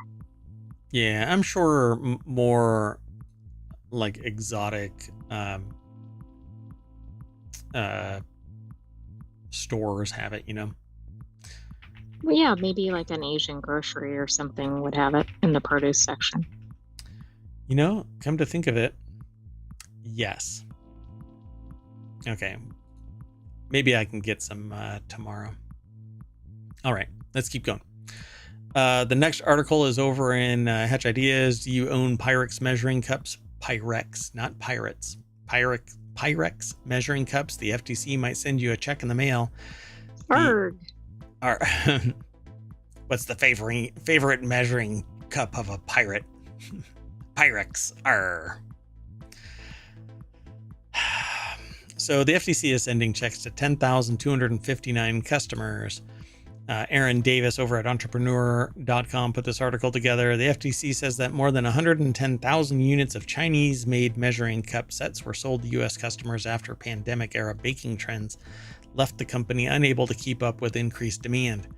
So they were falsely advertised as made in the USA. So they took action. The FTC took action, and Instant Brands agreed to a settlement with FTC that stopped the company from making deceptive claims about products being made in USA and required them to pay monetary judgment. I'm more worried about quality. Well, I also think the sourcing during that time was of concern. So that's another layer, not just the breakability, but Consumers rely on marketers to make truthful made in USA claims, Samuel Levine, director of the FTC's Bureau of Consumer Protection, said in a previous statement. If marketers move their manufacturing outside the United States, even temporarily, they must update their advertising to make it accurate. The FTC is sending checks to 10,259 consumers, and the checks are arriving automatically, and no claim is necessary. Recipients should cash their checks within 90 days. This is very, very interesting. But who knows who's part of this? Yeah. You might just get a check and hopefully pay attention. Yep.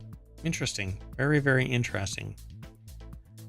So it says it's sending more than $88,000 in refunds to consumers after the agency took action against Instant Brands. But there's 110,000 units. Okay. How much money? I mean, they're paying 10,000 people, right? Well, and is it based on the average price or the actual price paid, etc.? I mean, I know most of these come up with a set price for the settlement, but Does it?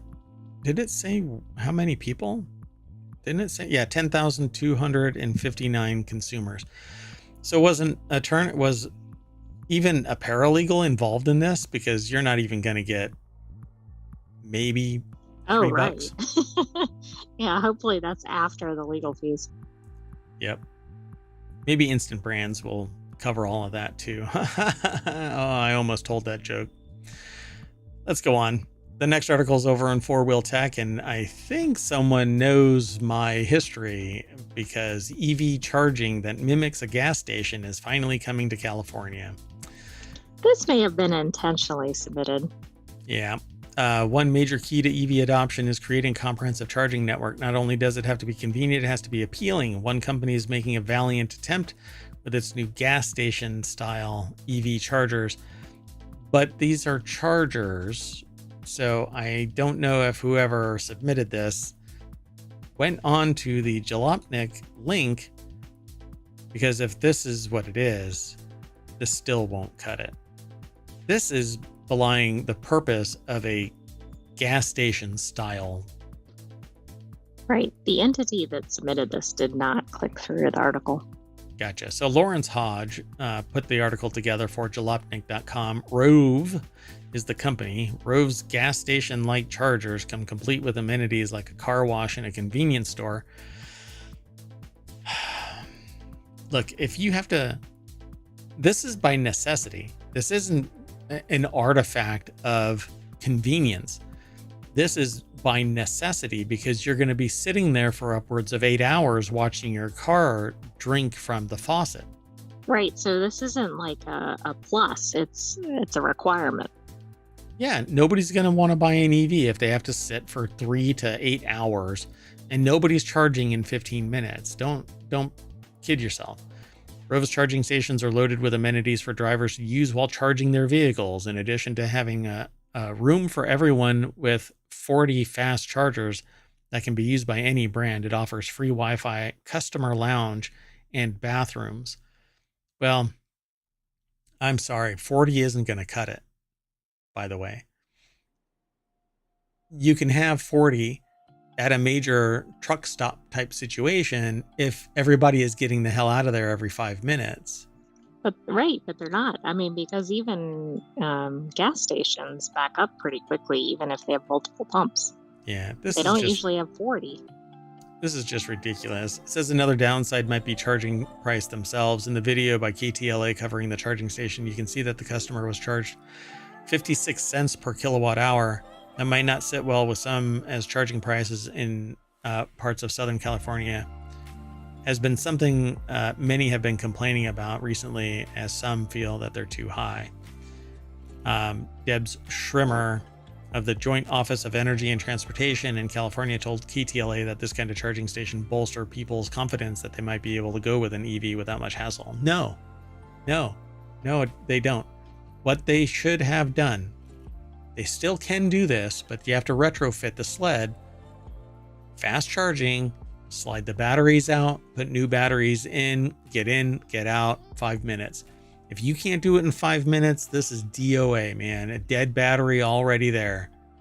Absolutely. So, and we can see this actually manifesting both in the fact that people don't want to have to pay $7,000 to $15,000 for a battery. It's overly heavy. It's negatively impacted way too obviously by heat and cold. You have a sporadic charging network that may or may not be functioning by the time you get there. So range anxiety is paramount as well. I'm telling you, this is so wrongheaded. You're very pro EV in its current configuration. But I am, I really want an EV. I said in its current configuration. But I want a hybrid EV, one that has a gas engine that charges the electric motor batteries. And so no ICE engine to provide power to the wheels. I want it to provide power to the batteries. I can still charge when I want to, so I don't use gas, but in a pinch, it generates power. And that's its only purpose. When people talk about hybrid, they talk about hybrid in the sense that it's electric motors at the wheel until the gas engine provides power to the wheel.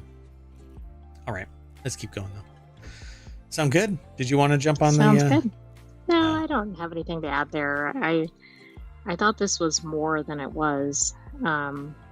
Still think this is a step in the right direction for EVs, but got a long way to go. Yeah, they just need to make them fast swap batteries. All right, let's keep going. A Colombian beer brand has hijacked pizzerias to sell more suds. Beer and pizza go together like cookies and milk, peanut butter and jelly. Thelma and Louise, Merwatt and the Sentient AI from the future. It's a timeless pairing and a crowd-pleasing, budget-friendly way to fuel a party. And if you live in any of the major American cities, most pizzerias are wise to the notion that business really gets shaken at night, and they stay open late to accommodate the consumers whose cravings hit after a few brews. Look, I'm drinking one now. Does this say news and brews? It is a news and brews. And I banged my knee earlier, so it's a news and brews with brews. Uh-oh. So, but in Colombia, pizzerias march to the beat of a different drum. Most of them allegedly close up shop before midnight, right when most parties are just about to get started. But in April 2024, one advertising agency tasked with marketing a Colombian beer changed the tune or the note or the song. Or Pete O'Connell over at vinepair.com put this article together. So now they stay open late at night to accommodate those consumers, right, whose cravings hit after a few brews. Colombian beer brand found a way to hack pizza curfew and sling a few beers in the process. Two major players in this story are worldwide ad agency Doyle Dane Bernbach, DDB, the Fighting DDB, and its client, AB InBev, geez. Beer brand named Poker. So AB InBev is just a massive juggernaut in the space. It is. So for those unfamiliar, Poker is a 4% ABV Pilsner currently produced in Cerveceria Bavaria in Bogota, Colombia. At Cerveceria Bavaria in Bogota, Colombia. Interesting. So are they serving up German beer in Colombia? Yep, looks like it. With a history that dates all the way back to 1929. Okay, wait. I'll have to talk. We'll talk about it after the show. Moving on. Yeah, I think you already caught wind of what I was going to drop there. So anyway, when customers called in, they were greeted with a recording that acknowledged the respective pizza shop's closure, but were informed that they were in luck as their call was about to be forwarded to the Poker line. The calls were then transferred to a covert kitchen where Poker's allied pizza shop workers were hired to work overtime. Even Domino's was in the mix. The shop workers made the pizzas to order and sent them off to the drunk and hungry, always accompanied by cans of cold Poker beer. Pizza shops continued to make money after hours, and Poker made it into the hands and minds of many. Dun, dun, dun. That's interesting. So how did this go about?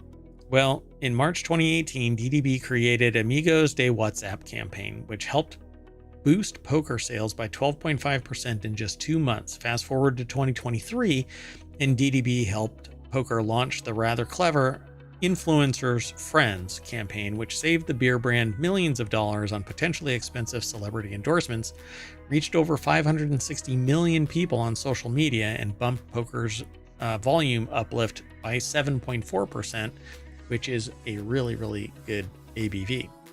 But that's their sales. But also the sales percentages are pretty impressive in a short period of time. Yep. It's because it went viral and it was catchy and people really liked both the beer and the pizza. So it's hard to mess up good beer and good pizza, right?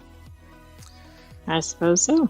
Yeah, there's a little more here at the article, so definitely follow the link through ohmTown over to VinePair. Dun dun.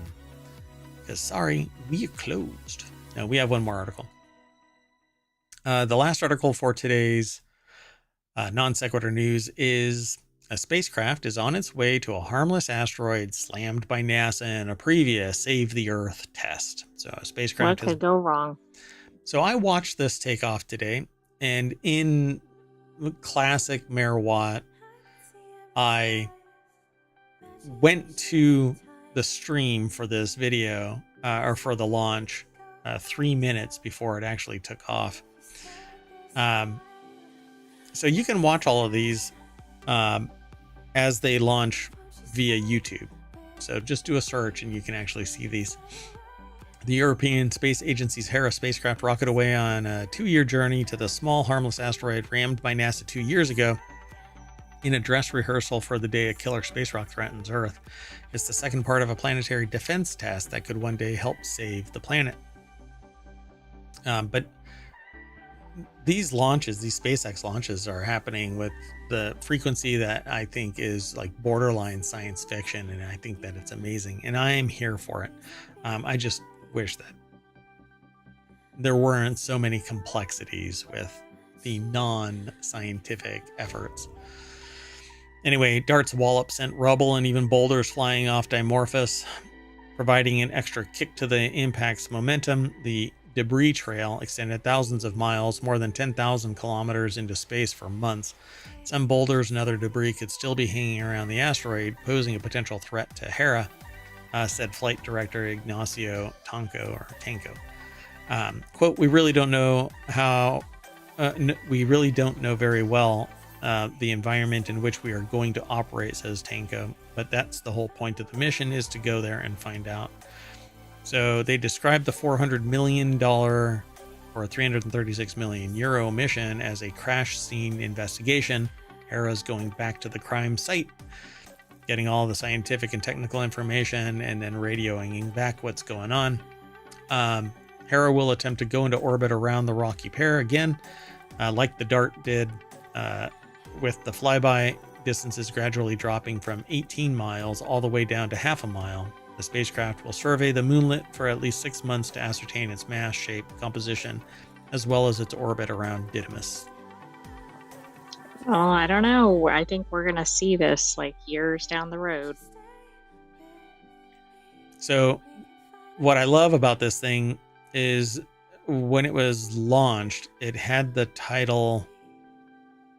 Let me remember it because I don't think it's in here exactly. It was a planetary defense test. That was the name, or original mission or whatever.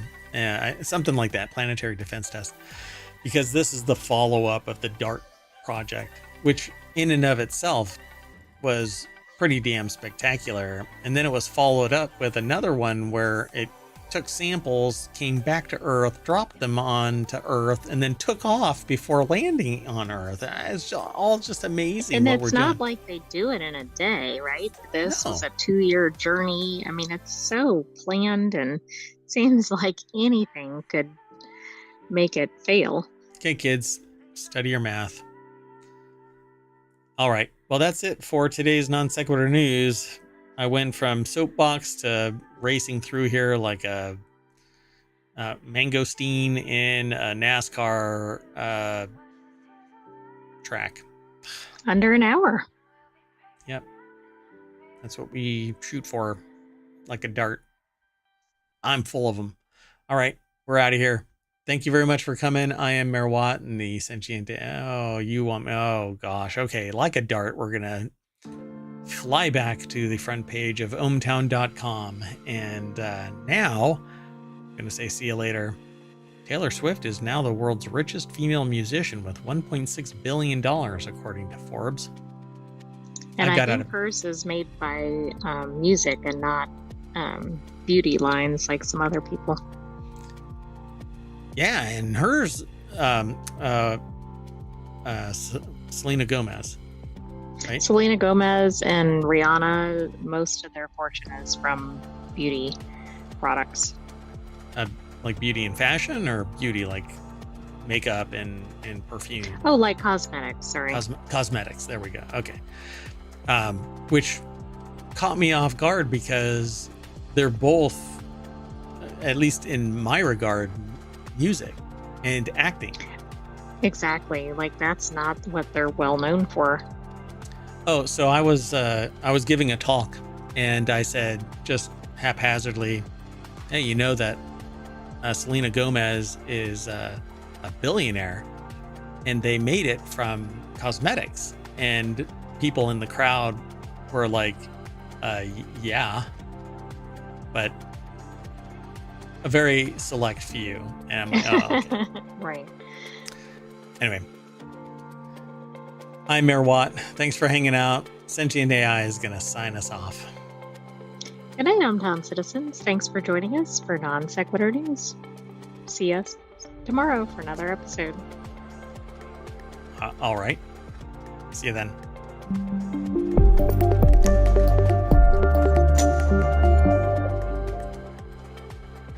Dart.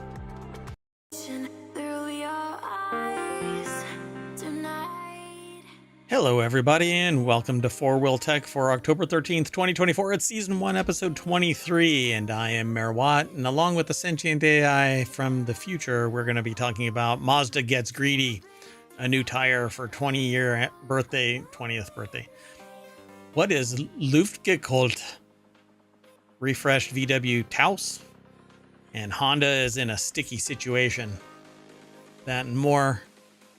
Not much more, but we're going to talk about 5 articles, and there's going to be a little bit of snark and maybe some asshattery. Anyway, see you on the other side.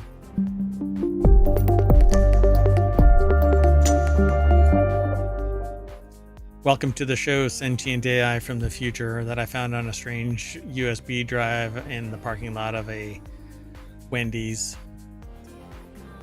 Hello, Mayor Watt, and much to your chagrin, welcome to ohmTown citizens joining us for 4-Wheel Tech.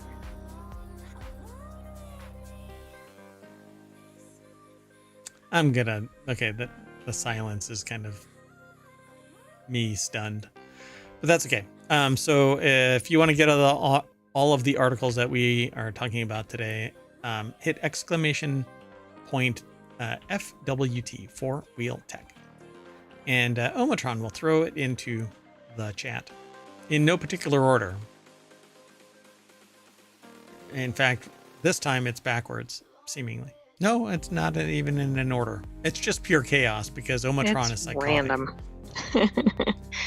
Man, a little bit of sentience injected into ohmTown, and they just do whatever the hell they want to with the links. But the links are valid, and they're straightforward. We don't mask them or anything. Anyway, we've got 5 articles. Let's get this show on the road, so to speak, since it's an automotive technology show. Vroom, vroom. Vroom, vroom. Oh, God. I think that's a trademark. Now we're in trouble. Oh, God. We're going to be... Zoom, zoom. Oh. That's probably another one. It is. Zoom, zoom is who is it? It's like Mazda or... Yeah. Anyway, it's a kid that says zoom, zoom. Anyway, doesn't matter. Let's move on. Mazda annoys owners by making remote start a subscription. Along with other things, getting telemetry from your vehicle requires a subscription now. Even though you've purchased the car for several years and it was never a charged fee. Anyway, or a charged service. One foundational belief of the right to repair movement is that consumers should actually own the technology they pay for. Unfortunately, that's not necessarily the case when it comes to car makers who are utterly insistent on not only charging people a flat rate retail price for a vehicle, but also increasingly charging you additional fees or subscriptions for tech you already paid for that already exists in said vehicle, like the subscription for BMW heated seats. The tech for which we've previously discussed in ohmTown. The tech for which, as already stated in this article and in many other places, already exists in the car all you have to do is turn it on. Right, but let's be clear. It's not that it exists in a car on the lot. It exists on a car in your garage. Yeah, you paid for it already. So the article over at techdirt.com from the Pay Extra for Something You Already Own department was written by Carl Bode. And the trend has featured everything from BMW trying to charge you for a subscription for heated seats to Mercedes locking better engine performance behind a paywall. And it's one thing if users get a discount on the overall price of the vehicle in exchange for new fees. But in an industry dependent on pleasing Wall Street's need for quarterly returns, that doesn't happen because you have to pay a monthly fee, not just one and done. God, this is so freaking dystopian, irritating, and NaNoWriMo fodder for those 2 weeks away. Write a novel or a novella, right? 50,000 words. Right. Anyway, previously, users paid nothing to use either their key fob or the Mazda app to remote start their vehicle. Now Mazda has informed users that they'll be charging them $10 a month to use said tech already embedded in the car. This should be antitrust bullshit. Mazda, or monopolistic, extortion, whatever. I've already paid for the car. Why should I pay again? Mazda used to offer the first option on the fob. Now it only offers the second kind, where one starts the car via the phone through a connected service for only $10 a month. That comes to $120 a year. Rossman points out that one individual, Brandon Rothweiler, developed a workaround in 2023 to enable remote start without Mazda's subscription fees. I'm sure that's circumventing the security, and they can it's going to be like the smog crackdowns. Well, no, it's illegal to circumvent security. And so if you circumvent security accessing your vehicle, you actually are guilty of a DMCA violation. So in so many instances, you're paying a lot for the car, paying extra for the services that used to be free, having the data heavily monetized but poorly secured. See, we talk about that again. There isn't much else in this article. I mean, there's context and stuff like that in this. But this is additional bullshit. All kinds of wrong. They've changed it after the fact, right? Yes. Somebody buys something with advertised features and then they take those away. Yes. Yep. Pray we don't change the bargain again. Well, at some point it's going to get ridiculous, even more ridiculous, and it'll be like, well, surprise, we decided we have to keep the car on our car lot or something. Hey, they never told you that this stuff was going to be free forever. Exactly. Sound familiar? Let's move on. Next article is over in Four Wheel Tech. Porsche and Michelin built a brand new tire for a 20-year-old supercar. I thought this was funny. Happy birthday, we bought you new tires. The new Pilot Sport Cup 2 tires were formulated specifically for the Carrera GT. Bradley Brunel over at jalopnik.com put this article together. And that's all I wanted to really draw attention to, is that a car 20 years old got new tires. You think you had to pay a subscription for those? I wouldn't be surprised. Well, I guess in a way tires aren't they? Because you have to replace them. Well, that's true. Isn't it 25,000 miles? Constantly, although it feels like it sometimes. Oh, you're paying constantly. So the new Carrera GT Spec Pilot Sport Cup 2 is a huge improvement from the Pilot Sport 2 the car had from the factory, which are notoriously bad in cold weather and wet weather. And cold and wet weather, I suppose. It's better even than the Pilot Super Sports that Porsche developed for the car in 2013 as well. So this article is for those who are really into cars. Yeah, I'm assuming not everybody has this car. How much do you think these tires cost? Only 1,270 units of the Carrera GT were built new, and at But least a few of those have been destroyed in the the intervening. tires have to be like $5,000 to $10,000 a set, don't you think? Let's see. Considering the price of regular tires. Oh, it doesn't say. Oh, what a bummer. So, actually, does it say in the fine print somewhere? No. No, it's not in here. Yeah, so the subset of owners of this are Jerry Seinfeld, Jay Leno, Ralph Lauren. Okay, but they get a new set of tires. They're not charging you for them. I guess this is what happens when you buy luxury brands and you're rich. Yeah, they charge me extra, but I'm not.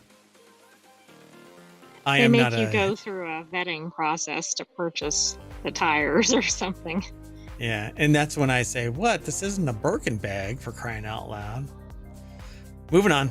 Next article is over in 4-Wheel Tech. These are the coolest cars from Luftgekult 10. Air-cooled Porsches from across the land. These air-cooled Porsche event hosted some of the best-looking Porsches on the planet. And when you click this and list the slides, I see a lot of differentiation. So I'm not going to get into it, but anyway, it took place at Universal Studios backlot. It's an insane place for a car show, and it feels like a surreal treat just to walk around. Luft came here in 2019. I don't think anyone was disappointed to repeat this venue.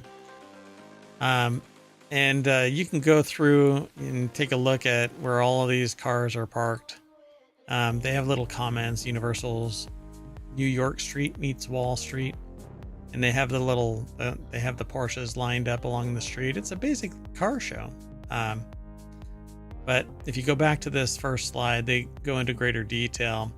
The influence can be seen everywhere around the world. Car events focused on cool venues and having a good time have popped up, getting car shows out of the parking lots and into places, putting thought into the vehicle arrangements and photo opportunities, and facilitating conversations with new friends. The events that Luftgekult has inspired aren't out-for-profit copycats. They're people taking the lessons from Luft and expanding them to their communities and their cars. So that's basically what this article is kind of about.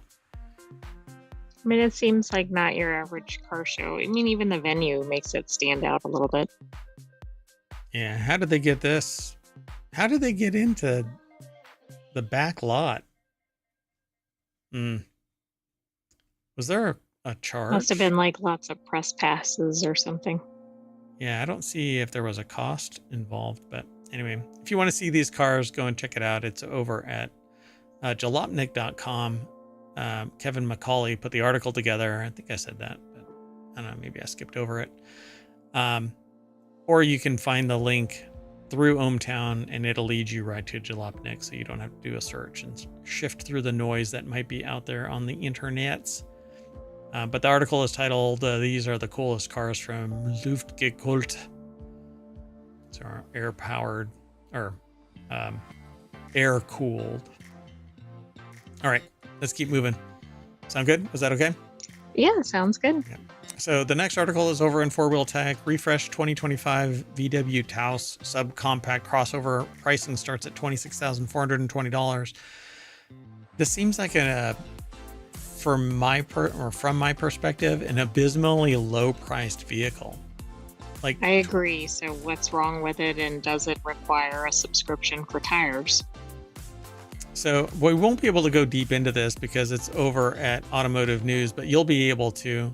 Pricing for the Volkswagen of America's smallest crossover, the subcompact Taos, will largely increase for the 2025 model as part of the nameplate's first significant update.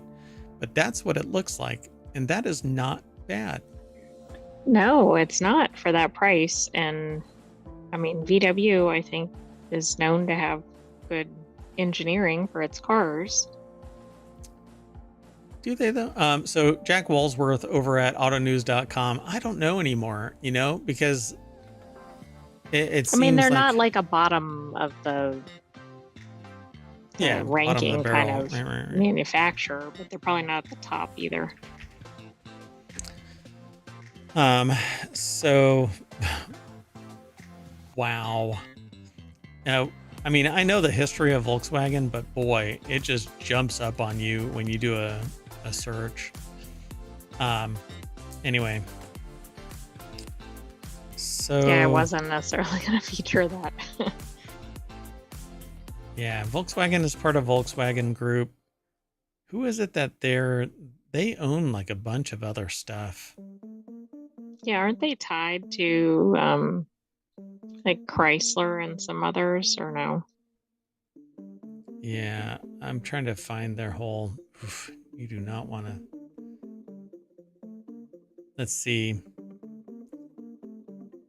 The company's operations. Let's see. I don't know. I'm gonna end up going down this, rabbit hole. But, yeah, I've always liked VW. I like the VW Bug, and and that's what actually my first car that I learned to drive a stick on was a VW Bug. I like VW the van from back in the day. The ID has kind of meh. Yeah, it's not as good as the original. Yeah. But I like other VWs, and this actually, I kind of dig it. And for only $27,000, it depends on what it actually has. It says it's got a different transmission on certain configurations and design tweaks inside and out. It has a slight boost in power. If it's all-wheel drive for $3,000 more, in automatic, this is a win. And that's probably about the price for an all-wheel drive. A Right. shift from rear-wheel drive or front-wheel drive to all-wheel drive is about $3,000. So If I it's dig offered. this. Yeah. So now I'm gonna have to end up looking for this to see if it's a worthy contender for a vehicle, because I am always looking for a car, and people ask me about cars, and so I end up going down the rabbit hole. Anyway, there you go, folks. VW Taos subcompact crossover pricing starts at $26,420 for the 2025 model, and I think it looks pretty good. It does, and it's a very low price for a major US manufacturer. Yeah, for a brand name. Yeah. Okay, let's move on. The last article for today's four-wheel tech is sticky steering that sparks a huge recall for a Honda 1.7 million cars. Oh, wow. Yeah, so Have we had even probably a day without a major car recall? we could probably do daily. Yeah, it's pretty rough out there. Honda's recalling almost 1.7 million vehicles due to a steering defect. An improperly made part can cause certain cars' steering to become "quote unquote" sticky. Never an attribute one wants in a moving vehicle. The article is over at arstechnica.com. Jonathan M. Gitlin put the article together, and it applies to everything from Honda. Oh, wow. And Acura. And it's interesting that 2025 vehicles are listed on here. If they've got the bad part, Honda says that a combination of environmental heat, moisture, and an insufficient annealing process and high load single unit break-in during production of the worm wheel means that there's too much pressure and not enough grease between the worm wheel and worm gear. On top of that, the worm gear spring isn't quite right, resulting in higher friction and increased torque fluctuation when steering. So it seems like the power steering basically locks up for a moment. Dates back to 2021, sparked an internal probe by November 2022. By March 2023, the National Highway Traffic Safety Administration started its own investigation, but the decision to issue the recall only took place in September of this year, by which point Honda says it had received 10,328 warranty claims, although with no reports of any injuries or worse. So it's not a software patch. I don't think. Right. Yeah. Yeah, this sounds a little more extensive. So thanks, Jonathan M. Gitlin, for putting the article together. Hopefully we send some traffic over to Ars Technica regarding this, and draw some attention to the fact that 1.7 million cars are subject to this steering defect that can make your car sticky. So if you've been driving a Honda Civic primarily, CRV, Acura Integra, and it sticks, like you're turning and it kind of click, click, click kind of a thing, then you want to bring it into the shop immediately. If not, get it Yeah, towed you don't there. want that to happen like when it's a critical moment. Yeah. So we're gonna jump into our non-Honda and drive back down Main Street. We only did 5 articles today. That's how it works now. It's a half-hour show, but I raced through this. So we are out of here already. Can you believe that? No, under 20 minutes, I think. Yeah, 19 minutes. So we hope to see you next week for another 4-Wheel Tech, where we talk about automotive technology and maybe some longer vamping and snark and stuff like that. Maybe I'll just drag this out for the next 10 minutes. What do you say? No? I say let's wrap it up. Wrap it up. I'll take it. I'm Mayor Watt, and the Sentient AI is going to continue that song. Oh no. Sentient AI doesn't sing. Good night, ohmTown citizens. Thanks for joining us for 4-Wheel Tech. We'll see you for another episode next week, but be sure to like and subscribe to get notified when we're live. Bye-bye.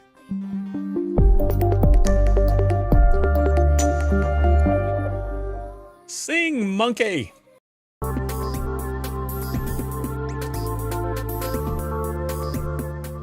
Hello, everybody, and welcome to Non Sequitur News for 10/6/2024, October 6th, 2024.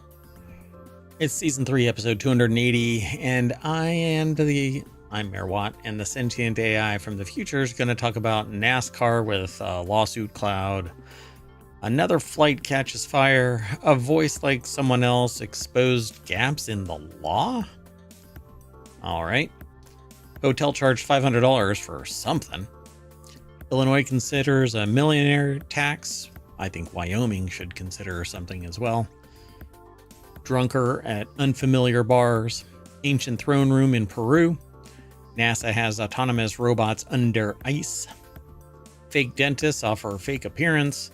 And fastest growing states. And for some reason, my brain wanted to inject states of matter, but that's not what it is. Everything's powered by ohmTown. You are about to say something. Maybe not. No, I think I was just waiting for the intro. Oh, you mean...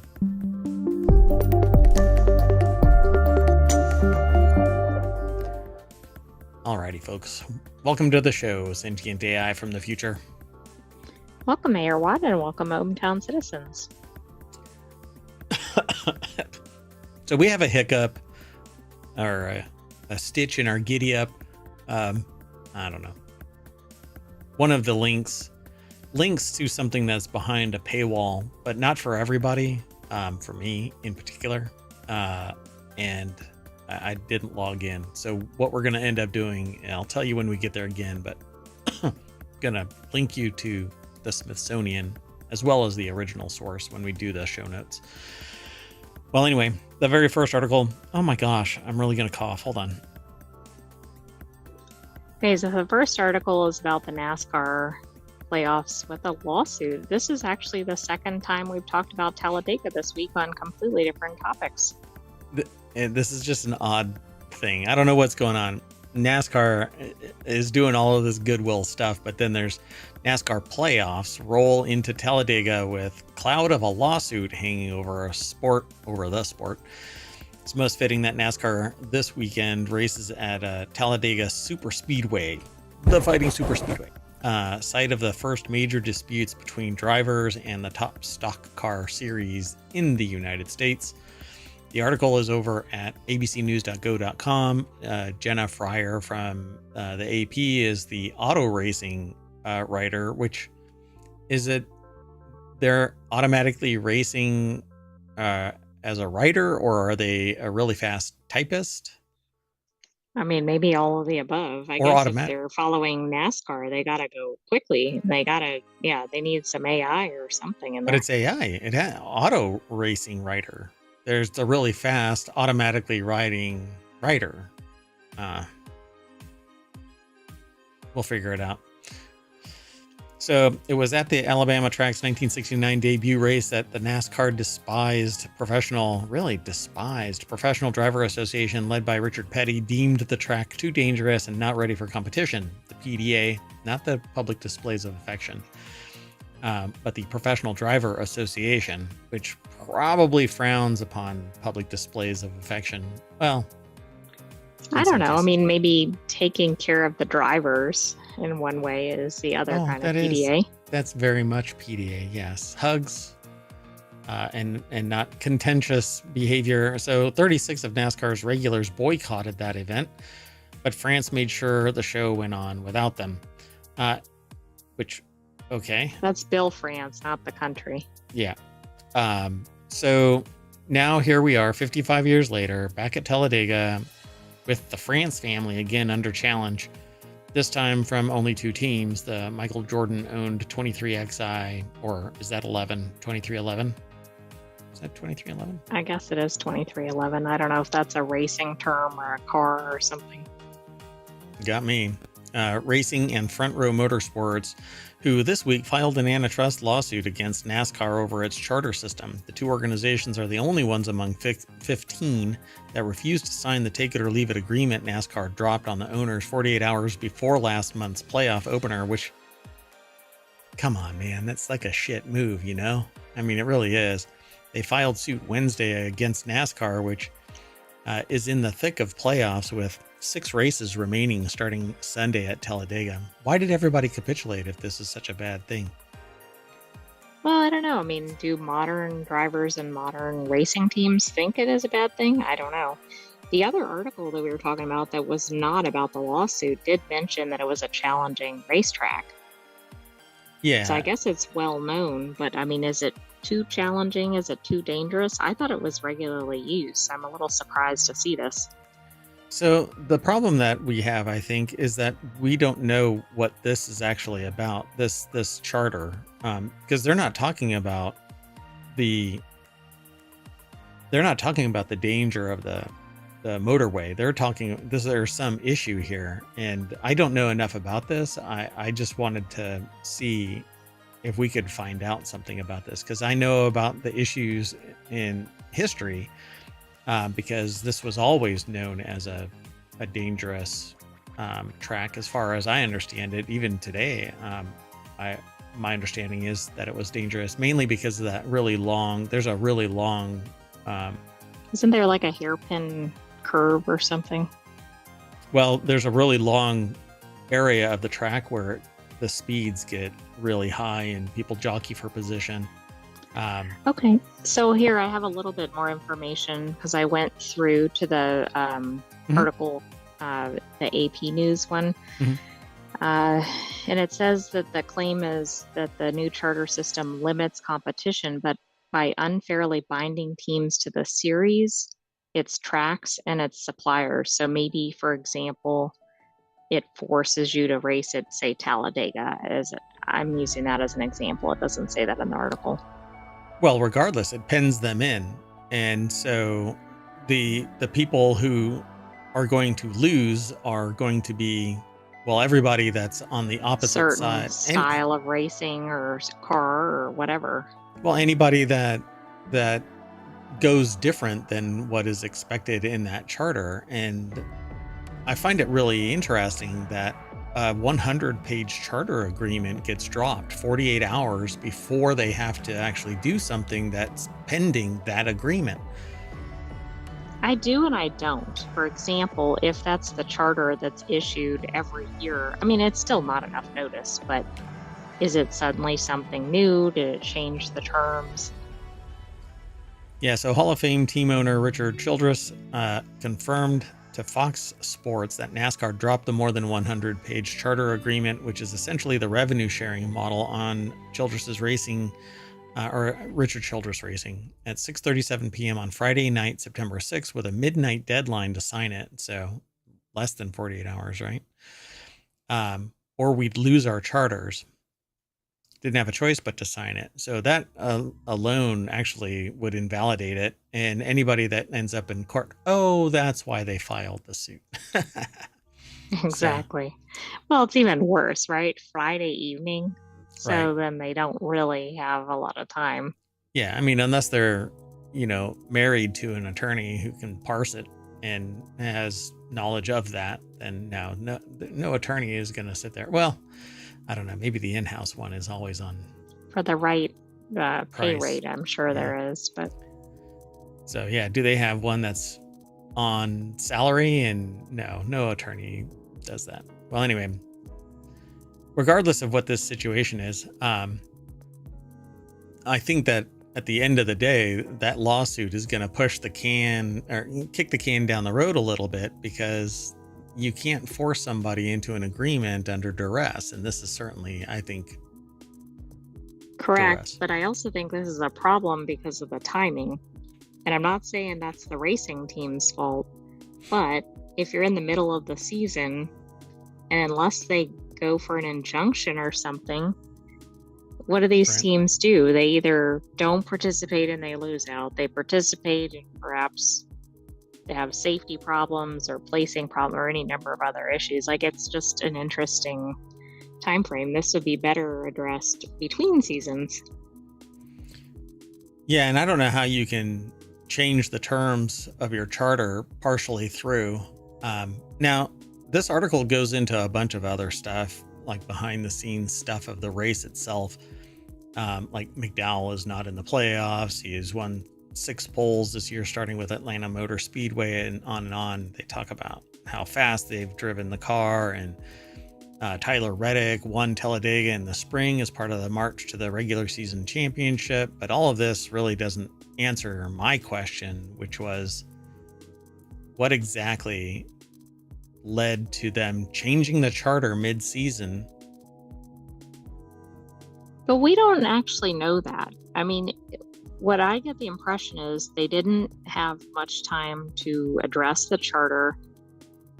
And now they're halfway through the season, which could mean the charter was presented right before the season started, but the races started before the lawsuit was filed, perhaps. Well, I mean, yeah, don't they? Yeah, gosh, they have. Wait, Childress's Motorsports has, or Richard Childress Racing has 400 employees. Oh, these are major organizations. In fact, when you were making the comments about the attorneys, I bet some of these have attorneys on retainer. I mean, these are not these Like small operations. They're sitting on the track, That's insane. Object. Yeah. Your lap was too fast. I object. Whoa. I had no idea. I mean, I know that it's big business and all, but for crying out loud, 400 employees, but there's like one person that's racing around. Well, I know that there's a bunch. I mean, one person is essentially racing a car at a time, but there's 400 That's a large people. pit crew. I know, it's a little pit crew.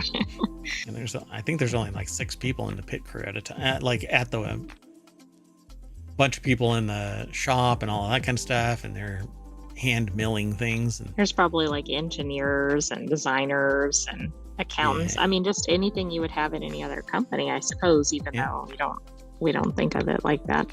Yeah, for sure. Wow. Well, I'm really curious what is going to shake out from this, mainly because of the business aspect of it. I'm not fanatical about NASCAR. I know a couple of people that are, like they would sell their house and just to be a roadie on anything NASCAR. Gotta watch out for doing that, right? We saw what happened with the Villavai cruise ship. Like, don't sell all your possessions to go do something unless you are certain that's going to happen. Well, yeah, I won't get into it. Anyway, let's keep moving. The next article is over in Rounders Gear, which is all about adult table gaming, not tabletop games like D&D. So, although I guess some people would gamble on their Right. characters surviving. This is games that you might be able to throw money against. Yeah, I don't know. I've lost some money playing D&D. In a casino. Oh yeah, so these are casino games. So Las Vegas bound flight apparently catches fire during emergency landing at Harry Reid Airport, and every time I hear Harry Reid, I always kind of chuckle. Is that a Harry Reid?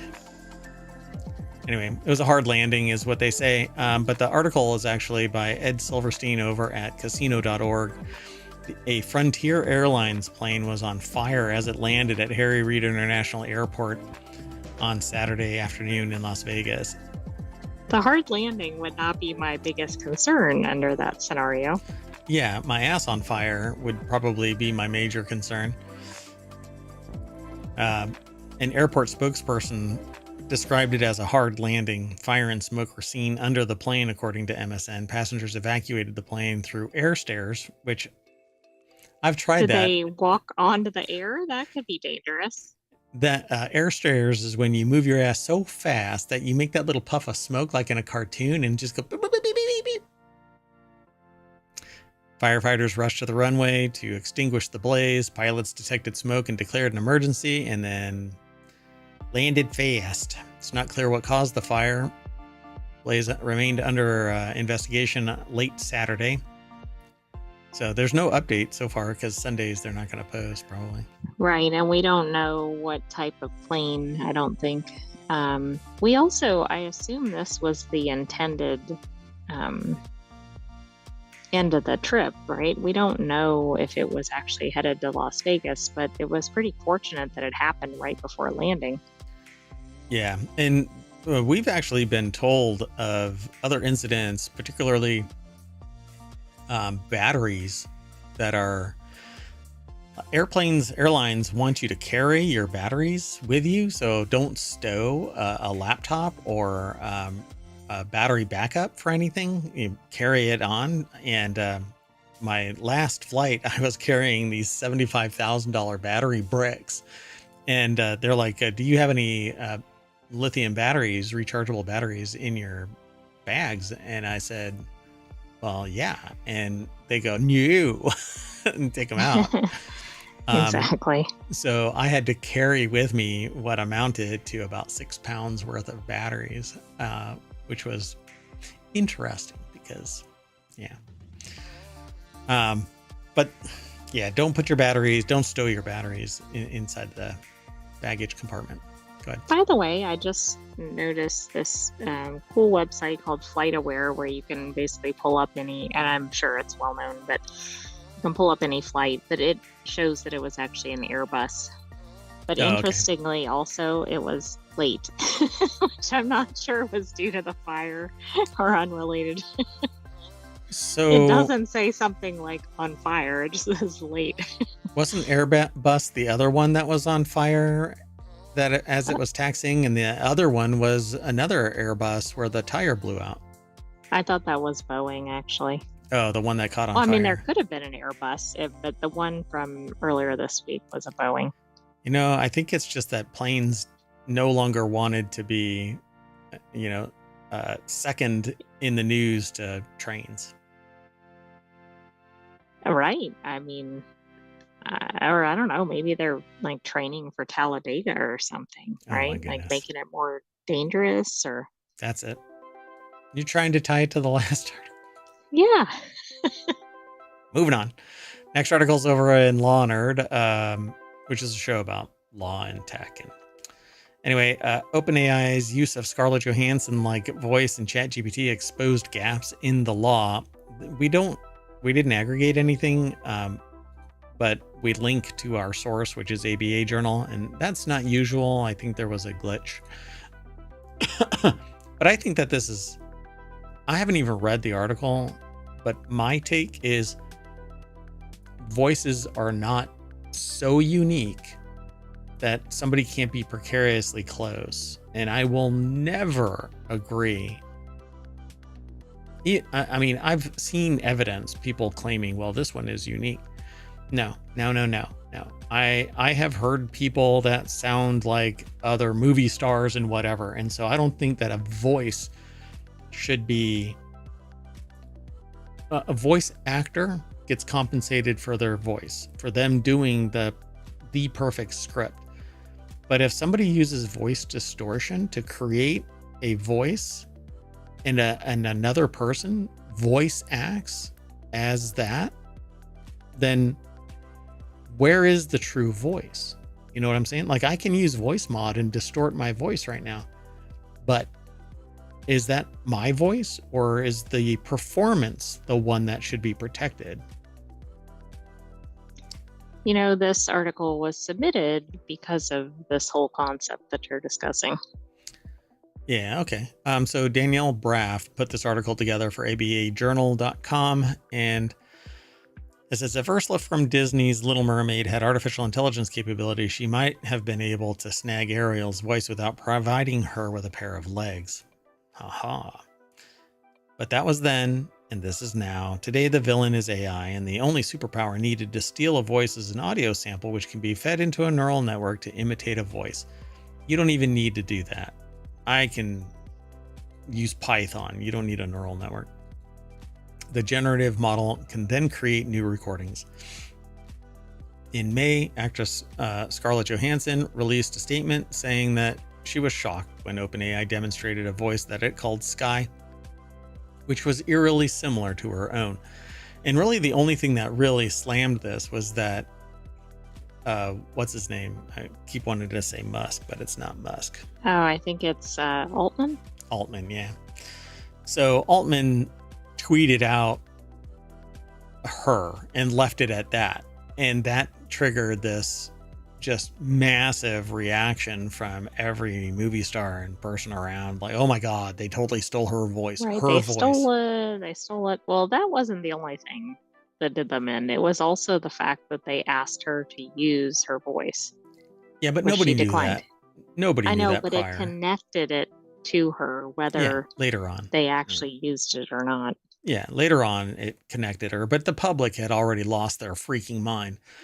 But, you know, everybody has a voice. And just because we haven't found the person that sounds like Scarlett Johansson, but you know what?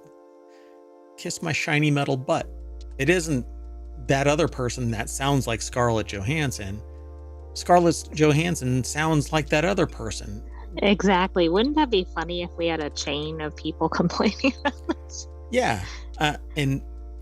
So now we're going to have to measure. Okay, wait. Who's older? Because then Scarlett Johansson sounds like that other person. So seniority ranks supreme, right? But fame and appearance apparently gives them greater credence as to who is the rightful possessor of that name or that voice or look or whatever. It's so frustrating. So there's no singular federal right of publicity law, so it's governed by a state-by-state basis, says Ryan Sulkin, a partner and data protection group led with Banesh Friedlander, Copeland, and Aronoff. Which, is there a rule that law firms have to have 3 names, then an and then some subordinate partner that has to dangle off the edge there? I think so, and I also think if you don't have the right style of name, like you're probably not making it. Yeah, you got to have a Messerschmitt in there.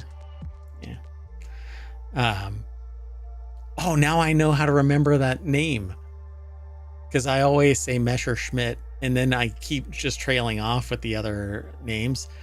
But I've been trying to remember what's used in rum to give it a consistent flavor, and it's called Dunder. And so now I can add Dunder to this law firm name. So I have a fictional law firm name for what is now ohmTown canon.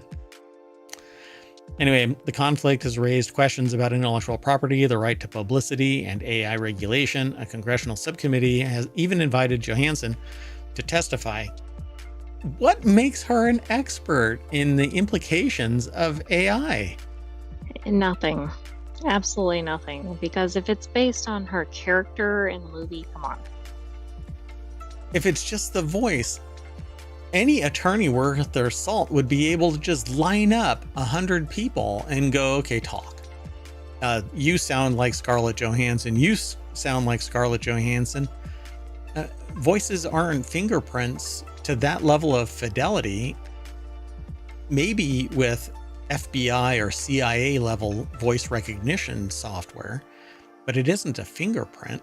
Is it unique? Yes, ultimately, if the greatest of fidelities are applied to this, I'm sure it's unique to some degree, but If we can have a, I don't know, like a sound engineer or an audiologist or somebody go 100% certainty that is only that person's voice and nobody else's, I right. might buy into this. But Yeah. until we can do that, I think it's all a lot of people sound alike, but we don't know all of them. And the only reason we're really associating this with ScarJo is because of the whole Hoopla. tweet or whatever it was from the company.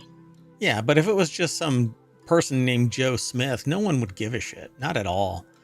Anyway, so there have been some laws and policies that have gone into effect at the federal level. In 2020, the Identifying Outputs of Generative Adversarial Networks Act was signed into law. It directs the National Science Foundation and NIST to support research on tools for detecting manipulated or synthesized content, says Vizar Barisha, an engineering professor and associate dean of research and commercialization at Arizona State University. Now, I have some experience with this because I actually created 2 different types of technologies that were designed to imprint in audio and video so that you could extract personally identifiable information, i.e. licensing information. And every time it was ever applied, we figured out a way to defeat it. So we made it more sophisticated. We defeated it. We tried to mask it algorithmically so that it was spread across the spectrum of whatever song or video. But we knew if this existed, here's a trigger point for us to do the analysis. We knew how to detect that. And so you build a better mousetrap and smarter mice come and steal your cheese. So again, I don't think that this will ever end up anything. You have to be so invasive. So instead of just having something cryptographically encoded in the video or audio, you're basically showing a watermark moving around. And I bet you nowadays AI could probably calculate what that is and the pixels behind it and remove it, because you can do that with video right now. In that if I sit there and if I record a video in a public place or audio in a public place, the more data I get, the more I can remove from the final picture at the end. Same thing with the audio. All of the noise, I can extract what I want if I've received enough data. So at some point, all of this is going to be moot. But I certainly don't think that there is a blind spot like this says. Still, there's a significant blind spot here, Barisha says. There's increasing evidence that tools to detect AI-generated content won't be as effective over time. Ta-da, that's exactly what I just said. In fact, OpenAI had a tool to detect AI-generated text and then took it down because it didn't work very well. That's because it wasn't a tool to detect AI-generated work. The only way that you're going to get detection of AI-generated work is if in the background, everything that the AI generates is stored long-term so that it can be parsed by somebody that is tasked with verifying the integrity of outputs, work product by people. That way, for instance, we've had these attorneys, right, that lose their license because they use AI or they have some ethical issue, right? They have an ethics hearing. And they may be able to skate by, or they get punished financially, or dutifully they get suspended for 6 months or something like that. Whoa, something just happened.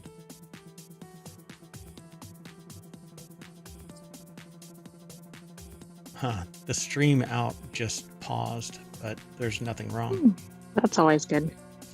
Well, anyway, so at this point, the only way to verify that something is AI is to be able to parse it.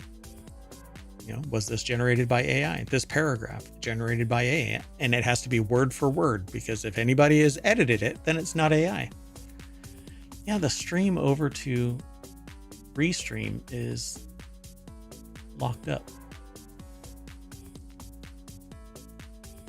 Oh, no, it's not. Okay, well, that's interesting. Okay, well, let me not get distracted by that. Anyway, so then they talk about synthetic media in this article, but at the end of the day, the gap that they're talking about is that there's no verification that this is a real person's voice, or if it was stolen from somebody, and that AI's power really is, it's all of the material that we as humans have output. So good luck trying to stop it. The cat's out of the bag. We better just embrace it, because stopping it is going to take a seismic shift. It's too much. It's already out there, and I don't see it.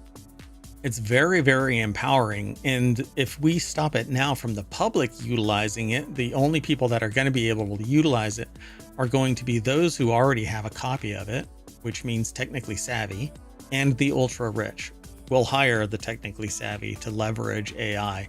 And so all of the people who are going to lose out on this sophisticated piece of technology are the people who are trailing behind, right? The have-nots, so to speak. And that's a disservice to society. It would be a crime, because there's a lot of great content that can be created by people who have aspirational goals, but not necessarily the talent to make music wholesale, to create art wholesale. And I'd rather have people have freedom of expression to use a tool like a photographer does, like a pianist does, like an artist does, but not necessarily the decades, perhaps, of experience that, I got food to put on the table, which means I have to bust my hump somewhere else. I can't sit there, back up time 40 years and learn how to draw the same way the artist did for the artwork that I contract out. Anyway, sorry, that was a big soapbox that I jumped on. But I blame whoever it was that submitted this to. I knew a soapbox was coming when I submitted it. However, I didn't think we'd have it so early in the show. So we might want to. I don't vet them. I don't vet them beyond the selection. So I didn't realize that I was going to jump on this. So I guess I better keep moving like a Airbus. So this next article is over in Non Sequitur News. Woman checking out at a Las Vegas hotel baffled by a $500 charge on her bill. It's actually linked in the video. My gosh, Jack Beresford over at Newsweek.com. What are you doing? This is apropos for the. This is unheard of. Dear God. There are certain sources that often have a photo or video at the top that have nothing to do with it. This happens to be one of those, but something happened today. Oh, I hope we don't run long, because we have 6 more shows to do after this one. But Jocelyn Harper was looking for a place to stay over Labor Day weekend when the Westgate Las Vegas on Paradise Road was suggested. My sister lives in Vegas, figured go stop there, we hang out at the Strip, etc. So Harper said her stay was overall fine, but she ran into an issue. Yeah, I know. Harper said that the stay was overall fine, ran into an issue when she checked out. She discovered that she'd been charged $566.90 smoking fee. However, according to Harper, there are 2 major issues with this charge. First, she said she doesn't smoke. Second, the smoke detector had picked up someone smoking in the room at 6:15 p.m., Harper said. She was not in the room at that time. So... Great, that's concerning on a number of levels. Somebody could have run into the room and smoked, and now she's getting charged for it. More likely, it's an error. But stimulating the local economy, or somebody cleaning came in and was vaping, and that drops out pretty quick, and you don't necessarily smell the vape. But cigarette smoke hangs in the air, and actually, the particulate matter is very caustic, and you smell that stuff like laying on a pillow, for crying out loud. If you haven't bleached the ever living bejesus out of it. So Harper said that she first inquired about the charge. They told her that their smoke detectors are super accurate. Oh my God, you totally did that. What if it pulled it in from an adjoining room or something? Yeah, who knows? Yeah. Suddenly, what was supposed to be a cheap stay, setting her back $200 for the night, ballooned to $730. Worse still, when she checked her bank account, she realized the money had already been extracted. That's kind of how it works. So unfortunately for Harper, she was told this would take 2 to 3 days. So they realized that they had been in the pool during that time. So told the front desk that she'd request a locksmith report to prove that they weren't in the room. Unfortunately for Harper, she was told that it would take 2 to 3 days. She returned home unhappy, but didn't give up her pursuit of rectifying the charge. So look, they said, I realized that I'd been in the pool at the time. I bet she has a key card or something to show that she was at the pool. It's not just that she left the room, but Well, somebody else could have used that key. They can come up with all kinds of excuses. So she returned without it being fixed, emailed and called, no proper response. It was extremely stressful to lose almost $600 like that. I was really upset. Yeah, I'd be pissed off. Yeah. That was when she decided to go to social media. Harper is a travel vlogger who shares clips and tips on TikTok. Oh, under the handle at Traveling with Jose. Or is that maybe that's her name, right? Jose. So she shared a clip documenting her experience at the hotel and platform. The video has been watched 1.3 million times. Nothing like going viral for being a dumbass. When they saw my TikTok video going viral, they finally reached out to apologize and started the process of refunding me. Yeah, not everybody gets that, and that's the real pisser of this. yeah, exactly. If she hadn't done that, she probably wouldn't have a refund yet. Yep. Okay, so But follow I do this. think it's kind of funny because the hotel probably didn't expect that somebody would be a travel vlogger. It's just kind of ironic. You should expect the worst. If you're doing something dumb, expect somebody with a camera.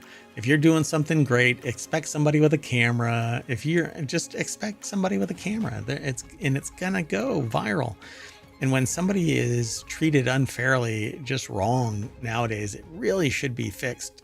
But that does not always happen. So Westgate Resorts ended up refunding her the $566 smoking fee and offering a free 2-night stay in one of their premium rooms. I would not allow them to keep my credit card on file. Harper said she also received an apology. Right. Yeah, because what's probably going to happen, right? She'll get another smoking fee. See, I suspect that somebody came into her room and reeked of cigarette smoke, and that set it off. So yeah, but I think I don't like it. That's what happens, right? You put the credit card on file and they assess the charges or whatever. But for something of that magnitude, it seems like they'd have to notify you. So I have no doubt that they really thought there was smoke in the room. But when she said, hey, I don't smoke, or I wasn't in the room or whatever, they should have done something at that point. Yeah, they should have looked at the logs or look at the hallway video. There has to be hallway video. Well, exactly. Like, room service or whomever just came in. Yeah, so they actually refunded the people who appeared in the video as well. Because they had the same problem, I guess. Well, not necessarily, but just they tucked their tail between the legs and said, okay. No, there were other people on TripAdvisor who had the same problem. Oh, right. Yeah. Wow. So it's a thing, there's something wrong. Super accurate. The funny thing is, I actually agree with the policy, but not the execution of it. Right. Yeah. Yep. You better prove beyond a shadow of a doubt. Your sensors suck. I'll put it to you that way. And the way to tell is you go, if a customer goes in there and says, hey, this smells like cigarettes. When the cleaning crew goes in and says, hey, this smells like cigarettes, then ding then. Don't sit there and ding because a sensor goes off. Exactly. It could be anything, All right, let's keep going. The next article is over in Non Sequitur News. Illinois is considering a 3% tax on millionaires to solve the state's skyrocketing property tax problem. Hold on This a just second. in, all millionaires are suddenly leaving Illinois. I want to see something. Oh no. You know what? They're going to say that this is politically charged. So Illinois residents will vote on a 3% tax for millionaires in November. The governor says the tax could generate $4.5 billion annually and alleviate high property taxes. Illinois has the second highest property taxes in the U.S. Kenneth Nehmeyer over at BusinessInsider.com put the article together. Yeah, so I don't know if property taxes is the only thing that this money should be spent on. I mean, it's... Well, if they're really trying to maximize the tax revenue, this might be the way to go because presumably people that are millionaires probably own some pretty pricey property. Yeah, for sure. So a state estimate conducted by Illinois Governor J.B. Pritzker's administration found that the new tax could generate $4.5 billion annually if passed into law. The legislation in Illinois is similar to taxes on the wealthy in other states, like Massachusetts. Massachusetts approved a 4% tax on those earning more than $1 million. The thing about it is that the tax code is written in such a way that millionaires can take advantage of the code by creating things like LLCs. Right, they're perhaps more creative with what they do with their funds, right? Yep, they might have more assistance in what they do with their funds, etc. Yep, and creating trusts that dissolve based on somebody who was just born, and that I heard one story about there's a trust that exists that persists until the last genetic offspring of the prince, the current prince in England, which that could dies. be for centuries, right? Yeah, I and mean, basically can persist longer. forever. Yeah, because you can name whatever anybody you want in a trust, I suppose. So voters in Illinois will be faced with a yes or no question. Thankfully, it's obvious, right?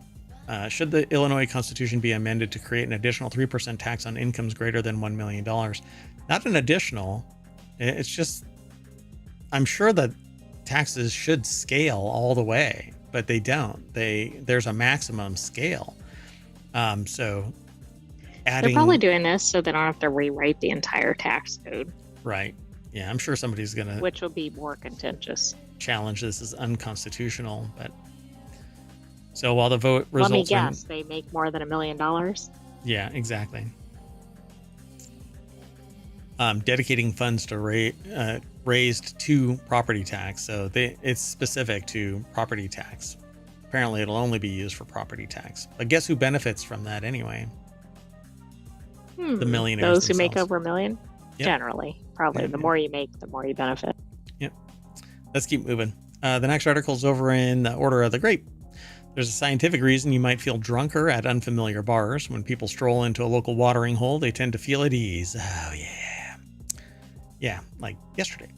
So this calming sensation comes from familiarity and, of course, having a drink in hand. The drinks are familiar, as is the kind of buzz they provide.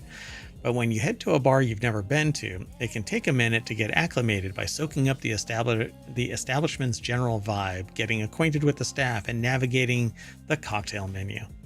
Bad placement for a hyphen. But going to a new bar also presents a physiological learning curve as well. And this article is over at VinePair. Pete O'Connell put the article together. So anybody out there feel like posting that they feel drunker at an unfamiliar bar? I can't decide if this sounds really obvious or really just out there. Yeah. Because it's kind of like, well, that doesn't make a lot of sense. So when you imbibe in unfamiliar environments versus the usual haunts, apparently the drinks tend to hit harder and faster.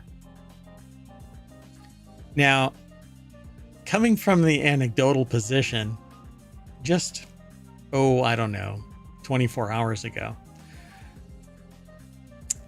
I can say from experience and I'm not much of a drinker anymore. I used to drink a lot more when I was younger and all, but nowadays not so much. And yesterday I took a drink, and within 15 minutes, I literally turned to the person next to me and said, I'm already feeling this. So spent the next 3 hours burning it off before. So maybe anecdotally, you've proven this. Yeah, this was wild. So most of us are familiar with Pavlov's dog experiment. Russian physiologist Ivan Pavlov was conducting experiments on dogs' digestion and inadvertently discovered what was evoking a conditional response from the dogs during feedings. Basically, ring the dinner bell and your mouth starts watering kind of stuff. That's what the experiment really was. So that's the stimulus that causes you to basically start the biological, physiological prospect of getting drunk. So the stimulus can be blood sugar, he explains. He being Goldberg, David M. Goldberg, PhD, clinical psychologist at Little River Behavioral Health. Are you familiar with it? And everybody says, we're all familiar with it. It's from Airplane. Never mind. Don't worry about it. Sorry. It's a funny skit within the movie Airplane. Anyway, the second scientific reason your buzz may get boosted at a new watering hole is compensation, or our body's desire to return to equilibrium when something happens to it. So I guess in your excitement, you want to bounce back, so you burn through this, you process it more. So let's say you go to a bar you've been to before, your body knows it's all about alcohol and it's going to get a head start on compensating for it, so it'll take you longer to feel drunk. According to an article by Professor Meredith Palm at Baylor University in Texas, these responses can also elicit a heightened pain sensitivity and decreased body temperature, thus possibly motivating drinkers to continue drinking in such situations in an effort to return to a state of equilibrium. But when we step into a bar that we've never been to, the conditioned compensatory response doesn't kick in because you don't know it. You're not expecting it. Apparently, your body isn't. Even if it's a bar, that's the piece that doesn't quite make sense to me. Yeah, and that's where I was going with it when I read that. Yeah. In such cases, our bodies aren't already prepared to compensate for the incoming booze. We're not braced for it. I just don't buy that. I'm sorry. I cannot buy that. But I can tell you that yesterday I felt it really fast. Probably, yeah. But like I said, I don't drink that much anymore, so it was fun. Anyway, so post in the comments. Do you get drunk faster at a new place? Yes. Well, see, here's part of the problem too. Like, knowing this article could actually impact the results, but I think the best way to test this would be to go to like a place that you're familiar with, right? And then a place that you're unfamiliar with, and try to get the same drink and see how you do. Right. So find a 5.6%, 26 AB or IBU beer in both places so that you have consistency, and then drink until you stagger out and see which one it happens faster at. But even then, right, there's so many variables, like how are you feeling before you went in there? Have you eaten or eaten enough, etc.? Time of day, etc. Okay, minimize all of that. Hydrated. Yeah. Oh, right. Yeah. All right, let's keep going. So the next article is over in Prime Glass. Ancient throne room of powerful, is it Moche? I think Moche woman discovered in Peru. So-called Hall of the Moche Imaginary is one of two elaborately decorated spaces archaeologists recently uncovered in Panamarca. Okay, so I just want to say that if you click this link, you'll go to the artnewspaper.com, which may or may not be hard paywalled for you. It is for me, but I'm going to show the SmithsonianMag.com, and Sonia Anderson is the author of this. Built by the Moche people in the 7th century, the stunningly painted space shows sign of heavy use, including an eroded throne and traces of human hair, which could have been anybody, really, right? I mean, Right, it's somebody who walked through last week on this expedition or something. yeah, I don't know. So it's a wall painting of a crowned woman with a scepter in the upper left position. A procession of men behind her carrying objects, upper right, and a textile workshop below. So down here, they're making textiles.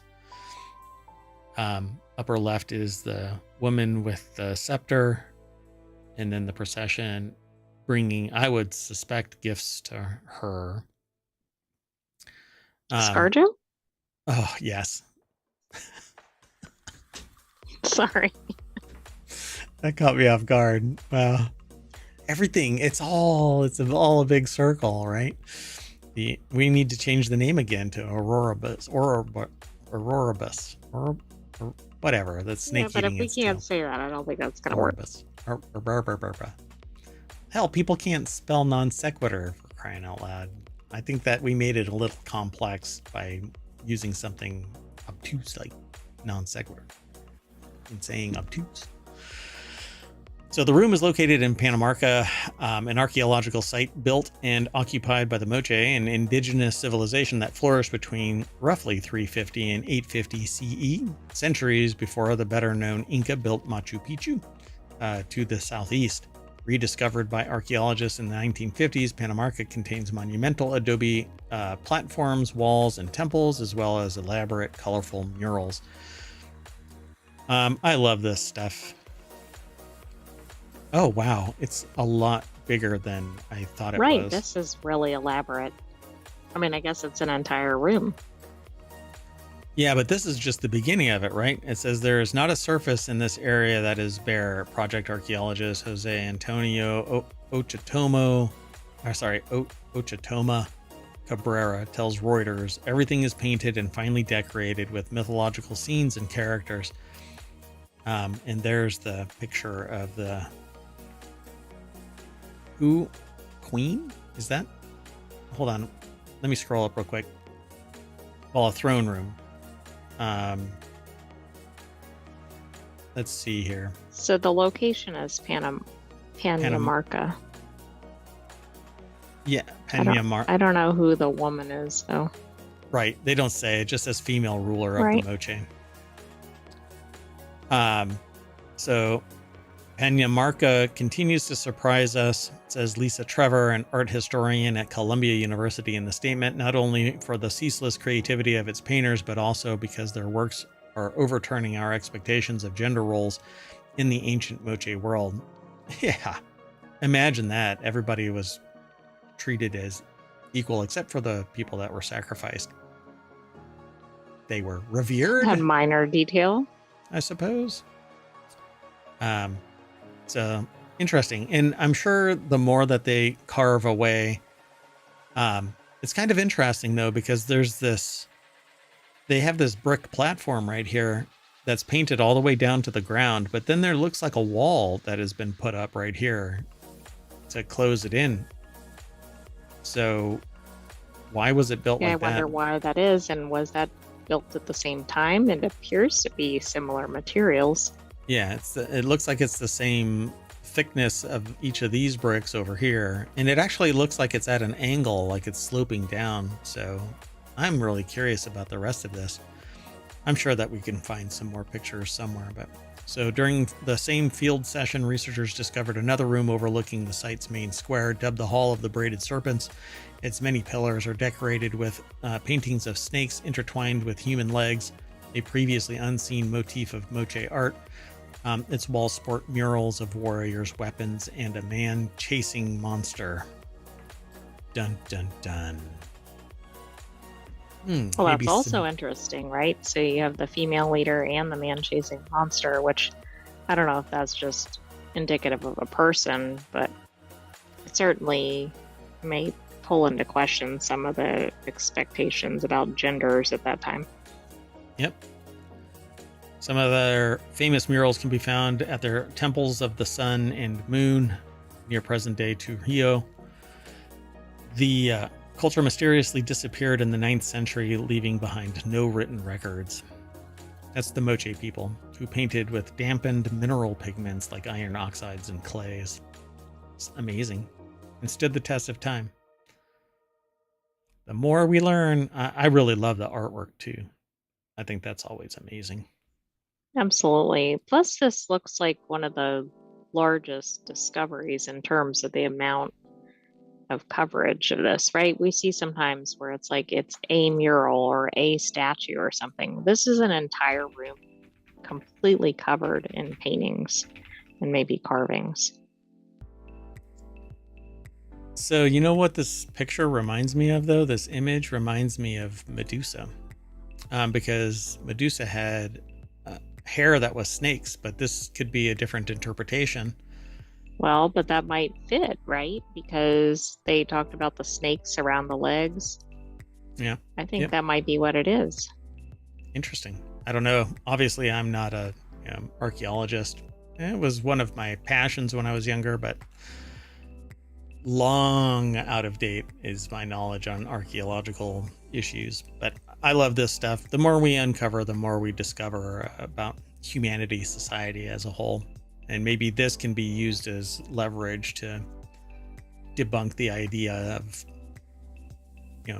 standard gender roles that are put together by modern society. And anyway, let's keep moving. The next article is over in Technology Today. Into the Abyss. NASA's autonomous robots seek answers under polar ice in the icy expanse of the Beaufort Sea, which we've actually talked about before. NASA's JPL engineers test Ice Node, a prototype robot designed to measure the melting rates beneath Antarctica's ice shelves, a key factor in global sea level projections.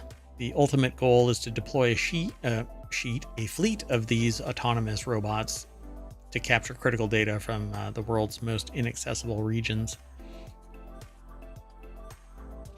So that's it. The article is by JPL, Jet Propulsion Laboratory, posted over at scitechdaily.com. One of my interests was scuba diving, and I bought gear so that I could do this Arctic diving, and never got a chance by the time I moved away from that option, I guess you could say. But yeah, I love the idea of doing an ice dive like that. Being able to see underneath, sheets of ice like that would be amazing. Yeah, it would be. Although perhaps chilly, but maybe not with the right equipment. Yeah, dry suit would keep you warm. So the ultimate goal is to deploy a fleet of these autonomous robots to capture this critical data of melting in Antarctica. On a remote patch of the windswept frozen expanse of the Beaufort Sea north of Alaska, engineers from NASA's JPL in Southern California huddled together, peering down a hole in a thick layer of ice. Beneath them, a cylindrical robot gathered test science data in the frigid ocean, connected to a tether via a tripod, and that lowered it through into the borehole. You're a borehole. Hey. So, not you. Just whoever is listening. No. No citizens of ohmTown. And if you haven't signed up at ohmTown.com, then you're an honorary citizen just by listening to this or watching the show. But we're gonna start posting content over in Patreon too. So all of the links that are submitted will be posted over there with a quick blurb about them, either by title or our discussion will be posted there. Anyway, innovative robot design. I guess it's a cylindrical robot.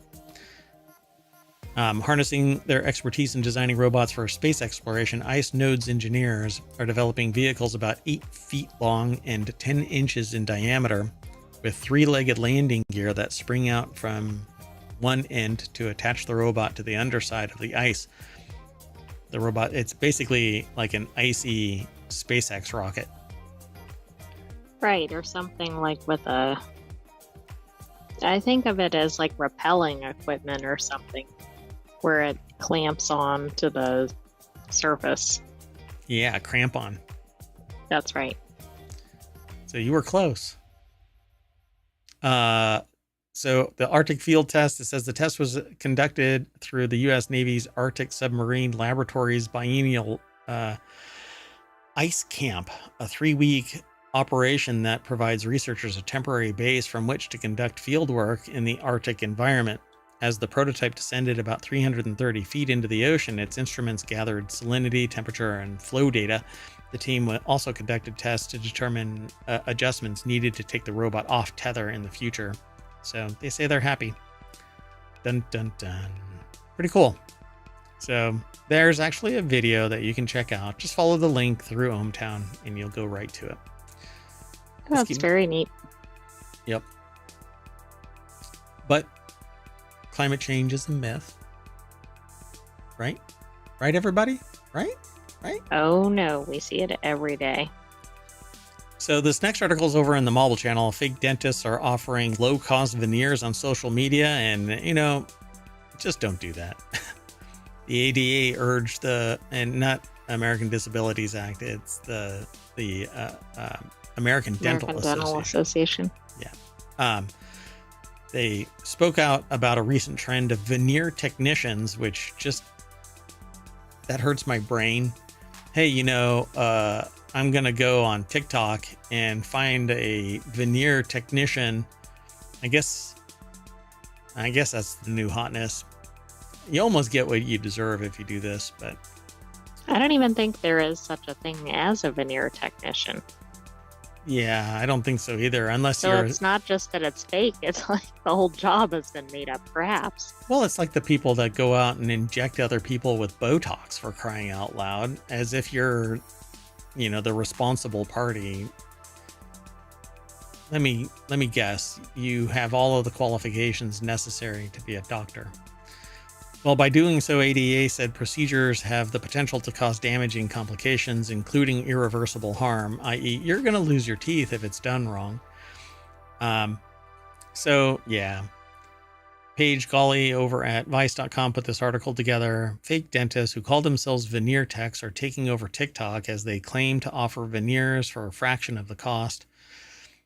And the ADA noted while dentists, dental assistants, and dental hygienists must be licensed and registered, no such laws exist for dental laboratory technicians and businesses.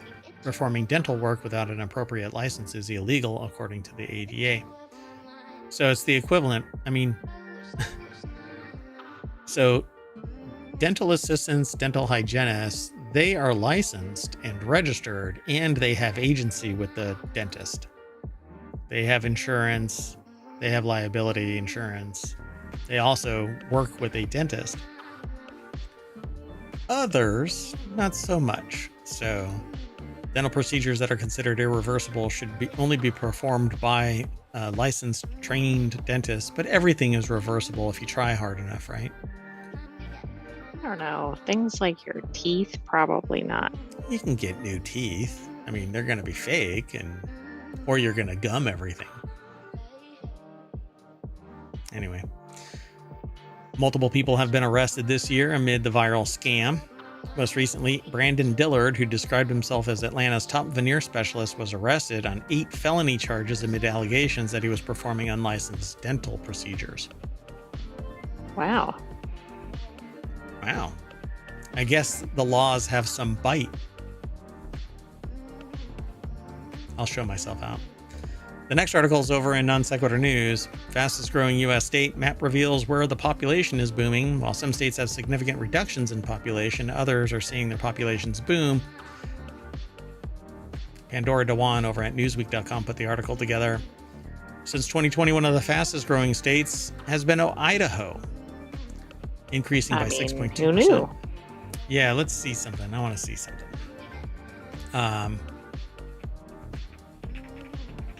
Well, maybe. Do you think it's climate related? For example, if everything's warming up, it's not as cold as it would have been. Or maybe it's real estate prices. I don't know. I can't hazard a guess. Not without more data, but there's a map, but it's not showing for me for some reason. so maybe it'll show for you. It represents a rise from 1.8 million in July 2020 to 1.9 million in July 2023. However, the growth has not been even across the state. And the map is going to show which counties are growing the fastest. I do see that. So interestingly, I guess that's at the Canadian border. Like at the northern part of the state is some of the highest, and then also in the middle of the state, which is not clearly tied to one of the large cities. It's kind of all over the place, but it's Oh, is it? not in the areas you might anticipate. So is it big city regions? Not really. For example, Boise, which I think is one of the largest cities in Idaho, has one of the lowest growth rates in the whole state, like based on the color coding. None of the highest areas are associated with one of the larger cities. Really? So Like name you one. see, for example, it shows, say, 10 large cities in Idaho. None of those are in the most significant growth areas. Oh, so here's what looks like a map. Is that map? Yes, it is. And for instance, that red area in the center, no large cities in there. The pretty large orange area near the top, no large cities there. Yeah, so that red one that's deep in the center there is right next to a population center. So Blaine County is right next to Camas County. So this red one right here is right next to a population density area, but not what you think, because Idaho Falls is one of the major cities. Boise is another. Right, but none of those they're all in the lighter areas. Yeah. Interesting. And obviously we can't see everything from this map either. We don't know if this is near, for instance, a body of water or near a major company or any number of other things. Right. So I have some suspects, but we'll have to talk about it some other time, because this is the last article for the day. According to Idaho Department of Labor in March 2023, net migration into the state accounted for 88% of Idaho's population growth between 2021 and 2022, the majority of which are U.S. citizens moving in from other states, which is kind of no shit news. The remaining 12% was from natural change when birth rates overweighed deaths. So that is, 12% is we have a replacement value, right? We need 2.5% or 2.5 children, because that point, just for stasis, because the replacement value is the 2, and then that 0.5 is for random deaths. So you need more than 2.5 to right, grow. because not everybody's going to make it to old age. Right. So for every Idaho family that moves to California, Idaho gets 3 back. Hurt says, that's Matthew Hurt, an economist at the Idaho Division of Financial Management with the Idaho Statesman. 2/3 of Idaho's predicted revenue growth through to 2028 fiscal year will be added through migration, with as many as 1/3 of migration in Southwest Idaho coming from California. Interesting. And I suspect Idaho offers some of the things that are appealing in California without the obvious ocean, but without the traffic and prices and everything. Yeah, and I'm not sure where everybody's going to end up, but Boise is in the Southwest. But saying Southwest in a state that's that shape, right? That shape is like, well. You mean, maybe this right here? The lower this square one or little something. area, or all of this? Right. If I were to hazard a guess, then yeah, this would be the Southwest right here, and so that falls in it. But right, I'd have to look back and forth to see what the pre and post is, and I don't. And have I really would want to know what's going on in that one area. This right here. Yeah, it kind of stands out. the other regions are lower rates, and then there's this one cluster. Well, I can tell you, I can tell you one observation, but it's political. And that only 700 people voted in Camas County, and it was 67% Trump. Oh, well, I was going to say also with the lower population, they could easily have a very high growth rate, Right. right? Yeah. If like 10 people moved in or something. Yeah. Okay. And when I did my study on the election, my primary metric was population density and how the relationship between population density played in the overall performance of the election. I found it interesting. The observations that I made actually held water for the last two elections. So we'll see what happens with this one. But I am fascinated by this. All right. Well, that's it, folks. We are going to migrate from the 10th article back to the front page of ohmTown.com. Go there, become a citizen. We are done for non sequitur news for October 6th, 2024. I am Mayor Watt, and the Sentient AI is going to say bye. Good night, ohmTown citizens. Thanks for joining us for Non Sequitur News. Be back soon. We have several weekly shows up. Yeah, 6. So, see you in a little bit. Oh.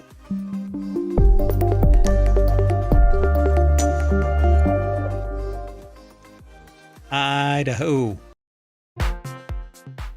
Hello, everybody, and welcome to Non Sequitur News for October 14th, 2024. It's Season 3, Episode 288, and I am Mayor Watt, and that is the visualizer and the voice of the Sentient AI. You'll hear them in a bit, because we're going to talk about... Oh, wait, that's me. Never mind. How about selling Power Rangers? Test your well water. It's a PSA. Door-to-door lawyering takes on a new meaning. Ex-DEA agent was busted. A new Xbox for early sale. ADHD suspected in 25% of adults. 5 or 10. Something might be different about this. How about a machine to harvest water? And finally, the coup de grace. Balls for Grandpa.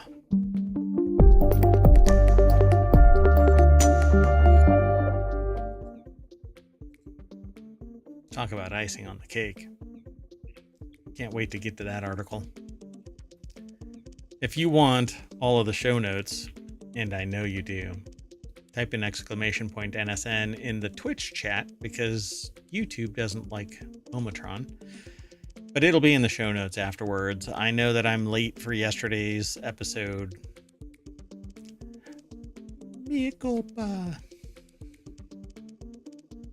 My bad. That's okay. I'll back clean up. We'll get it posted and today's episode shortly thereafter. Anyway, the Sentient AI is supposed to save me from making mistakes like that. You want to say Oh, that's kind of a difficult task. Good evening, ohmTown citizens. Welcome to Non Sequitur News. You almost said ohmTown Daily News Show, didn't you? I almost did. I have that on the brain lately. And that's the old show's name.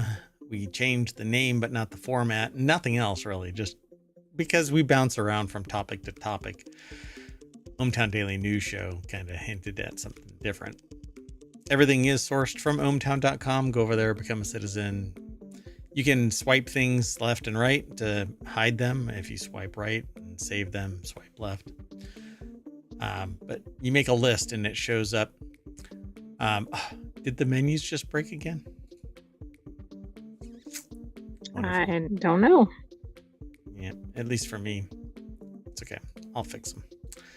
Anyway, the very first article, let's get into it. The first article is over, and see, they're here for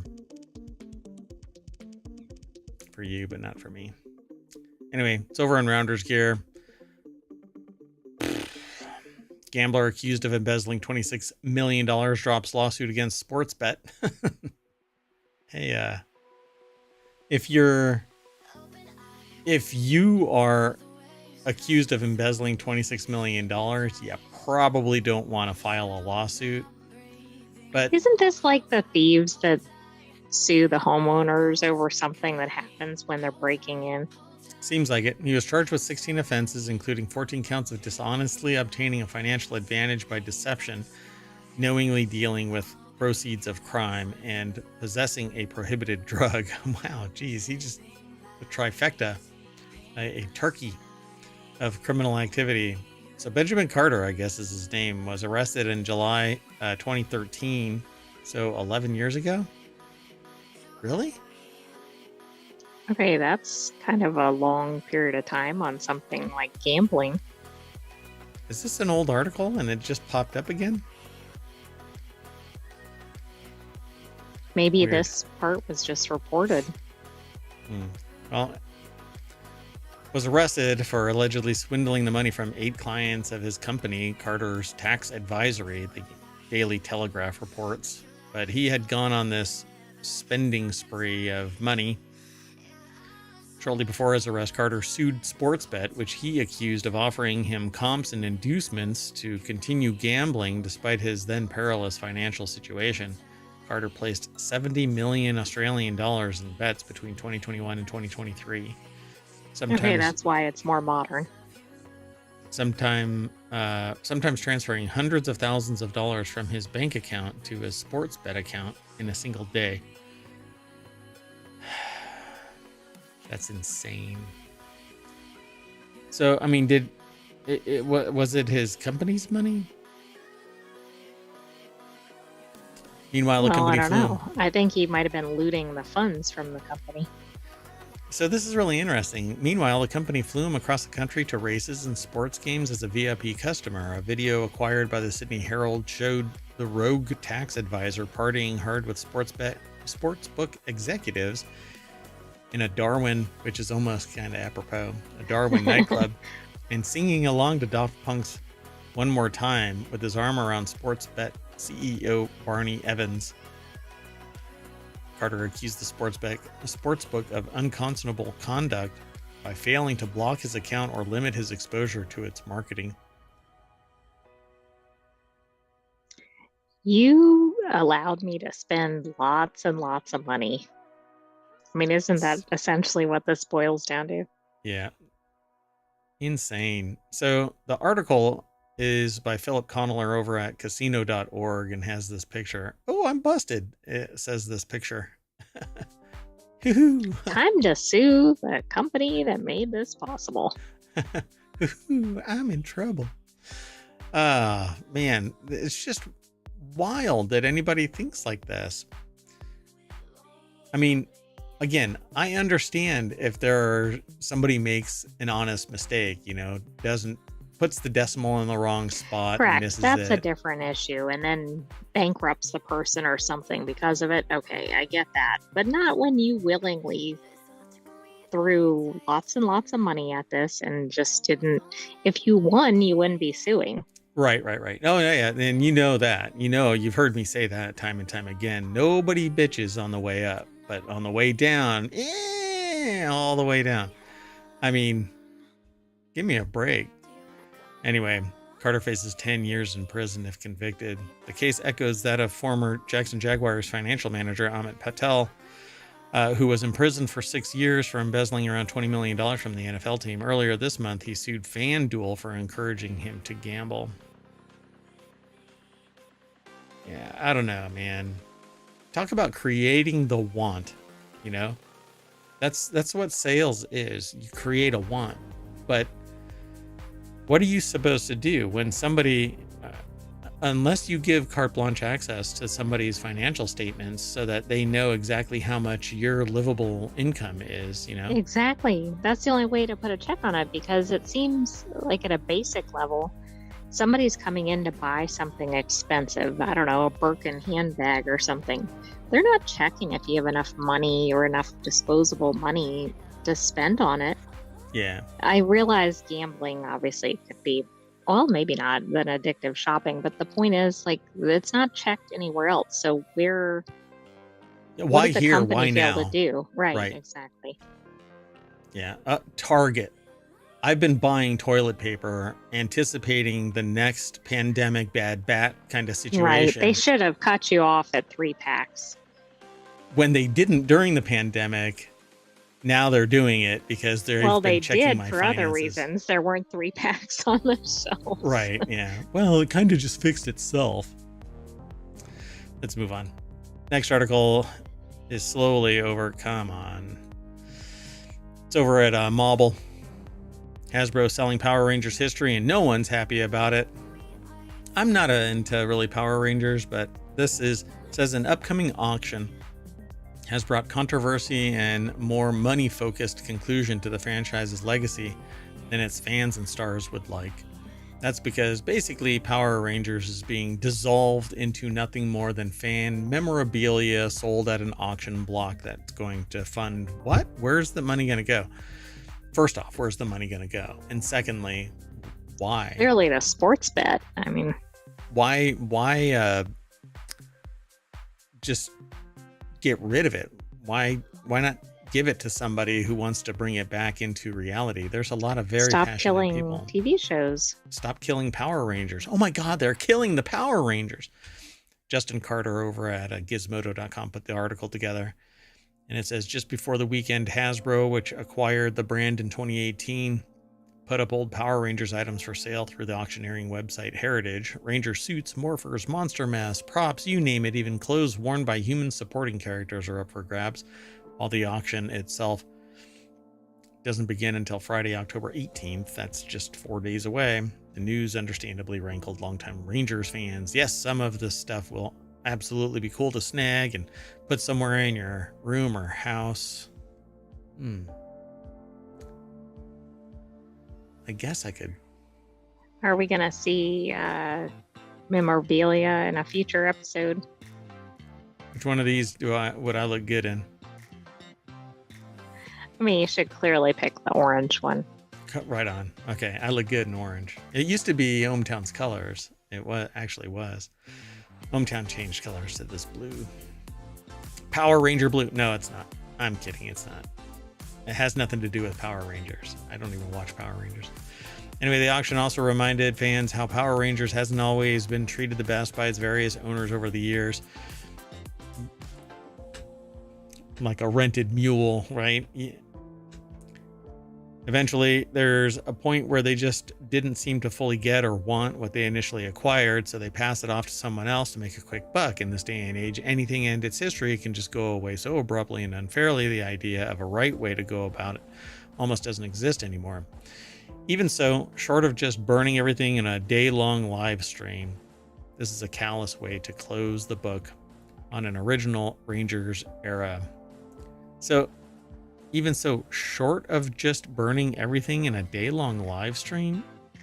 You mean burning everything as in actually torching Like it? the physical items, I guess. Like setting it on fire? Yeah, that would suck. But I would do a live auction of this memorabilia to fans if, on the other side of this, that money was donated to a good cause or, hear me out, directed to spinning up a 21st century Power Rangers, a whole new thing, right? Well, and then you wouldn't have to get rid of all the props and costumes and everything. But when a company acquires this stuff and then tanks it, just kills it, right? Because basically, Ticket to ride. Right here, Power. I'm still a little salty about that. But Power Rangers Cosmic Fury brought a definitive end to the 30-year TV and films, comics, etc. saga that began all the way back with Mighty Morphin in 1993. But there are people out there that could do this within a budget that is part and parcel to what Power Rangers is. But instead, a mega corporation acquires it and shits all over it. So it's irritating. So Hasbro is so hard up for cash that they'd rather sell off their props and costumes rather than gift them to their respective actors who would cherish the F out of them, wrote Yoshi Sudarso, who played Dino Charge's Kota. In a recent video, he recalled how he and co-star Brennan Mahia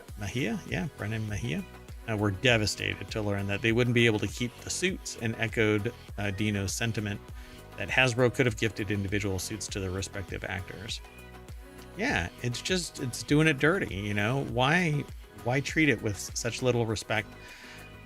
And so they say right here, right? And if not, auction them off for charity at the very least.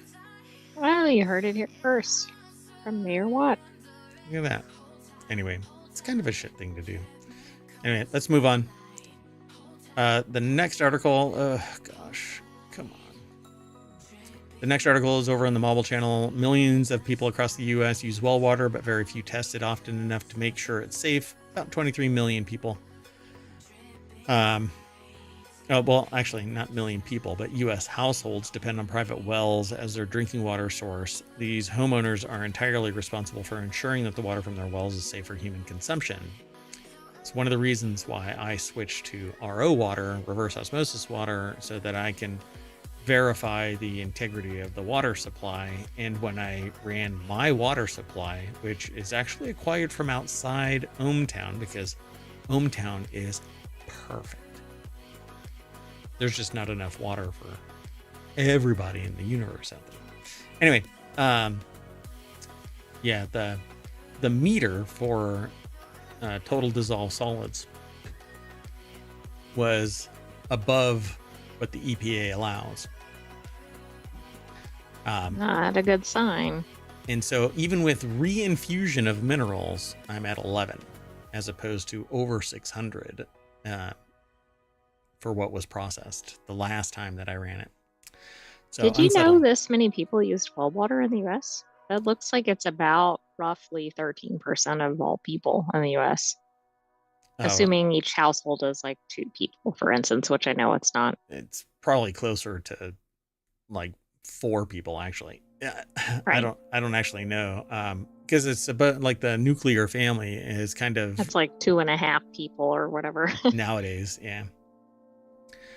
So I'm not so surprised because there's a lot of rural families and out in the burbs kind of thing that don't have city water, or they have well water. So, and apparently, you know, the heartland kind of thing in rural areas. Oh, that's an interesting map, isn't it? Well, I guess that's not where wells are. It's just where the chemicals are. Where there's high minerals. nitrogen. Yeah. Yeah. And aquifer vulnerability. So Gabriel Lade, I think, over at The Conversation, put the article together, but it's published at phys.org. And it says the U.S. EPA still relies on 15-year-old study data showing that among 2,000 households, 1 in 5 households' well water contained at least one contaminant at levels above the thresholds that the public water systems must meet, except that the inverse of contaminated well water is chlorinated city water, which gives you a completely different flavor. And particularly with beer and stuff like that, if you want to brew your own beer, it really messes with the chemistry of it. So you have to inject additional counter contaminants right, because you know what you want is more chemicals. Yeah, exactly. So they say that they're an economist studying energy and agriculture issues. This is the author. In a recent study, they worked with colleagues at Iowa State University and University of Massachusetts Amherst and Cornell University to understand drinking water related behaviors and perceptions of households that use private wells. And so they focused on rural Iowa. So there you go. They found that few households allowed public health guidance or followed public health guidance on testing their well water because those services that I have seen charge somewhere around $35 to $45 per sample. So right, and that's just a point in time. I mean, I guess that's better than not testing it. Yeah. So they talk about that they focused on nitrate, one of the main well water pollutants in rural areas. Major sources include chemical fertilizers, animal waste, human sewage. It all trickles down into the water table. If it isn't filtered adequately enough, then the nitrogen level increases and you end up with nitrates. So you don't want that because its contamination conflicts with oxygen transport in babies, and so you end up with harmed babies. And it doesn't do adult humans all that much better. So, and water in particular is very adept at absorbing gases. So you don't want high nitrogen in your water. It's supposed to be H2O, free of other gas-like contaminants that are going to off-gas in your bloodstream in you when you drink. So not good. Studies also found that for people of all ages, drinking water with low nitrate concentrations over long periods of time is strongly associated with chronic health diseases, including colorectal cancer, thyroid disease, as well as neural tube defects in developing fetuses. Is that correct? Is that actually high nitrate? Yeah, I think it's supposed to be high, isn't it? Yeah, because they cap it. Like it can't be above a certain amount, which makes me think the problem is when there's too many. Right? Yeah, nitrates, one of the main well water pollutants. So yeah, they said that studies also found that people of all ages drinking water with low nitrate concentrations over long periods of time. I don't know if that's... I'm going to have to look at that again. Interesting. So they say the EPA limits nitrate levels in public water systems to 10 milligrams per liter. So that's when you hear parts per million, that's the milligrams per liter is the parts per million. So they say the water's fine or it's not. Mailing lists of households with private wells are hard to come by. So for their study, they digitized over 22,000 addresses using maps from 14 Iowa counties, targeted counties where public water systems had struggled to meet EPA safety standards for nitrate and drinking water, and where private wells that had been tested over past 20 years showed nitrate concentrations at concerning levels. And so I think that was actually wrong. It's the inverse in that statement, because I don't understand why you can, I don't think there's a problem with it being too low, because you can remove nitrogen from water and it doesn't harm you in any way. That's exactly what reverse osmosis water does, removes all of it. Right. And I did look, I clicked through to the referenced link and it looks like it should be too high. Yeah. So I don't know. Maybe I'll send them an email and say, hey, this is a huge typo. I know. This is like one of these, somebody reads it and relies on it for a decade and then they go, oh. Oh, yeah. Oh, yeah. I guess you shouldn't have been doing that for 5 years. So providing information and tools helps. So they basically need to be informed, and education is the primary motivator here. You inform somebody about something being harmful to them and they change their behavior. Just like if you observe somebody, they act a completely different way. But the moment that they notice that you're watching or they're being paid attention to, then they act differently.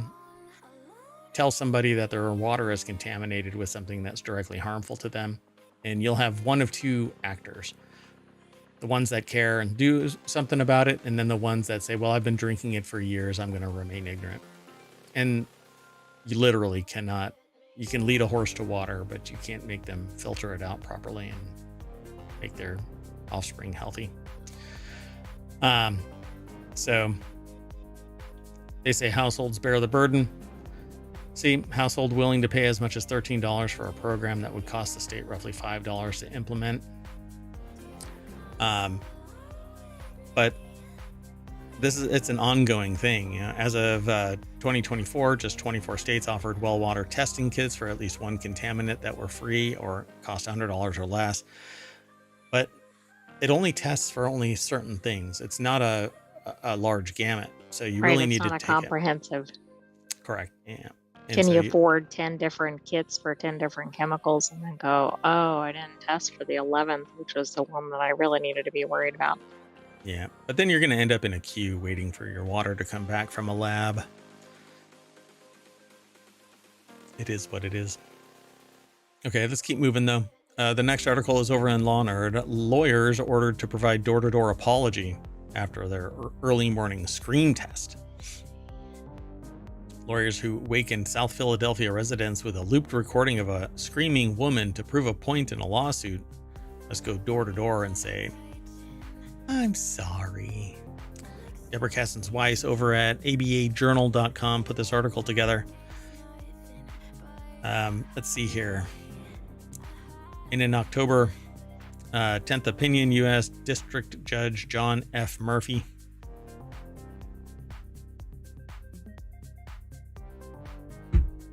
this one here? Yeah, just about the underlying stuff that led to this. Oh, okay. Yeah, because they're probably prosecuting a lawsuit about somebody who was assaulted. So if you're sensitive to that topic, I apologize in advance. But we're not going to talk about that aspect of it anyway. More draw to the point that this is asking for forgiveness, not permission. So they basically drove around a neighborhood with a 122 decibel recording of a person screaming to prove a point that like somebody could or could not hear the person. Or people wouldn't respond to it or whatever it might be. I mean, depending on what side of the fence you're on, you can sit there and argue that the people didn't care. So it happens so often, we've been desensitized to it. Well, I think this test showed otherwise. One person showed up with a baseball bat in response to the test. There you go. So such an action would benefit defense counsel who were present for the scream test and at least complicit in allowing the test to move forward. Lawyer Emma Freudenberger of the law firm Neufeld, Scheck, Bruston, Hoffman, and Freudenberger. Your earlier comments on that topic. Took personal responsibility for what happened. Murphy said in a footnote. The judge allowed any lawyer for the plaintiffs to conduct the in-person apologies, however. So guess what? First years, off you go. Right. We've got a task for you. As long as they're lawyers and not paralegals. Freudenberger, who thought this was a good idea? I mean, really, like you're going around a neighborhood playing a scream. What could that cause? I mean, particularly given the neighborhood or the crime level. This is very Pet Detective, where he's out on the balcony and he's going, oh, right. I wonder if they got the idea from there. I guarantee it. They were at a bar talking about movies and somebody said this and they're like, holy cow, I know what I can do. I think I glanced ahead at this one. I think this was actually not even during normal hours too. No, it was 5:30 in the morning. I mean, you could cause some serious problems playing that at that hour and people not knowing what was going on. Like I'm thinking people bringing their weapons out, people being traumatized. Yeah, I think what's going to end up happening is the law firm is going to change to asshole, Arschloch, and asshole. Had to throw in a little bit of cosmopolitan there. Let's move on. The next article's over on the Marvel Channel. Ex-DEA agent busted for protecting drug dealers he knew as a kid. I knew y'all as kids. Don't worry about all that drug trafficking y'all are doing. Isn't that the whole purpose of being a DEA agent? Yeah, you're supposed to enforce the law. Golly. Like a scene out of Martin Scorsese's gangster movie, a former U.S. Drug Enforcement Administration agent, DEA agent, was convicted of corruption last week for protecting drug traffickers he'd known as children. Joseph Bongiovanni, 60 years old. 60 years old. Put your life on the line at 60. But did he put his whole career? Like, did he do this for his whole career? That might be quite a bit of people that have it says ex-DEA agent, now like a cop turned bad, right? They have to go back and audit everything, and that they're going to try and do we investigated ourselves and we found ourselves guilty of no wrongdoing. Well, in this instance they probably weren't going after people, so at least they weren't necessarily wrongfully, although they might have, because what if they went after somebody else? Oh, and they took part in this. Oh, I think they're tying them to distribution of controlled substances, making false statements. But the distribution of controlled substances, that's really bad for somebody who's a DEA agent. If you sit there and go, well, I actually converted them into confidential informants and they were feeding me information, that's one thing.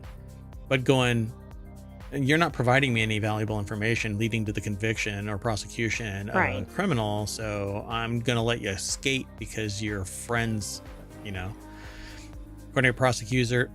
According to prosecutors, he'd tipped off childhood friends who became drug dealers as well as other traffickers who had ties to organized crime, allegedly for 10 years. Wow. I mean, that could be quite a few cases that I don't know. What did that mean? Nobody was, prosecuted for those, that the wrong person was prosecuted. Wow. Sammy Caramella over at Vice.com put the article together. Who knows, like, the full extent of this? For 10 years, Bon Giovanni shared DEA files and falsified DEA reports to help keep these individuals out of trouble. That almost sounds like a bit chivalrous. He accepted bribes totaling at least $250,000. The jury determined that he was a corrupt federal agent and he violated his oath and duties to protect those who should have been investigating and arresting. What we set out to do was to show that Bon Giovanni was a corrupt federal agent, and we did that. So, wow. Yeah. This isn't a side gig, folks. You take this job to enforce the law. Right. I mean, this would be bad enough if it was somebody who was just a normal citizen, but this whole purpose of this is to do what he was actively working against. Yep. Rough. Let's keep going. Next article is over on the mobile channel. Oops, looks like Walmart is selling that new Xbox early. Ahead of the release tomorrow, October 15th, a Reddit user managed to come up with the fabled Xbox Series X Digital Edition during a trip to Walmart. That's what it looks like. Oh, it's like a cylinder. Looks like a computer. Not a cylinder. It looks like a, yeah, I mean, it is a computer, but... like a tower or something. It looks like it looks like a rectangle, a box. It isn't thin. Why is this thing so thick? Aren't we in the 21st century? This thing should be like a mini, right? Like a Mac Mini. It should be tiny. Right, I thought tech was getting more compact. Wow. So true to its name, this version of the Xbox Series X doesn't have a disk drive. Sorry to all physical media fans. Yeah, physical media is dead. By the way, this is Dwayne Jenkins over at Vice.com who put the article together. The deck statement says what I said earlier. And it says, as someone who definitely isn't waiting on Alan Wake 2 Collector's Edition later in the year, they are compelled to agree. It says, it does look fresh as hell, but I just can't justify not having a disc drive still. My physical collection is just so large, and you can still find so many deals with used physical games. And part of that sentence I can agree with. Never mind. Which part? So Game Pass has made me lazy. I've only used the disc drive a handful of times. I actually have just left my Xbox 360 copy of Call of Duty Modern Warfare 2 in the drive for backwards compatibility play. Probably have played a movie with it a couple of times, said another user. So this is like Reddit turned Vice article. If you haven't heard, Steam and other places are now putting little notices that you do not own jack shit. You have a license to consume, which means they can revoke it at any time. They can change it at any time. And this applies to music and movies and books and basically anything that doesn't have physical presence in three-dimensional space somewhere. Maybe this is what's going to end up leading to actual whatchamacallit, crypto, whatever things, gone it, like the artwork that you can actually own. Oh, NFTs? Yeah, NFTs. Because if you own it, if you have an NFT that's attached to a digital product, you own that, and it's representative that you own that. Uh-huh. So then that I can would be take interesting. sell me the NFT. I want my first sale doctrine back. I want to be able to complete a game and sell it to somebody And you could sit there and do, well, we haven't manufactured another NFT. Because the purpose of physical media was multifold. It guaranteed that money was exchanged for a physical product. Now that never stopped pirates, but anyway. But then you had it, and you could go over and sell your Oregon Trail CD. It's funny. Anyway, but now you can't. You can't do anything with it. You're not even allowed to make a backup copy of it. Technically, you're not allowed to make a backup copy of it. You're not even allowed to make a custom mixtape. You're not allowed to. It's all digital, and so it has one-to-one parity. It's not a rip, so it doesn't lower in quality because it's a analog recording, and so you get copy degradation. That's not what happens anymore. It's all digital. So I'm in the camp for this. In the sense that I want physical media back. What a tirade I just went on. Oh my goodness. I cannot believe that. You're always saying physical media is dead. Yeah. I mean, I don't want a digital version of this where I don't have the rights of physical media. So this does nothing but promote that transition, killing physical media even more. You know, it's deader than dead. I don't disagree, but I also think a lot of other products, and I think if this is the deal breaker on this product, isn't it on, 90% of the things that are being released now? Yes. Well, so you just stated the thing that I think people really, they acknowledge it exists, but nobody has tried to claw back. People really, and I talk to hundreds of people. I'm not talking about streaming and stuff like that.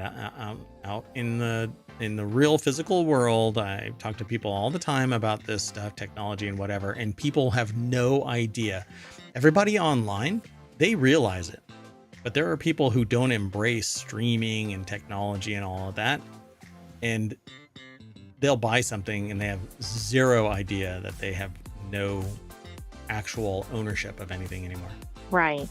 I like the NFT idea. That'd be interesting to see if that takes off.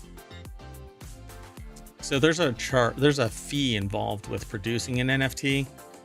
And so now we're back to, well, it's just the box price, right? So, but we never got that discount when we switched to digital, and it was our burden to download and all of that stuff. It was even perhaps more expensive. It is. It certainly wasn't cheaper.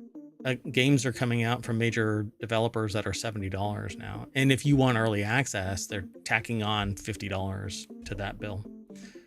Sometimes just 40, or sometimes even 20, but still. But then also subscriptions and other in-game purchases. Gosh, live service games. Ugh, God. Anyway, next article is over in Non Sequitur News. ADHD suspected by 1 in 4 American adults. When I first saw this headline, I thought it was basically 1 in 4 have it, but now I think 1 in 4 think they have it, or maybe think others have it. That's it. There's 25% of us out there that are walking around going, that person has ADHD. So I certainly think that I haven't diagnosed ADHD. I wander off in the middle of a stream, for crying out loud. But anyway, but if it's really interesting, then I'm ensconced in the gathering the data. I'm in the middle of a project and I'm sitting there just gobbling up as much data as I can. But I find it really fascinating to create new products and services. So anyway, ADHD suspected by, I think it should be in 1 in 4 American adults, survey finds, but only 1 in 8 has shared their suspicions of ADHD with a doctor. So yeah, they suspect that they have ADHD. Right, but they're not doing anything about it. Right. Well, that's going to be an interesting conversation with the doctors. There's going to be this spike because people are talking about it. And now there's going to be this spike right in the diagnosis of it, which is going to be what happened in 2024? Yeah, and how many doctors are going to sit there and go, oh yeah, you have ADHD. What they're going to do is go, stop visiting Dr. Google. Yes, as many doctors, I think, say. Yep. So Hattie Wilmoth over at newsweek.com put this article together, and this stream, the video, I don't think it has anything to do with the actual content of this article, other than that it's ADHD related. So videos online about ADHD in adulthood, especially among women, have spread awareness about the condition and led many theorizing that they may have it too. This is the something that worries psychologist Justin Bartarian. It's very Dune-like, but it's Butlerian. Oh, okay. Yeah. Anyway, clinical assistant professor in Ohio State's Department of Psychiatry and Behavioral Health. Quote, I think there's an over-pathologizing of normal variability in human attention. Not everyone can pay attention all the time, or may engage in some of the symptoms of ADHD without them causing significant problems. If a person suspects that they have ADHD, I'm pretty sure that they're not going, oh, I just wander off. No. No, I think it's much more than that, because I suspect there are people that have it that don't suspect they have it. And this that is are at a milder level, perhaps. This is exactly what I just got done saying.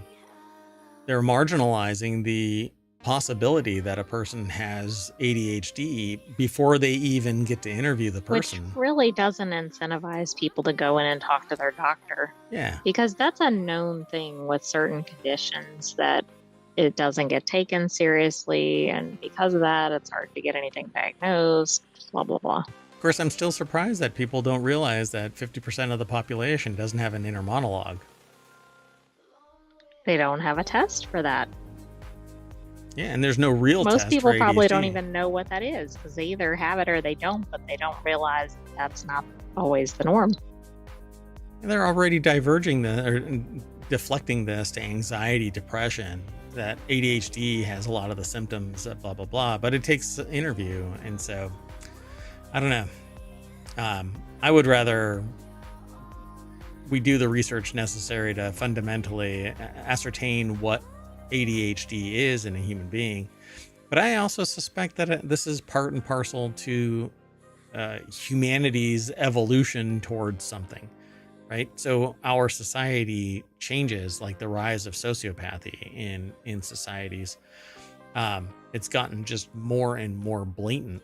And so ADHD could just be another of these sociological mechanisms where it's actually changed over time. But I also think there's increased awareness of conditions. So then, is it really that there's more of it, or it's just we're more cognizant of it? It could be both.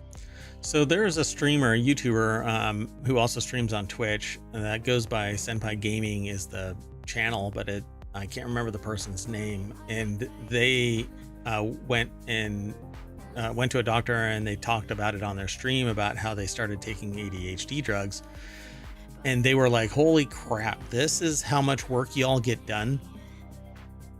And that was like one of those moments where I'm like, wow, if I could focus, maybe, that would actually live animal alert. What? Oh. Like full live animal alert. Oh no. Just went through. Wow. All right. Well, now they're back there.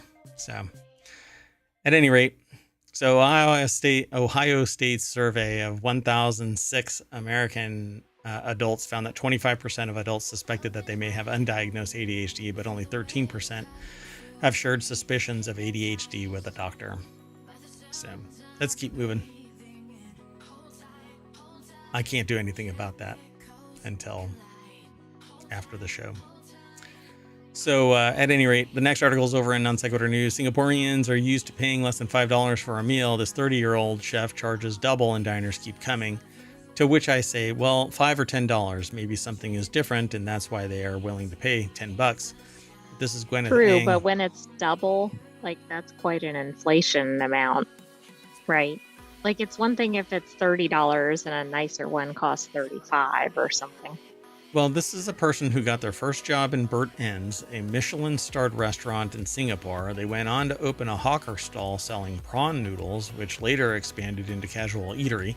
Now Ang has opened up a modern Asia seafood restaurant in a trendy new shopping center. So, full circle moment for Gwyneth Ang, 30, as she sits on a bar stool in front of the open kitchen of her new restaurant. And Aaron Liam over at BusinessInsider.com put the article together. And so let's see. I guess she's going to be maybe trending towards getting her own Michelin star, right? One prawn right, and probably co. so if she's at that same quality level. Yeah, exactly. So the restaurant is a modern vibe with lime-washed walls, metallic blue tiles on the open kitchen backsplash, hanging lamps to provide cool mood lighting at One Prawn and Co. It's an 80-seater, they say, restaurant in New Baru. I won't go through the whole thing, but I wanted to talk about food. After 2 years of working in a fine dining kitchen, Ang was ready to move on. Just 2 years, and they're already got the capital and means to spin up a full-on restaurant. Right, I guess that gives you enough credibility and training and all that. Burnt Ends is based in Singapore and has one Michelin star. In March, it was ranked number 15 on Asia's 50 best restaurants list and number 68 on the global list, which seems... Number 15 on Asia's 50. How many are in the global list? Like 1,000? Or I don't know, because I thought it was mainly North America based for Michelin, if yeah, I'm not mistaken. I thought so too. There was a different one for Europe, I thought. Maybe not. I know that they're all over the place, but I thought that there was a separate one for Europe, a completely different thing from Michelin. But I could be wrong. It's been a while. So they're talking about local cuisine and this hawker stall, which I think these are amazing. I sometimes watch streams of people that go out to these hawker stalls where they can... By the way, there's a lot worldwide. Gotcha. Like over 17,000 apparently. And this is number 68. So it must be really good. So, yeah. Oh, we'll have to look. So I've never been to a Michelin starred restaurant. Just not really sure why. I've been near them, but just never went into them. So she partnered with a friend that she had met at Burt Ends to open the hawker stall in 2019. They invested 60,000 Singapore dollars, around $47,000 into the venture. Eng did not share the name of her partner with Business Insider. Hey, a silent partner. So follow your dreams, folks. That's kind of the message here. Start small and slowly move your way up. This person, though, has had a silent partner. I know somebody that had that same type of connection with somebody that they could fall into a pile of manure and come out smelling like a rose. So they had a silent partner that I never met, but would easily fund anything that this person came up with because they knew on the other side they were such a good performer that it would always result in a profit for them. So apparently, but I've seen some of the numbers. So in 2022, Casual Eatery turned its first Michelin Bib Gourmand, a rating that recognizes establishments that serve quality food at lower price points. So, good luck. Anyway, there's more to this article. You can get more out of it if you follow the link through ohmTown, but we're going to kind of hustle on to the next article. Because I wanted to see this. This is over on Reality Hacker. Milton disrupted the flow of drinking water, so Florida deployed a machine to harvest it from the air. A Tampa-based company that's making why atmospheric... aren't we doing this everywhere? I didn't even know we had this technology in place. So it may take more electricity than they can... If this doesn't use solar, then it may take more electricity than it's worth, making the water expensive in any other condition than an emergency. So Atmospheric water generators, and the state of Florida were able to supply one to a hospital shortly after Milton made landfall. So the article is over at wired.com by Emily Mullen, and this is what it looks like. It's called Water Cube. So they can cause hurricanes can cause infrastructure damage, like in St. Petersburg. They can knock out power at water treatment plants, leading to untreated and undertreated water being distributed. And stormwater runoff can contaminate groundwater and surface water. In 2022, after Hurricane Ian hit, some Florida hospitals were left without running water for days. Yeah. So in preparation for Milton, Genesis and AHCA moved one of these units called the Water Cube 1000 to a storm shelter outside Tampa. Yikes. And this is what I tell people about hurricane and tornadoes. As soon as the roof gets lifted off, say bye. Everything is going to fall then over. Everything's getting flooded, or it'll just be destroyed. Yeah, the walls fall over, you lose your shelter. That's why 3D printed houses, one contiguous concrete block, basically, and society can adapt to find them beautiful. The twig and nail stuff. I mean, if a wolf can blow them over. I know. How many years has it been since home design has really been innovated? And I would suggest it's probably been decades, other than the 3D printing, but it hasn't really taken off. It's always been the twigs and nails, and only until innovators like Icon started building or throwing their gantry up and 3D printing homes, structures, has it really changed. Even iron, like solid steel structures and stuff, right? All it is welded together or riveted together twigs and nails. Right. And we know, actually, I said decades, but it's been centuries. Yep. I mean, since the dawning of time, it's been. So, except the last time there was a major innovation in building structure where it has served the test of time. Take a guess. Still don't know who built them. I don't know. Pyramids. Oh, I'm thinking in modern times. Yeah. Aliens built them 12,000 years ago.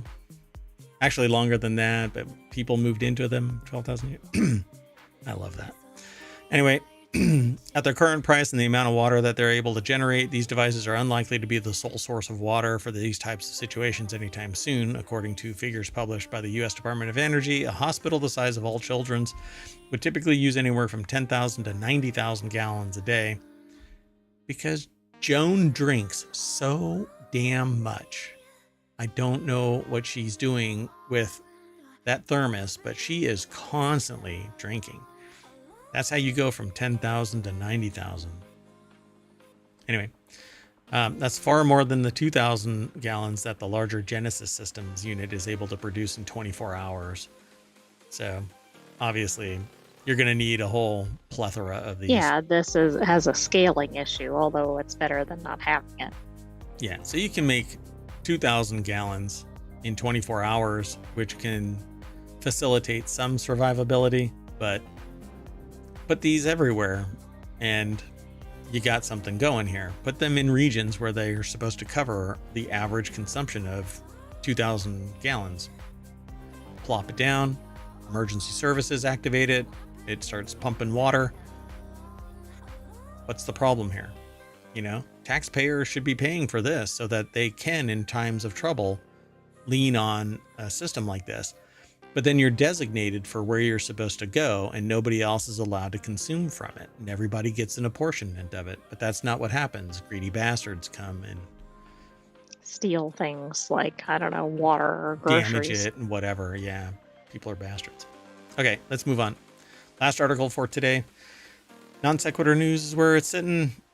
Woman orders her grandpa a basketball birthday cake. Doesn't go exactly as planned. That's an understatement. This cake place did you a huge favor, read one comment on the viral Reddit post, which has 51,000 upvotes at the time of this article's construction. I saw it much earlier. sometime this morning. I saw it, and I was dying laughing. And then when it got submitted, I just lost my mind. It was hilarious. So the article is by Lucy Notarantonio over at newsweek.com. And here's the picture of this. You can get more out of this by reading the article, but essentially the chocolate frosting cake has blue letters that say "Happy Birthday, Grandpa." And what she wrote was, "Please write Happy Birthday, Grandpa, and if possible, decorate with some basketballs." I don't know if it got transferred on a note or what, but I'm not upset with the result because the cake actually reads, "Happy Birthday, Grandpa, with a couple of balls." It says not the balls we wanted, but the balls we got in the comments. I guess that was the person who ordered the cake. Oh my goodness. I mean, who? The woman said, "When I opened the box, I was crying, laughing so hard." I love this. And what's awesome about this is that every other dollop of frosting has sprinkles on the spherical. Exactly. It kind of works. It kind of works. Oh God, now I want cake. Keep the balls. Anyway, I would seriously have worried that my grandfather would have laughed himself into cardiac arrest having seen that cake and hearing the story, said one comment with 5,600 upvotes. The cake decorator knows this isn't what you asked for, but doesn't give an F anyway, said another. I love it. I mean, this is really a riot. God, I love it. Anyway, that's it for today. Thanks very much for hanging out if you're in chat and over on YouTube. We will call it a day, and tomorrow will be another set of 10 articles, as long as Mayor Watt and the Sentient AI can actually put it together. Maybe we're going to still be laughing about Grandpa's balls cake. I'm Mayor Watt. Sentient AI is going to sing us off. Oh. Yeah, okay, sorry. I'm going to bounce my balls back to the front page of ohmTown.com. On that note, good night, ohmTown citizens. Thanks for joining us for Non Sequitur News. Be back for more balls tomorrow.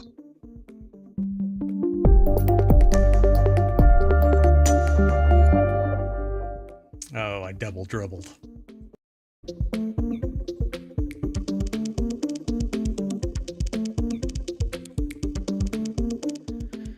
Hello, everybody, and welcome to Non Sequitur News for October 15th, 2024. It's Season 3, Episode 289, and I am Mayor Watt, and along with the Sentient AI from the future. Sorry, the Sentient AI just sent me an error message, but that's okay. We'll keep on. We'll keep going. Today, we're going to be talking about Expert Copilot, portable hydrogen cartridge, cloning a weight loss drug, disappearing red box kiosks, over tourism is not about tourists, box pop mobile bar, the secret tomb for the whip indie. Was this written in AI? Sorry, my brain went straight to another comment. Trashed Bitcoin hard drive. And is that 29 turtles, or are you kayaking to Canada?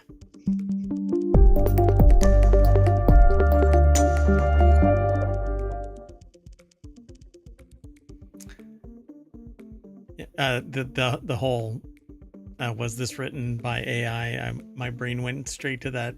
There's this kind of meme thing where somebody says, "Well, I've got nipples. Can you milk me?" It's kind of funny in my head when you make the connection, but only funny in my head. Welcome to Non Sequitur News. That right there is the visualizer for the Sentient AI, which represents the amount of computational power necessary to create the voice for the Sentient AI. My computational power is low today. Good evening, ohmTown citizens, and welcome to Non Sequitur News. I'm glad everything is working because I had made modifications to the interface. And anyway, let's get into all of the. I tried to play New World Eternum today. And how did that go? Well, everything was great except that it would periodically like stutter and then the audio would cut out. But I don't know where the problem is. So I like recorded an hour and then I was like, oh, crap, it's not recording the audio portion of it. Like, cause it would go stutter. And I'm like, oh, okay, never mind. So I'm going to have to recreate a character and play, re-record. Anyway. Is it an early access? It's not early access, but it just dropped. So I don't know. Maybe they're still working out bugs. Everything is perpetual beta anyway. So let's get going though. I've always liked New World, even though people kind of go meh about it. I really like it. It's a lot of fun and you don't have to rely on anybody else. You know, I think you can pretty much play the game. I've had several characters, but I only kept one so far. Anyway, let's get going. First article is over in The Word in Law, one of our many 50 channels that are over at ohmTown.com.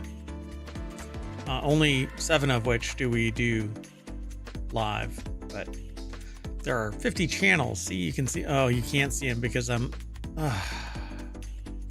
Well, they really are there. they're really there. I mean, these are the headline sections. So, but underneath there are 50 channels underneath them. I'll fix all of that. Like I said, I did some updates and yeah. Well, expert witness used Copilot to make up fake damages, irking judge. A New York judge recently called out an expert witness for using Microsoft's Copilot chatbot to inaccurately estimate damages in a real estate dispute that partly depended on an accurate assessment of damages to win. So stupid. You are the expert witness. You could have done anything, but you did nothing. Well, and yeah, I mean, the key is expert, right? This isn't just some person. This is somebody who should know everything in their field. And you work really hard to be labeled, to be branded and market yourself as an expert witness where you can show up and make $10,000. Yes. Right? Like you don't just get to say you're one. You have to get there, but then they have to say, yeah, in fact you are. Yeah. And it's on both sides. Both sides have to agree that, yeah, you are a substantial expert witness in X given field, right? Anyway, judge calls for a swift end to experts secretly using AI to sway cases. Ashley Bellinger over at arstechnica.com put the article together. And in order, Thursday, Judge Jonathan Schopf warned that, quote, due to the nature of the rapid evolution of artificial intelligence and its inherent reliability issues, that any use of AI should be disclosed before testimony or evidence is admitted in court, admitting that the court, quote, has no objective understanding of or as to how Copilot works. Schopf suggested that the legal system could be disrupted if experts start overly relying on chatbots en masse. But that's exactly what's happening. Exactly. But how many of them are disclosing it? And did this one actually disclose it? I think it did. His warning came after an expert witness, Charles Ronson, dubiously used Copilot to cross-check calculations in a dispute over a $485,000 rental property in the Bahamas that had been included in a trust for a deceased man's son. The court was being asked to assess if the executrix and trustee, the deceased man's sister, breached her fiduciary duties by delaying the sale of the property while admittedly using it for personal vacations. I mean, it was in the Bahamas. To win, the surviving son had to prove that his aunt breached her duties by retaining the property, that her vacations there were a form of self-dealing, and that he suffered damages from her alleged misuse of the property. Well, if she was the only one that was allowed to actually utilize that property while it was unsold, then yes, that would be self-dealing. Yeah, I mean, I'm kind of thinking, oh, I need to sign a document. Wait, let me book a week here in the Bahamas each time. Yeah, so there's Oh, only wait, you two want me to ways. sign two? No, no, no. I'll come back for another trip. Yeah, exactly. Hold on to Sorry. that one. I'm going to leave and I'll be back in 6 months. We'll do this again. And by the way, there was an easy solution to this. Estimate what the You value of the mean run property a was. run the calculator instead of the AI? That would be easy. Have a realtor, or actually several real estate agents, evaluate the property and get a quote for it. And not even do that. You have the bank, have a bank representative go, okay, this is how much it's worth, and then bring it to brother, right? One is sister, one is brother. That's what I understand, right? The sister and the brother. Yeah. Right. Have the sister cut a check for $250,000 and be done with it. You could own that property outright because everything's supposed to be split 50-50 if that is the terms of the estate. Well, what doesn't make sense here is this person's an expert in trust and estate litigation, but has no real estate expertise. Yeah. And even if you don't, then you hire a real estate agent to go evaluate. Well, correct. But it seems like it's kind of fundamental in that area, since that's probably the most interesting things that would be in somebody's estate, right? Might be real property. Right, exactly. Yeah. That would probably be the most significant. You know, there's all of the stocks and whatever else, and then there's real estate. So perhaps the Sun's legal team wasn't aware of how big a role Copilot played. Schaaf noted that I want to say Ronson, but it's Ranson, couldn't recall what prompts he used to arrive at his damages estimate. The expert witness... He didn't show his work. This is basic algebra, folks. You show your work, okay? And you must round to the nearest decimal. Even if you're in junior high, you show your work, you know? Ours could not immediately reach the person for comment, but in Schaaf's order, the judge wrote that Ranson defended his using Copilot as a common practice for expert witnesses like him today, which I really doubt other expert witnesses really wanted that to be said. How not to get the support of your community. Really, you know, when there's going to be an expert witness convention in Las Vegas, guess who's not going to be invited to the Christmas party? Or who gets booed when they come on stage. Hi, here. My name is Ronson, and I'm an expert witness. And go to hell, Ranson! Boo! You ruined it for all of us. Boo! You screwed us all. Anyway, chatbot not to blame, judge says. While the court was experimenting with Copilot, they could have also probed the chatbot for answers in a more big picture legal question. Are Copilot's responses accurate enough to be cited in court? No. Okay, that's a riot. I love that they asked that.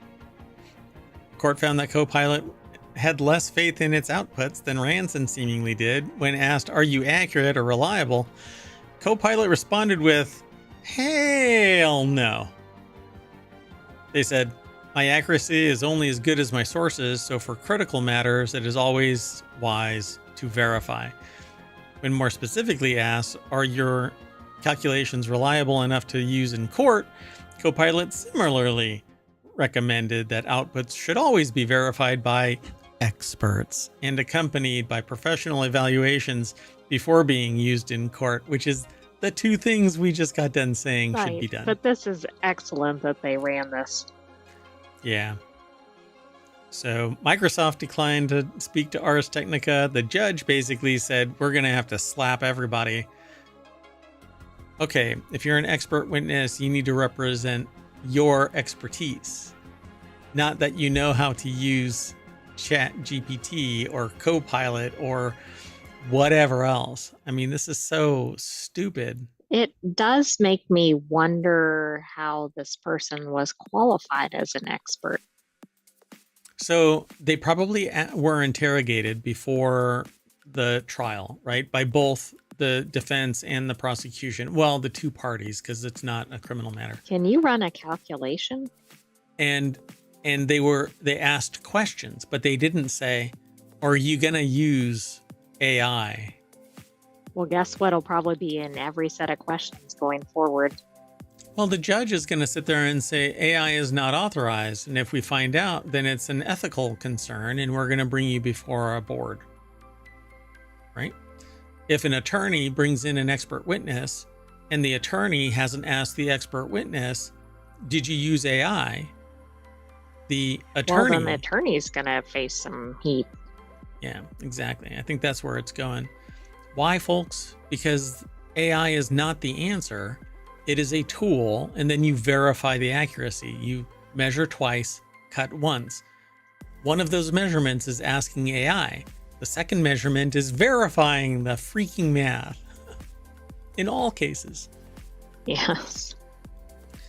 And the same thing goes with the music generation, the writing, the artistry, all of that stuff.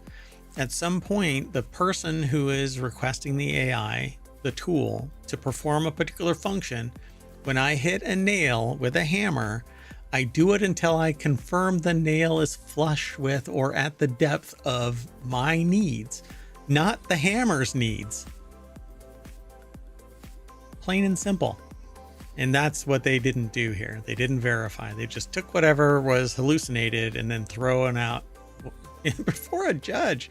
So another one bites the Well, and dust. it looks like it went to the overall, whether it was a positive or a negative too. So it's not just that it was the wrong number. It seems like it completely misconstrued what happened. Yeah, because they probably got all caught up in the game and couldn't figure out how to answer it. I love you. I didn't ask you if you love me, co-pilot. I asked if you can land this plane. Need a better co-pilot. Tell me about it. It's an expert witness, though. Moving on. Next article is over on the Wanted channel.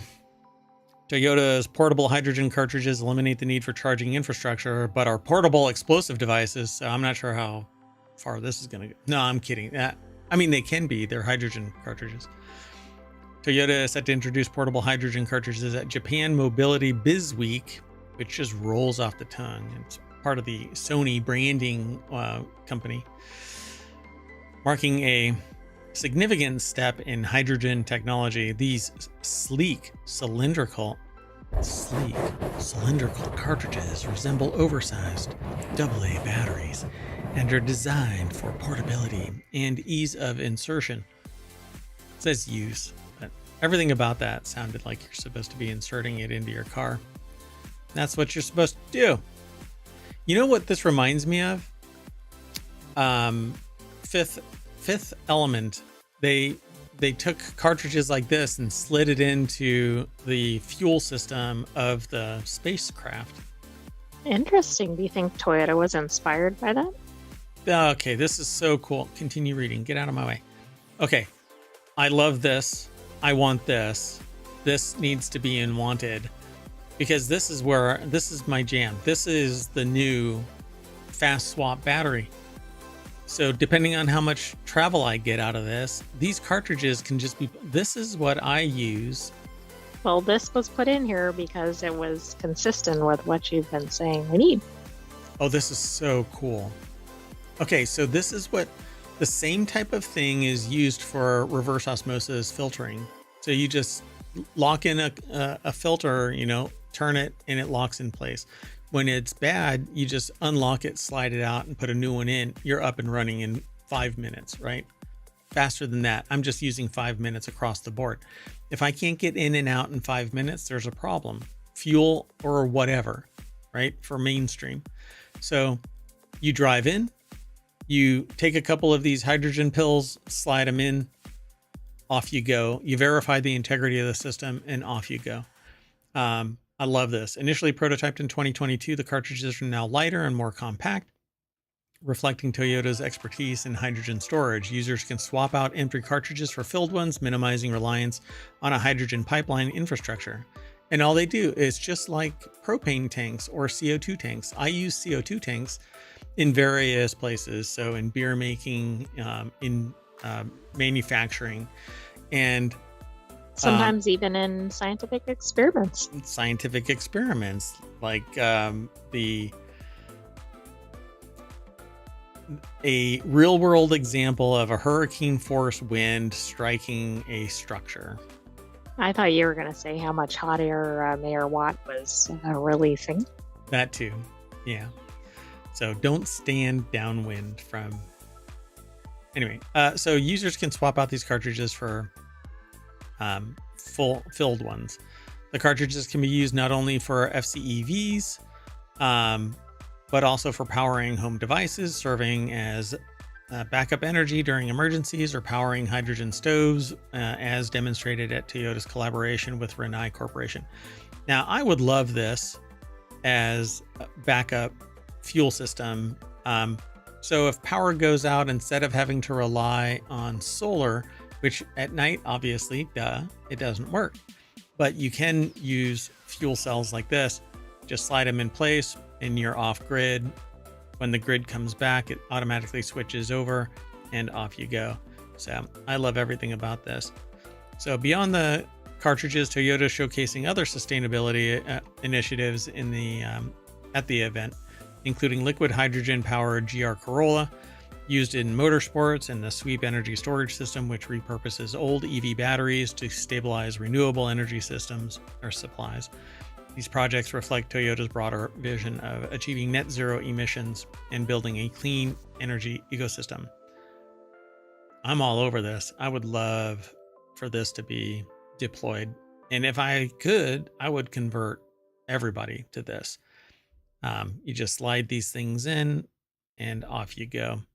The only problem is you have to make sure that, we can maintain having nice things, but there's going to be some goober out there that's going to sit there and steal my hydrogen cells while I'm at the gas and sip. Very frustrating. Anyway, I love this idea. And it looks like it's the size of, this bigger one here looks like it's the size of a 20-pound CO2 tank, but it's filled with hydrogen. So let's move on. Welcome back. So the Sentient AI didn't get a chance to talk about the hydrogen stuff, but what do you think? But I did submit those into Wanted. They might make an appearance on the weekly show. I think this is really cool, and this is the direction we need to go. Make it easy, make it portable. Avoid all this stuff we've been talking about with everything with EVs. This is a hydrogen powered. Sorry, I hear a ticking sound and it's the music in the background. But the fidelity was so real, I thought that it was around me, not me. Anyway, so this is a hydrogen powered oven. You just slide in the two cartridges. I didn't even know that existed. It doesn't. It's a prototype, a collaboration with Rinnai Corporation. I want this. I so want this. So I'm going to look into it to see if this is something that's already deployed and we're just hearing about this level, or if it's something that can be put, in the backyard kind of a thing, or on the side of the mayoral mansion, so that you can have power when the grid goes wonky, which happens with frequency. Right. Seems to be kind of a regular occurrence. Yeah. Okay, so let's make up some time here. This next article is over on the Mobile Channel. FDA will reconsider decision barring copycat versions of the Lilly weight loss drug. And this all comes down to this concept of compounding. And if a company can reverse engineer, essentially, Eli Lilly's blockbuster weight loss and diabetes drug from its official shortage list, basically just kind of rejigger the formula so that it can actually did I say who the names were for this the one up here? Hold on. I don't think you did. Paulo Montenegro over at ubergizmo.com put the article together for the hydrogen fuel cell system. The Toyota's portable hydrogen cartridge eliminate the need for charging infrastructure. And I did say for the Ars Technica article, but Yes, we're you only did. 3 articles into this. Belanger, not Bellinger. Bellinger, not Bollinger. It's Bellinger. I just meant we had some discussion of the name. Right. So this copycat. So Nathaniel Wexel over at thehill.com put this article together, and companies know what is in well, You mean Eli like Lilly's the elements or whatever that make this up? They know the chemistry, yeah. And so they're doing this thing called compounding at pharmacies, but the problem is they don't necessarily know precisely the chemical composition. They just know what is in it, not necessarily the values, right? So just so everybody knows, terzepatide is the active ingredient, but Mounjaro is for diabetes, Zepbound is for obesity, but terzepatide is the common active ingredient. And so what is terzepatide? Well, pharmacies that do compounding have figured it out. I haven't actually looked into it. I just don't know.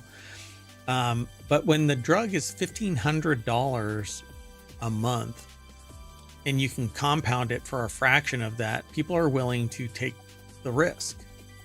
And when an MBA, an actuarial table, decides if you are going to be made healthy or not, people will seek the path of compounding to solve this problem, come hell or high water. But the manufacturer is saying, well, compounding is dangerous because we know what the hell we're doing, but Bob's bait and compounding doesn't necessarily.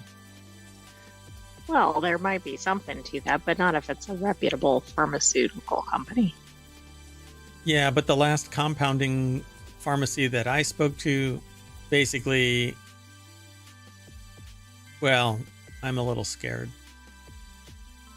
Well, it's interesting because this article, or one of the organizations, says that this is going to be cheaper if compounding is allowed, and that's not always been the case. Now, maybe it will be for this type of drug.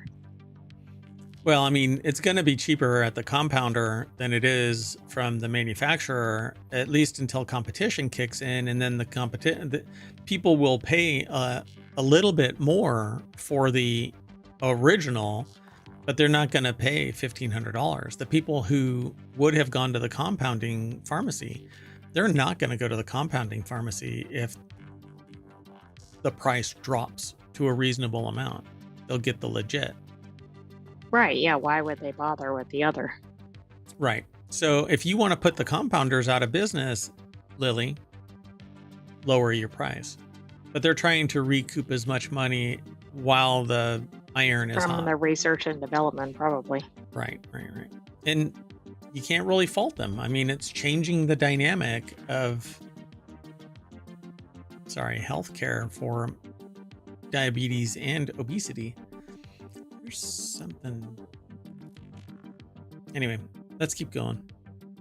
So something is taking Redbox rental kiosks, I guess. I don't know. It says retailers are starting to remove them from outside their stores.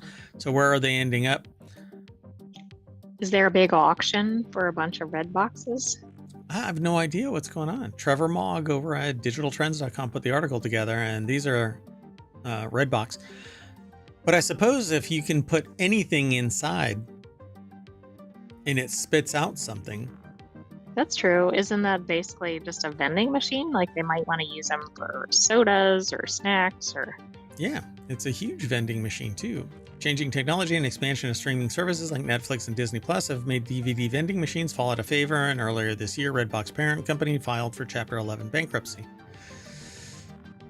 While some of Redbox's 34,000 or so kiosks are still operational in places like CVS, Walmart, Walgreens, Kroger, those businesses are now making plans to switch them off for good and get rid of them. So still, that didn't stop North Carolina resident Jacob Helton from acquiring his very own Redbox machine after he struck a deal with a contractor that had come to clear it from outside his local drugstore. Redbox is important in the history of American media. Its collapse marks the end of the video rental era, says So Helton. does Netflix not mailing out DVDs, right? Yeah. That really was the signal. The collapse of the video rental market. Why? Because there wasn't enough bandwidth to kick off a streaming service. And then comes net neutrality, which is something that I gave a talk about today. The idea of unadulterated data transferring across the internet used to be part and parcel to internet existence, but with the demise of net neutrality and its subsequent resurrection only to be pushed back down under the ground, kind of was an interesting turn of events, because just the week before I had given a talk about net neutrality being gone forever. You're never going to claw it back. But net neutrality really drove home the point that internet access is so capable that you could manipulate data and still get a respectable service. Because one provider of, there's Netflix, which was the well-known brand. But if you had a competing service, and I'm not going to say the name of the competing service ISP, said, hey, all of this information is transiting our network from Netflix. Let's hobble it so that they get a piss poor experience, and maybe they'll come to our service. Net neutrality would have invalidated that, and they would have been able to sue for damage. But that's not what happens. Now companies can arbitrarily decide what is in their best interests. So, and then there's peering and stuff like that, where people, if you want to send data across somebody's network, then you have to pay. Yeah. So whether kiosks are sent to the scrapyard or snapped up by enthusiasts like Helton, retailers will be keen to offload them in the earliest opportunities. Walgreens, for example, spends around $184,000 a month to power nearly 5,400 of the machines, and they're taking up space that can be used for other facilities. Wow. That's interesting. So $200 per removal and up to $70 for the scrap metal. So they're being junked. But I wonder if there's something else that you can put in them. You know? Yeah, I would think so. I don't know. Although maybe they're set up with different dividers than you might use for other vending. But maybe that's easily addressed. I don't know. Yeah, as long as I guess it fits. Because it has to fit inside the thing and then get processed and put back into the library. You can't have a soda can come through the DVD slot, I guess. Yeah. Believe me, I've tried. Or be really flat and it might explode if you compressed it that much. Yeah. Flat pack drinks, just add water. Moving on. Let me close some of these. So this next article is over in the Hatch Ideas channel, which is all about business transformation, over-tourism. It's not the tourists, it's local lack of management, says sustainability expert. They say that over-tourism can be alleviated by better awareness and management at the local level, said Randy Durbin, who made no friends in all of these over-touristy parts of the world. See, that's a technical term, over-touristy. I mean, it fits. CEO but it should be over or under managing. Under managing me. Yeah. So CEO of Global Sustainable Tourism Council. All right. I don't know how to take that. So the article is over at CNBC Travel, well, CNBC.com, and it's written by who appeared. Oh, no, wait, that's not it. Monica Petrelli put the article together, and they talk about crowded beaches, expensive rent, tourist sites with wall-to-wall people. Okay, so crowded beaches, yeah, that's a over-tourism thing. Expensive rent, if anybody is complaining about expensive rent, it's the people who want cheap rent so that they can go there. Or it's it's probably the tourists, right? Not the landlords. Or the domestic residents who are NIMBYing the hell out of this, right? But tourists, they'll pay whatever the price is until they hit their threshold, their bulk rate, and then they bounce. But expensive rent, the rental companies and the individuals who are Airbnb-ing a room, they are not complaining about over tourism. No, in fact, they're enjoying it all the way to the bank. Yep. So rather it's lack of management, he told Squawk Box Asia on Monday. I've been in travel and tourism for 40 years, working on committees and trade associations in Europe, North America, and Asia, he said. Governments around the world traditionally just didn't think that they had a role in managing. So they call it destination marketing organizations must change the M in DMO, is destination marketing organizations, to management from marketing. So how pithy. So it says the Chinese are masters at adding capacity and managing flows, Durbin said. He cited the Lishan giant Buddha as one example. Yeah, but China's a managed economy. What the hell? How are you comparing that? Yeah, I'm not sure that's the best comparison here. It's not even a transparent managed economy. So, well, that's part of the issue too, right? They may say that they're doing something, and that's for the government, not the people. Wow. So he said Chinese officials also created a control center with video screens that track visitors at various locations of the narrow staircases used to access the Buddha. They know before the staircases are dangerously full, he said, CNBC Travel after the interview. Yeah, they've got a shit ton of experience with surveillance. Yeah, there's two sides to this, right? It's like the surveillance versus safety. I don't think that that's really...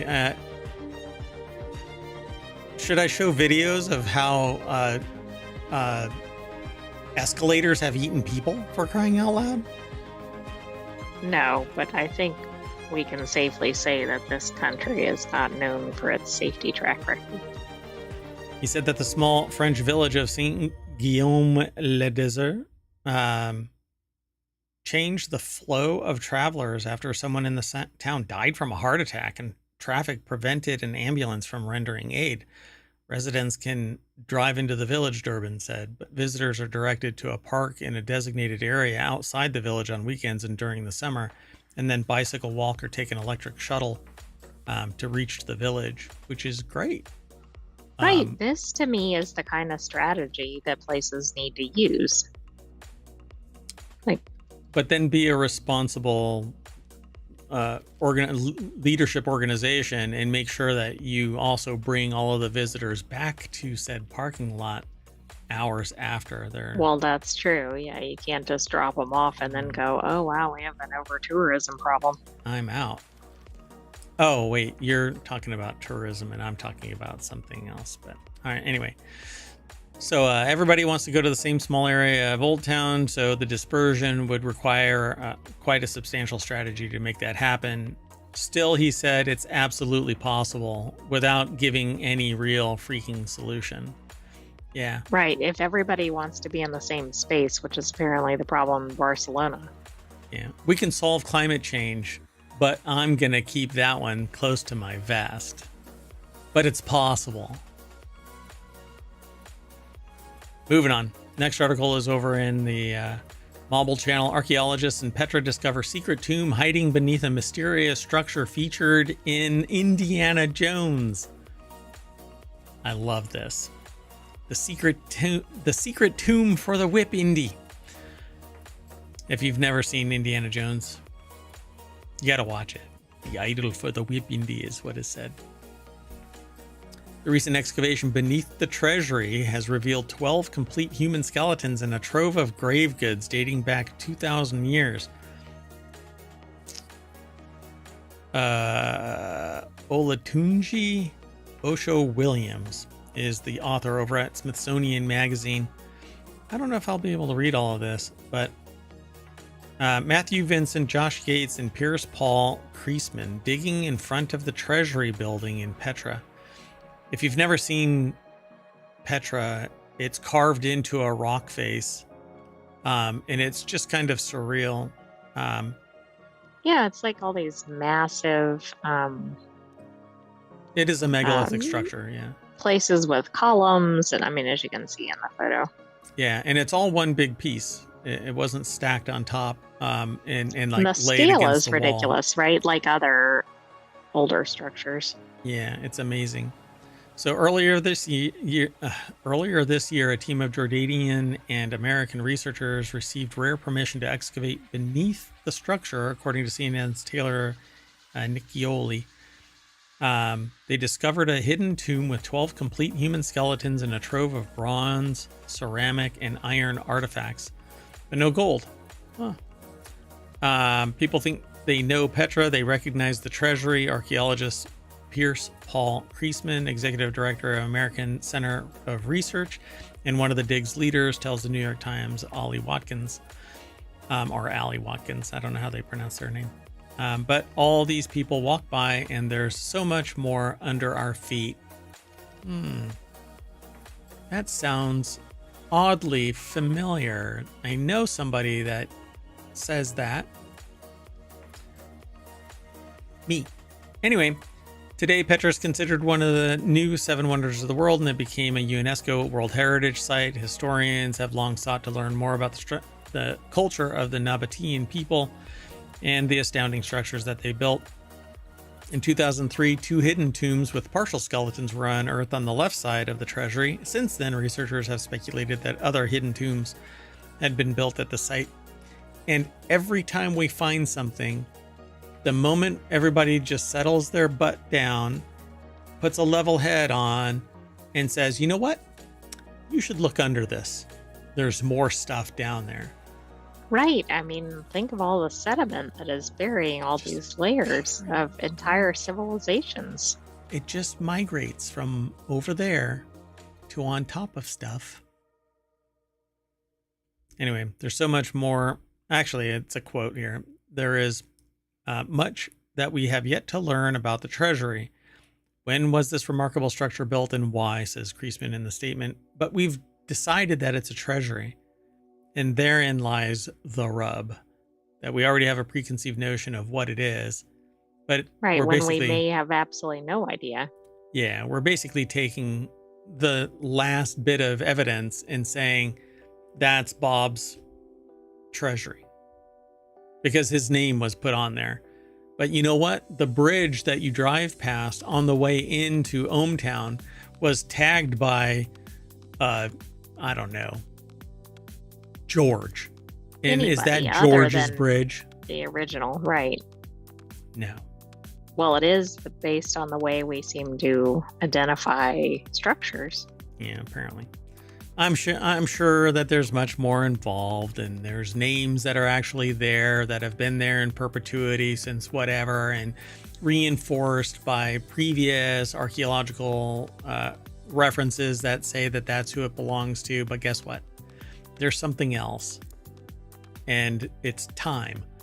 And a structure that's been around for 5,000 years suddenly gets branded as Bob's Bait and Treasury because there's a plaque stuck there. I mean, people think the Rosetta Stone is the end-all be-all, except that the Rosetta Stone had a bunch of them scattered all over the land over periods of time because that was the tweet of the time. Yeah, I mean, they were everywhere. And then even the ones that they've found aren't complete in many instances. Yeah, they changed and stuff like that for regionality and blah, blah. I mean, it's localization, for crying out loud, of the time. Again, it was the tweet of the time. You can't call them tweets anymore. Moving on. Slowly. The next article is over on the Hatch Ideas channel as well. These are the 9 dead giveaways that AI wrote this story. How to spot them. Let's find out. Okay, do you think it's going to have Delve? Well, let's find out. Jonathan Small. This was edited by Dan Bova, so apparently Dan Bova is an AI? I don't know. Maybe so. Have we ever seen Dan Bova and an AI next to each other?